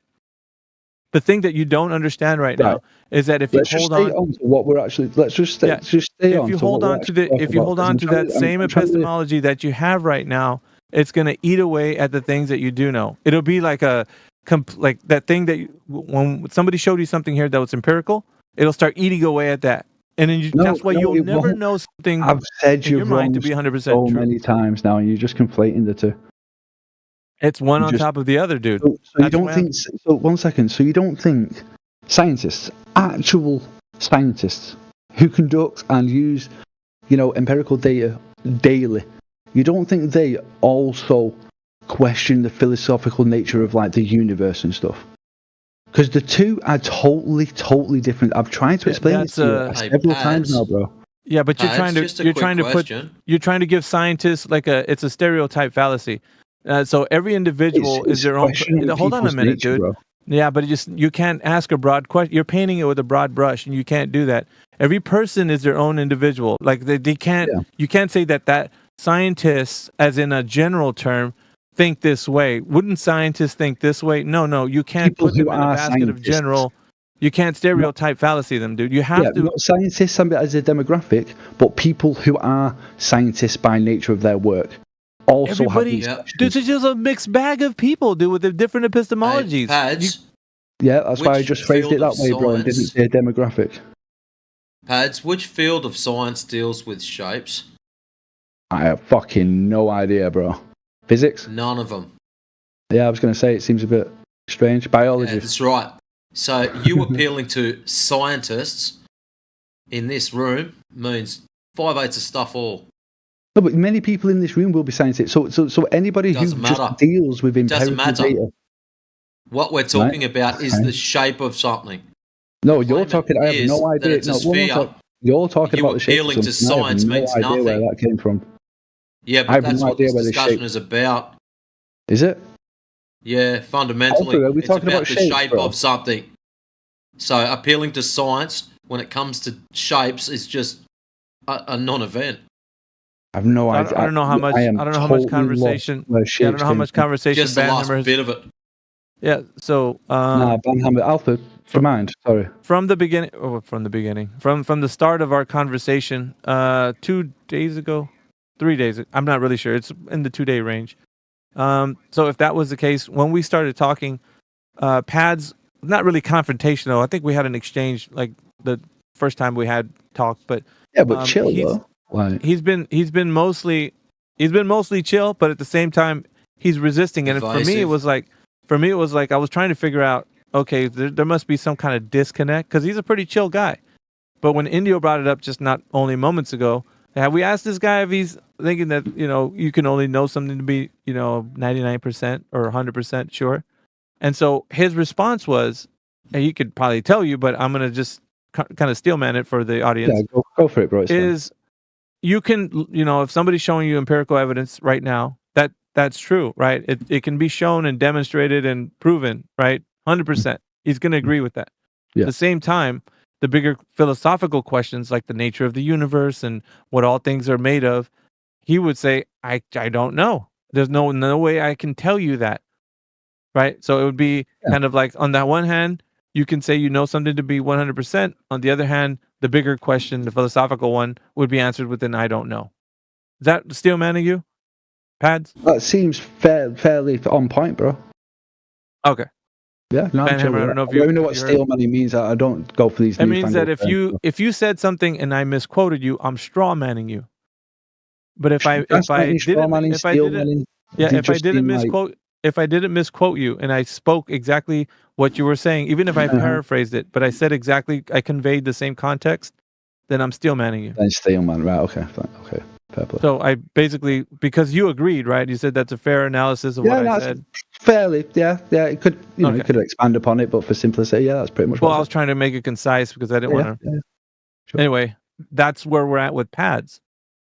So, so my take, right? This is me, not steel manning him anymore. What I was saying was, after me and Indio were talking to him about this, and now we understand what archetype of individual he is, because he falls in a basket, right? There's a category of people like him who say the arguments like he does, and the reason why he can't fully grasp what we're saying is because this underlying epistemology he doesn't visualize it this way, but this is, like I said, it's my take. Yeah. I say it's like that's the foundation for his understanding of everything, is that you can't know anything to be true. Nobody in their let's say, if you're not being prideful, I'm gonna actually now speak a little bit of why he would say it. No, if people aren't being prideful and they're being just honest with themselves, then everybody would say that nobody can say that they know something to be 100% in the grand scheme of things, like in nature of reality and all sorts of stuff like that. If we're being honest with each other, according to Pads. But what I'm saying is, if you hold to that epistemology and you move forward and say, hey, flat earthers, tell me about the nature of reality. What do you think the earth is? How do you perceive, and we start going through it. To him, we could make some fine points. That's empirical. That's good. I like that 100%. Let's go with that. But do you see what I'm saying is that there's the thing underneath that. Does anybody hear me when I'm saying this? There's something underneath when he's... Don't you mean like that 99%? Yes. I don't think the philosophical influences the empirical, bro. Really? Yeah, I think the two, like the Viking is saying in the chat, that, I maybe misspoke when I said science. I didn't mean scientists as the demographic. I just meant people who use empirical data all the time. People in this chat, people who conduct their own experiments, their own hypothesis, whatever, right? Those people will also maybe be religious, or they might believe we're in a simulation. I don't fucking know what it is. There, see? A lot of them right won't rule it out. So just as a very, very easy example, I'm an atheist. So you're saying empiricists could have the same... It doesn't mean their thoughts are Give you justified. an example. I'm an atheist, right? So I really do not believe in a deity. I don't believe there's some sort of like God, omnipotent, whatever. However,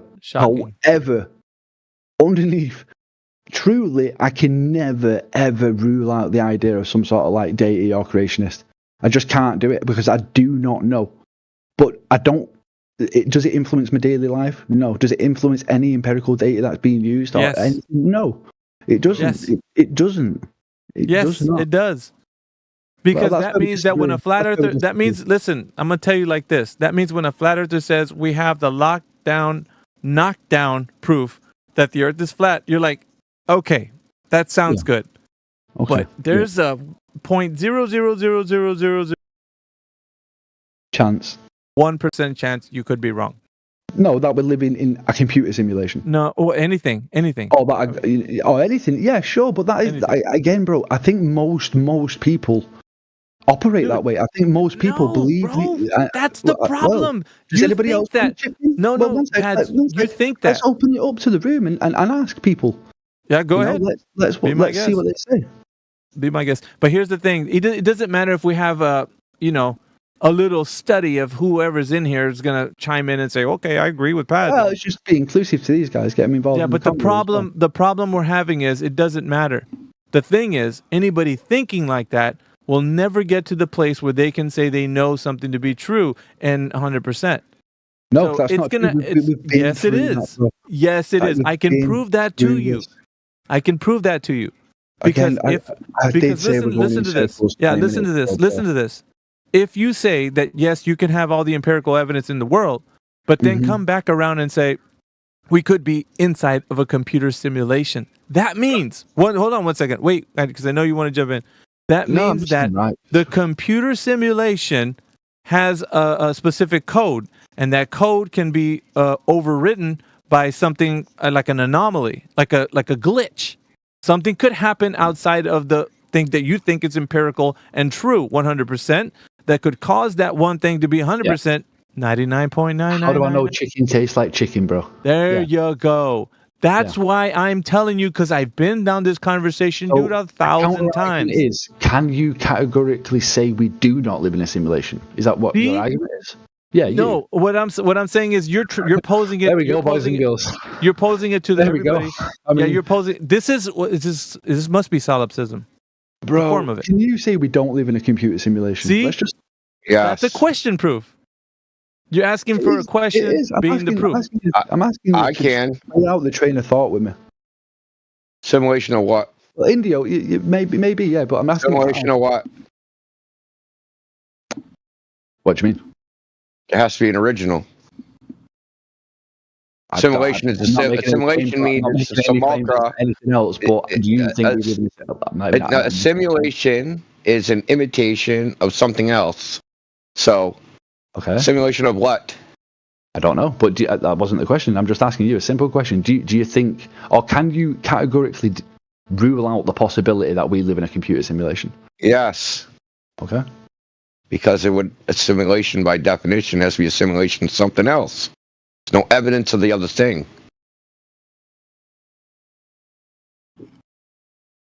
He doesn't get it. I'm sure of it. He don't get it.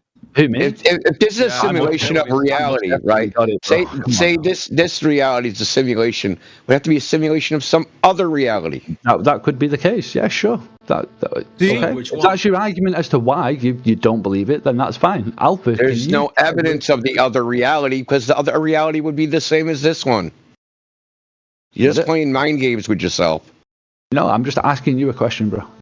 Like I say, I cannot. Yeah, there's a pad somewhere. Their Discord name is Pad and not Pads, right? Like, I don't think we're having a computer simulation. I don't think there's a data. No, it's not even that. It's not even that though. I cannot rule it out, boys and girls. I don't know. Yes, you can. Yeah, you can. You can. Just don't want to. No. So you guys categorically say there is no creator, there is no data. You guys have proof of this, yeah? You guys can categorically say this. There's no data. There's no justice. So it doesn't work that way. Like, you need justification. That's the thing. Do you have a justification for believing that? Do I have a justification for not being able That's to... That's how... I'm just telling you how it works in, like, philosophy, right? No. Like we've been talking about epistemology, like how you know something. And you brought up simulation and all these other things, like how you can't know things. there needs to be some sort of justification. Yeah, but that's for how you that know things, bro. I think I've. There has to be you're trying to talk over me, man. I'm not appreciating it. So there has to be a justification for the epistemology in the first place. Mm-hmm. And there is no justification for the I don't know anything. Because even to make that argument is a statement of it always leads to a contradiction. That's why it's philosophical, and that's why it's totally separate to the empirical data. Okay, let me ask you. Can you know 100% that the law of non-contradiction is true? Did you hear what I just said? Did you hear what I just said, though, bro? No. You are right. It's a bunch of wishy-washy shit. It's philosophical stuff, and this is what I was trying to say to Alpha. Philosophy isn't wishy-washy. 1 second. It has no bearing on the empirical data that we use. The two are totally separate. This is what I've been trying to explain to Alpha for 30 minutes. You can't evaluate the empirical data without an epistemology. Yeah. Mate, I'm not even the sure. Law of identity. I'll give you an example. The law of identity. Explain the word to me. No. The law of identity. Okay. I don't know what there's three laws. There's three. That a cat's a cat. That a dog's a dog. Okay. That things have an identity. Yeah, spoon's a spoon. So your epistemology, some phenomenon or some empirical evidence, if it doesn't have an identity, the particulars of that phenomenon could mean anything because they don't have unique identities. Okay, bear shits in the woods. Well, if it doesn't have the identity, bear shits woods. So bear could mean fucking cat, and fucking shit could mean sunflowers, and fucking woods could mean fucking car, right? Like you need this fundamental epistemology, how you know things, right? You need certain things. You need the laws of logic, the law of non-contradiction, the law of the excluded middle. You need these things to even have conversations about things.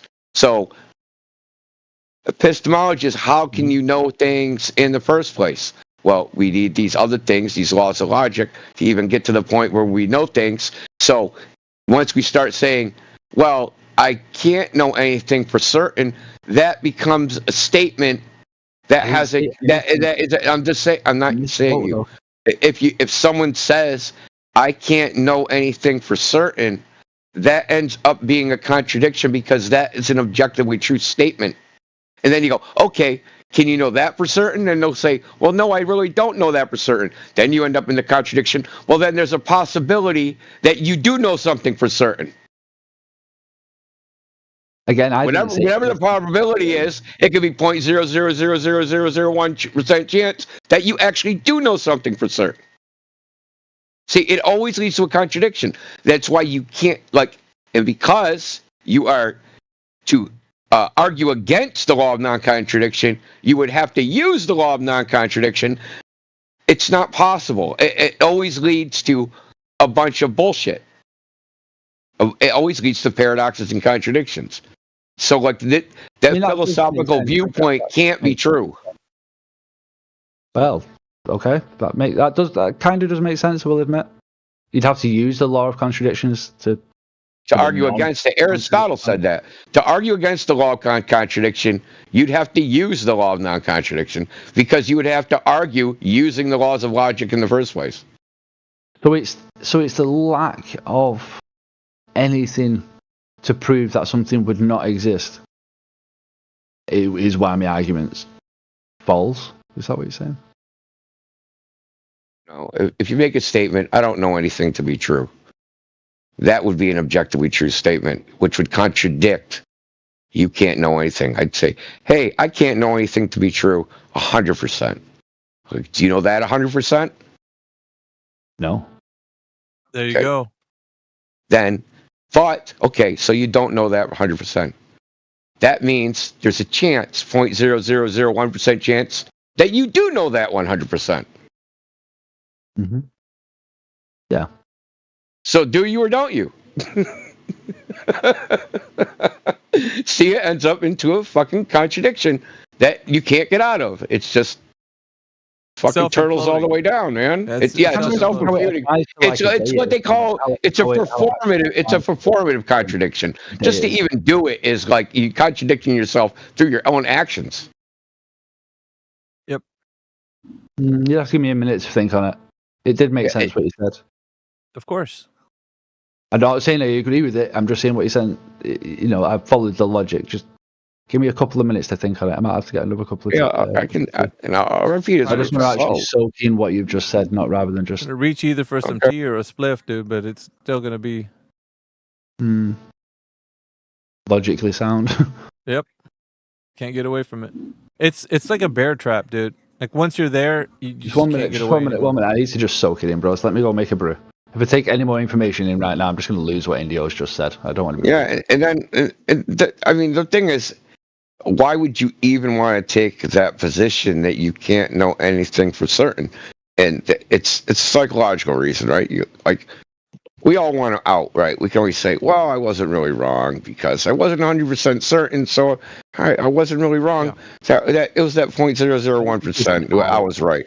One sec, that's a bit off the subject. Though. Come on, we'll go, that's a why, but I just want to just let me just deal with it if it's actually sound or not first. Why could be many a reason, but just I don't want to be rude. Do you know what I mean? I mean, go make your tea or whatever you're drinking. Yeah, go make your tea, man. We can talk amongst ourselves while you do that. I'll mute up. Yeah, back in a minute. I'll think on that. It's a good point. What's interesting is that when we point this out, it seems like whoever it is that has this issue, they tend to want to see if there's a way that they can forward, the thinking of like, this is valid. When you point out to them what you just did, though, Indio, it puts it into their mind like, well, shit, you're right. Because I can't use the thing that I'm saying that I can't know anything. And at the same time, when I make that statement, it sounds pretty There's absolute. a possibility that I do know something, right? Speaks against it. Yeah, but it's his own mind, right? It's his own mind. He doesn't even know.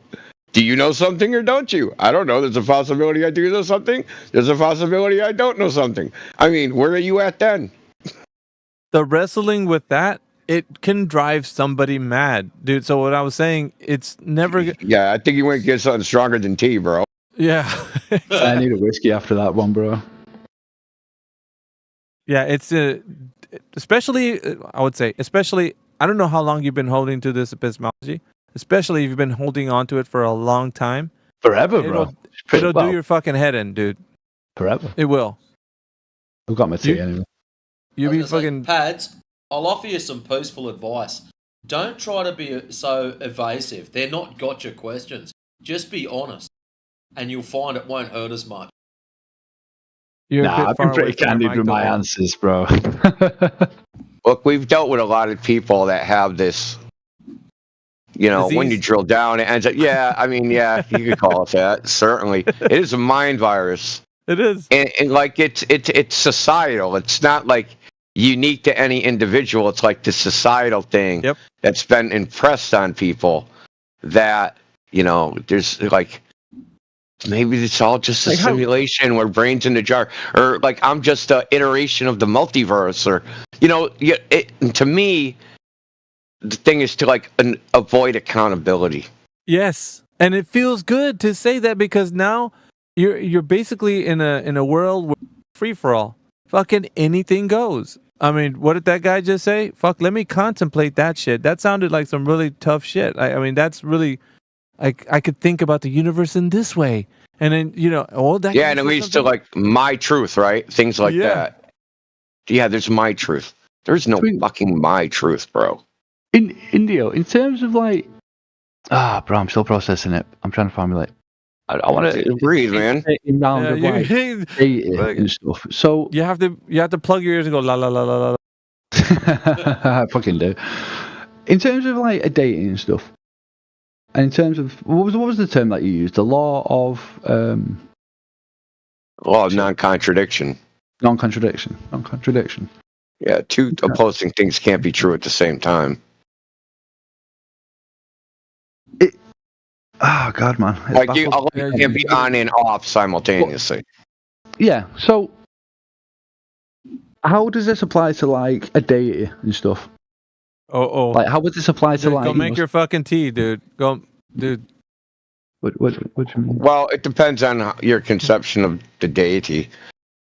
This conversation is going into deep waters, man. I don't know if you're ready for this. If that conversation is in your head, this one is right, gonna that's fucking. what you meant. Yeah, fair play. I'm serious, dude. Your soul will leave your body, dude, after the convo. Mate, it's fucking. I'm just telling you the truth. You're gonna be beside yourself. You're gonna be like, "What the fuck?" Your soul's gonna be smacking your body, saying, "Snap out of it." So I got the understanding of like, yeah, you really shouldn't rule anything out that you can't prove, but you can't prove a falsehood, can you? So it's tricky anyway, straight from the start. But I always got it from deity. Like I say, Richard Dawkins, when I first heard the concept of not being able to rule stuff out, and it's because I cannot prove that there isn't a God, because you can't prove a falsehood, really, can you? Oh, that's you can't prove it. You can't prove it. You can't prove it negative, right? So yeah, well, that's it. Sorry, yeah, that's the thing. So I cannot prove God does not exist. It's something I cannot do, right? I can look at all the data I've got available to me that suggests he is true, and I can believe it or not, whatever. But because of the simple fact I cannot prove God does not exist, in the back of my mind, not even in the back of my mind, but again, when talking about philosophical, nature and stuff or whatever, I just simply cannot rule it out because I cannot prove it. I mean, a lot of times people think of philosophical things as like wishy-washy shit, and it's not wishy-washy shit. That's where logic and things like that come from in the first place. No, but I think it is as simple as not being able to disprove. Science came from philosophy, no? I think it's as simple as that, really. Yeah, exactly. Science came. It all, like, philosophy is just like a formalization of how we can determine what's true or not. Maybe it's the wrong word, but do you get what I'm saying though? Like my concept came from that essentially. Yeah, but I would say that One sec. Did it come? Wait, hold on. I just gotta say this though. You didn't. All your life you weren't thinking this way, so this can't just be like you were born like this. This was something that was worked. Picks it up mainly. It was from, worked into your mind. Dawkins. Yeah, but how long? What's the time? Why would you listen to Dawkins, man? Oh, I nearly got sucked into the strong, like, anti-atheist sort of crowd, but luckily I didn't get too bad into it. But this was probably about 10 years ago. 10 years you've been living. So probably about I don't know, 2010, 2011 or something. I first started thinking like, oh yeah, really. Even though I am an atheist, I will give credit where I can't rule out that there is. And I was a strong atheist at the time, really did not like religion. I actually like it now for what it is. I'm not religious, but I like religion.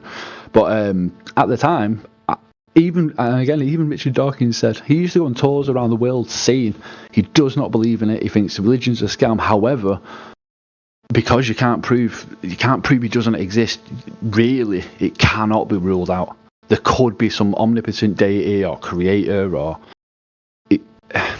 I don't know. Well, I would beg to differ. I thought it was a good thought to always be wary of. But again, this is my whole point, Alpha. That in no way has any basis on the empirical data or observations used here on planet Earth in reality. Those are two totally separate things, and that was my whole point. Is God in the empirical data? Is that where you would find God in empirical data? Maybe in the golden fucking ratio or whatever it is. Hold on. Well, you're not too far from the truth. That's where you do find God in the transcendental categories that exist. Exactly. That have to exist, that can't exist in the material world. They can only exist in a mind. And how would they exist if there was no mind that created them? I told him he was going to be. There's some shock and awe here, man. That's going to happen. Yeah. So things like logic and persistence over time, identity over time, mathematics, things like that, they only exist if a mind exists. Yeah. So how can they exist? Say the universe happened, right? The Big Bang happened. The law of identity existed before any mind would have been created. How is that even possible? No idea, but again, it's totally separate to using going out and measuring the height of 10 people and finding the mean height over a certain demographic or any just sort of experiment. These are two totally separate things. I don't see why the two are conflated. One is built on top of the other, though. This is what I'm trying to tell you, Pads. One is built on top of the other. You have to understand what I just said. The transcendental and the metaphysical categories come before empiricism. Yes. We don't treat it as such. That's foolishness. Foolishness. Just, because you said we don't treat it that way. It's not the worldview is there. People that think right that's going to come before you prove something. You're going to have to think about it. So, you know what I mean? That was the way things began. The will of the Creator made all things. Thinking happened before action. I know, but that would be subscribing to a creator, and we're making a lot of assumptions in that. Like, Why? That, again, I feel this is another 2 hour longer Why? conversation. Isn't that what happens? Listen, isn't that what happens in the process of something being manifest? Don't you think before the action occurs? Or do you do the action before you think? What do you think? How do you think it happens? Again, bro. It's like locally. It's hard, either way, it's hard to fucking say. But chicken or egg, bro. Well, it's actually the chicken. It's the chicken, 100%. Because you can't have something that reproduces without the thing that needs to be giving that. It's like a factory. You can't have something that you make if you don't have the factory that makes it. So it's definitely the chicken. It was made to lay eggs and then reproduce. See, that's what makes God different than creatures. We're created beings. God is an uncreated. He's uncreated. And again, he's not in time. He's not in time, and he's not in space. These are things that he created, but he's not. They're not intrinsic to his being. Correct. He's separate from that shit. I mean, is this? I don't. Is this spoken as like fact or opinion? Yes, it's a fact because when you listen, when you move forward in the world, you don't ever do any actions without you having a process, a mindset about. You know what I mean? Like there's always a thought process, so the thinking happens before the action. Yeah, and I'm not saying you might say, well, I didn't think about that, but I did it. But yeah, there was some urgency for the what. Sentient beings walking around with motor skills. Like, yeah, I get it. Like, so if you're gonna say that something with intelligence moves forward and has a will, then it's gonna create. But if, let's say, the opposite to that would be that nature, for no apparent reason, just sprung up out of nothingness into somethingness for no apparent reason. It just did what it did, and all of a sudden complex life forms are what they are based on, no apparent reason for it to do so. Yeah, I mean, the Big Bang came out of nowhere, apparently. Well, there's a lot of life on Earth. Abiogenesis is like according to the Glober mindset, it's completely riddled. Think about this. If you're a materialist, and you think that if you're a materialist and you think the Big Bang created the material world, so nothing created something, and then that something over time became life and animals, and they evolved into human beings, and that human beings grew a consciousness from which it can perceive the existence of the universe. Because man is created from the universe, that would mean that the universe created a mechanism from which it can perceive itself. Yep. That's crazy. Now, nothing created a mechanism from which it can perceive itself, dude. Because we're part of the universe, right? Stardust. Are we part of the universe? Like, we're part of the matter and the energy of the universe. So, part of the universe created a part of itself which can perceive itself. Okay. Yeah. You weren't ready for this conversation, man. Yeah, I told him I wasn't ready for it, man. It's not. I wasn't ready. But if it originated from nothing, that means nothing did it. Nothing created itself and can apprehend its own existence. But that's what I said. Apparently, it came from nothing. Yeah. Yeah. Apparently. But nothing given enough time can think about itself. Because that would mean you thinking. When you just said the universe came from nothing, If you were created from that nothing, you're the nothing that thought about itself. Okay. Okay, it's like that makes sense. Okay. That don't make sense, bro. It sounds wild to me. This is again. Of this course, is not my, it is wild. But yeah, like hasn't- Pads, hold on, let me just say this. Pads, the problem is the way people think about the problem. The way it should be thought about, like, how do you prove the existence of God, is what's called the necessary condition. What is necessary? Is God necessary for our existence or not? What do you mean by God? Sorry. A deity, whatever, creator. Like a deity. So is it necessary for our existence? Miracles and shit. Like No. I'm just saying. No, don't go. You're going too far down the road. Well, I'm asking you. Okay, so don't worry about that shit. Like, you ain't ready. Like the miracle. Don't worry about that. What you mean We're just by saying God. a creator of reality. Okay. So I don't like the word universe, so I just say reality. It's not some sort of like. Right. Okay. A conscious agent. Okay. Right. Okay. Perfect. I get what you're saying now. Okay. So a conscious agent. Is a conscious agent necessary to precede the human experience, how we perceive reality, or is it not? Is it a necessary condition? Could this have happened without a conscious agent?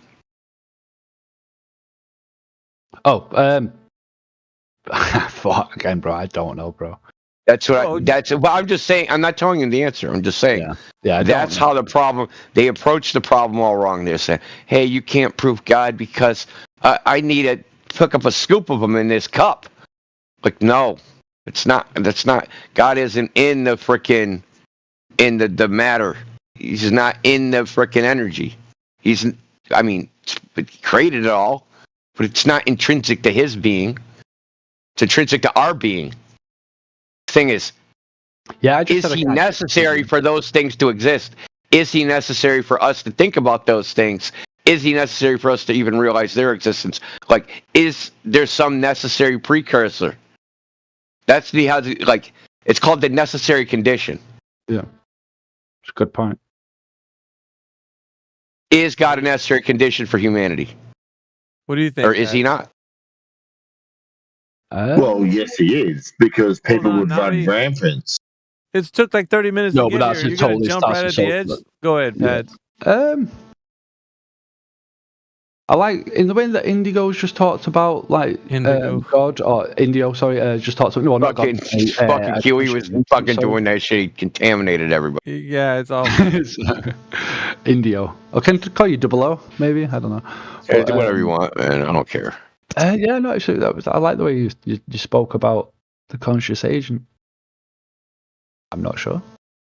Yeah, dude. Like, if everything, like, if some of these things for us to even perceive reality require a mind would have had to have created them. you want to say no? Go on and say it. No, it's not. I want to say no. It's just I want to delve into what we mean by mind and conscious. Like, more than bro. So I'm a politics student, right? So yeah, I'm not clued up, but in terms of like yapping, I will yap about terms and terminology and concepts all day. So that's why I'm always like trying, like, breaking down, like, what are we talking about when we say consciousness, and Okay. Could humanity? What was the question again? What evaluates truth statements? No, sorry. What was the question again? Well, you said you don't know what we mean by consciousness. I'm going to just demonstrate. What evaluates truth statements? What evaluates truth statements? False statements.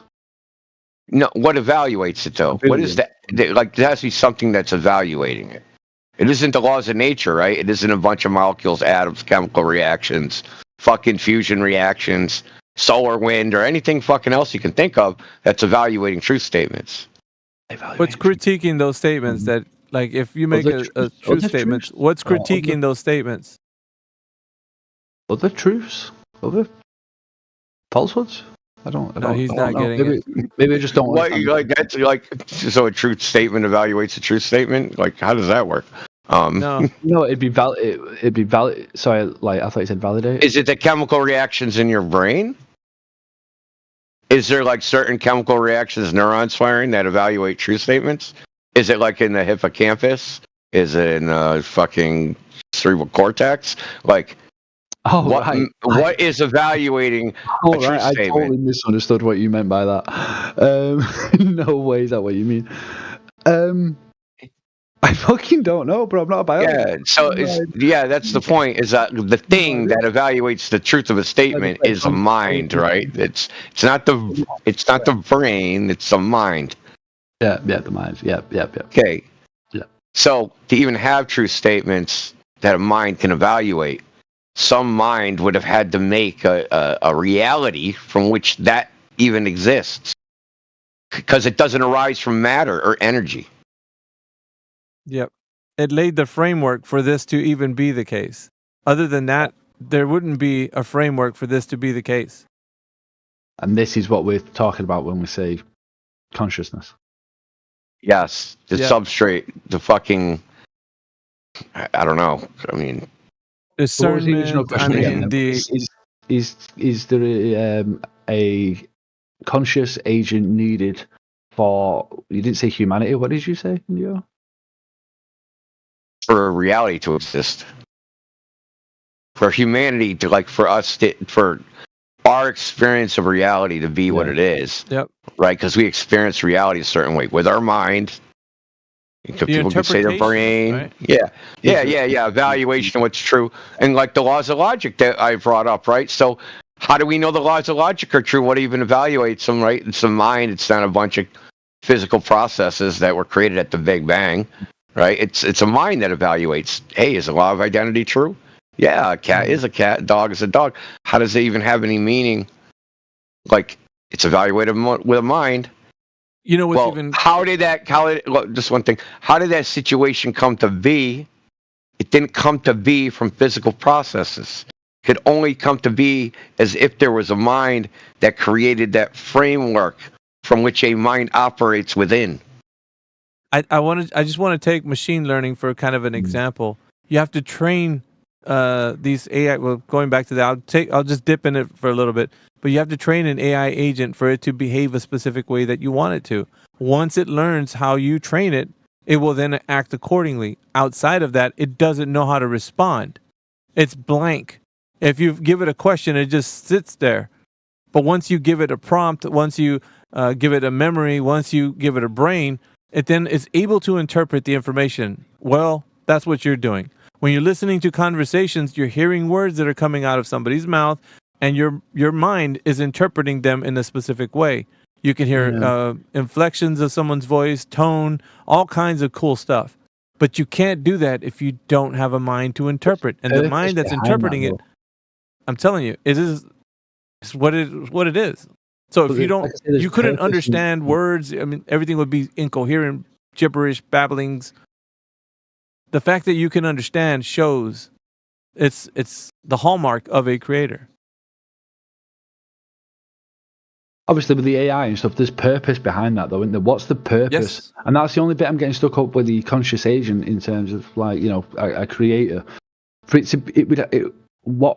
why would there be any purpose? Purpose for what? That's the bit that I'm struggling, like, for anything to enact something that would lead to humanity, or like any of the maybe it's none of your business, dude. Like, fucking, it doesn't even have to be any of your business. Like, I'm just curious about it. Like, well, no, I mean, you're asking. I mean, you're told, but I'm just saying, like, so the creator of the universe can just do shit, and like, it could be his purpose. It doesn't even have to be any of your business. Let me ask. Yeah, but does a consciousness automatically mean there is a purpose for any action? Yes, dude. But we're getting into another topic, which is my favorite, right? But like, I just want to stick to. When you program the AI agent with a specific function, it does that. It's not going to turn around and say, dude, why are you telling me to do that? Like, I just want to know, like, what reason do I need to do this function you want me to do? When they do that, I'm unplugging it. You're like, I'm turning that shit off, dude. They're going to be fucking talking back agents. What the fuck is this? No, but like, the agent only knows because it's been programmed and it's receiving the information, and then it's able to interpret the information it's going to get from other things because it's been programmed to do so.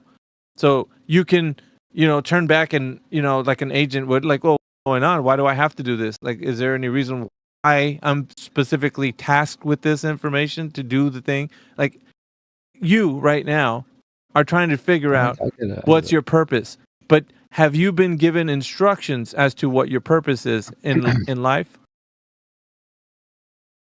No. Okay, so you are just going based off a will to live. There's a will to live that's innate inside of you, yeah? Yeah. Currently. However, that can change, but currently right now, you have this will or desire. There's this desire to live, right? In some form of capacity or one way or Yeah, I'm another. not pausing because I'm suicidal. I'm pausing because I'm thinking on your subjects, everybody. I'm not suicidal. No. Yeah. I know, but what I'm saying is, and this is innate to everybody. We all want to have another day above ground, man. That's No, pretty I'm much getting all how it's this, going. Yeah. But that is what we know. We're trying to figure all this stuff out, right? In between the cradle to the grave. We're trying to figure it out, man. What does it mean? What does it all make sense? Big philosophical questions. I mean, the Creator has laid out some fundamental answers within the holy books, but I don't want to dive into that. I just want to stay right here where we're at because it's kind of where you know Yeah, I'm most. struggling with the purpose and the programming and why does anybody think like humanity was ever meant to exist? Like it was And not. that's what goes back to exactly Indio. predestined and It goes back to him because he's saying like, what wasn't a plan for this. What does a creator that made all things have any reason to answer to his creation? Why did you make me this way? Or what is the purpose of life and all things in it? Does he have to explain anything to you? And what if he did? You'd have to, it's like life is a journey. Well, might not understand it even if he did, bro. Well, I know, but the greatest things, the greatest mysteries can be thought of and understood like through philosophy and kind of reasoned with. But if we're saying all of this, none of that what we're saying would even matter, not even us in the slightest bit, if you believe that you can't know anything. You know what I mean? So that worldview that you had prior to this conversation, And brains into a jar can't kill themselves, man. How you gonna get off the shelf? yeah, you wouldn't have any way to process any of this new information. You'd just be like, yada, yada. We just, fine. At the end of the day, we really don't know. And I don't know. Like, you could never. Well, like I said, boys. I mean, and look, out. So Pat, so check this out. Even if the Creator said explicitly to you, right to you, and said, "I created you for this purpose," and then you're like, "I don't fucking want to do that." The very fact that you even have the ability to question and evaluate that purpose that the Creator gave you is justified or not justified means you have free will. And He gave you a free mind. Well, that you can judge whether you think, even though you might be right or wrong, but you can judge whether the Creator and whatever fucking He says you should or should not be doing, you can say, yes, I'll do that, or no, that's stupid. I don't want to do that. I don't care what you say, whether you created me or not. That would feel like the illusion of free time. I was going to say that, Pats, because I think I'm more of the mind that it's kind of an illusion, based on the fact that you're time, bro. It's nothing more. But, well, no. What I'm saying is, it's more of a reaction to things. So if you say that you thought of something originally, like, okay, I'm hungry, so I'm gonna go eat, and I chose to go eat because I'm hungry. Well, there's motivations that actually, it's a reaction to something else. So the reason why you're motivated to do that is because you reacted to your stomach growling, or you really feel like you're hungry, so you want to eat something, right? But there's something that motivates the thing that you think is a freedom of the will action. So there's never something. And I didn't want to get into. I will agree with that. It's a bit more of a mind job than we were talking about. Yeah, the free will destiny thing is a fucking it's a mind job. Yeah, it's I want to call it slippery slope, but it's like it's really hard to like figure out. Like you really have to go into the nuances of it, and I think that's beyond the scope. Fucking that's a rabbit hole that you can dig way deep into. Yeah, and the only thing I wanted to say about that would be that choice seems very real to everybody in this room, and you can't deny that, right? What you want to do and what you have freedom to think about seems like logical, right? Yeah, of course. I want to eat a hamburger tomorrow. I'm gonna write it down. I'm gonna do that tomorrow.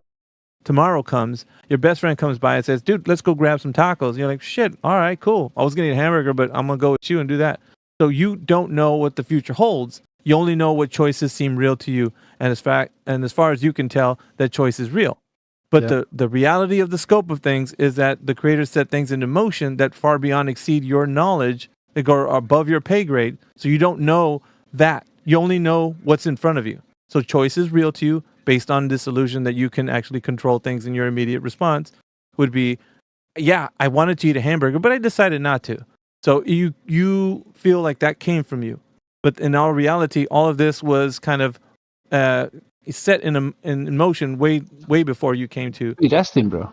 You can't change the future. Like the future is going to happen, bro. Like, hold on, Pat. No matter what, 5 minutes from now, what is going to happen is going to happen. Like I cannot change that. But what I got to tell you about that is that you can't. That's not for you. That your mind is for us in here. Choice is a real thing. You can't say that. In other words, you don't have the mind to even come close to saying that. The only thing you can do is try to decipher and do choices, make good choices here on the time that you have while you're alive, based on your knowledge now. But the creator has a plan from A to Z. He's got the beginning and the end. Everything's already written and done. He's telling you you wouldn't be able to function. You can't. Yeah, dude. If you had that knowledge, you wouldn't be able to function, dude. You'd just fucking be a ball of jello, dude. Yeah. Maybe you misunderstood me. But I'm not saying I'm in no way, boys. In no way am I saying to you guys, yeah, if you had the knowledge of a god, your head would, explode. Like, well, prescience, right? Like like let's say the last door on the road, and you know how you're gonna get there. Like if you knew that, and all the steaming what appear like at a superficial level as choices, but you somehow have the foresight of predestiny, it would drive you fucking mad. Yes, you wouldn't. You would be like, you would feel like you're stuck. You'd feel like you're stuck on a ride, right? Yeah, I never said anything like that. Okay, yeah, sure. Or you would feel like you're stuck on a ride, right? Like a roller coaster ride you don't want to be on no more, but you can't get off because fucking you're on the ride. Yeah, exactly. You have his phone number. Well, that's what I'm trying to say. So the reason why it feels real to everybody, because all of us, we exist. Our minds and what the capacity of what we have can never grow to that level. There's I mean, who's going to divine what's going to happen a week from now in your specific life and what you're specifically doing? Nobody can tell. And I don't care what palm reader, fortune teller, all that other stuff. None of that. Nobody can tell you what phone number. Anyway, nobody can tell you that, right? So you're just going to move forward and do the best you can with the ability to contemplate choices that seem very real to you, and you exist in that life, in this life. You're not going to just, don't concern yourself with the predestination side of things. And dude, it can drive you mad, right? So, it's just is it not just the nature of time though, bro? Like, no, it's nothing more than the nature of time, is it? So think about it like this. I want you to think about it like this. Let me just explain okay, go ahead. The nature of time, but I just want to say, so as a program that runs, right? The program's going to run regardless if the youth say, well, I'm going to change things because now that I know, I'm aware of, I could be living a predestined life. Now I'm going to, change the program a little bit. You're not doing anything. There was already a reason why this information was given to you, so you could contemplate this, so that your actions would be such. And it's not what you think, basically. It's already been his phone number. Hold on. You want God's phone number? Well, I mean, you have to use a special telephone. It's in the bathroom. It's a big white. It's a big white telephone in the bathroom. Oh, go call Ralph. Donate now, bro. Go call Ralph on the big white telephone in the bathroom. He's about to, but Ralph. That's where that guy's at right now. Yeah, anyway, ask him for God's phone number. It's private. He told me not to give it to you. Shut up. I'm a friend, bro. You can trust me. Yeah, it's dude. I've one of the reasons why I had arguments with the preacher in the past that was at preaching at a congregation was this one. This was a big split, by the way, for me to actually, because I was reading in the scriptures and it was like, dude, I'm reading Romans 9. It's not really talking. It's talking about Pharaoh. He was predestined. You know, he had a heart of stone because he was hardened against Moses, so that he can go Sorry, through. What's predestination and stone hardening? What's that? So, okay, so from the creator's perspective, he's moving in the arena where nobody can, in the unseen, right? So things are happening right now that you can't really understand why things happen. You're always asking, why is this? Why did this happen? Why did that? Why do these things have to happen? You don't understand the grand picture, the greater picture, right? Well, sure. Right. Well, I'm speaking to you, so I'm not gonna. But what I'm saying is, so in that case, you're not going to be able to tell us like, okay, what's going to happen tomorrow and all that stuff. But the Creator has already done this in motion, put things in motion. There's things that happen with divine appointment, like you meet your loved one, your spouse, and marry and all that kind of stuff, have kids, and that stuff was already going to happen. It was set into motion by things long ago that were written. Anyway, but right. So that's one thing. And then there's the life that you live. There's the thing that you didn't know you were going to meet her. You weren't expecting to go meet her at the grocery store that day when wasn't something you were conscious of, but it just did happen. So, but to you, all of these things that you consider are things that you're exercising. I made the choice to go to, Super S, and I met her there I don't believe that. the Oranges. I keep saying this. I don't believe any of that. I keep agreeing with you. Well, yeah, but what I'm saying is what I say, don't you, bro? You do listen to what I say. I do, but what I'm saying though, it goes to a step where you can't put yourself in those shoes. That's the Creator's realm. Your realm is here with all the uncertainty, with all the choices you still have to make, with all that you can't. Bro, there's nobody in here that it's all part of the plan, like you would have said. Yeah. Because just like India was saying, it's not just a case of key life goals like marriages and weddings or anything, and then we control the little bits, he controls the big bit. Like all of it, whether you want to put it down to a creationist or some sort of just the passing of time or whatever, it is all laid down from A to B to C to D, the moment after moment after moment. The moments that are going to happen will always happen, regardless of any choice or illusion of free will or anything, whether it's down to a deity or a god or simply the passing of time. Yeah, there's no change in the future, bro. You know who says this? Definitely no conceptualizing that actually, in who our actually heads. agrees with this? You know who agrees with this? I have no What's idea. his name? He's a famous atheist. He's a neurosurgeon.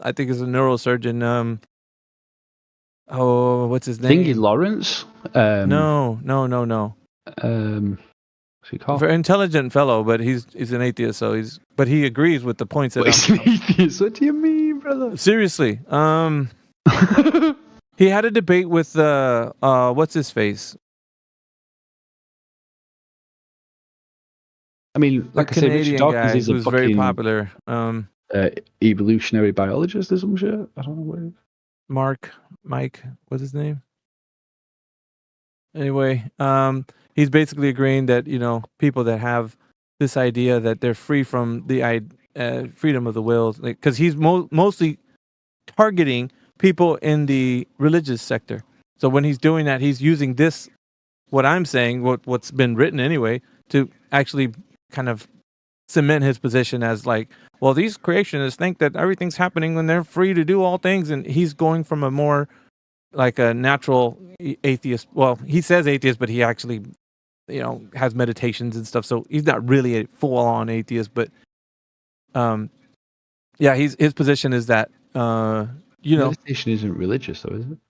Well, if you use it in the Buddhist and kind of. Nah, it's just a sick technique, I think. I know, but he still adheres to some of those things. Anyway, okay.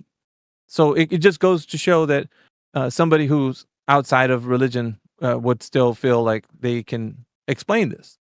So it doesn't mean that it doesn't take away something that you think that it does, and a lot of people think that it does. The reason why the pastor of the other church was arguing with me, he was like, no, you can't say this to the congregation because then if that's the case, then people are going to feel like they can just smoke weed and play Xbox all day because then their whole destiny is laid out and now they don't have to think about it. I'm like, no, you're missing. We had arguments about this.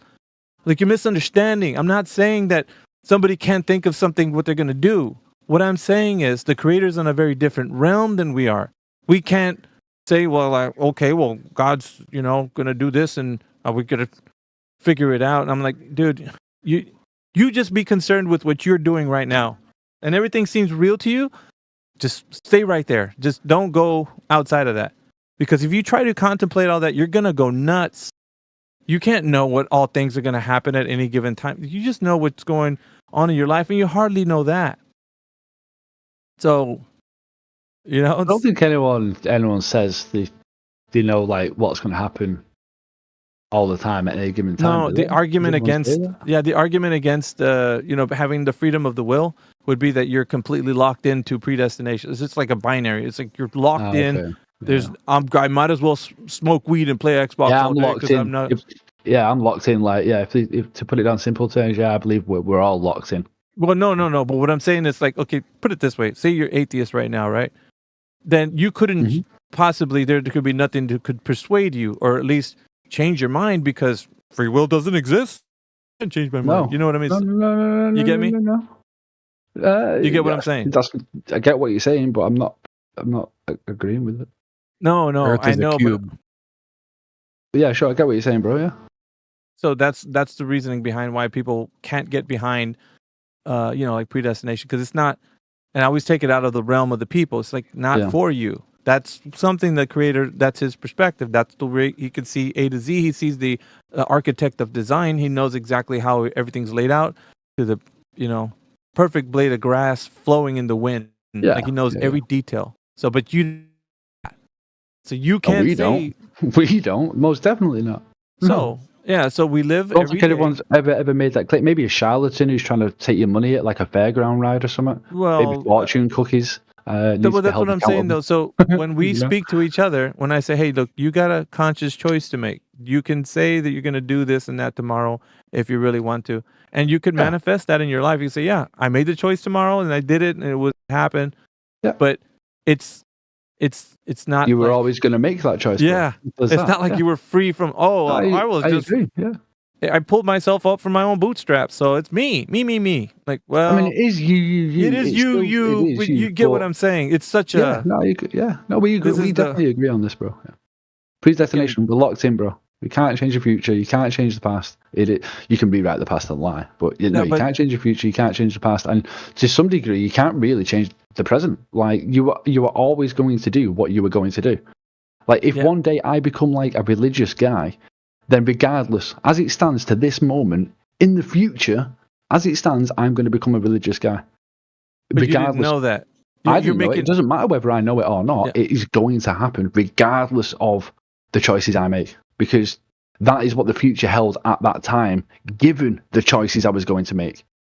Do you know what I mean? So the future will always happen. I don't get why anybody thinks they can change the future. Well, because there's this other epistemology of it being like, okay, so let's just say, for example, that we don't live in a world where you can say that, or the statement you made. So you live in a world where you're free to make the choice that you make based on a very, like, it's all you. The thought and everything originated from you. You were the original deal to think whatever you thought. That came from you, and it didn't come from another source. It was you. So the thing is, if that's true, right? If that was true, if it all came from you, you were the source of like the thought of like, I don't know, getting up and driving to the next town and going to the fair or whatever. Yeah, that all. I was came numero uno, bro. Yeah, but if that wasn't coming from you, then that turns into like there's something motivating you, right? There's a greater force at work. So the greater thing that's motivating you to do all of this was something that you it's like, when you say, I don't know why I want to do this. I just feel like I want to do this thing. I think there's no causality here, bro. These are two totally separate things. Like, the free will we have to make decisions, whether it be based on like an innate like nature of like hunger. Like, yeah, really, we've got free will, but you've got to eat. You know what I mean? Yeah. So a lot of it is reactionary, like you said. But that's not to do with like the passing of time and the phrasing of the future is always the future. Like, regardless of anything that happens in your life, like the two are not like even on the same level of discussion. Not saying what's higher or anything. It's just I don't get what the discussion is. I don't see how they're related. Yeah, I would speak to that because it's like predestination and the thing that happens where everybody believes it's going to always happen that way is above everyone's understanding. It's a higher understanding that you can't. No. We couldn't even contemplate the mysteries of the the universe, like things the way they.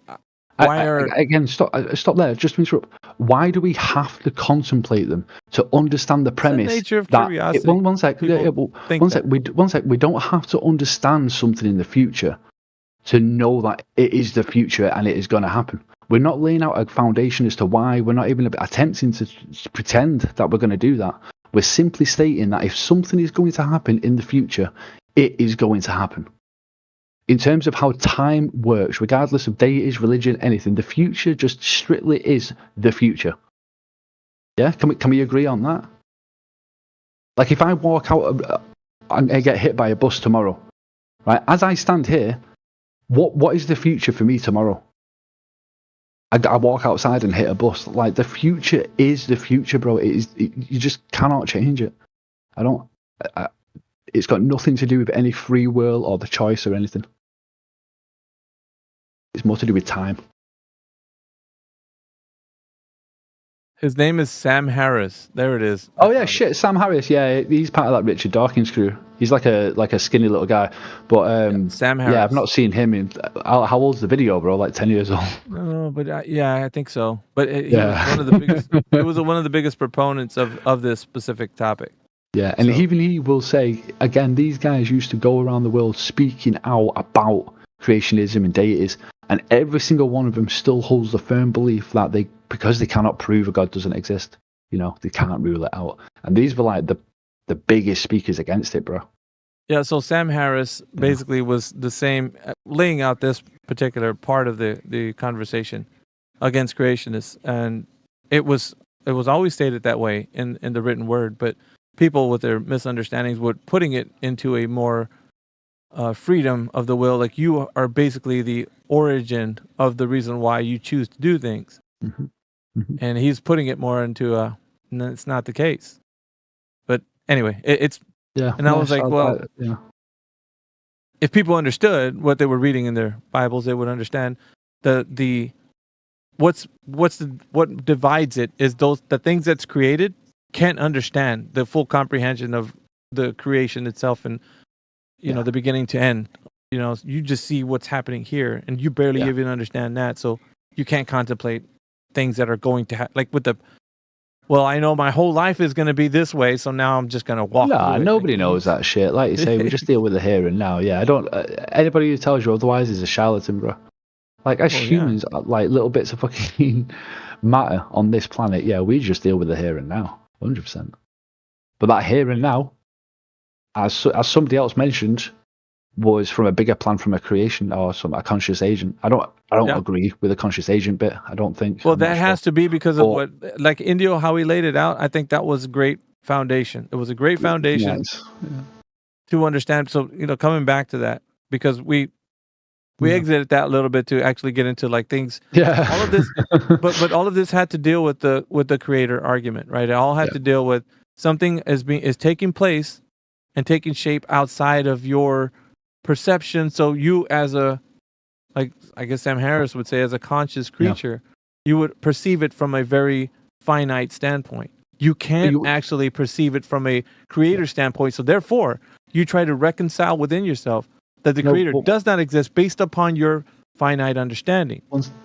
It's feeble too. That is my point, though, bro. Like you pretty much hit the nail on the head, because it is so far beyond our understanding. For that reason, we don't categorically 100% rule it out as a possibility. Because of that premise, like how can we rule out something that we even admit, and you just admitted, we don't fully even understand?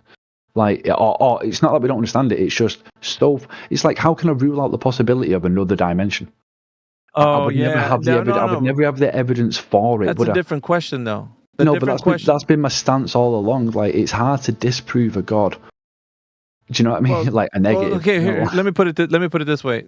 There's things that are not able to be translated over to a quantification of like how you can put something in a cup, painted red, like feelings, like emotions, right? There's nothing you can do to say, I love this person that much, or I hate that person this much. You can't, there's nothing you can do with that. It's like you're trying to convey something that's immaterial to something that's in the physical natural world, which you cannot do. So where does that come from? You've lost me with the transition there, I'm not going to lie. Well, the transition is like, so I can follow the transition is like when we're speaking of the physical and natural world, and then we're speaking of things that are not physical and natural. How can you say the creator, which gave you the things to perceive the world, right, in the way that you do, be able to tell people, okay, I'm going to build a house with this much material. Now I'm going to love my wife with this much amount of love. Mm. How can you quantify one thing and you can't quantify the other? How much love do you love your wife? How much love do you love your pet? You have a pet dog, right? How much love are you giving that thing? Is it 50% more or maybe 30% less? How much love are you giving that dog? No, I get the idea, but like, right. I don't know. My answer would be, I delve into what these things actually were. They're all due to like time and investment and return on your investment, a lot of those things you mentioned, but it's hard to quantify why you put certain investment into other things than others. Well, you could do so. You could do so with the physical and natural world. That stuff is measurable. Yeah. You got this much material. You got wood. You got electrical wire. You got plumbing. You got all that stuff. You're gonna make a house. You know exactly how much you need, down to, the last mathematical equation to build something. You got it all, you got that all worked out, right? Most of it, sure. I don't think. Well, but you get what I'm saying. You have what it takes. 99% of it figured out. But you have what it takes to build a house, right? You can quantify it. You can do something with that. Put it in a cup, paint it red. But when it comes to the thing that's intrinsic to all of us, right? We all experience emotions, whatever they are. That cannot be put in that category. So it's something different. Do you understand? Yeah, no. It's not in the category of quantification. You can't tell me how much you love somebody. I get all that. I get all that. So what is the purpose of this? So it's gonna give you the meaning behind the physical and the spiritual. So now if you're saying there exists something outside of the physical, because materialists and that, somebody might think there's nothing beyond that except for electrical chemicals bouncing off in your brain. You like when you eat a piece of chocolate, like they're gonna make it sound like it's nothing but physical things, interactions with, your neurons firing when you do something or something else happening in your body, physically. Yeah. But I guess how can even if you say that that's going to be the case, how can you tell them the quantification of something like love? Can you say that there's 10 neurons that fire when you? Like, I'm not struggling with the argument you're presenting or position, but I'm struggling as to why that needs to be done. Like, why do you have to quantify because love? that is a reason for something greater than just the idea of a materialistic world. It's something that you can see, touch, taste, hear. It exceeds that. It goes into something else different. So if you're contemplating whether or not a creator that's not in this physical and natural, you can see him, he's standing over there realm, then it's outside of that. And you can see the hallmark of that is that you've been given something to discern something greater than the physical and natural world. Do you get what I'm saying now? Yes, kind of. Yeah. So you've been given that. It's innate in you.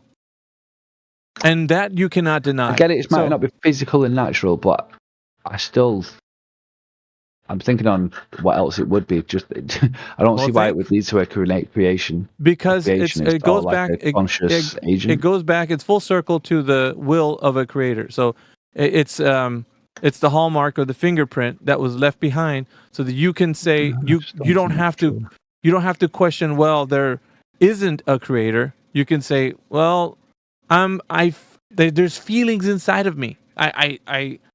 I'm happy. I'm sad. Like there's why do I feel that?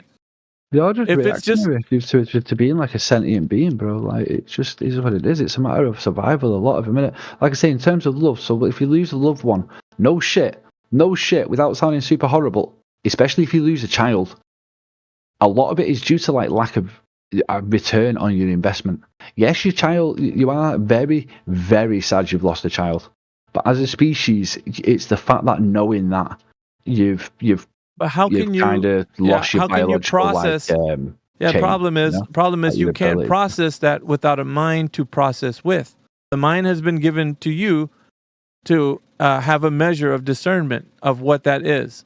Yeah, if but you not, didn't just have 'cause a it's not quantifiable doesn't mean anything yeah, else. but the measure that's been the measure that's been given to you is done so that you can function in this existence. And the only reason why you can understand that is because it's innate in you. It's innate in you. It's like built inside of your character and your being. Yeah. You can't say it's just chemicals firing off in your brain. That's why I have empathy towards this specific thing that happened. I don't see why not. Because it exceeds the physical and natural world. It's outside of the boundary of the thing that I told you. You can paint it red. I don't think it does. I don't think it does. Can you tell me how much empathy somebody about it. would feel when they lose somebody? You cannot do that. It exceeds It's that. not quantifiable. I couldn't give you a percentage, right? But There if you go. Put my mum, listen, if you put my mum and my dad lined up next to each other and said, "Shoot the one that you love the least," we could find an answer, bro. It's not quantifiable, but it's comparable. It's comparative to each other. Well, no, what I'm saying, what I'm telling you though, I'm not going to give you a percentage, but we can use the data on hand. So, I mean, either way, you're wrong, but there's so much more to that than No, just. I'm not wrong, just it dude. Because being- the thing that you described, you made a decision based on something has to deal with that was inside of you. Why did you create that decision the way you did? What was it? Exactly. Why did it manifest? This is more of the crux of the argument. Yeah, So Why? that thing, Why that did thing it? that thing that motivated you, you can't tell me why you did the thing. It's just No, it's I can. something. No, I can. I can. Even if you said like because I love one more than the other, it doesn't matter, right? No, But I'd be even acting out of self-interest with the decision. It's always the same. Still, what motivated you is not Regardless of something the you can. What motivated you is not something that you can, tell me that you hand me an amount of that. You can't do that. Oh, that's not. That doesn't mean everything goes back to a creationist just because it's not quantifiable down to like a statistic. So this is outside of the physical and natural world. This is outside of the physical and natural world to give you an indication that there's something greater than just the physical and natural world. So it's not just this life that you're experiencing. You're experiencing it through something different. Could you consider like a herd mentality, physical and natural? No, well, I mean, because of society doing a certain thing, then Yeah, is it physical and natural, or is it something else? Well, the emotions you feel while you're being persuaded is. Mm-hmm. So everything gets passed through. Everything gets passed because you would say, I mean, that's bullshit. Everybody believes the Earth is a globe, but I'm going to walk away from here saying that But if a lot of your see friends, my point straight away, though, don't you? You see my point. Yeah, because if a lot of if a lot of friends come to you and say, "Dude, knock it off, dude. Earth's a globe," at some point it'll wear you down, dude. If you're the only one, you're gonna be like, "Ah, shit," or whatever, because you feel like you want to maybe not disappoint people or be friends with everybody still and not be ostracized, whatever the case is. Mm-hmm. But so that feeling that you have, why can't you just shut it off? Why can't you just say, nah? So again, what are these things? Why do we have them?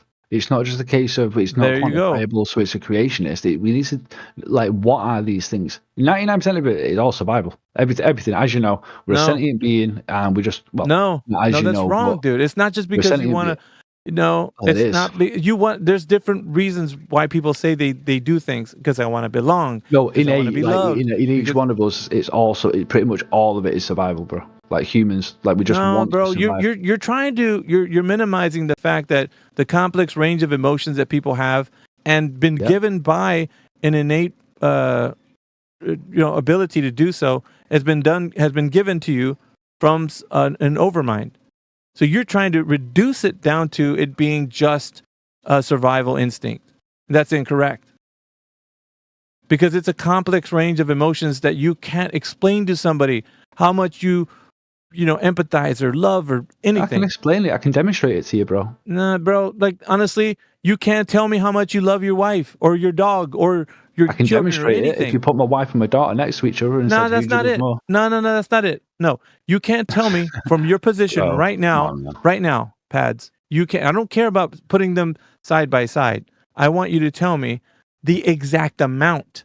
Why? Right now. I don't know. That doesn't prove.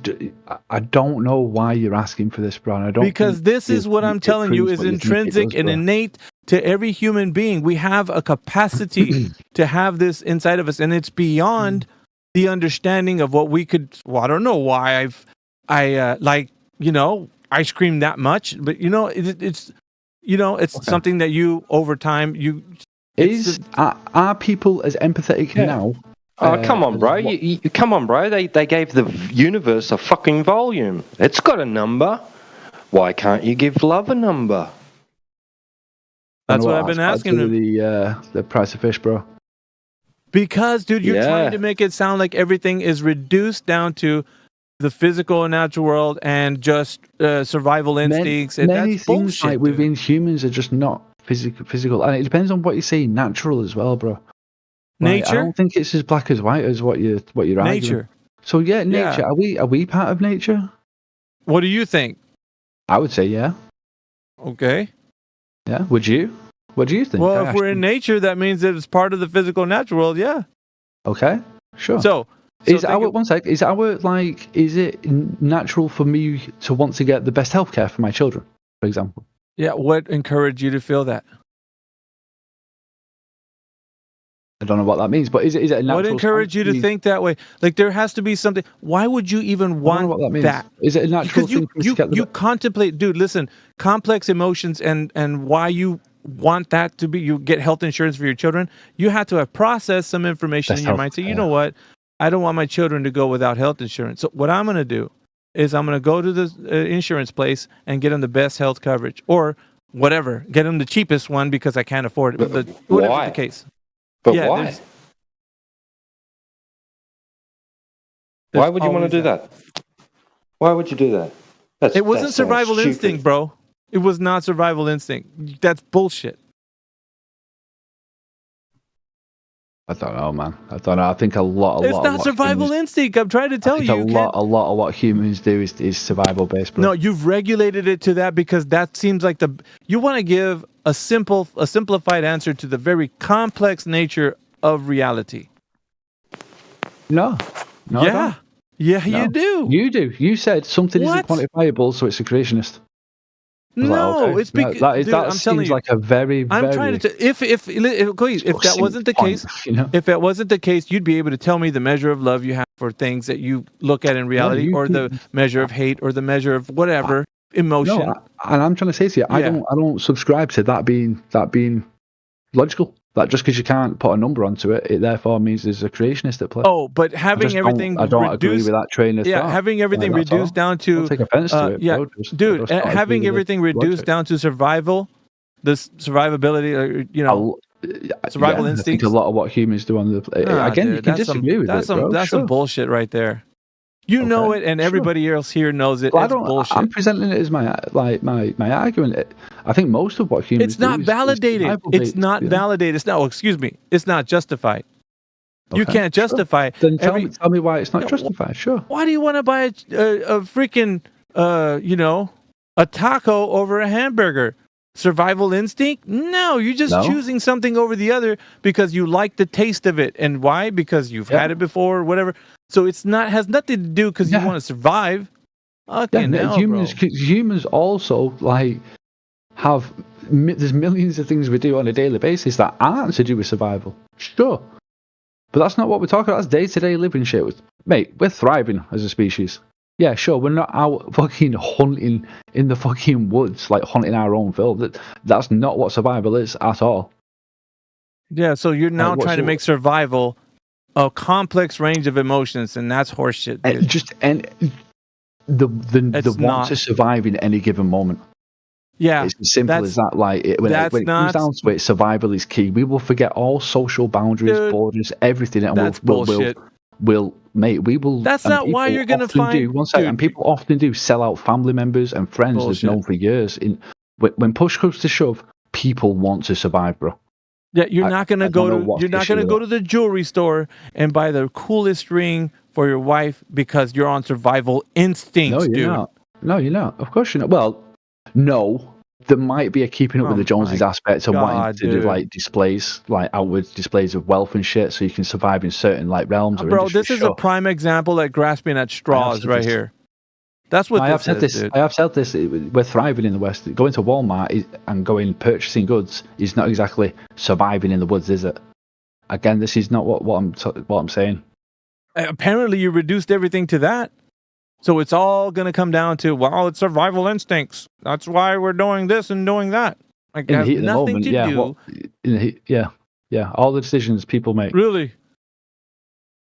Yeah. That's the reason why we sacrifice ourselves. Is that's the reason why you prioritize the survival of our like family or genes. That's why people often sacrifice themselves for their families. Nah.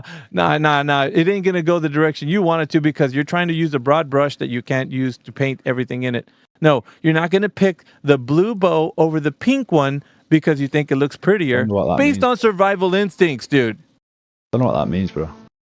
Making these really mundane decisions based on your ability to process information on an idea that you care about someone or empathetic or whatever it is that you have, whatever complex feeling that you're going through because of survival instincts. That's some bullshit. But do you think everything being a mammal, reduces to? Do you think? Species. Pad. Do you think that everything reduces to survival instinct? Not everything. No. Not everything. Not everything. No. What's the exception to the rule? Suicide. That as well. No, I mean some things are just far less important, aren't they? Creative. Well, like what? Like the arts. To want to paint me with a big brush, I'll paint it like a big brush. What motivates that? I think you're talking about it on more of a. What motivates that? Where does that come from? Where does the desire to do that come from? Say that again, sir. Where does the desire to do that come from? What motivates? Creative outlets in it, like expression. Where does that come from? Where does that come from? It's more, as my understanding, societal survival as opposed to individual survival. Back to survival, dude. Yeah, but it's societal survival. It's a different form, though. No, it's more societal survival, meaning like the constant progression of society as a whole. Not necessarily its downfall. His survival answer has like a Swiss Army knife. It's got an answer for everything. Well, this is like societal survival, and this is a love survival, and this over here we got hate survival, and we got all kinds of survivals. This is you right now, bro. No, what about religious survival? We're talking about like the day. What about spirit? Hey, what about spiritual survival? Is that a thing? Spiritual survival? Is that a thing? No. Why not? Why not? This is the ridiculousness of your epistemology, bro. I don't know how it's come to this. Like, we're exposing your mindset. I'm saying to like we're a sentient being that like wants to survive on. Yeah, here we go. A planet, like planet. Or I guarantee when that survival is not an option, you're gonna question, and it's gonna run so deep and hard. Nobody goes to their deathbed. Nobody goes to their deathbed knowing They wonder. People like you, Yeah, they hell yeah. wonder. They do in times of need as well, Yeah. and strife and stuff. This is why prisoners and like You're going to wonder. Society often find religion. Yeah. Yeah, no, man, but like it's the answer isn't what you're saying. Clearly it's not. It is not survival. Okay, sure, okay. Well, okay. I don't That's know the why only thing you'll have left to do I don't know why on your society deathbed, orientates the way knowing it that does, there's man. I that have no survival idea. isn't an option. You'll have no other choice. Okay. That'll be the only thing left to reach out to. I don't know why society organizes itself Yeah. the way it does then. And that fact alone What is do you? what Okay, ruins I don't know your why we made the whole decision to ideology. protect our loved ones and family. I don't We're know why. telling like, you if it's this not is for something. survival, I don't know why it's bro. why At these least I'm things- telling you. Listen, I'm telling you, Pads. This is something innate in everybody. We all have these kinds of range of emotion. That's how we're designed. And now some people, not everybody, they don't have it. Like everybody's range of emotions are different. Perhaps there's a bunch of reasons why that is, but we all have them, and to some capacity, right? To some capacity, some a little bit more sensitive than others, but it's just the way people are. Now, however, you can't say that came from society or primal instinct to survive. That's some bullshit, dude. That somebody told you that you've adopted and thought, oh, sounds like a great idea. People don't go to the store and choose one cereal box over the other based on survival, dude. This is just there's a complex range of emotions, and they're going through them. And this complex range of emotions, bro, comes from somewhere else other than originating from your own mind. It comes from a very listen, dude. Sorry. What I'm Bro, trying I to know, tell you I know, right but now. listen, I know to cut you off, but 60% of this entire conversation is me saying, I know, I've said this, I've agreed, we've moved on from this point. Like, yeah, I said the exact, I came up with the Walmart thing. I used that example first, bro. Like, just listen to what I'm saying. Like, I agree with a lot of what you've just said, Alpha. So, I mean, none of that counts as anything. So because it's not survival. Did you just hear survival. what I just last said, though? Yeah, it's not survival though. This is all stems from the thing that was built in you and me. All of us have this, right? And we're processing information based on something that was given to us. We don't. this It is where we doesn't. differ. It's not springing out of you like from it's because it came from me. No, you were given this, and because of that, now you can interpret things. If somebody gets hurt, you're like, oh, are you okay? Something happened? Why did you do that one thing? Something inside of you was driving you to have that complex emotion, right? And then you did. And so this is what I'm trying to tell you. This was all given to you. It's the fingerprint of what the Creator has given all of us, right? So you can't say it's survival. I just disagree, You can't bro. say Straight up disagree. I that's don't know how- great, but there's no justification for it other than you saying that's survival. You just painted it with a broad brush, and then there's no. What's your justification for it being survival? Pretty much. Well, I believe in evolution, bro. So, I mean, I know, but that doesn't. What does that have to do?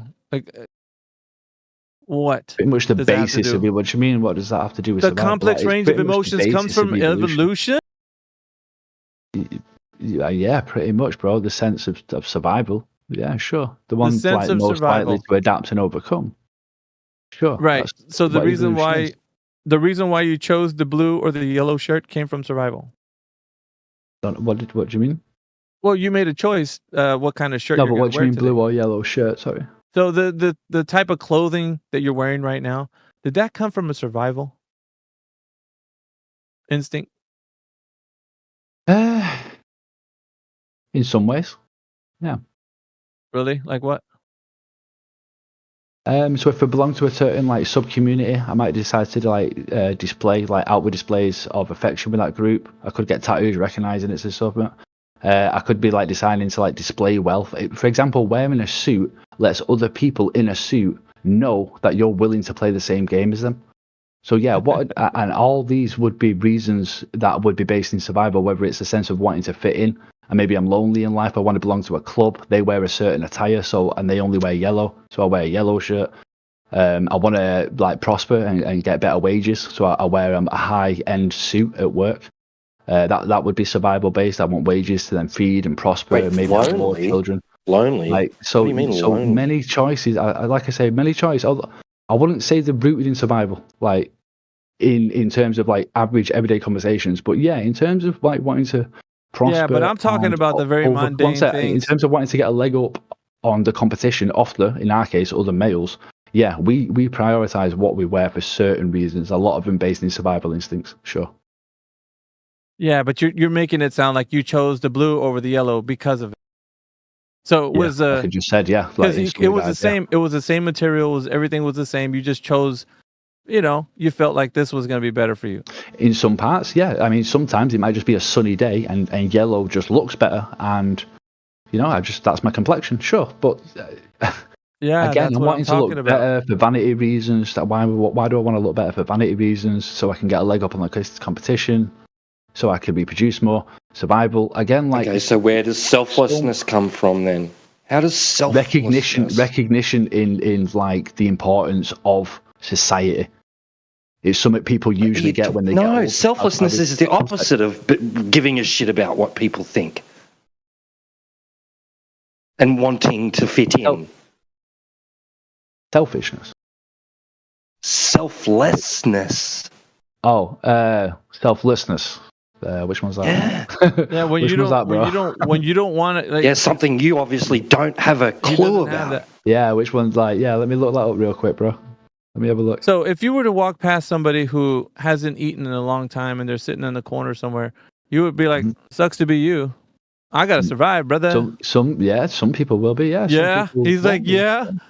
Fucking hell, bro. Like Yeah, this is because this is I'm this in is the what same this mentality. if I'm what the in the mentality same turns out, position bro. and I'm also homeless, yes, I might find it difficult to help. If I'm a billionaire, I might be able to help more. Nah, that's not it. You know what I mean? That's So not it it. depends. It's contextual. That's not it, It's dude. totally different. Selflessness has I'm nothing to giving do with my you answers, concept. but No, you no, can't wait a tell minute. me No, that is- no. You asked me what I would do. I told you what I would do, and No, you can't he tell me gave that's you an not example. it. He gave you an example of what selflessness looks like, and it's not what you said. You didn't outline selflessness.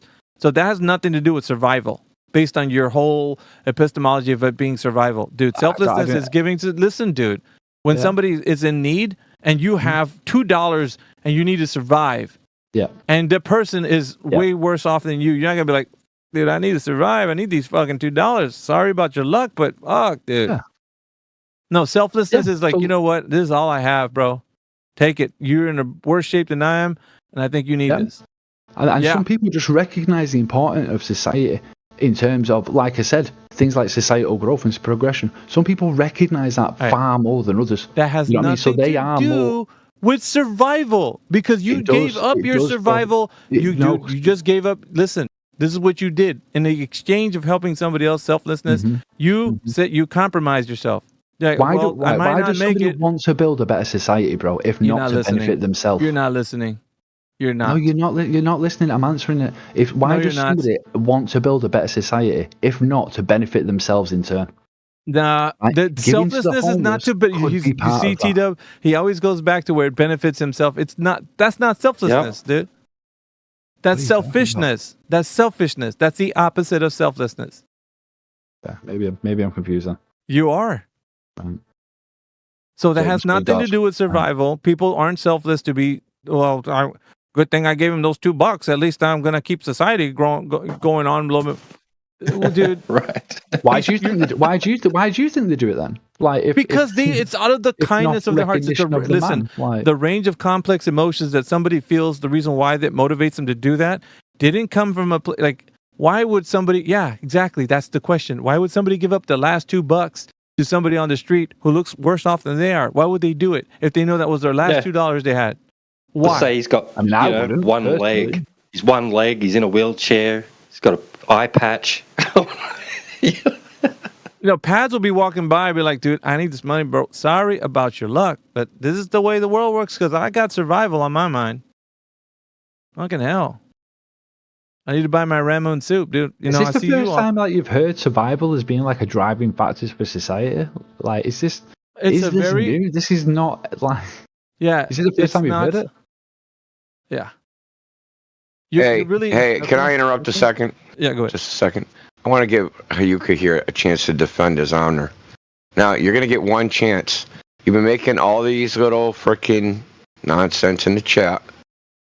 Now, if you don't say why any of the shit you criticized is right or wrong, I'm fucking banning you. If you don't answer, I'm banning you. Okay? So you have one fucking choice.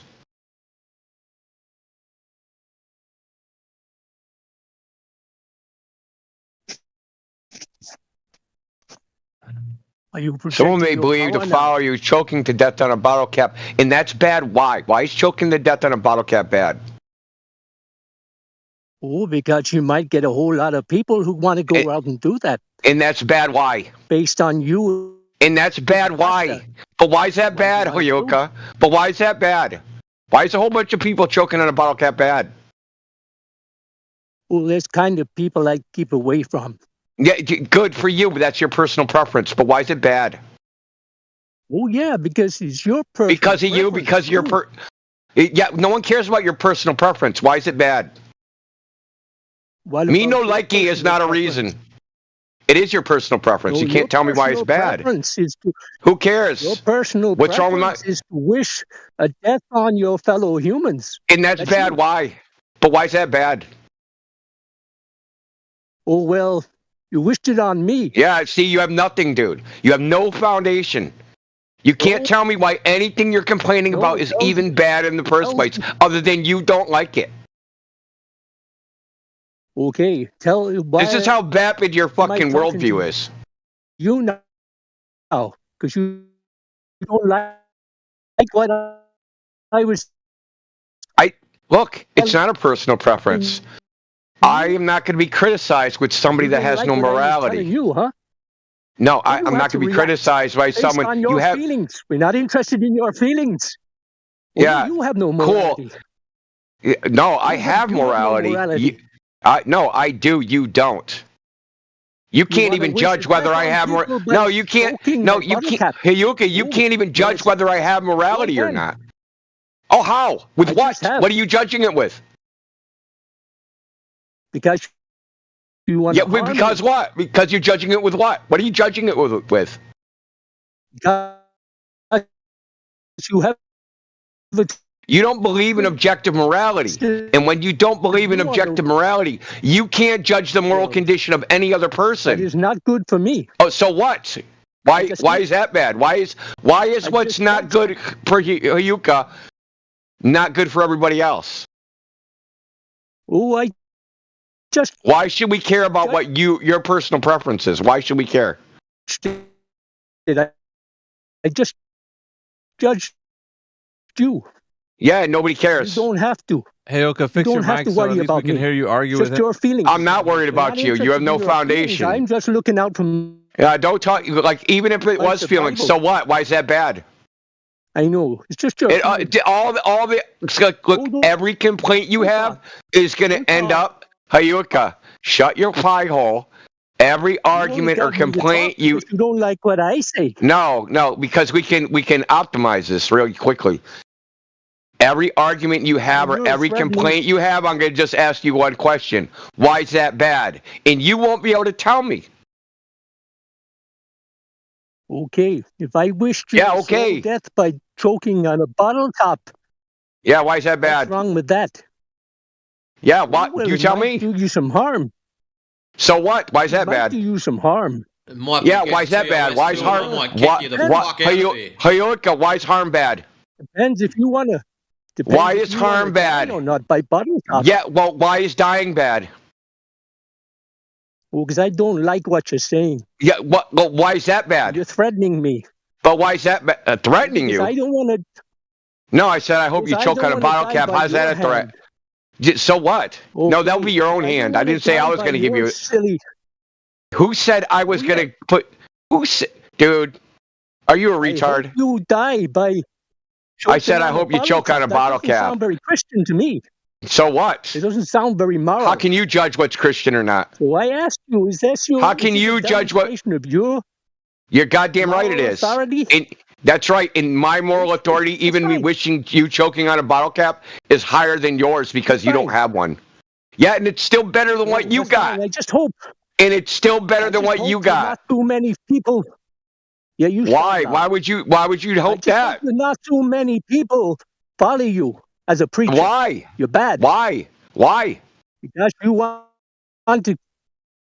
Why is anything I said bad? You wish bad things on other people who don't. So believe you. what? How are they bad things? How did you come to the conclusion they're bad things? Because I don't want to die. Because you applied the Christian fucking ethic to it. That's how. Stupid. And you're in denial because you applied the Christian ethic to it, and you're in denial. So you guys, you atheists, you hijack the Christian ethic and you try to eject God from it and say, hey, this is good and bad. But your determination of good and bad are based upon the Christian ethic. And you're just in fucking denial. Oh, is the Christian ethic to wish that somebody dies on a bottle top? Is that Christian? I didn't say die, dude, did I? So straw manning people and lying is also not the Christian ethic. Okay, so just joking a little bit. Just joking, that's like torture. Yeah, just enough to cause you pain. Is that okay? Yeah, pain is fine. Oh. What's wrong with pain? Demonstrating your Christianity here. Yeah, you're goddamn right I am. Very good, Pastor. You're goddamn right I am. And you can't say why it's bad. But I don't believe you. I don't believe you. I don't believe you. You can't say why it's bad. Can you? Because if you came over the horizon towards me, then I know that you are an enemy and that you would wish bad on me.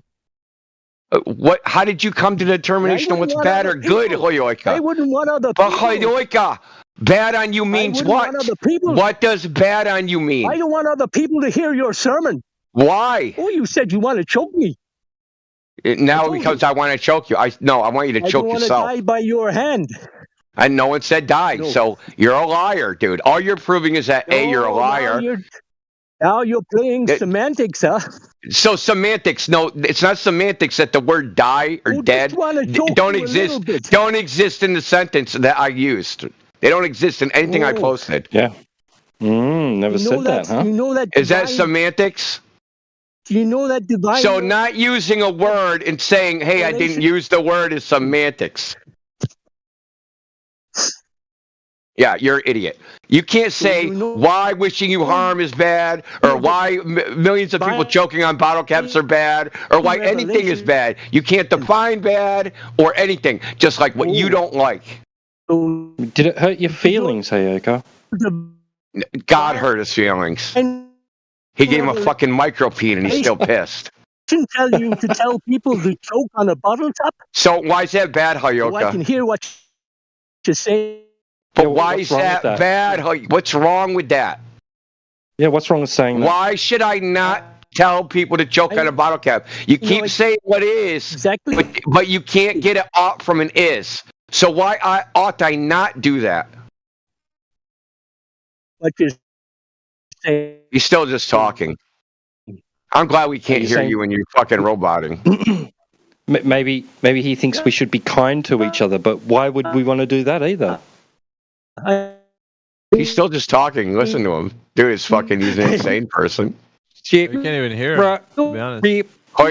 We haven't been able to understand a word you're saying in over 30 seconds, so you're just still fucking blabbing. Nah, there's no one. I can't hear him.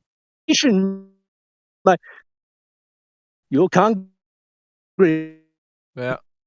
Bro, I've never heard anyone robot that bad. Ever. Yeah, he's done this before. That when he gets cornered, he suddenly starts roboting. You probably had to go outside and shout or something. So, were you hearing the conversation, India? Were you hearing the conversation that we're having with Pads? Yeah, Pads is having. I mean, he's a good sport, but yeah, it comes down to survivability. It's the reason why he would be in denial of a creator giving us the innate, intrinsic understanding of like a complex range of emotions. Like, how do you process like being empathetic to somebody if it's all about survivability? Or like one example Latita brought in was being selfless, because that's not anything to do with survival. Because the example was, imagine somebody that's worse off shape than you, and you got $2, and they're like, I guess Tita put it more like he's handicapped, the guy that you're looking at, and the $2 was gonna buy you some ramen soup or something, just a little quick meal to tide you over. But then you felt like, well, I'm gonna give it to this guy because he looks like he's doing worse off than me. That's selfless. And then Pads came around and said, well, yeah, but you're doing it so that you can keep society going. So you really want to, for survivability, keep more people alive. Well, what do you say? Yeah, societal survival. Societal survival. Yeah, but people also just have like genuine empathy as well, and like recognize themselves. Yeah. Genuine. A one-legged and half-blind guy's really going to serve society well by you feeding him, right? Well, it's just not all black and white. Like I said, it's the factor in it, amongst other things. People. Like, shades of grey. Yeah. But the problem is, it's not all due to survival, isn't it? Okay, that was strange, but okay. So it's not all due to survival, isn't it? Say again, sorry? It's not all due to survival. The reason why people do things. No, maybe you're regulating. I didn't say 99. Maybe it's not 99. Maybe it's 95. It was just a very, very high proportion. Can't it simply be, Pads, that person just felt compassion in that moment and wasn't giving a shit about themselves or society or anything else? They just felt sorry for the poor bastard. Like genuine charity, not like bullshit philanthropy, but genuine charity. Sure, yeah. Yeah. Do you think that exists? So there goes your society. There goes your survival. There goes your survival argument out the window. Yeah, but I've just said 20 seconds ago. Maybe I misspoke when I said 99% of all actions humans take. Maybe it's a smaller percentage, but who cares? It's a very high percentage. That's what you should listen. The point is, we were trying to say the complex range of emotions. The other percentage, the complex range of emotions that people have innate within themselves, isn't something that just came out because of survival. That's what your argument was. That's the reason why. And I was like, well, the creator gives that a measure of that to everybody, and not really. Again, everybody's different, right? Now, you can't paint that with a broad brush. But people have this, and you can't say that. It shows that something outside of the physical and natural world, something you can quantify, right? Like building a house with enough material, and you can know the measure of that. Yeah. This is something that goes into the realm of like, okay, I love cheeseburgers. Yeah, but I love my wife. So it's not the same. How can you distinctly tell me the difference of the range or the percentage of how much you love cheeseburgers? Hold on, dude.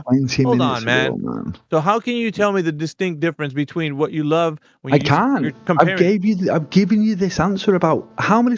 There's got to be somebody else in here that sees this the yo-yo of these conversations. No, it's not a yo-yo. Have I not given you this answer already, Alpha? Dude, one second. No. Here's the thing. Have I not already given you this answer? No, you said it's regulated to survival instincts. Survival instincts. No, how many times have I said a large portion or a high percentage? And how many times have I said not every single... It's called moving the goalpost, bro. No, straight away. Listen. I said 99%. Right, that was initially what I said. 99% of all actions taken by humans. So then it's not survivability. It's 99%. Just like your certainty of things. Yeah, that's not even correct either. Okay. That's not even correct. How did you get that statistic? I did say it's a random bullshit stat. No, wait a minute. It could be much lower. It's unquantifiable. Yeah, how do you then? Then that's my point. You're you're pulling out statistics from your ass. Yeah, it was a statistic out of my ass, granted, but the fact is undeniable that a large proportion of the actions that we take as a species are orientated around survival. Is that how much love you have for your family? 1%. Yeah.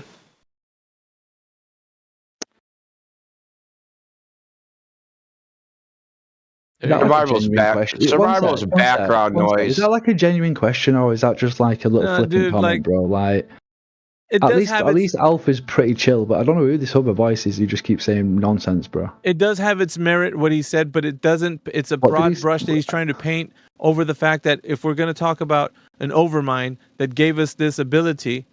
Because you're going to have to say, you have to regulate it to an overmind. You can't just say, well, it's all coming from survivability, so it's nothing to do with the creator. It's because I want to survive. And so, no. You didn't. Yeah, I don't think it was given or awarded to us, bro. I think it's something, we developed, if anything. We developed over time?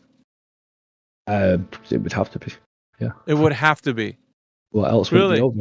Like... You don't think we just had so you're telling me that when you put two children that don't understand what feelings are. They just react. So you're telling me when you put them together, the complex range of emotions that they feel when they're playing together and they're doing stuff. Some they feel happy, one steals a toy, one feels upset. You think all of that is something that over time? So you mean like the first humans weren't doing that? The first children that played together, they weren't like having fun. And interaction is fighting over a toy. Yeah, definitely. Yeah. We are So not the same. it wasn't We are not over the time same now then. as what we once were. Sure. There 100%. goes your overtime argument out the window. No, I'm saying it is over time. But No. You got What? evidence of that? Where's the evidence of that? What, that people are different today than what they were in the past? Emotionally, yeah. Where's the evidence Emotionally. of that? Where's the evidence? Where's the evidence that over time somebody learned how to be more I'll have to think on empathetic? it. I'll have to try and find some. Hold on a minute, dude. Seems Like logical back to in me. the 1500s versus today. Somebody was just like, well, 1500s is almost a blip. It's nothing. No, I wouldn't even say that's I'm a just point giving in time some worth noting. arbitrary. I gave an arbitrary number in a 20,000 years ago. Do you think we're Okay, emotionally fine. the same as what we are? That's fine. That's fine. 100,000 years ago. Do you think we are Okay. emotionally the same Okay, as yeah. what we were? Yes. Yeah? We have what's built inside of all of us. Everybody has a measure of the complex range of emotions very differently.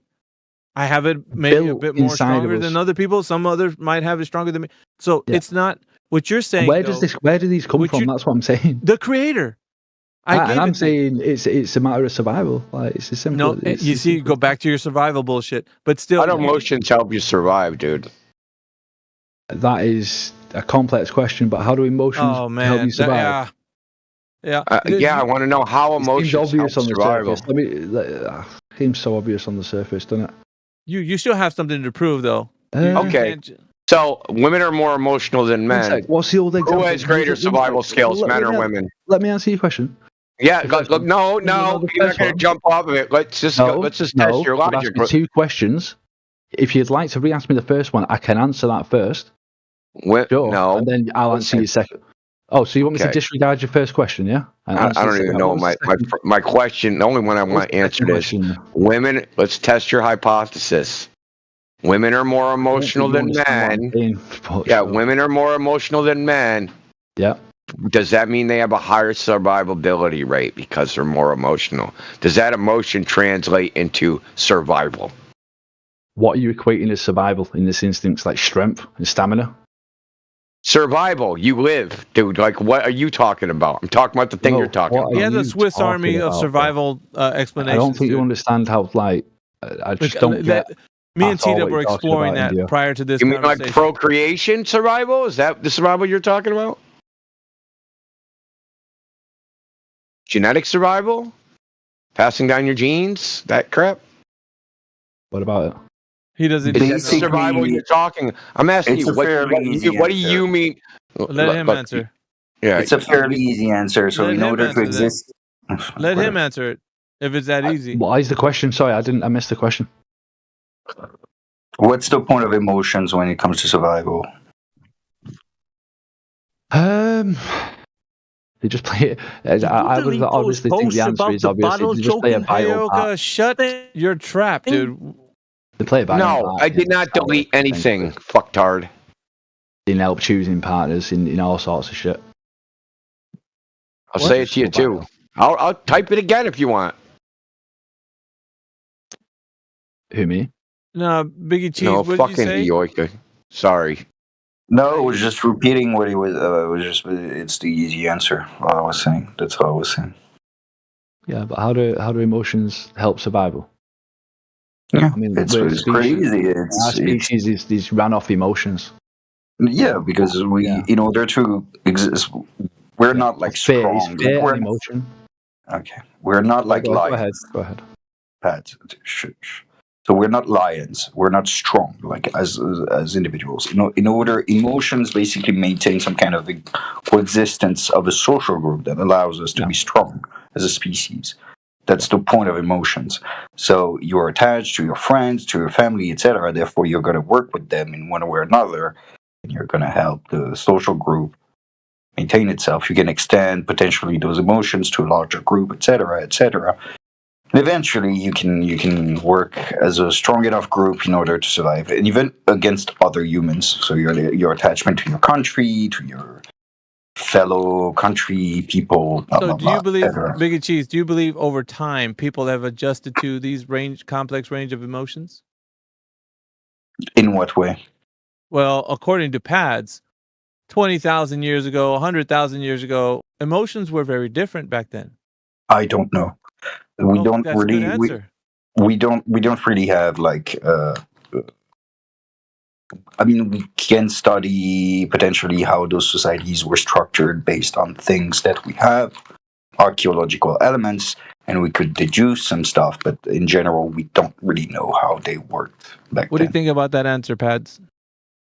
Yeah, disagree yeah. with him? And I didn't really say any specific date. I was just Do throwing you dates disagree out with there. him? But But do you disagree with him? No, I don't disagree with him. It just seems logical. At some stage in the past, regardless of the number, humans would operate emotionally different to what they are now. How do you know? How do you know that? I again, like you said, I agree with Because Biggie Cheese, even entertaining what Biggie Cheese said, even entertaining that, what if humans were already like that prior?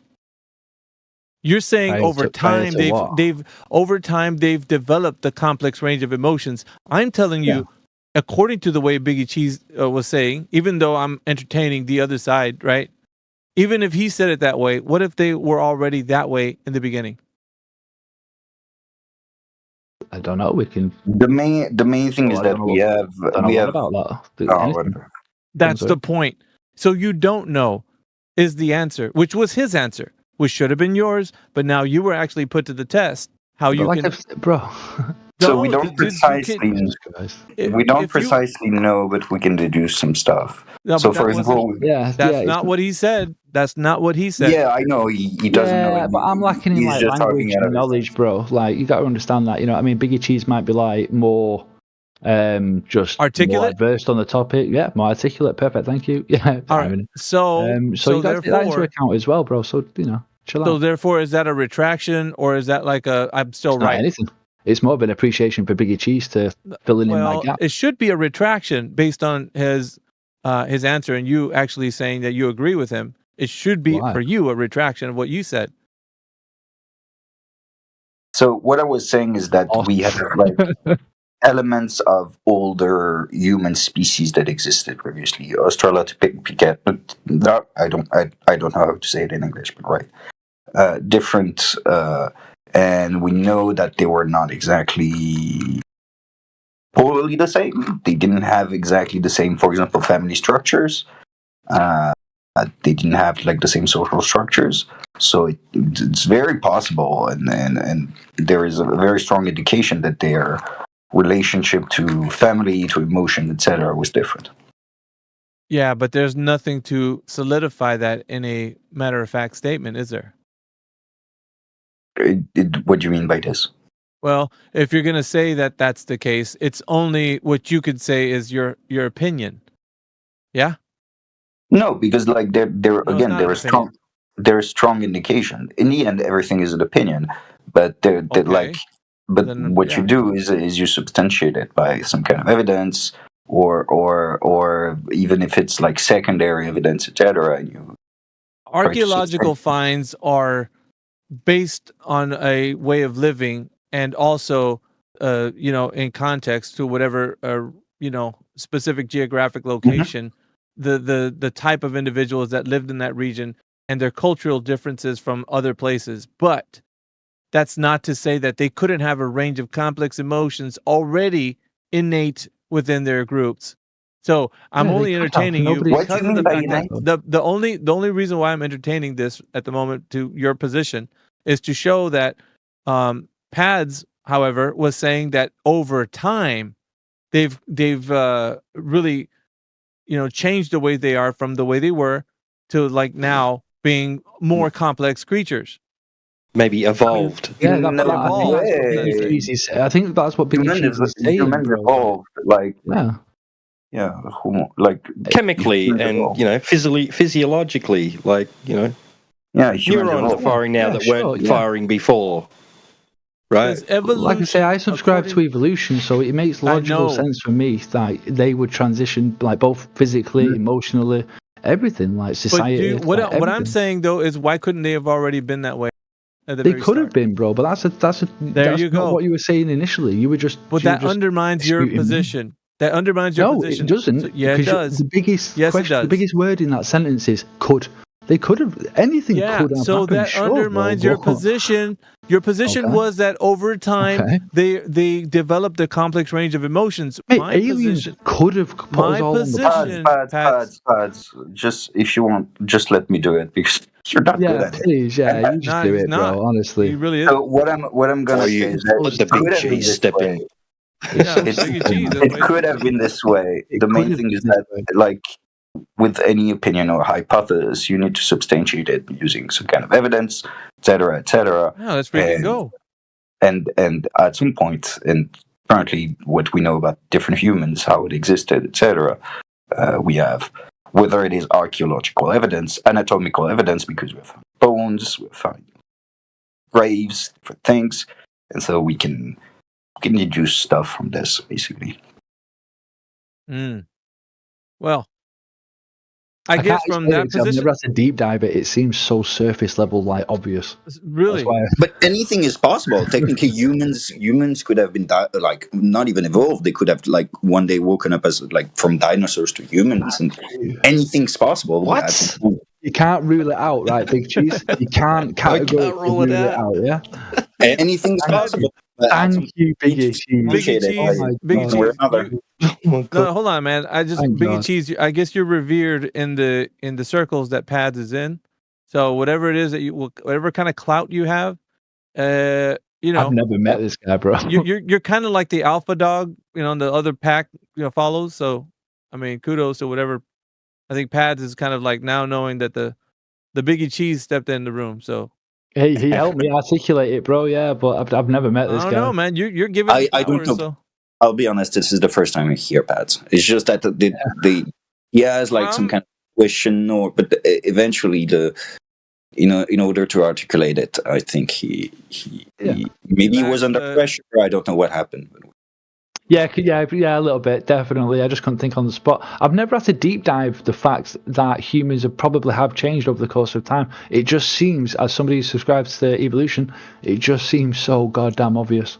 We had a very funny change. So basically what happened with the shift to agriculture is that for a lot of people in the world, their skin got whiter. So not everyone, obviously.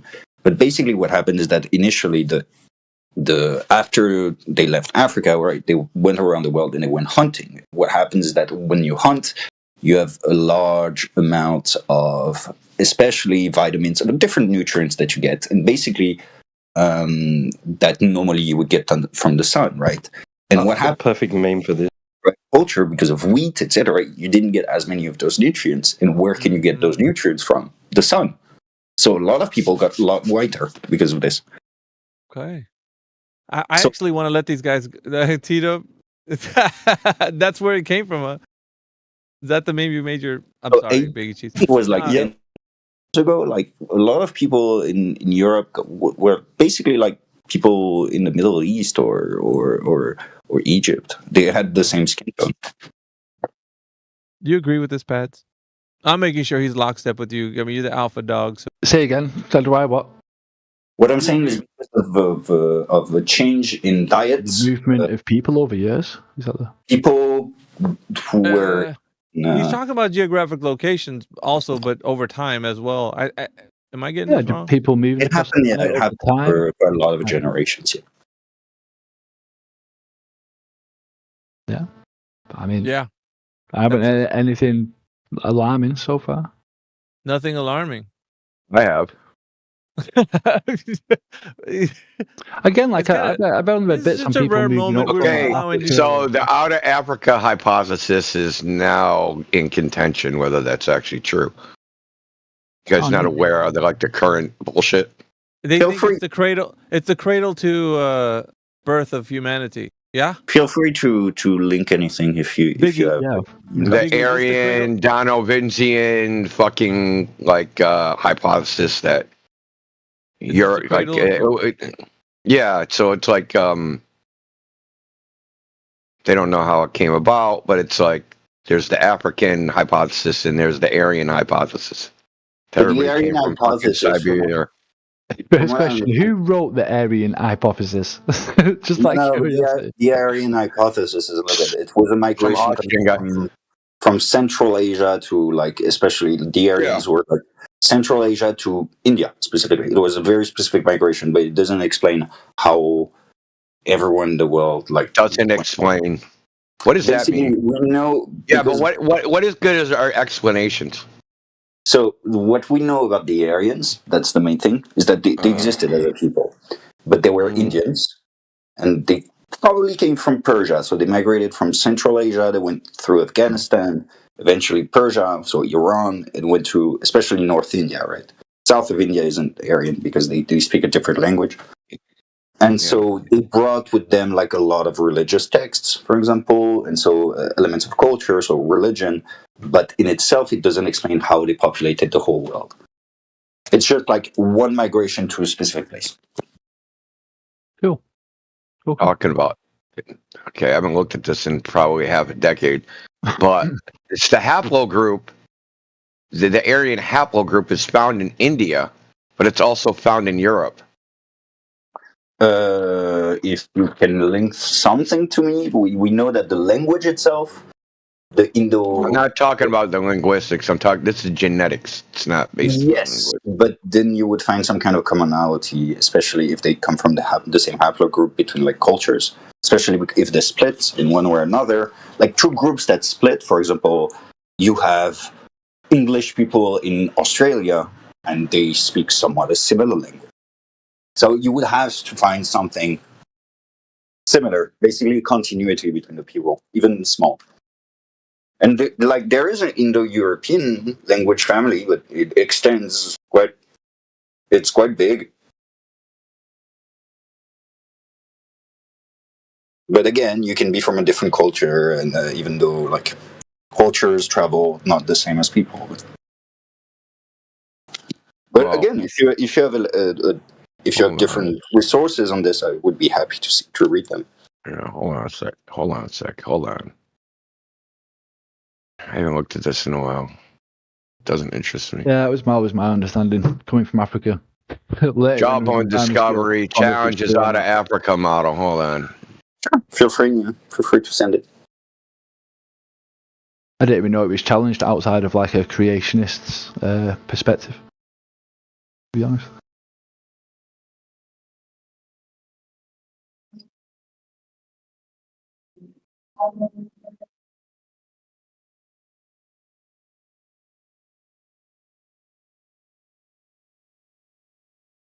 In terms of emotions in societies, shit, mate, we're more emotional than what we were 10 years ago. Shit. That's cap. You got no evidence for that. You know. Oh, I do, bro. Fucking what? Get a millennial to beat up a Gen Z. Oh my god. Nah, I'm just fucking, bro. Just fucking. There's no evidence of that. You know I'm right, dude. There isn't any evidence you can produce that's going to show that being the case.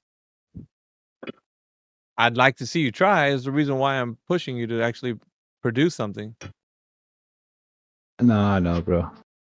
Just again, I'm not too invested in it, but it just seems like it's a given. Maybe it is bullshit, but it is. Maybe it is. Maybe it isn't. I'm not overly invested in it. I can't remember but that was actually like the third or fourth rabbit hole we'd gone down. I can't remember what the original point was, bro. Well, we're trying to get the creator actually validated or justified in any way, using the fact that you can intrinsically know, based on the innate ability to have the complex range of emotions inside of you, whether or not a creator is behind that, or it's just survival instincts, as you said. Well, like we said before about, I can't disprove it, but if we can't believe it without evidence, I guess. Oh my God. Just let me. Okay, I posted Nature and fucking another link. I read it. It's interesting. Apparently, they found like human fossils that are much older than what is posited by the. Yeah. Okay. I will read more. But the moral of the story is that 30 seconds ago, well, 5 minutes ago, you're very matter-of-factly stating that this is the reality. This is historic. Like, we know this shit. We don't know shit, dude. Okay? I mean, what I've said... We don't know shit. Everything that you believe is true now, in 100 years, it's going to be all wrong. And in another 100 years, that shit's going to be wrong. So, like, I don't think we should be matter-of-factly stating, like, human beings thought this or did that. Or I hear so much bullshit come out of people's faces about this. Like, every one of us have done that in this conversation, bro. Me, Alpha, like we've all done that. You are right, but we've all done it in all fairness. I'll just say I don't know. What I've said from the get-go is that anything is possible. What matters is how much is supported by evidence, and then eventually, but because everything is an opinion. I've been fairly straightforward from this time. I just have problems with. My problem is that this explanation thing. Evolution is all explanation with shit for evidence. You hear all sorts of nonsense. For instance, people evolved like hereditary and their DNA changed. DNA codes for protein. There's no evidence that body morphology is in the DNA, right? So why I have a tail or why I have a fucking wings or what? There's no evidence any of that is in the DNA. In fact, the evidence is against it. Because we can take things that we know have the same DNA and we can change their body morphology. And because these organisms, they'll self-replicate, right? So you can take these planarian worms, right? And if you cut them in half, they'll grow into a worm again. Well, we can use electric currents to alter, like we can make the worm grow 3 heads. Right? And then we cut it in half and then it's like that. Those halves, they also grow 3. Well, they'll be 3-headed worms. Yeah, but the genetic material, it's the same genes. You change their body morphology without changing the genes. Yeah, but like that means the morphology. That means the morphology, the body form, its shape, is not in the genes. That information. What we know is that there is a part of it, at the very least, that is in the genes. What we know is that there are a lot of other things that interact with how you grow something, how something becomes something. Yeah, and if you're coding environment, for example, one thing that is very interesting is DNA-wise. For example, we haven't changed like in the past 200 years much, right? But for example, like people have gotten much taller, especially like in the West in general, because they eat much more meat. So in general, people are much taller than what they used to be like 100 years ago. 100 years ago, people used to be very tiny. So yeah, we know that's not like a thing that is... What? Yeah, people used to be tiny. Like people... Have you never seen like a younger generation look at them and say, "What? Why the fuck are they so tall?" Doors are smaller, bro. On these old days. buildings, like doors are literally smaller on like old churches and yeah. Have you ever gotten into an old building and just like, this was built for like hobbits? Yeah, because people used to. Isn't Japan going through like a growth spurt thanks to like their changing their diet recently?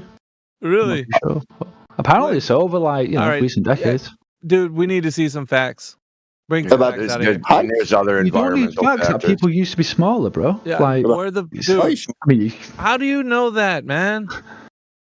I'm from the UK, so I genuinely just look at the doors of a lot of old buildings, and I So can you looked see. at doors, and all of a sudden you could see through the timeline. well, we- and like, we okay, can well, Google it. it's been We 500 can years Google ago, it. and we got a bigger door. We can Now, Google it. Let's Google it. Well, observation, right, boys? It's an observational thing. okay, so Maybe that was a design choice because a large door will let in fucking more wind and they had suck insulation. No, boys. And this guy right now, he's got his ass to the microphone. Maybe it's he's 'cause they were all talking out of hunchback. his ass, bro. Boys, it is. What do you mean? So have you never ever heard that people used to be shorter? Okay, like. Look, we can make up any story to make up. How many stories can we make up on why doors are small? Think about it. How many? Look around, right? Without sounding creepy, look around at the youth these days. They are gigantic, bro. The youth is so much taller. Okay, today if than you what it want to was. look, I've posted an article in the side chat about the average height. Basically, we've grown like at least, I don't know how much in centimeters, like how much is an inch. I think on average, Europeans have grown like 3 to 4 inches taller on average than what they used to be like 100 years. Between 1870 and 1970, Bro, who's the conducting average these male tests, bro? is Maybe that's from like interracial 3 to 4 breeding. inches Is it taller. what? Do you ever think of that? Who's conducting? Fucking hell, They man. stopped Who's conducting interbreeding. They stopped inbreeding, and that's why they're taller now. Damn. That's just because they have more food. That's all. How about more hormones in the milk? Have you guys genuinely never heard You this? ever thought about that? That all our foods are now adulterated with fucking chemicals, and those chemicals are what's altering people. Because this was a problem in America, is that because they were putting a certain hormone in milk, girls were having their period earlier. They were having larger breast sizes. This was actually a problem for like a decade when I was growing up. It has more to do with the amount of protein intake. That's why people who eat a lot of meat and cheese, for example, tend to be much taller. So, for example, the Dutch are extremely tall compared to like the rest of breast Europe. size, but that doesn't explain breast size and why you have your period sooner. I'm not talking about breast size in America. I'm sorry, I don't know much about breast size in America. So what was happening? They put in the cow's milk. They put a hormone to make the cow's udders bigger. Yes, and but I'm not talking about America. that was going. Okay, so that was going into the milk, and the effect was that human females were having larger breasts at an earlier time and having their period earlier. So basically, the hormone was causing them to go through puberty sooner, right? And when they went through puberty, it was super puberty because they're like fucking 11 years old with double D breast. Like this was an actual problem in the 80s. I'm sure it was a problem. I'm not talking about the 80s, and I'm not talking about America right now. We have like a fairly consistent sample size when it comes to Western Europe, especially about what happened and how people grew taller. It's basically they had more food. That's basically but did they test for chemicals? Man, yes. It's like I'm talking about there's confounding variables, right? That's all I'm saying. There's confounding variables. The food has been adulterated, GMO'd, all sorts of shit. There's all sorts of shit exposure in their environment. There's lots of different environmental exposures than food intake. You're not listening. So what happened is it was between 1870 and 1970. So the current agricultural model that we have, especially with a lot of like hormones, etc., as you said, it dates back to the 80s. In the 40s, in the 50s, in the 60s, wasn't there. So even then, in Europe in general, because of many reasons, we don't have as much chemicals as you have in your shit. So what happens when diet stops being the case that people, what if they eat less? What happens to them? They get smaller. We know this. Okay, so isn't that reversing the fucking evolution? Never mind. I mean, you guys... You evolve. I mean, it's not reversing in the sense is you keep evolving. He's evolving to a giant because he's eating more, but he's devolving when he's eating less. Like, if you want to say it's devolving, maybe sure. Well, isn't that what it is? Or he's still evolving? He's going the opposite direction. Is devolving means that there is some kind of base where there is some kind of like basically you're evolving from the current state that you're in. So what you are currently at that moment precisely is like what you're coming from. You're not coming from like what you were like 200,000 years ago. Big Cheese. So if somebody's like, let's say 3 years old, and they turn to be like a 30-year-old adult, did they evolve? To when they grow old? When they grow up. I wouldn't say that's evolution precisely. Oops. I wouldn't say. I mean, if you're referring to the theory of evolution, that's not what it is. He grew bigger, and it only took him 30 years. So here's the funny thing: is I want to bring up something that's pretty important, which kind of trashes all of this. My son, he's 13 years old. He was short. He's since I changed that because I looked up how what nutrition can you take where you grow taller? Meat wasn't in it. Meat was not a thing that will let you grow. What will help you grow taller. The only thing that will help you grow taller is a higher milk intake between certain age brackets. Yeah, and what do you think there is in milk? A lot of protein. Yeah, That's but why, it's not. for example, that's why I was talking. It's the calcium. That's why I was It's the talking in calcium. countries. That's why I was saying in countries where there is a lot of meat and dairy products. So, for example, the Dutch, they eat a lot of cheese. There's a lot of protein in cheese. Yeah. Okay, but listen, I got the weights, dude. The amount of protein in milk is fucking minuscule. You gotta get your cheese on, Indio. Compared to vegetable soups?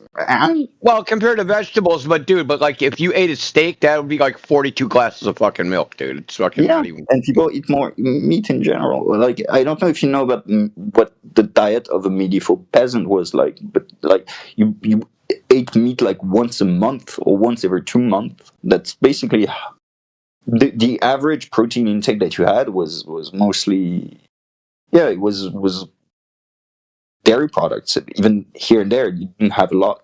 Maybe eggs sometimes. And here's another confounding variable.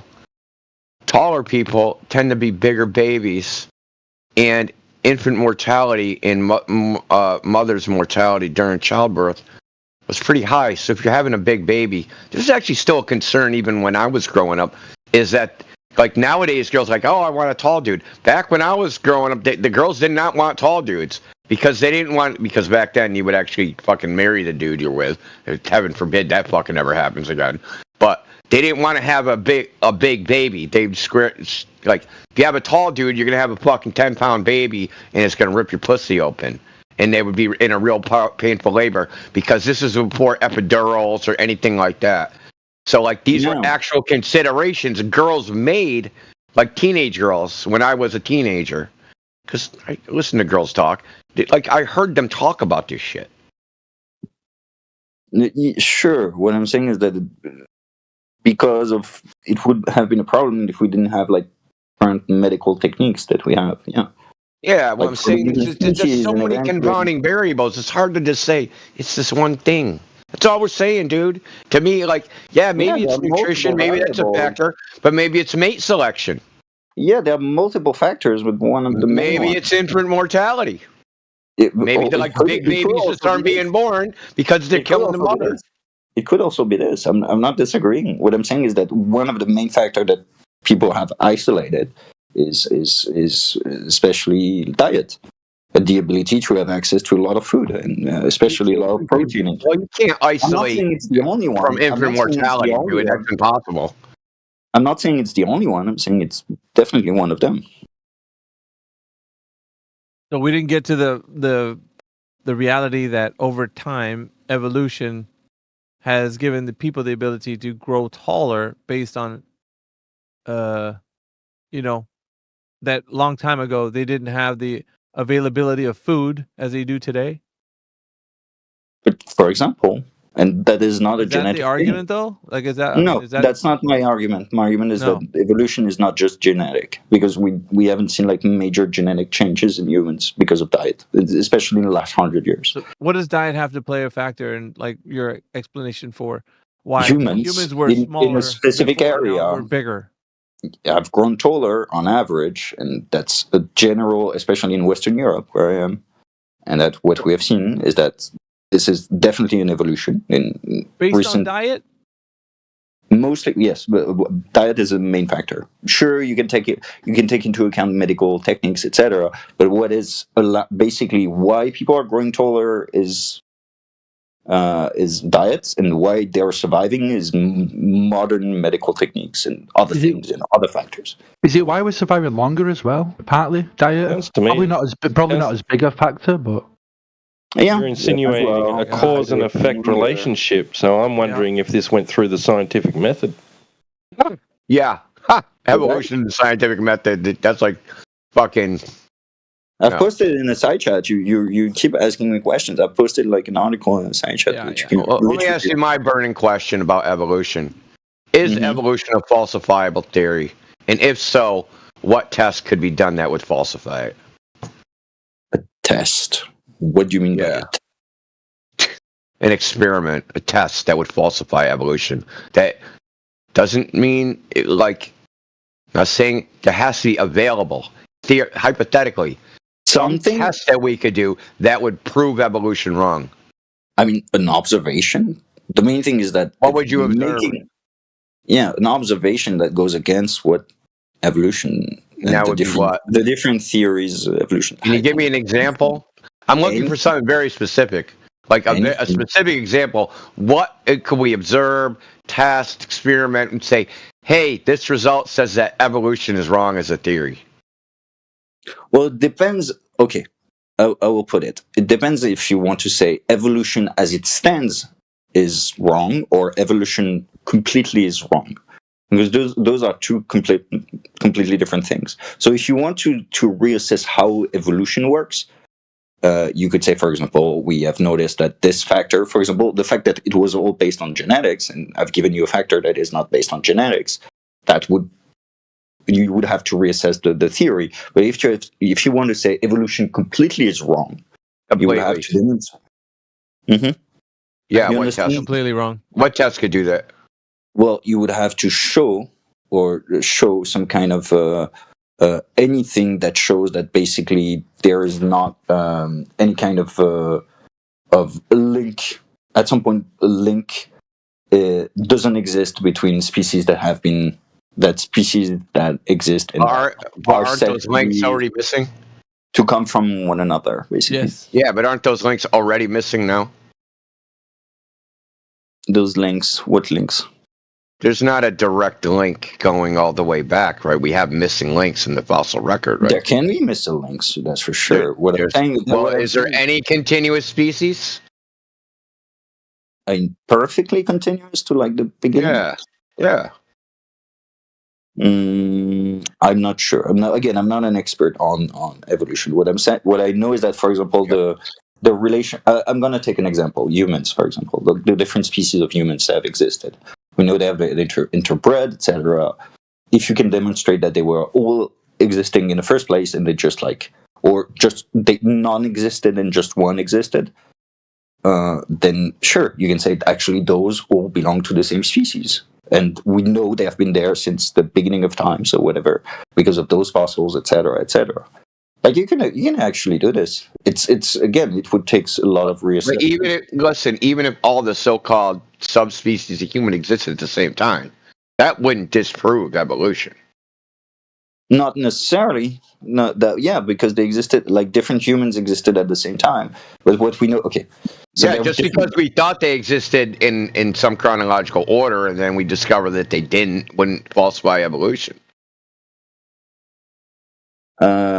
Just because we would just have to quote unquote revamp the theory, right? We'd say, hey, something different happened than what we thought. There's some other evolution that happened. No, but the consequence would be that where do those species come from? So, for example, if you have established some kind of an order, then you would have to say, okay, so what is the order actually? Then you say, we just go back to unknown, right? Actually, there isn't an order, and at some point you can, if you have something to fill it up, you can present a hypothesis, and at that moment you can do it. Sure. Yeah, and then the order. What I'm saying is, then the order would just be unknown, right? Like it would just go back to being unknown, but it wouldn't falsify evolution. I would definitely. This is the problem with evolution. It's not a falsifiable theory because it's pseudoscience. Would disagree. You can disagree all you want. It fits the definition of pseudoscience. Pseudoscience are claims or theories which cannot be falsified by experiment. Evolution cannot be falsified by experiment. I've asked probably 100 people, give me the experiment that would falsify evolution, and nobody can tell me what that experiment is. The main issue is the time span that is required for us. That doesn't matter. So theories are not given by theories are. But listen, do you know what falsification is? You don't know what I'm saying. You don't even know what I'm going to say. You cut me off. You're going to say that, hey, we have a whole bunch of confirmations that don't matter. That's not what I was going to say. Oh, okay, go ahead. You see, please listen. So what I was going to say is that eventually, let's say for the humans, going back to the example, then you would say, okay, what are they linked to? And then if you can do that for humans, for example, you say, well, they have always existed. So at some point, there's an hypothesis that needs to be presented, and the current hypothesis is no longer prevalent. So then at some point, you can just basically present your hypothesis, and you can say, actually, there is no evolution, because we can show with some evidence. No, that's not how it works, dude. That's not how the scientific method works. You falsify hypothesis. That's how it works. Well, you present a hypothesis, and then you falsify it. You show what. Yeah, that's right. Is evolution a falsifiable theory, a falsifiable hypothesis? Then what experiment can we do to falsify it? And when did they do it? And what was the result? I've given you the thing, just an observation of anything that is around that just doesn't coincide with it. That's simple. Yeah, like how would it? But you're not saying how any particular observation would falsify it. Yeah, for example, the idea that humans are actually not this, like they don't have any kind of ancestor; they've always been there. That would be a major thing in the theory of evolution. If we found an I don't know what that means. I don't know what that means. Always there. Like, what does that mean? It means that they don't come from anything. They've always been as humans, always, like as we are today, always. Like if we found fossils of like us, like well, maybe they came from fucking aliens and got dropped on the planet. That wouldn't falsify evolution. Well, that will falsify evolution, especially when it would just mean that man didn't evolve, right? I mean, again, anything is possible, but then you need some evidence. The idea of like aliens need to. You always we need evidence. We're looking for falsification, dude. You are familiar with the principle, right? You got me off. Are you? Listen, I think no. We're just talking past each other. So, are you familiar with the principle of falsification in science? Yes, I know. Okay, the black swan, right? My theory's all swans are white, so you look for a black swan. So we can always come up with ad hoc hypothesis on why it's still evolution if we cannot think of a way to falsify it. Okay. If you think that humans as we are today, us as we are today, would have always been there, like on Earth. Why are you asking what I think, dude? Please let me finish. As we are today, don't you think that at some point the idea of just us evolving as humans would be put back into question? Of course it would. Very much. And then that in the theory of evolution, at the very least, it would put humans outside of evolution at some point. But so that's the problem. So how does it work? So how does it work? Oh, God, you're not getting it. That's the problem. Even saying humans have been here forever wouldn't falsify evolution because it's not a proper. How? No, because you could incorporate that into evolution. You can come up with some ad hoc hypothesis on why humans have been here forever. They came from somewhere else, or they evolved first, or some other bullshit. You can incorporate it into the whole evolutionary scheme somehow. You can make a hypothesis, then you need to substantiate it, and you need to make sure that it maintains itself. The fact that they're here. You don't falsify it in the future because some evidence comes and you're like, wait, we made this observation that goes against your whole theory, so at some point you're going to have to think it through. Like, it's not... I think you I don't know how to explain this. I'm not trying to be, like, combative or anything. It's fairly straightforward. Now, say they found fossil record. Humans have been on Earth since it cooled off. Okay, or whatever. There's always been humans here.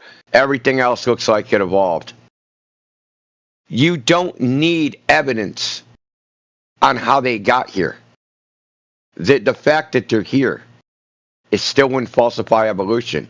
Now, you can come up with all sorts of reasons on why they're here and why they didn't evolve with all sorts of things. But whether you have that evidence or not, it still doesn't falsify evolution.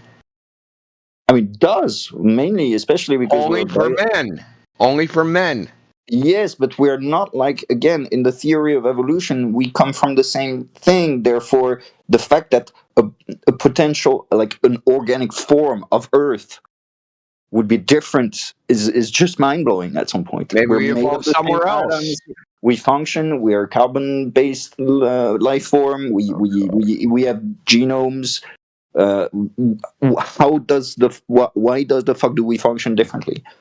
And at some point, like the whole theory of evolution, how we conceive life, how life would change dramatically at that moment. So what? Like you're giving me like all like problems on why we don't want it falsified. Listen, it doesn't matter. I'm just trying to follow the scientific method. That's all. That's all I'm trying to do. Whether evolution is a proper theory, you should be very concerned about this too. If you like it, like the theory or prefer the theory or whatever, I don't even know what. The only way, and you should agree with this, you're ever going to advance in any scientific field is if you tell the truth. Yes. Okay? So we have to tell the truth. Certain things like abiogenesis, the so-called science right now, is a dead end. Whatever they're doing in that research is going to go nowhere forever. Now, evolution it can't be a proper theory until you think of some way to falsify it. Mm-hmm. Okay. Now, I think the work of Michael Levin with the planaria worms and the fucking ocelotto fucking tadpole chimeras that he created, I think that does falsify evolution because it shows that the morphology, right, the body types that we see, that we call evolution, because we're looking at a fossil and we're going, oh, this fucking body type don't look like this body type. They must be different species. But they're fossils. We can't see how they function. We can't see their genetic material. We can't see any of that crap. We just look at the body. See their genetic material. Of a fossil, of a rock. Yeah, because it's contained in okay, I the can't fossil. take you seriously anymore. No, they're not. It's contained in the fossil. It's bones. Fossils are... Yeah, the bones are mineralized in their rock. Yeah, they're fossilized. Yeah, but they still contain genetic material. That's how, like, from different mammoths, etc., we're trying to recreate like different species. Okay, mammoths aren't fossils, dude. Mammoths are fossils. They're frozen. Is that how we do it? We get the DNA. Some are fossilized. No, they're not fossilized. Fossil is a mineralized bone, dude. Yes, some of them died and became fossils. Yeah, but there's no DNA in that. Yes, there is. That's how we are recreating some of them. Like that's how, for example, in different dinosaurs, we have established multiple things. It's not perfect, like the DNA. There's soft tissue in those dinosaurs, which brings up another problem. How are they 4.5 million years old? How are they fucking 47 million years old, whatever they say they are, if they have soft tissue and blood cells and all that shit? Huh? Yeah, huh? B-Rex, you never heard of B-Rex? What they have found soft tissue and red blood cells in fucking dinosaurs. In what way exactly?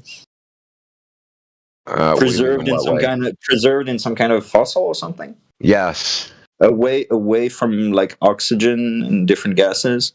Well, one was the Triceratops horn, another was one they called B-Rex that they found. Yeah. And then it was recently. Well, hold on. I should actually say this part because the people that discovered this, a woman named Mary Schweitz, she was on like 60 Minutes, which is a news program, and they had a big thing about. They fired her and another guy.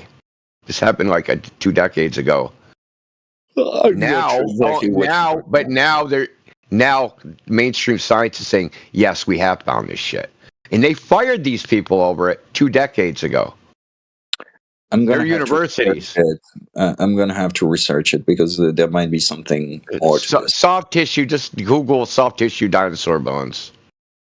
What I know is that, especially in different contexts, we know that some bodies can be very well preserved in basically if they are encased in something that is in contact with the rest of, like, especially gases, so oxygen, different thing. Basically with air, if they're encased in some kind of stone, or like if they died in a landslide, sure, it could happen. It's possible. It's extremely rare, but it's possible. What I'm saying is they've found soft tissue in dinosaur bones. They've known it for 20 years, and the fact that nobody knows about it, that says it all. And the fact that the people that discovered this initially lost their fucking careers over it, And they wouldn't let people verify and test that they actually found what they found. They basically, the university was like, nope, we're not letting anybody look at this shit. But now I just this year, I saw them saying, yes, soft tissue has been them admitting that other people now, the other like paleontologists found out about it, and they're like, okay, we're actually going to look for this shit now. And that they discovered it, and now they can't basically hide it anymore. Well, it screws up the whole chronology, right? So, because there's no way 47 million years it not degrade. I would have to, because all I see is a lot of like, when I type it, all I see is basically religious articles, and well, that's Google for you. I'm Googling, don't worry.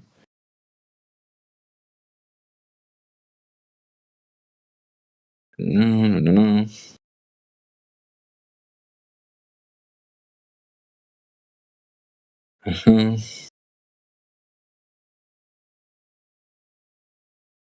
Right, guys, I'm getting off. I'll catch you next time anyway. All right. Take it easy. I gotta get off soon myself. Okay.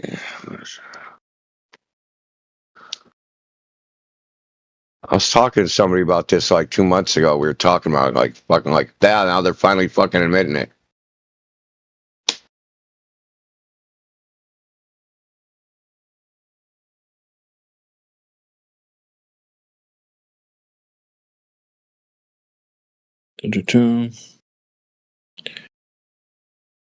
But coming back to the topic, which you went to dinosaurs. When it comes to the theory of evolution, you can absolutely disprove it as it stands and eventually make it crumble. Again, you talked about abiogenesis, which I think is the theory of how life came to be. Yeah, that's different from evolution. Like evolution, I'm aware of that, but I'm saying that research is a dead end. Is all I'm saying. Because they do tricks, right? So yes, they'll do like a chemical reaction, and they'll get like some particular like a fucking amino acid they want, but it's contaminated. Everything's fucked up.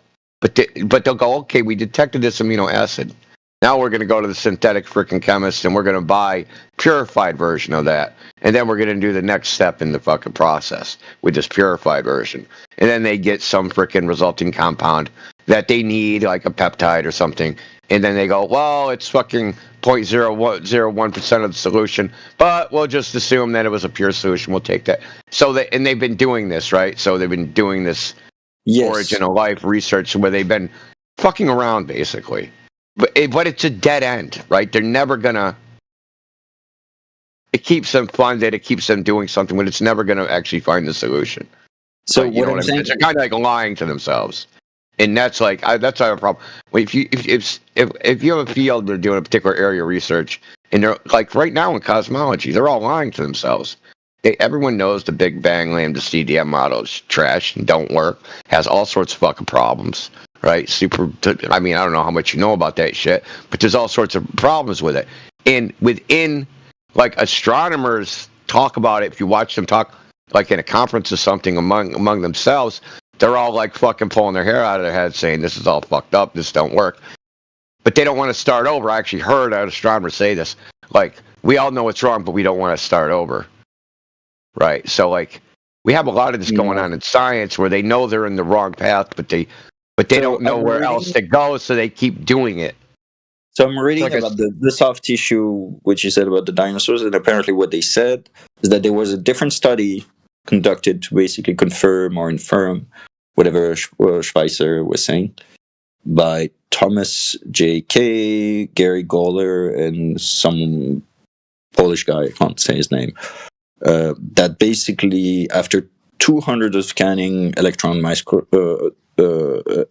through electron microscope analysis, they came to the conclusion that basically the soft tissue was apparently pond scum, and that the team also determined that the material was modern, not prehistoric. So now they are conducting new studies, but apparently that's why it's very controversial. Is because she didn't do enough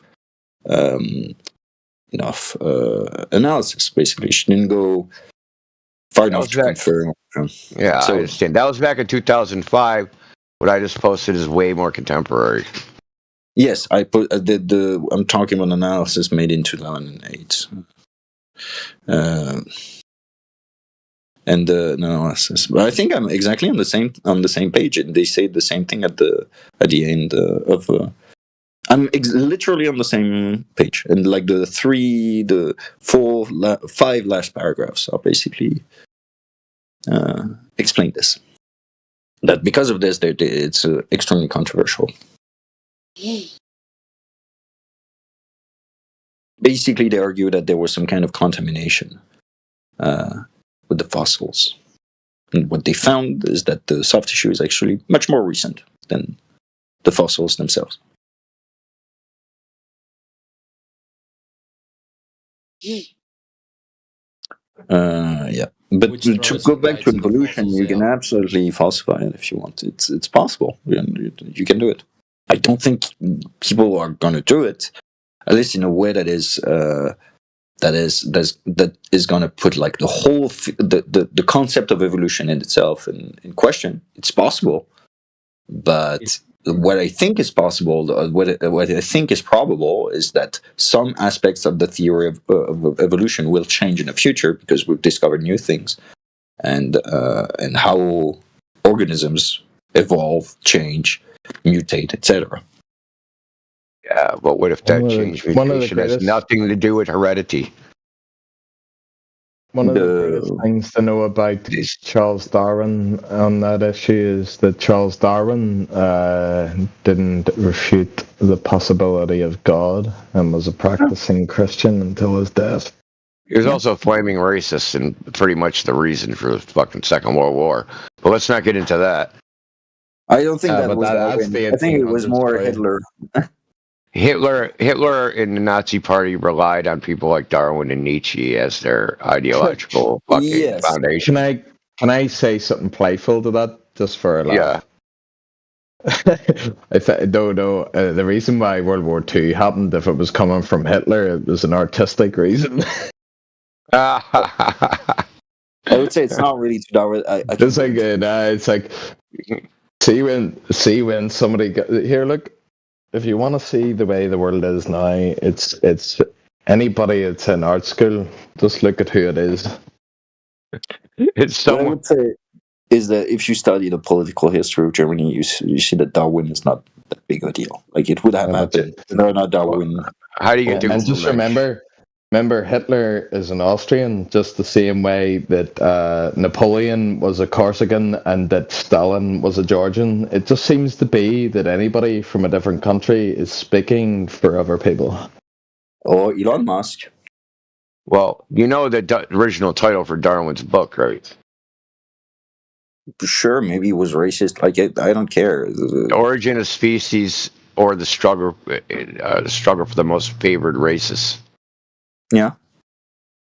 Yeah, so he was a crazy fucking racist. And I don't think people in his time used that, like, basically they used his book to argue that people like Africans, Chinese, Asians, whatever, were inferior. I mean, they did it before. Like, they didn't need Darwin. It's not like slavery came. Racism is a new invention, dude. Historically, yes, but racism dates back to the 18th century, so before Darwin.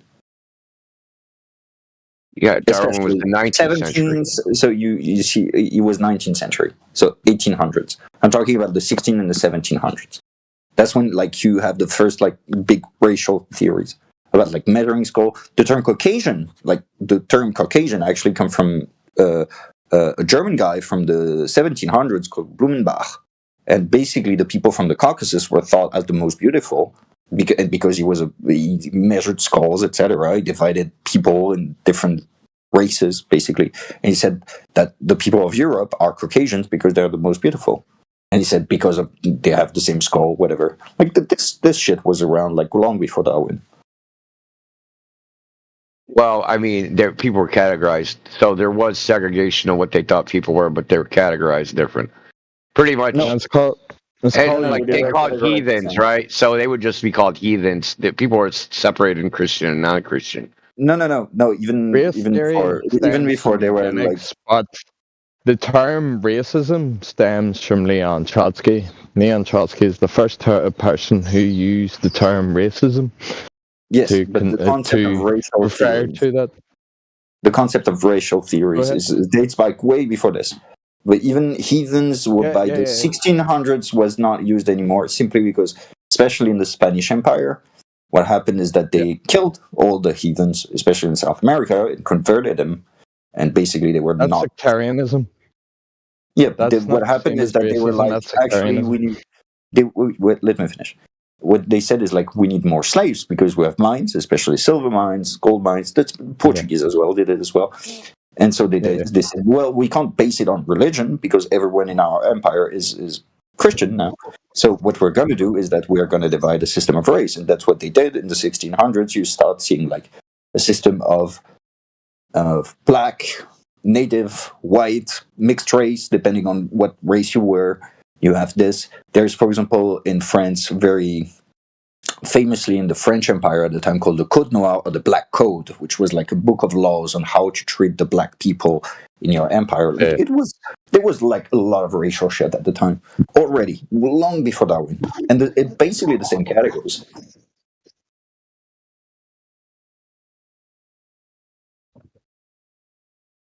It goes kind of deeper than that, because there's a whole legal system behind all that shit that I don't want to get into. I mean, I've studied it quite a lot, and obviously I know more about Europe than North and the USA specifically. But when you have very strict categorization of what was race already, long before Darwin came around. Yeah, but it was smeared together. It wasn't just like. Well, I was just going to say, just smeared together with their other things. It wasn't just like, oh, they have black skin. There was more to it than that. Oh, it was literally they have black skin. So the Le Code Noir, which is the Black Code or the Black Book of Law, which was that's how systems of power were able to establish what they would call a caste system, like. Any forms of eugenics that were implied into systems of power, those people didn't necessarily believe the eugenics they imposed upon other people. They used it as a caste system to be able to instrument power upon other people, as a means to create a system of labor that permitted higher classes to, and I'm not saying that from I know it can come across as a communist point of view, but it actually comes from an old style conservative point of view of how societies operate. If that makes sense. Yeah, it's basically the idea is basically you create some kind of an underclass that you can exploit and use in your plantations. That was the purpose. That's how old systems of power work. There's no anybody who denies that would be crazy. That would be to say that there was a utopia always, but no, that's how power works. Mm-hmm. So anybody who believes that even the people in power believed in the propaganda themselves, the people in power do not believe their own propaganda. No, they use the propaganda on those who will believe it, as a means of creating a system of power that makes labor operate in the fashion that they wish it to exist. That's just the real world. I know that there's guys in this chat who have been members in the military who would be able to fucking express that perfectly to anybody and support that point. That that's just a fact of life. If that isn't too much of an extreme point. This is the way it is. You got it exactly right. And this guy talked about the Black Hoods. Under all that paperwork is a gun. And that's all it is. It's like, Good luck, funny enough, I'm from Ireland, and The leader of Sinn Féin one time was quoted. It's the guy of the IRA, the political leader of the IRA. It said, "Political power grows out of the barrel of a gun." It's literally, it's not even this. He's repeating a phrase said by Mao. Mao said, "Freedom is at the end of a barrel of a gun." It's That's really what it is. I mean, if you hear cars in the background, by the way, I'm just having to walk. Yeah, no, it's fine. But it's basically the Maoist theme is that power is violence, and the ability to enact violence on your population is how you maintain power in the end, and the fear of violence. That's what it is. It's a fact of life. No matter what. Like it's. I mean, you are Irish, so you know. Humans you know how the didn't even have to British. think it up. Humans have had that as a symptom of existence. You know, we exist. Even though the world exists and we exist in this world, you know, we're essentially we're trapped within the thing that's also trapped within us. You know, so. It's one of those things that has to be accepted as a natural evil, but it cannot be perceived as something that is solely responsible to human beings alone, if that makes sense. Unless I'm just going too crazy. But correct me if it makes sense. Yeah. It makes sense to me, but I'm a little crazy myself, so I mean. Oh, you need a spark of it, don't you? We could just be in the same asylum, freaking insane room, banging our heads against the wall. I hear you. Same asylum? Yeah, I hear you. But yeah, violence is necessary to maintain a political system, any political system. That's what it is. And that's why revolutionaries don't have an issue with violence, etc., because they say it's actually counter-violence against the violence of the state, blah, blah, blah, blah, blah, blah. Yeah, I mean, but then the revolutionaries, like, kill the revolutionaries. It's like, that's the people they kill first. That's why. So when the revolution succeeds, the first person the freaking people in power do is kill the revolutionaries. Like, that's why. Communism is the cousin of capitalism, and not actually in a separate family. I don't know if it is. I would say it's an evolution of the philosophy that is underlying capitalism. But capitalism is a system, like it's a human practice more than a philosophical concept, I would say. When communism came about, it actually had to use capitalism to save it. Come again? When communism came about, it had to actually use capitalism to save it. And communism, well, capitalism again is a social practice more than anything. It's doing business. It's how you. So it's not really an ideology. It's just more how the society is organized, right? That's right. I'm not promoting it. I'm not promoting it. I'm just saying it from. I suppose I just see how things occur organically, if that makes sense. The what? I mean, what I'm saying is that the like you have ideologies and philosophies underlying capitalism or justifying, like classical liberalism, for example, who support a capitalist system, but it's different from capitalism because you can have capitalism in a non-liberal system.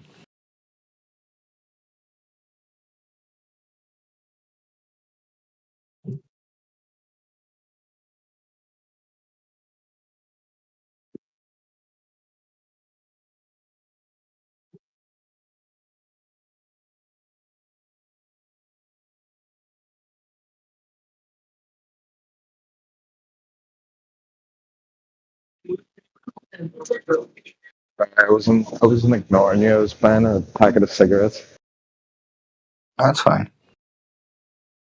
The point I'm making is that I believe all systems are inherent on themselves. So, like, I do believe communism is sort of. You ever watch Harry Potter? What? You ever watch the first Harry Potter? Just as an Maybe your example. accent. It may be your accent or your device, but I'm not understanding. It's fair. I have an Irish accent and it's very strong, so I don't blame you for that. So it's okay. What I'm saying is this: any system is related to other systems. So I don't have the belief that communism is. And the reason I state this is because I'm talking into the very thing we're talking about. But if I'm talking off the cuff, if I'm talking out of the reel, that's fine. Just tell me to change the conversation, that's fine. But I just don't believe that communism is a system that is any different from capitalism. I just believe that they are the same system that just organized differently. Yeah, I mean, it's the economy. Like an economy existed before capitalism and will exist after. It's just how people exchange stuff, produce stuff, make stuff. It's fun. Yeah, 100%. The means of production are organized differently. Like the Chinese government actually calls their system, and this is funny, right? See where I'm saying this, and I've just bought a packet of cigarettes. I'm walking past the Chinese embassy in my city. So it might give out where you are, especially because I don't think there's Chinese embassies in Ireland. So I can see all their CCTV cameras, so they're going to hear me talking shit about them right now. Yeah. But the Chinese system actually calls itself capitalism with Chinese characteristics. That's actually the official name of the current Chinese system. I think it's socialist Chinese characteristics, but it's kind of. Well, this is where you have to boil it down. The current, if we're talking about the current culture war, we have to understand that we're not talking about old-fashioned Cold War communism or capitalism. We have to talk about modern or postmodern style, so that we know that we're on topic. What do you mean by postmodern? Well, postmodern is the idea that ideas themselves by themselves, so like capitalism by itself, conservatism by itself, any concept at all, like socialism by itself, none of these things live alone anymore. They essentially have a slumber party with each other. The ideas are mixed. It's the fact that when the Cold War ended, the first Cold War, I would say, ended in 1981, threw the world into a geopolitical, social, political, economical crisis where nobody really understood historically where the world was going. And over time, there was through the 90s and then a short period of the early 2000s, there was just this shockwave of, sort of independent individualism of people. But after that, people didn't really know where the world was going, so they couldn't adopt new ideas. So instead, they took ideas from the past and reinvented them and sort of put them into a stew or a melting pot of all the other ideas. And China did the same thing. China used a communist style of government to run a capitalist economy. I mean, they did it before the end of the Cold War. They did. You're absolutely right. Yeah, you're absolutely right. But you know what? The thing about that? They predicted that was going to happen. So it's like I don't know if it protected the fall of the USSR. Now, oh, sorry, my bad. I'm talking too much. Yeah, with the Deng Xiaoping, the Cultural Revolution, etc., it was already there. But again, the argument about China, I think there are a lot of ideas. The main thing is that the West, especially, was so triumphant that in the West specifically, new ideas didn't emerge. It's not true for the rest of the world. the idea is when you think, when you imagine a different world, it's because you don't like the world that you're living in, right? And so when you are like in the best of world, you are like in the middle of the Western Empire, as some people would say. Of course, you don't want things to change, and you don't really think about change. But when you live in the middle of Africa, you have very different ideas about how the world should be run. Maybe you don't even have time to think about it. You know, I suppose it's one of those things where we are afraid of returning to the point of being human, where we realize we we can't create our own heaven, but we wish that heaven is there. If that makes sense. It's not about heaven. It's more about creating a better system, a better world for yourself and the people around you. There's no. I get that, but the only reason why I say that with a facetiousness, because I'm talking about the 20th century, because the 20th century is completely the fingerprints of societies that were trying to generate a heaven.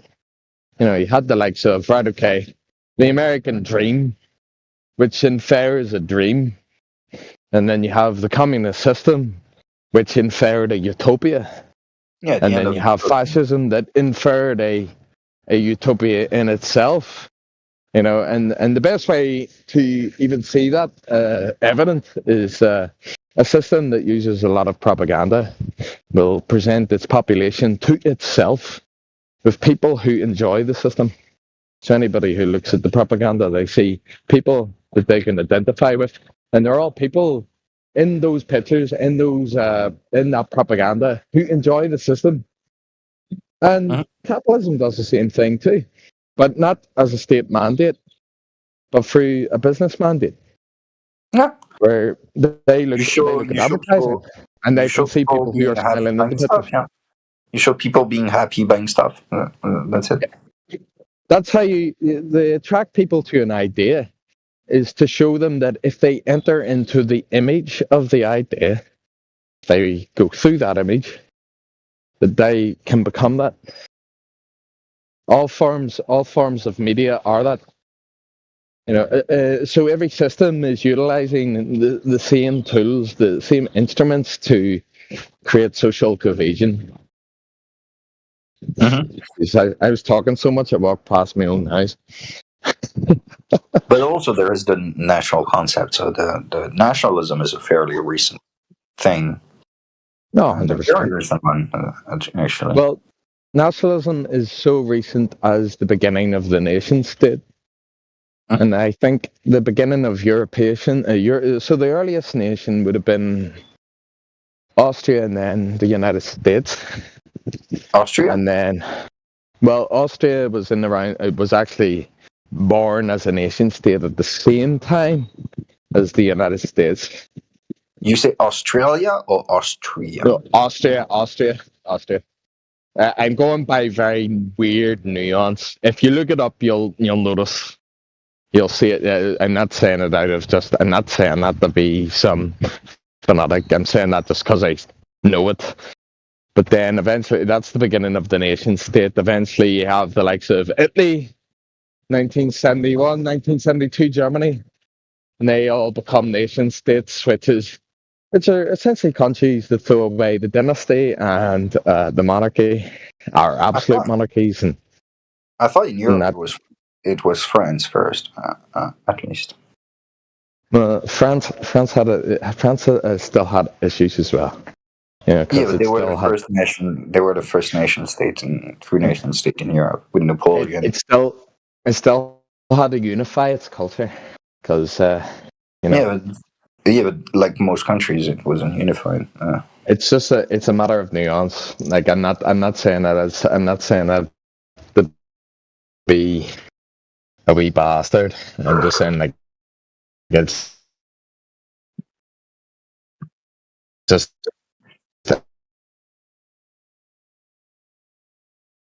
Hello? Hello, hello.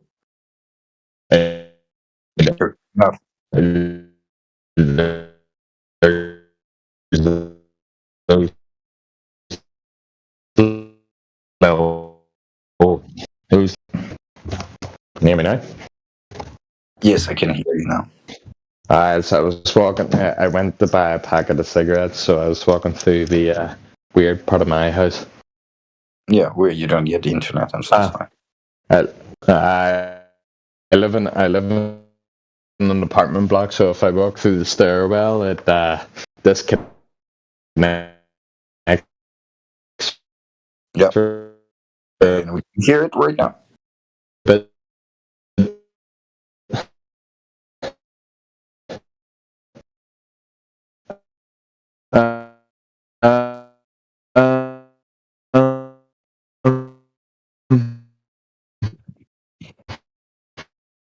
give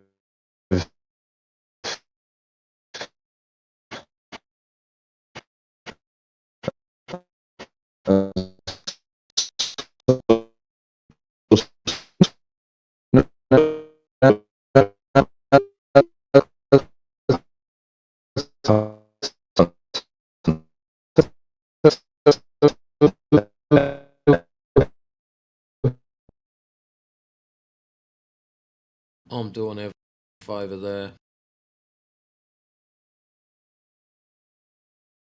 Internet doesn't seem to be working for Chimera. Yeah. Just type in side chat when you can hear. So.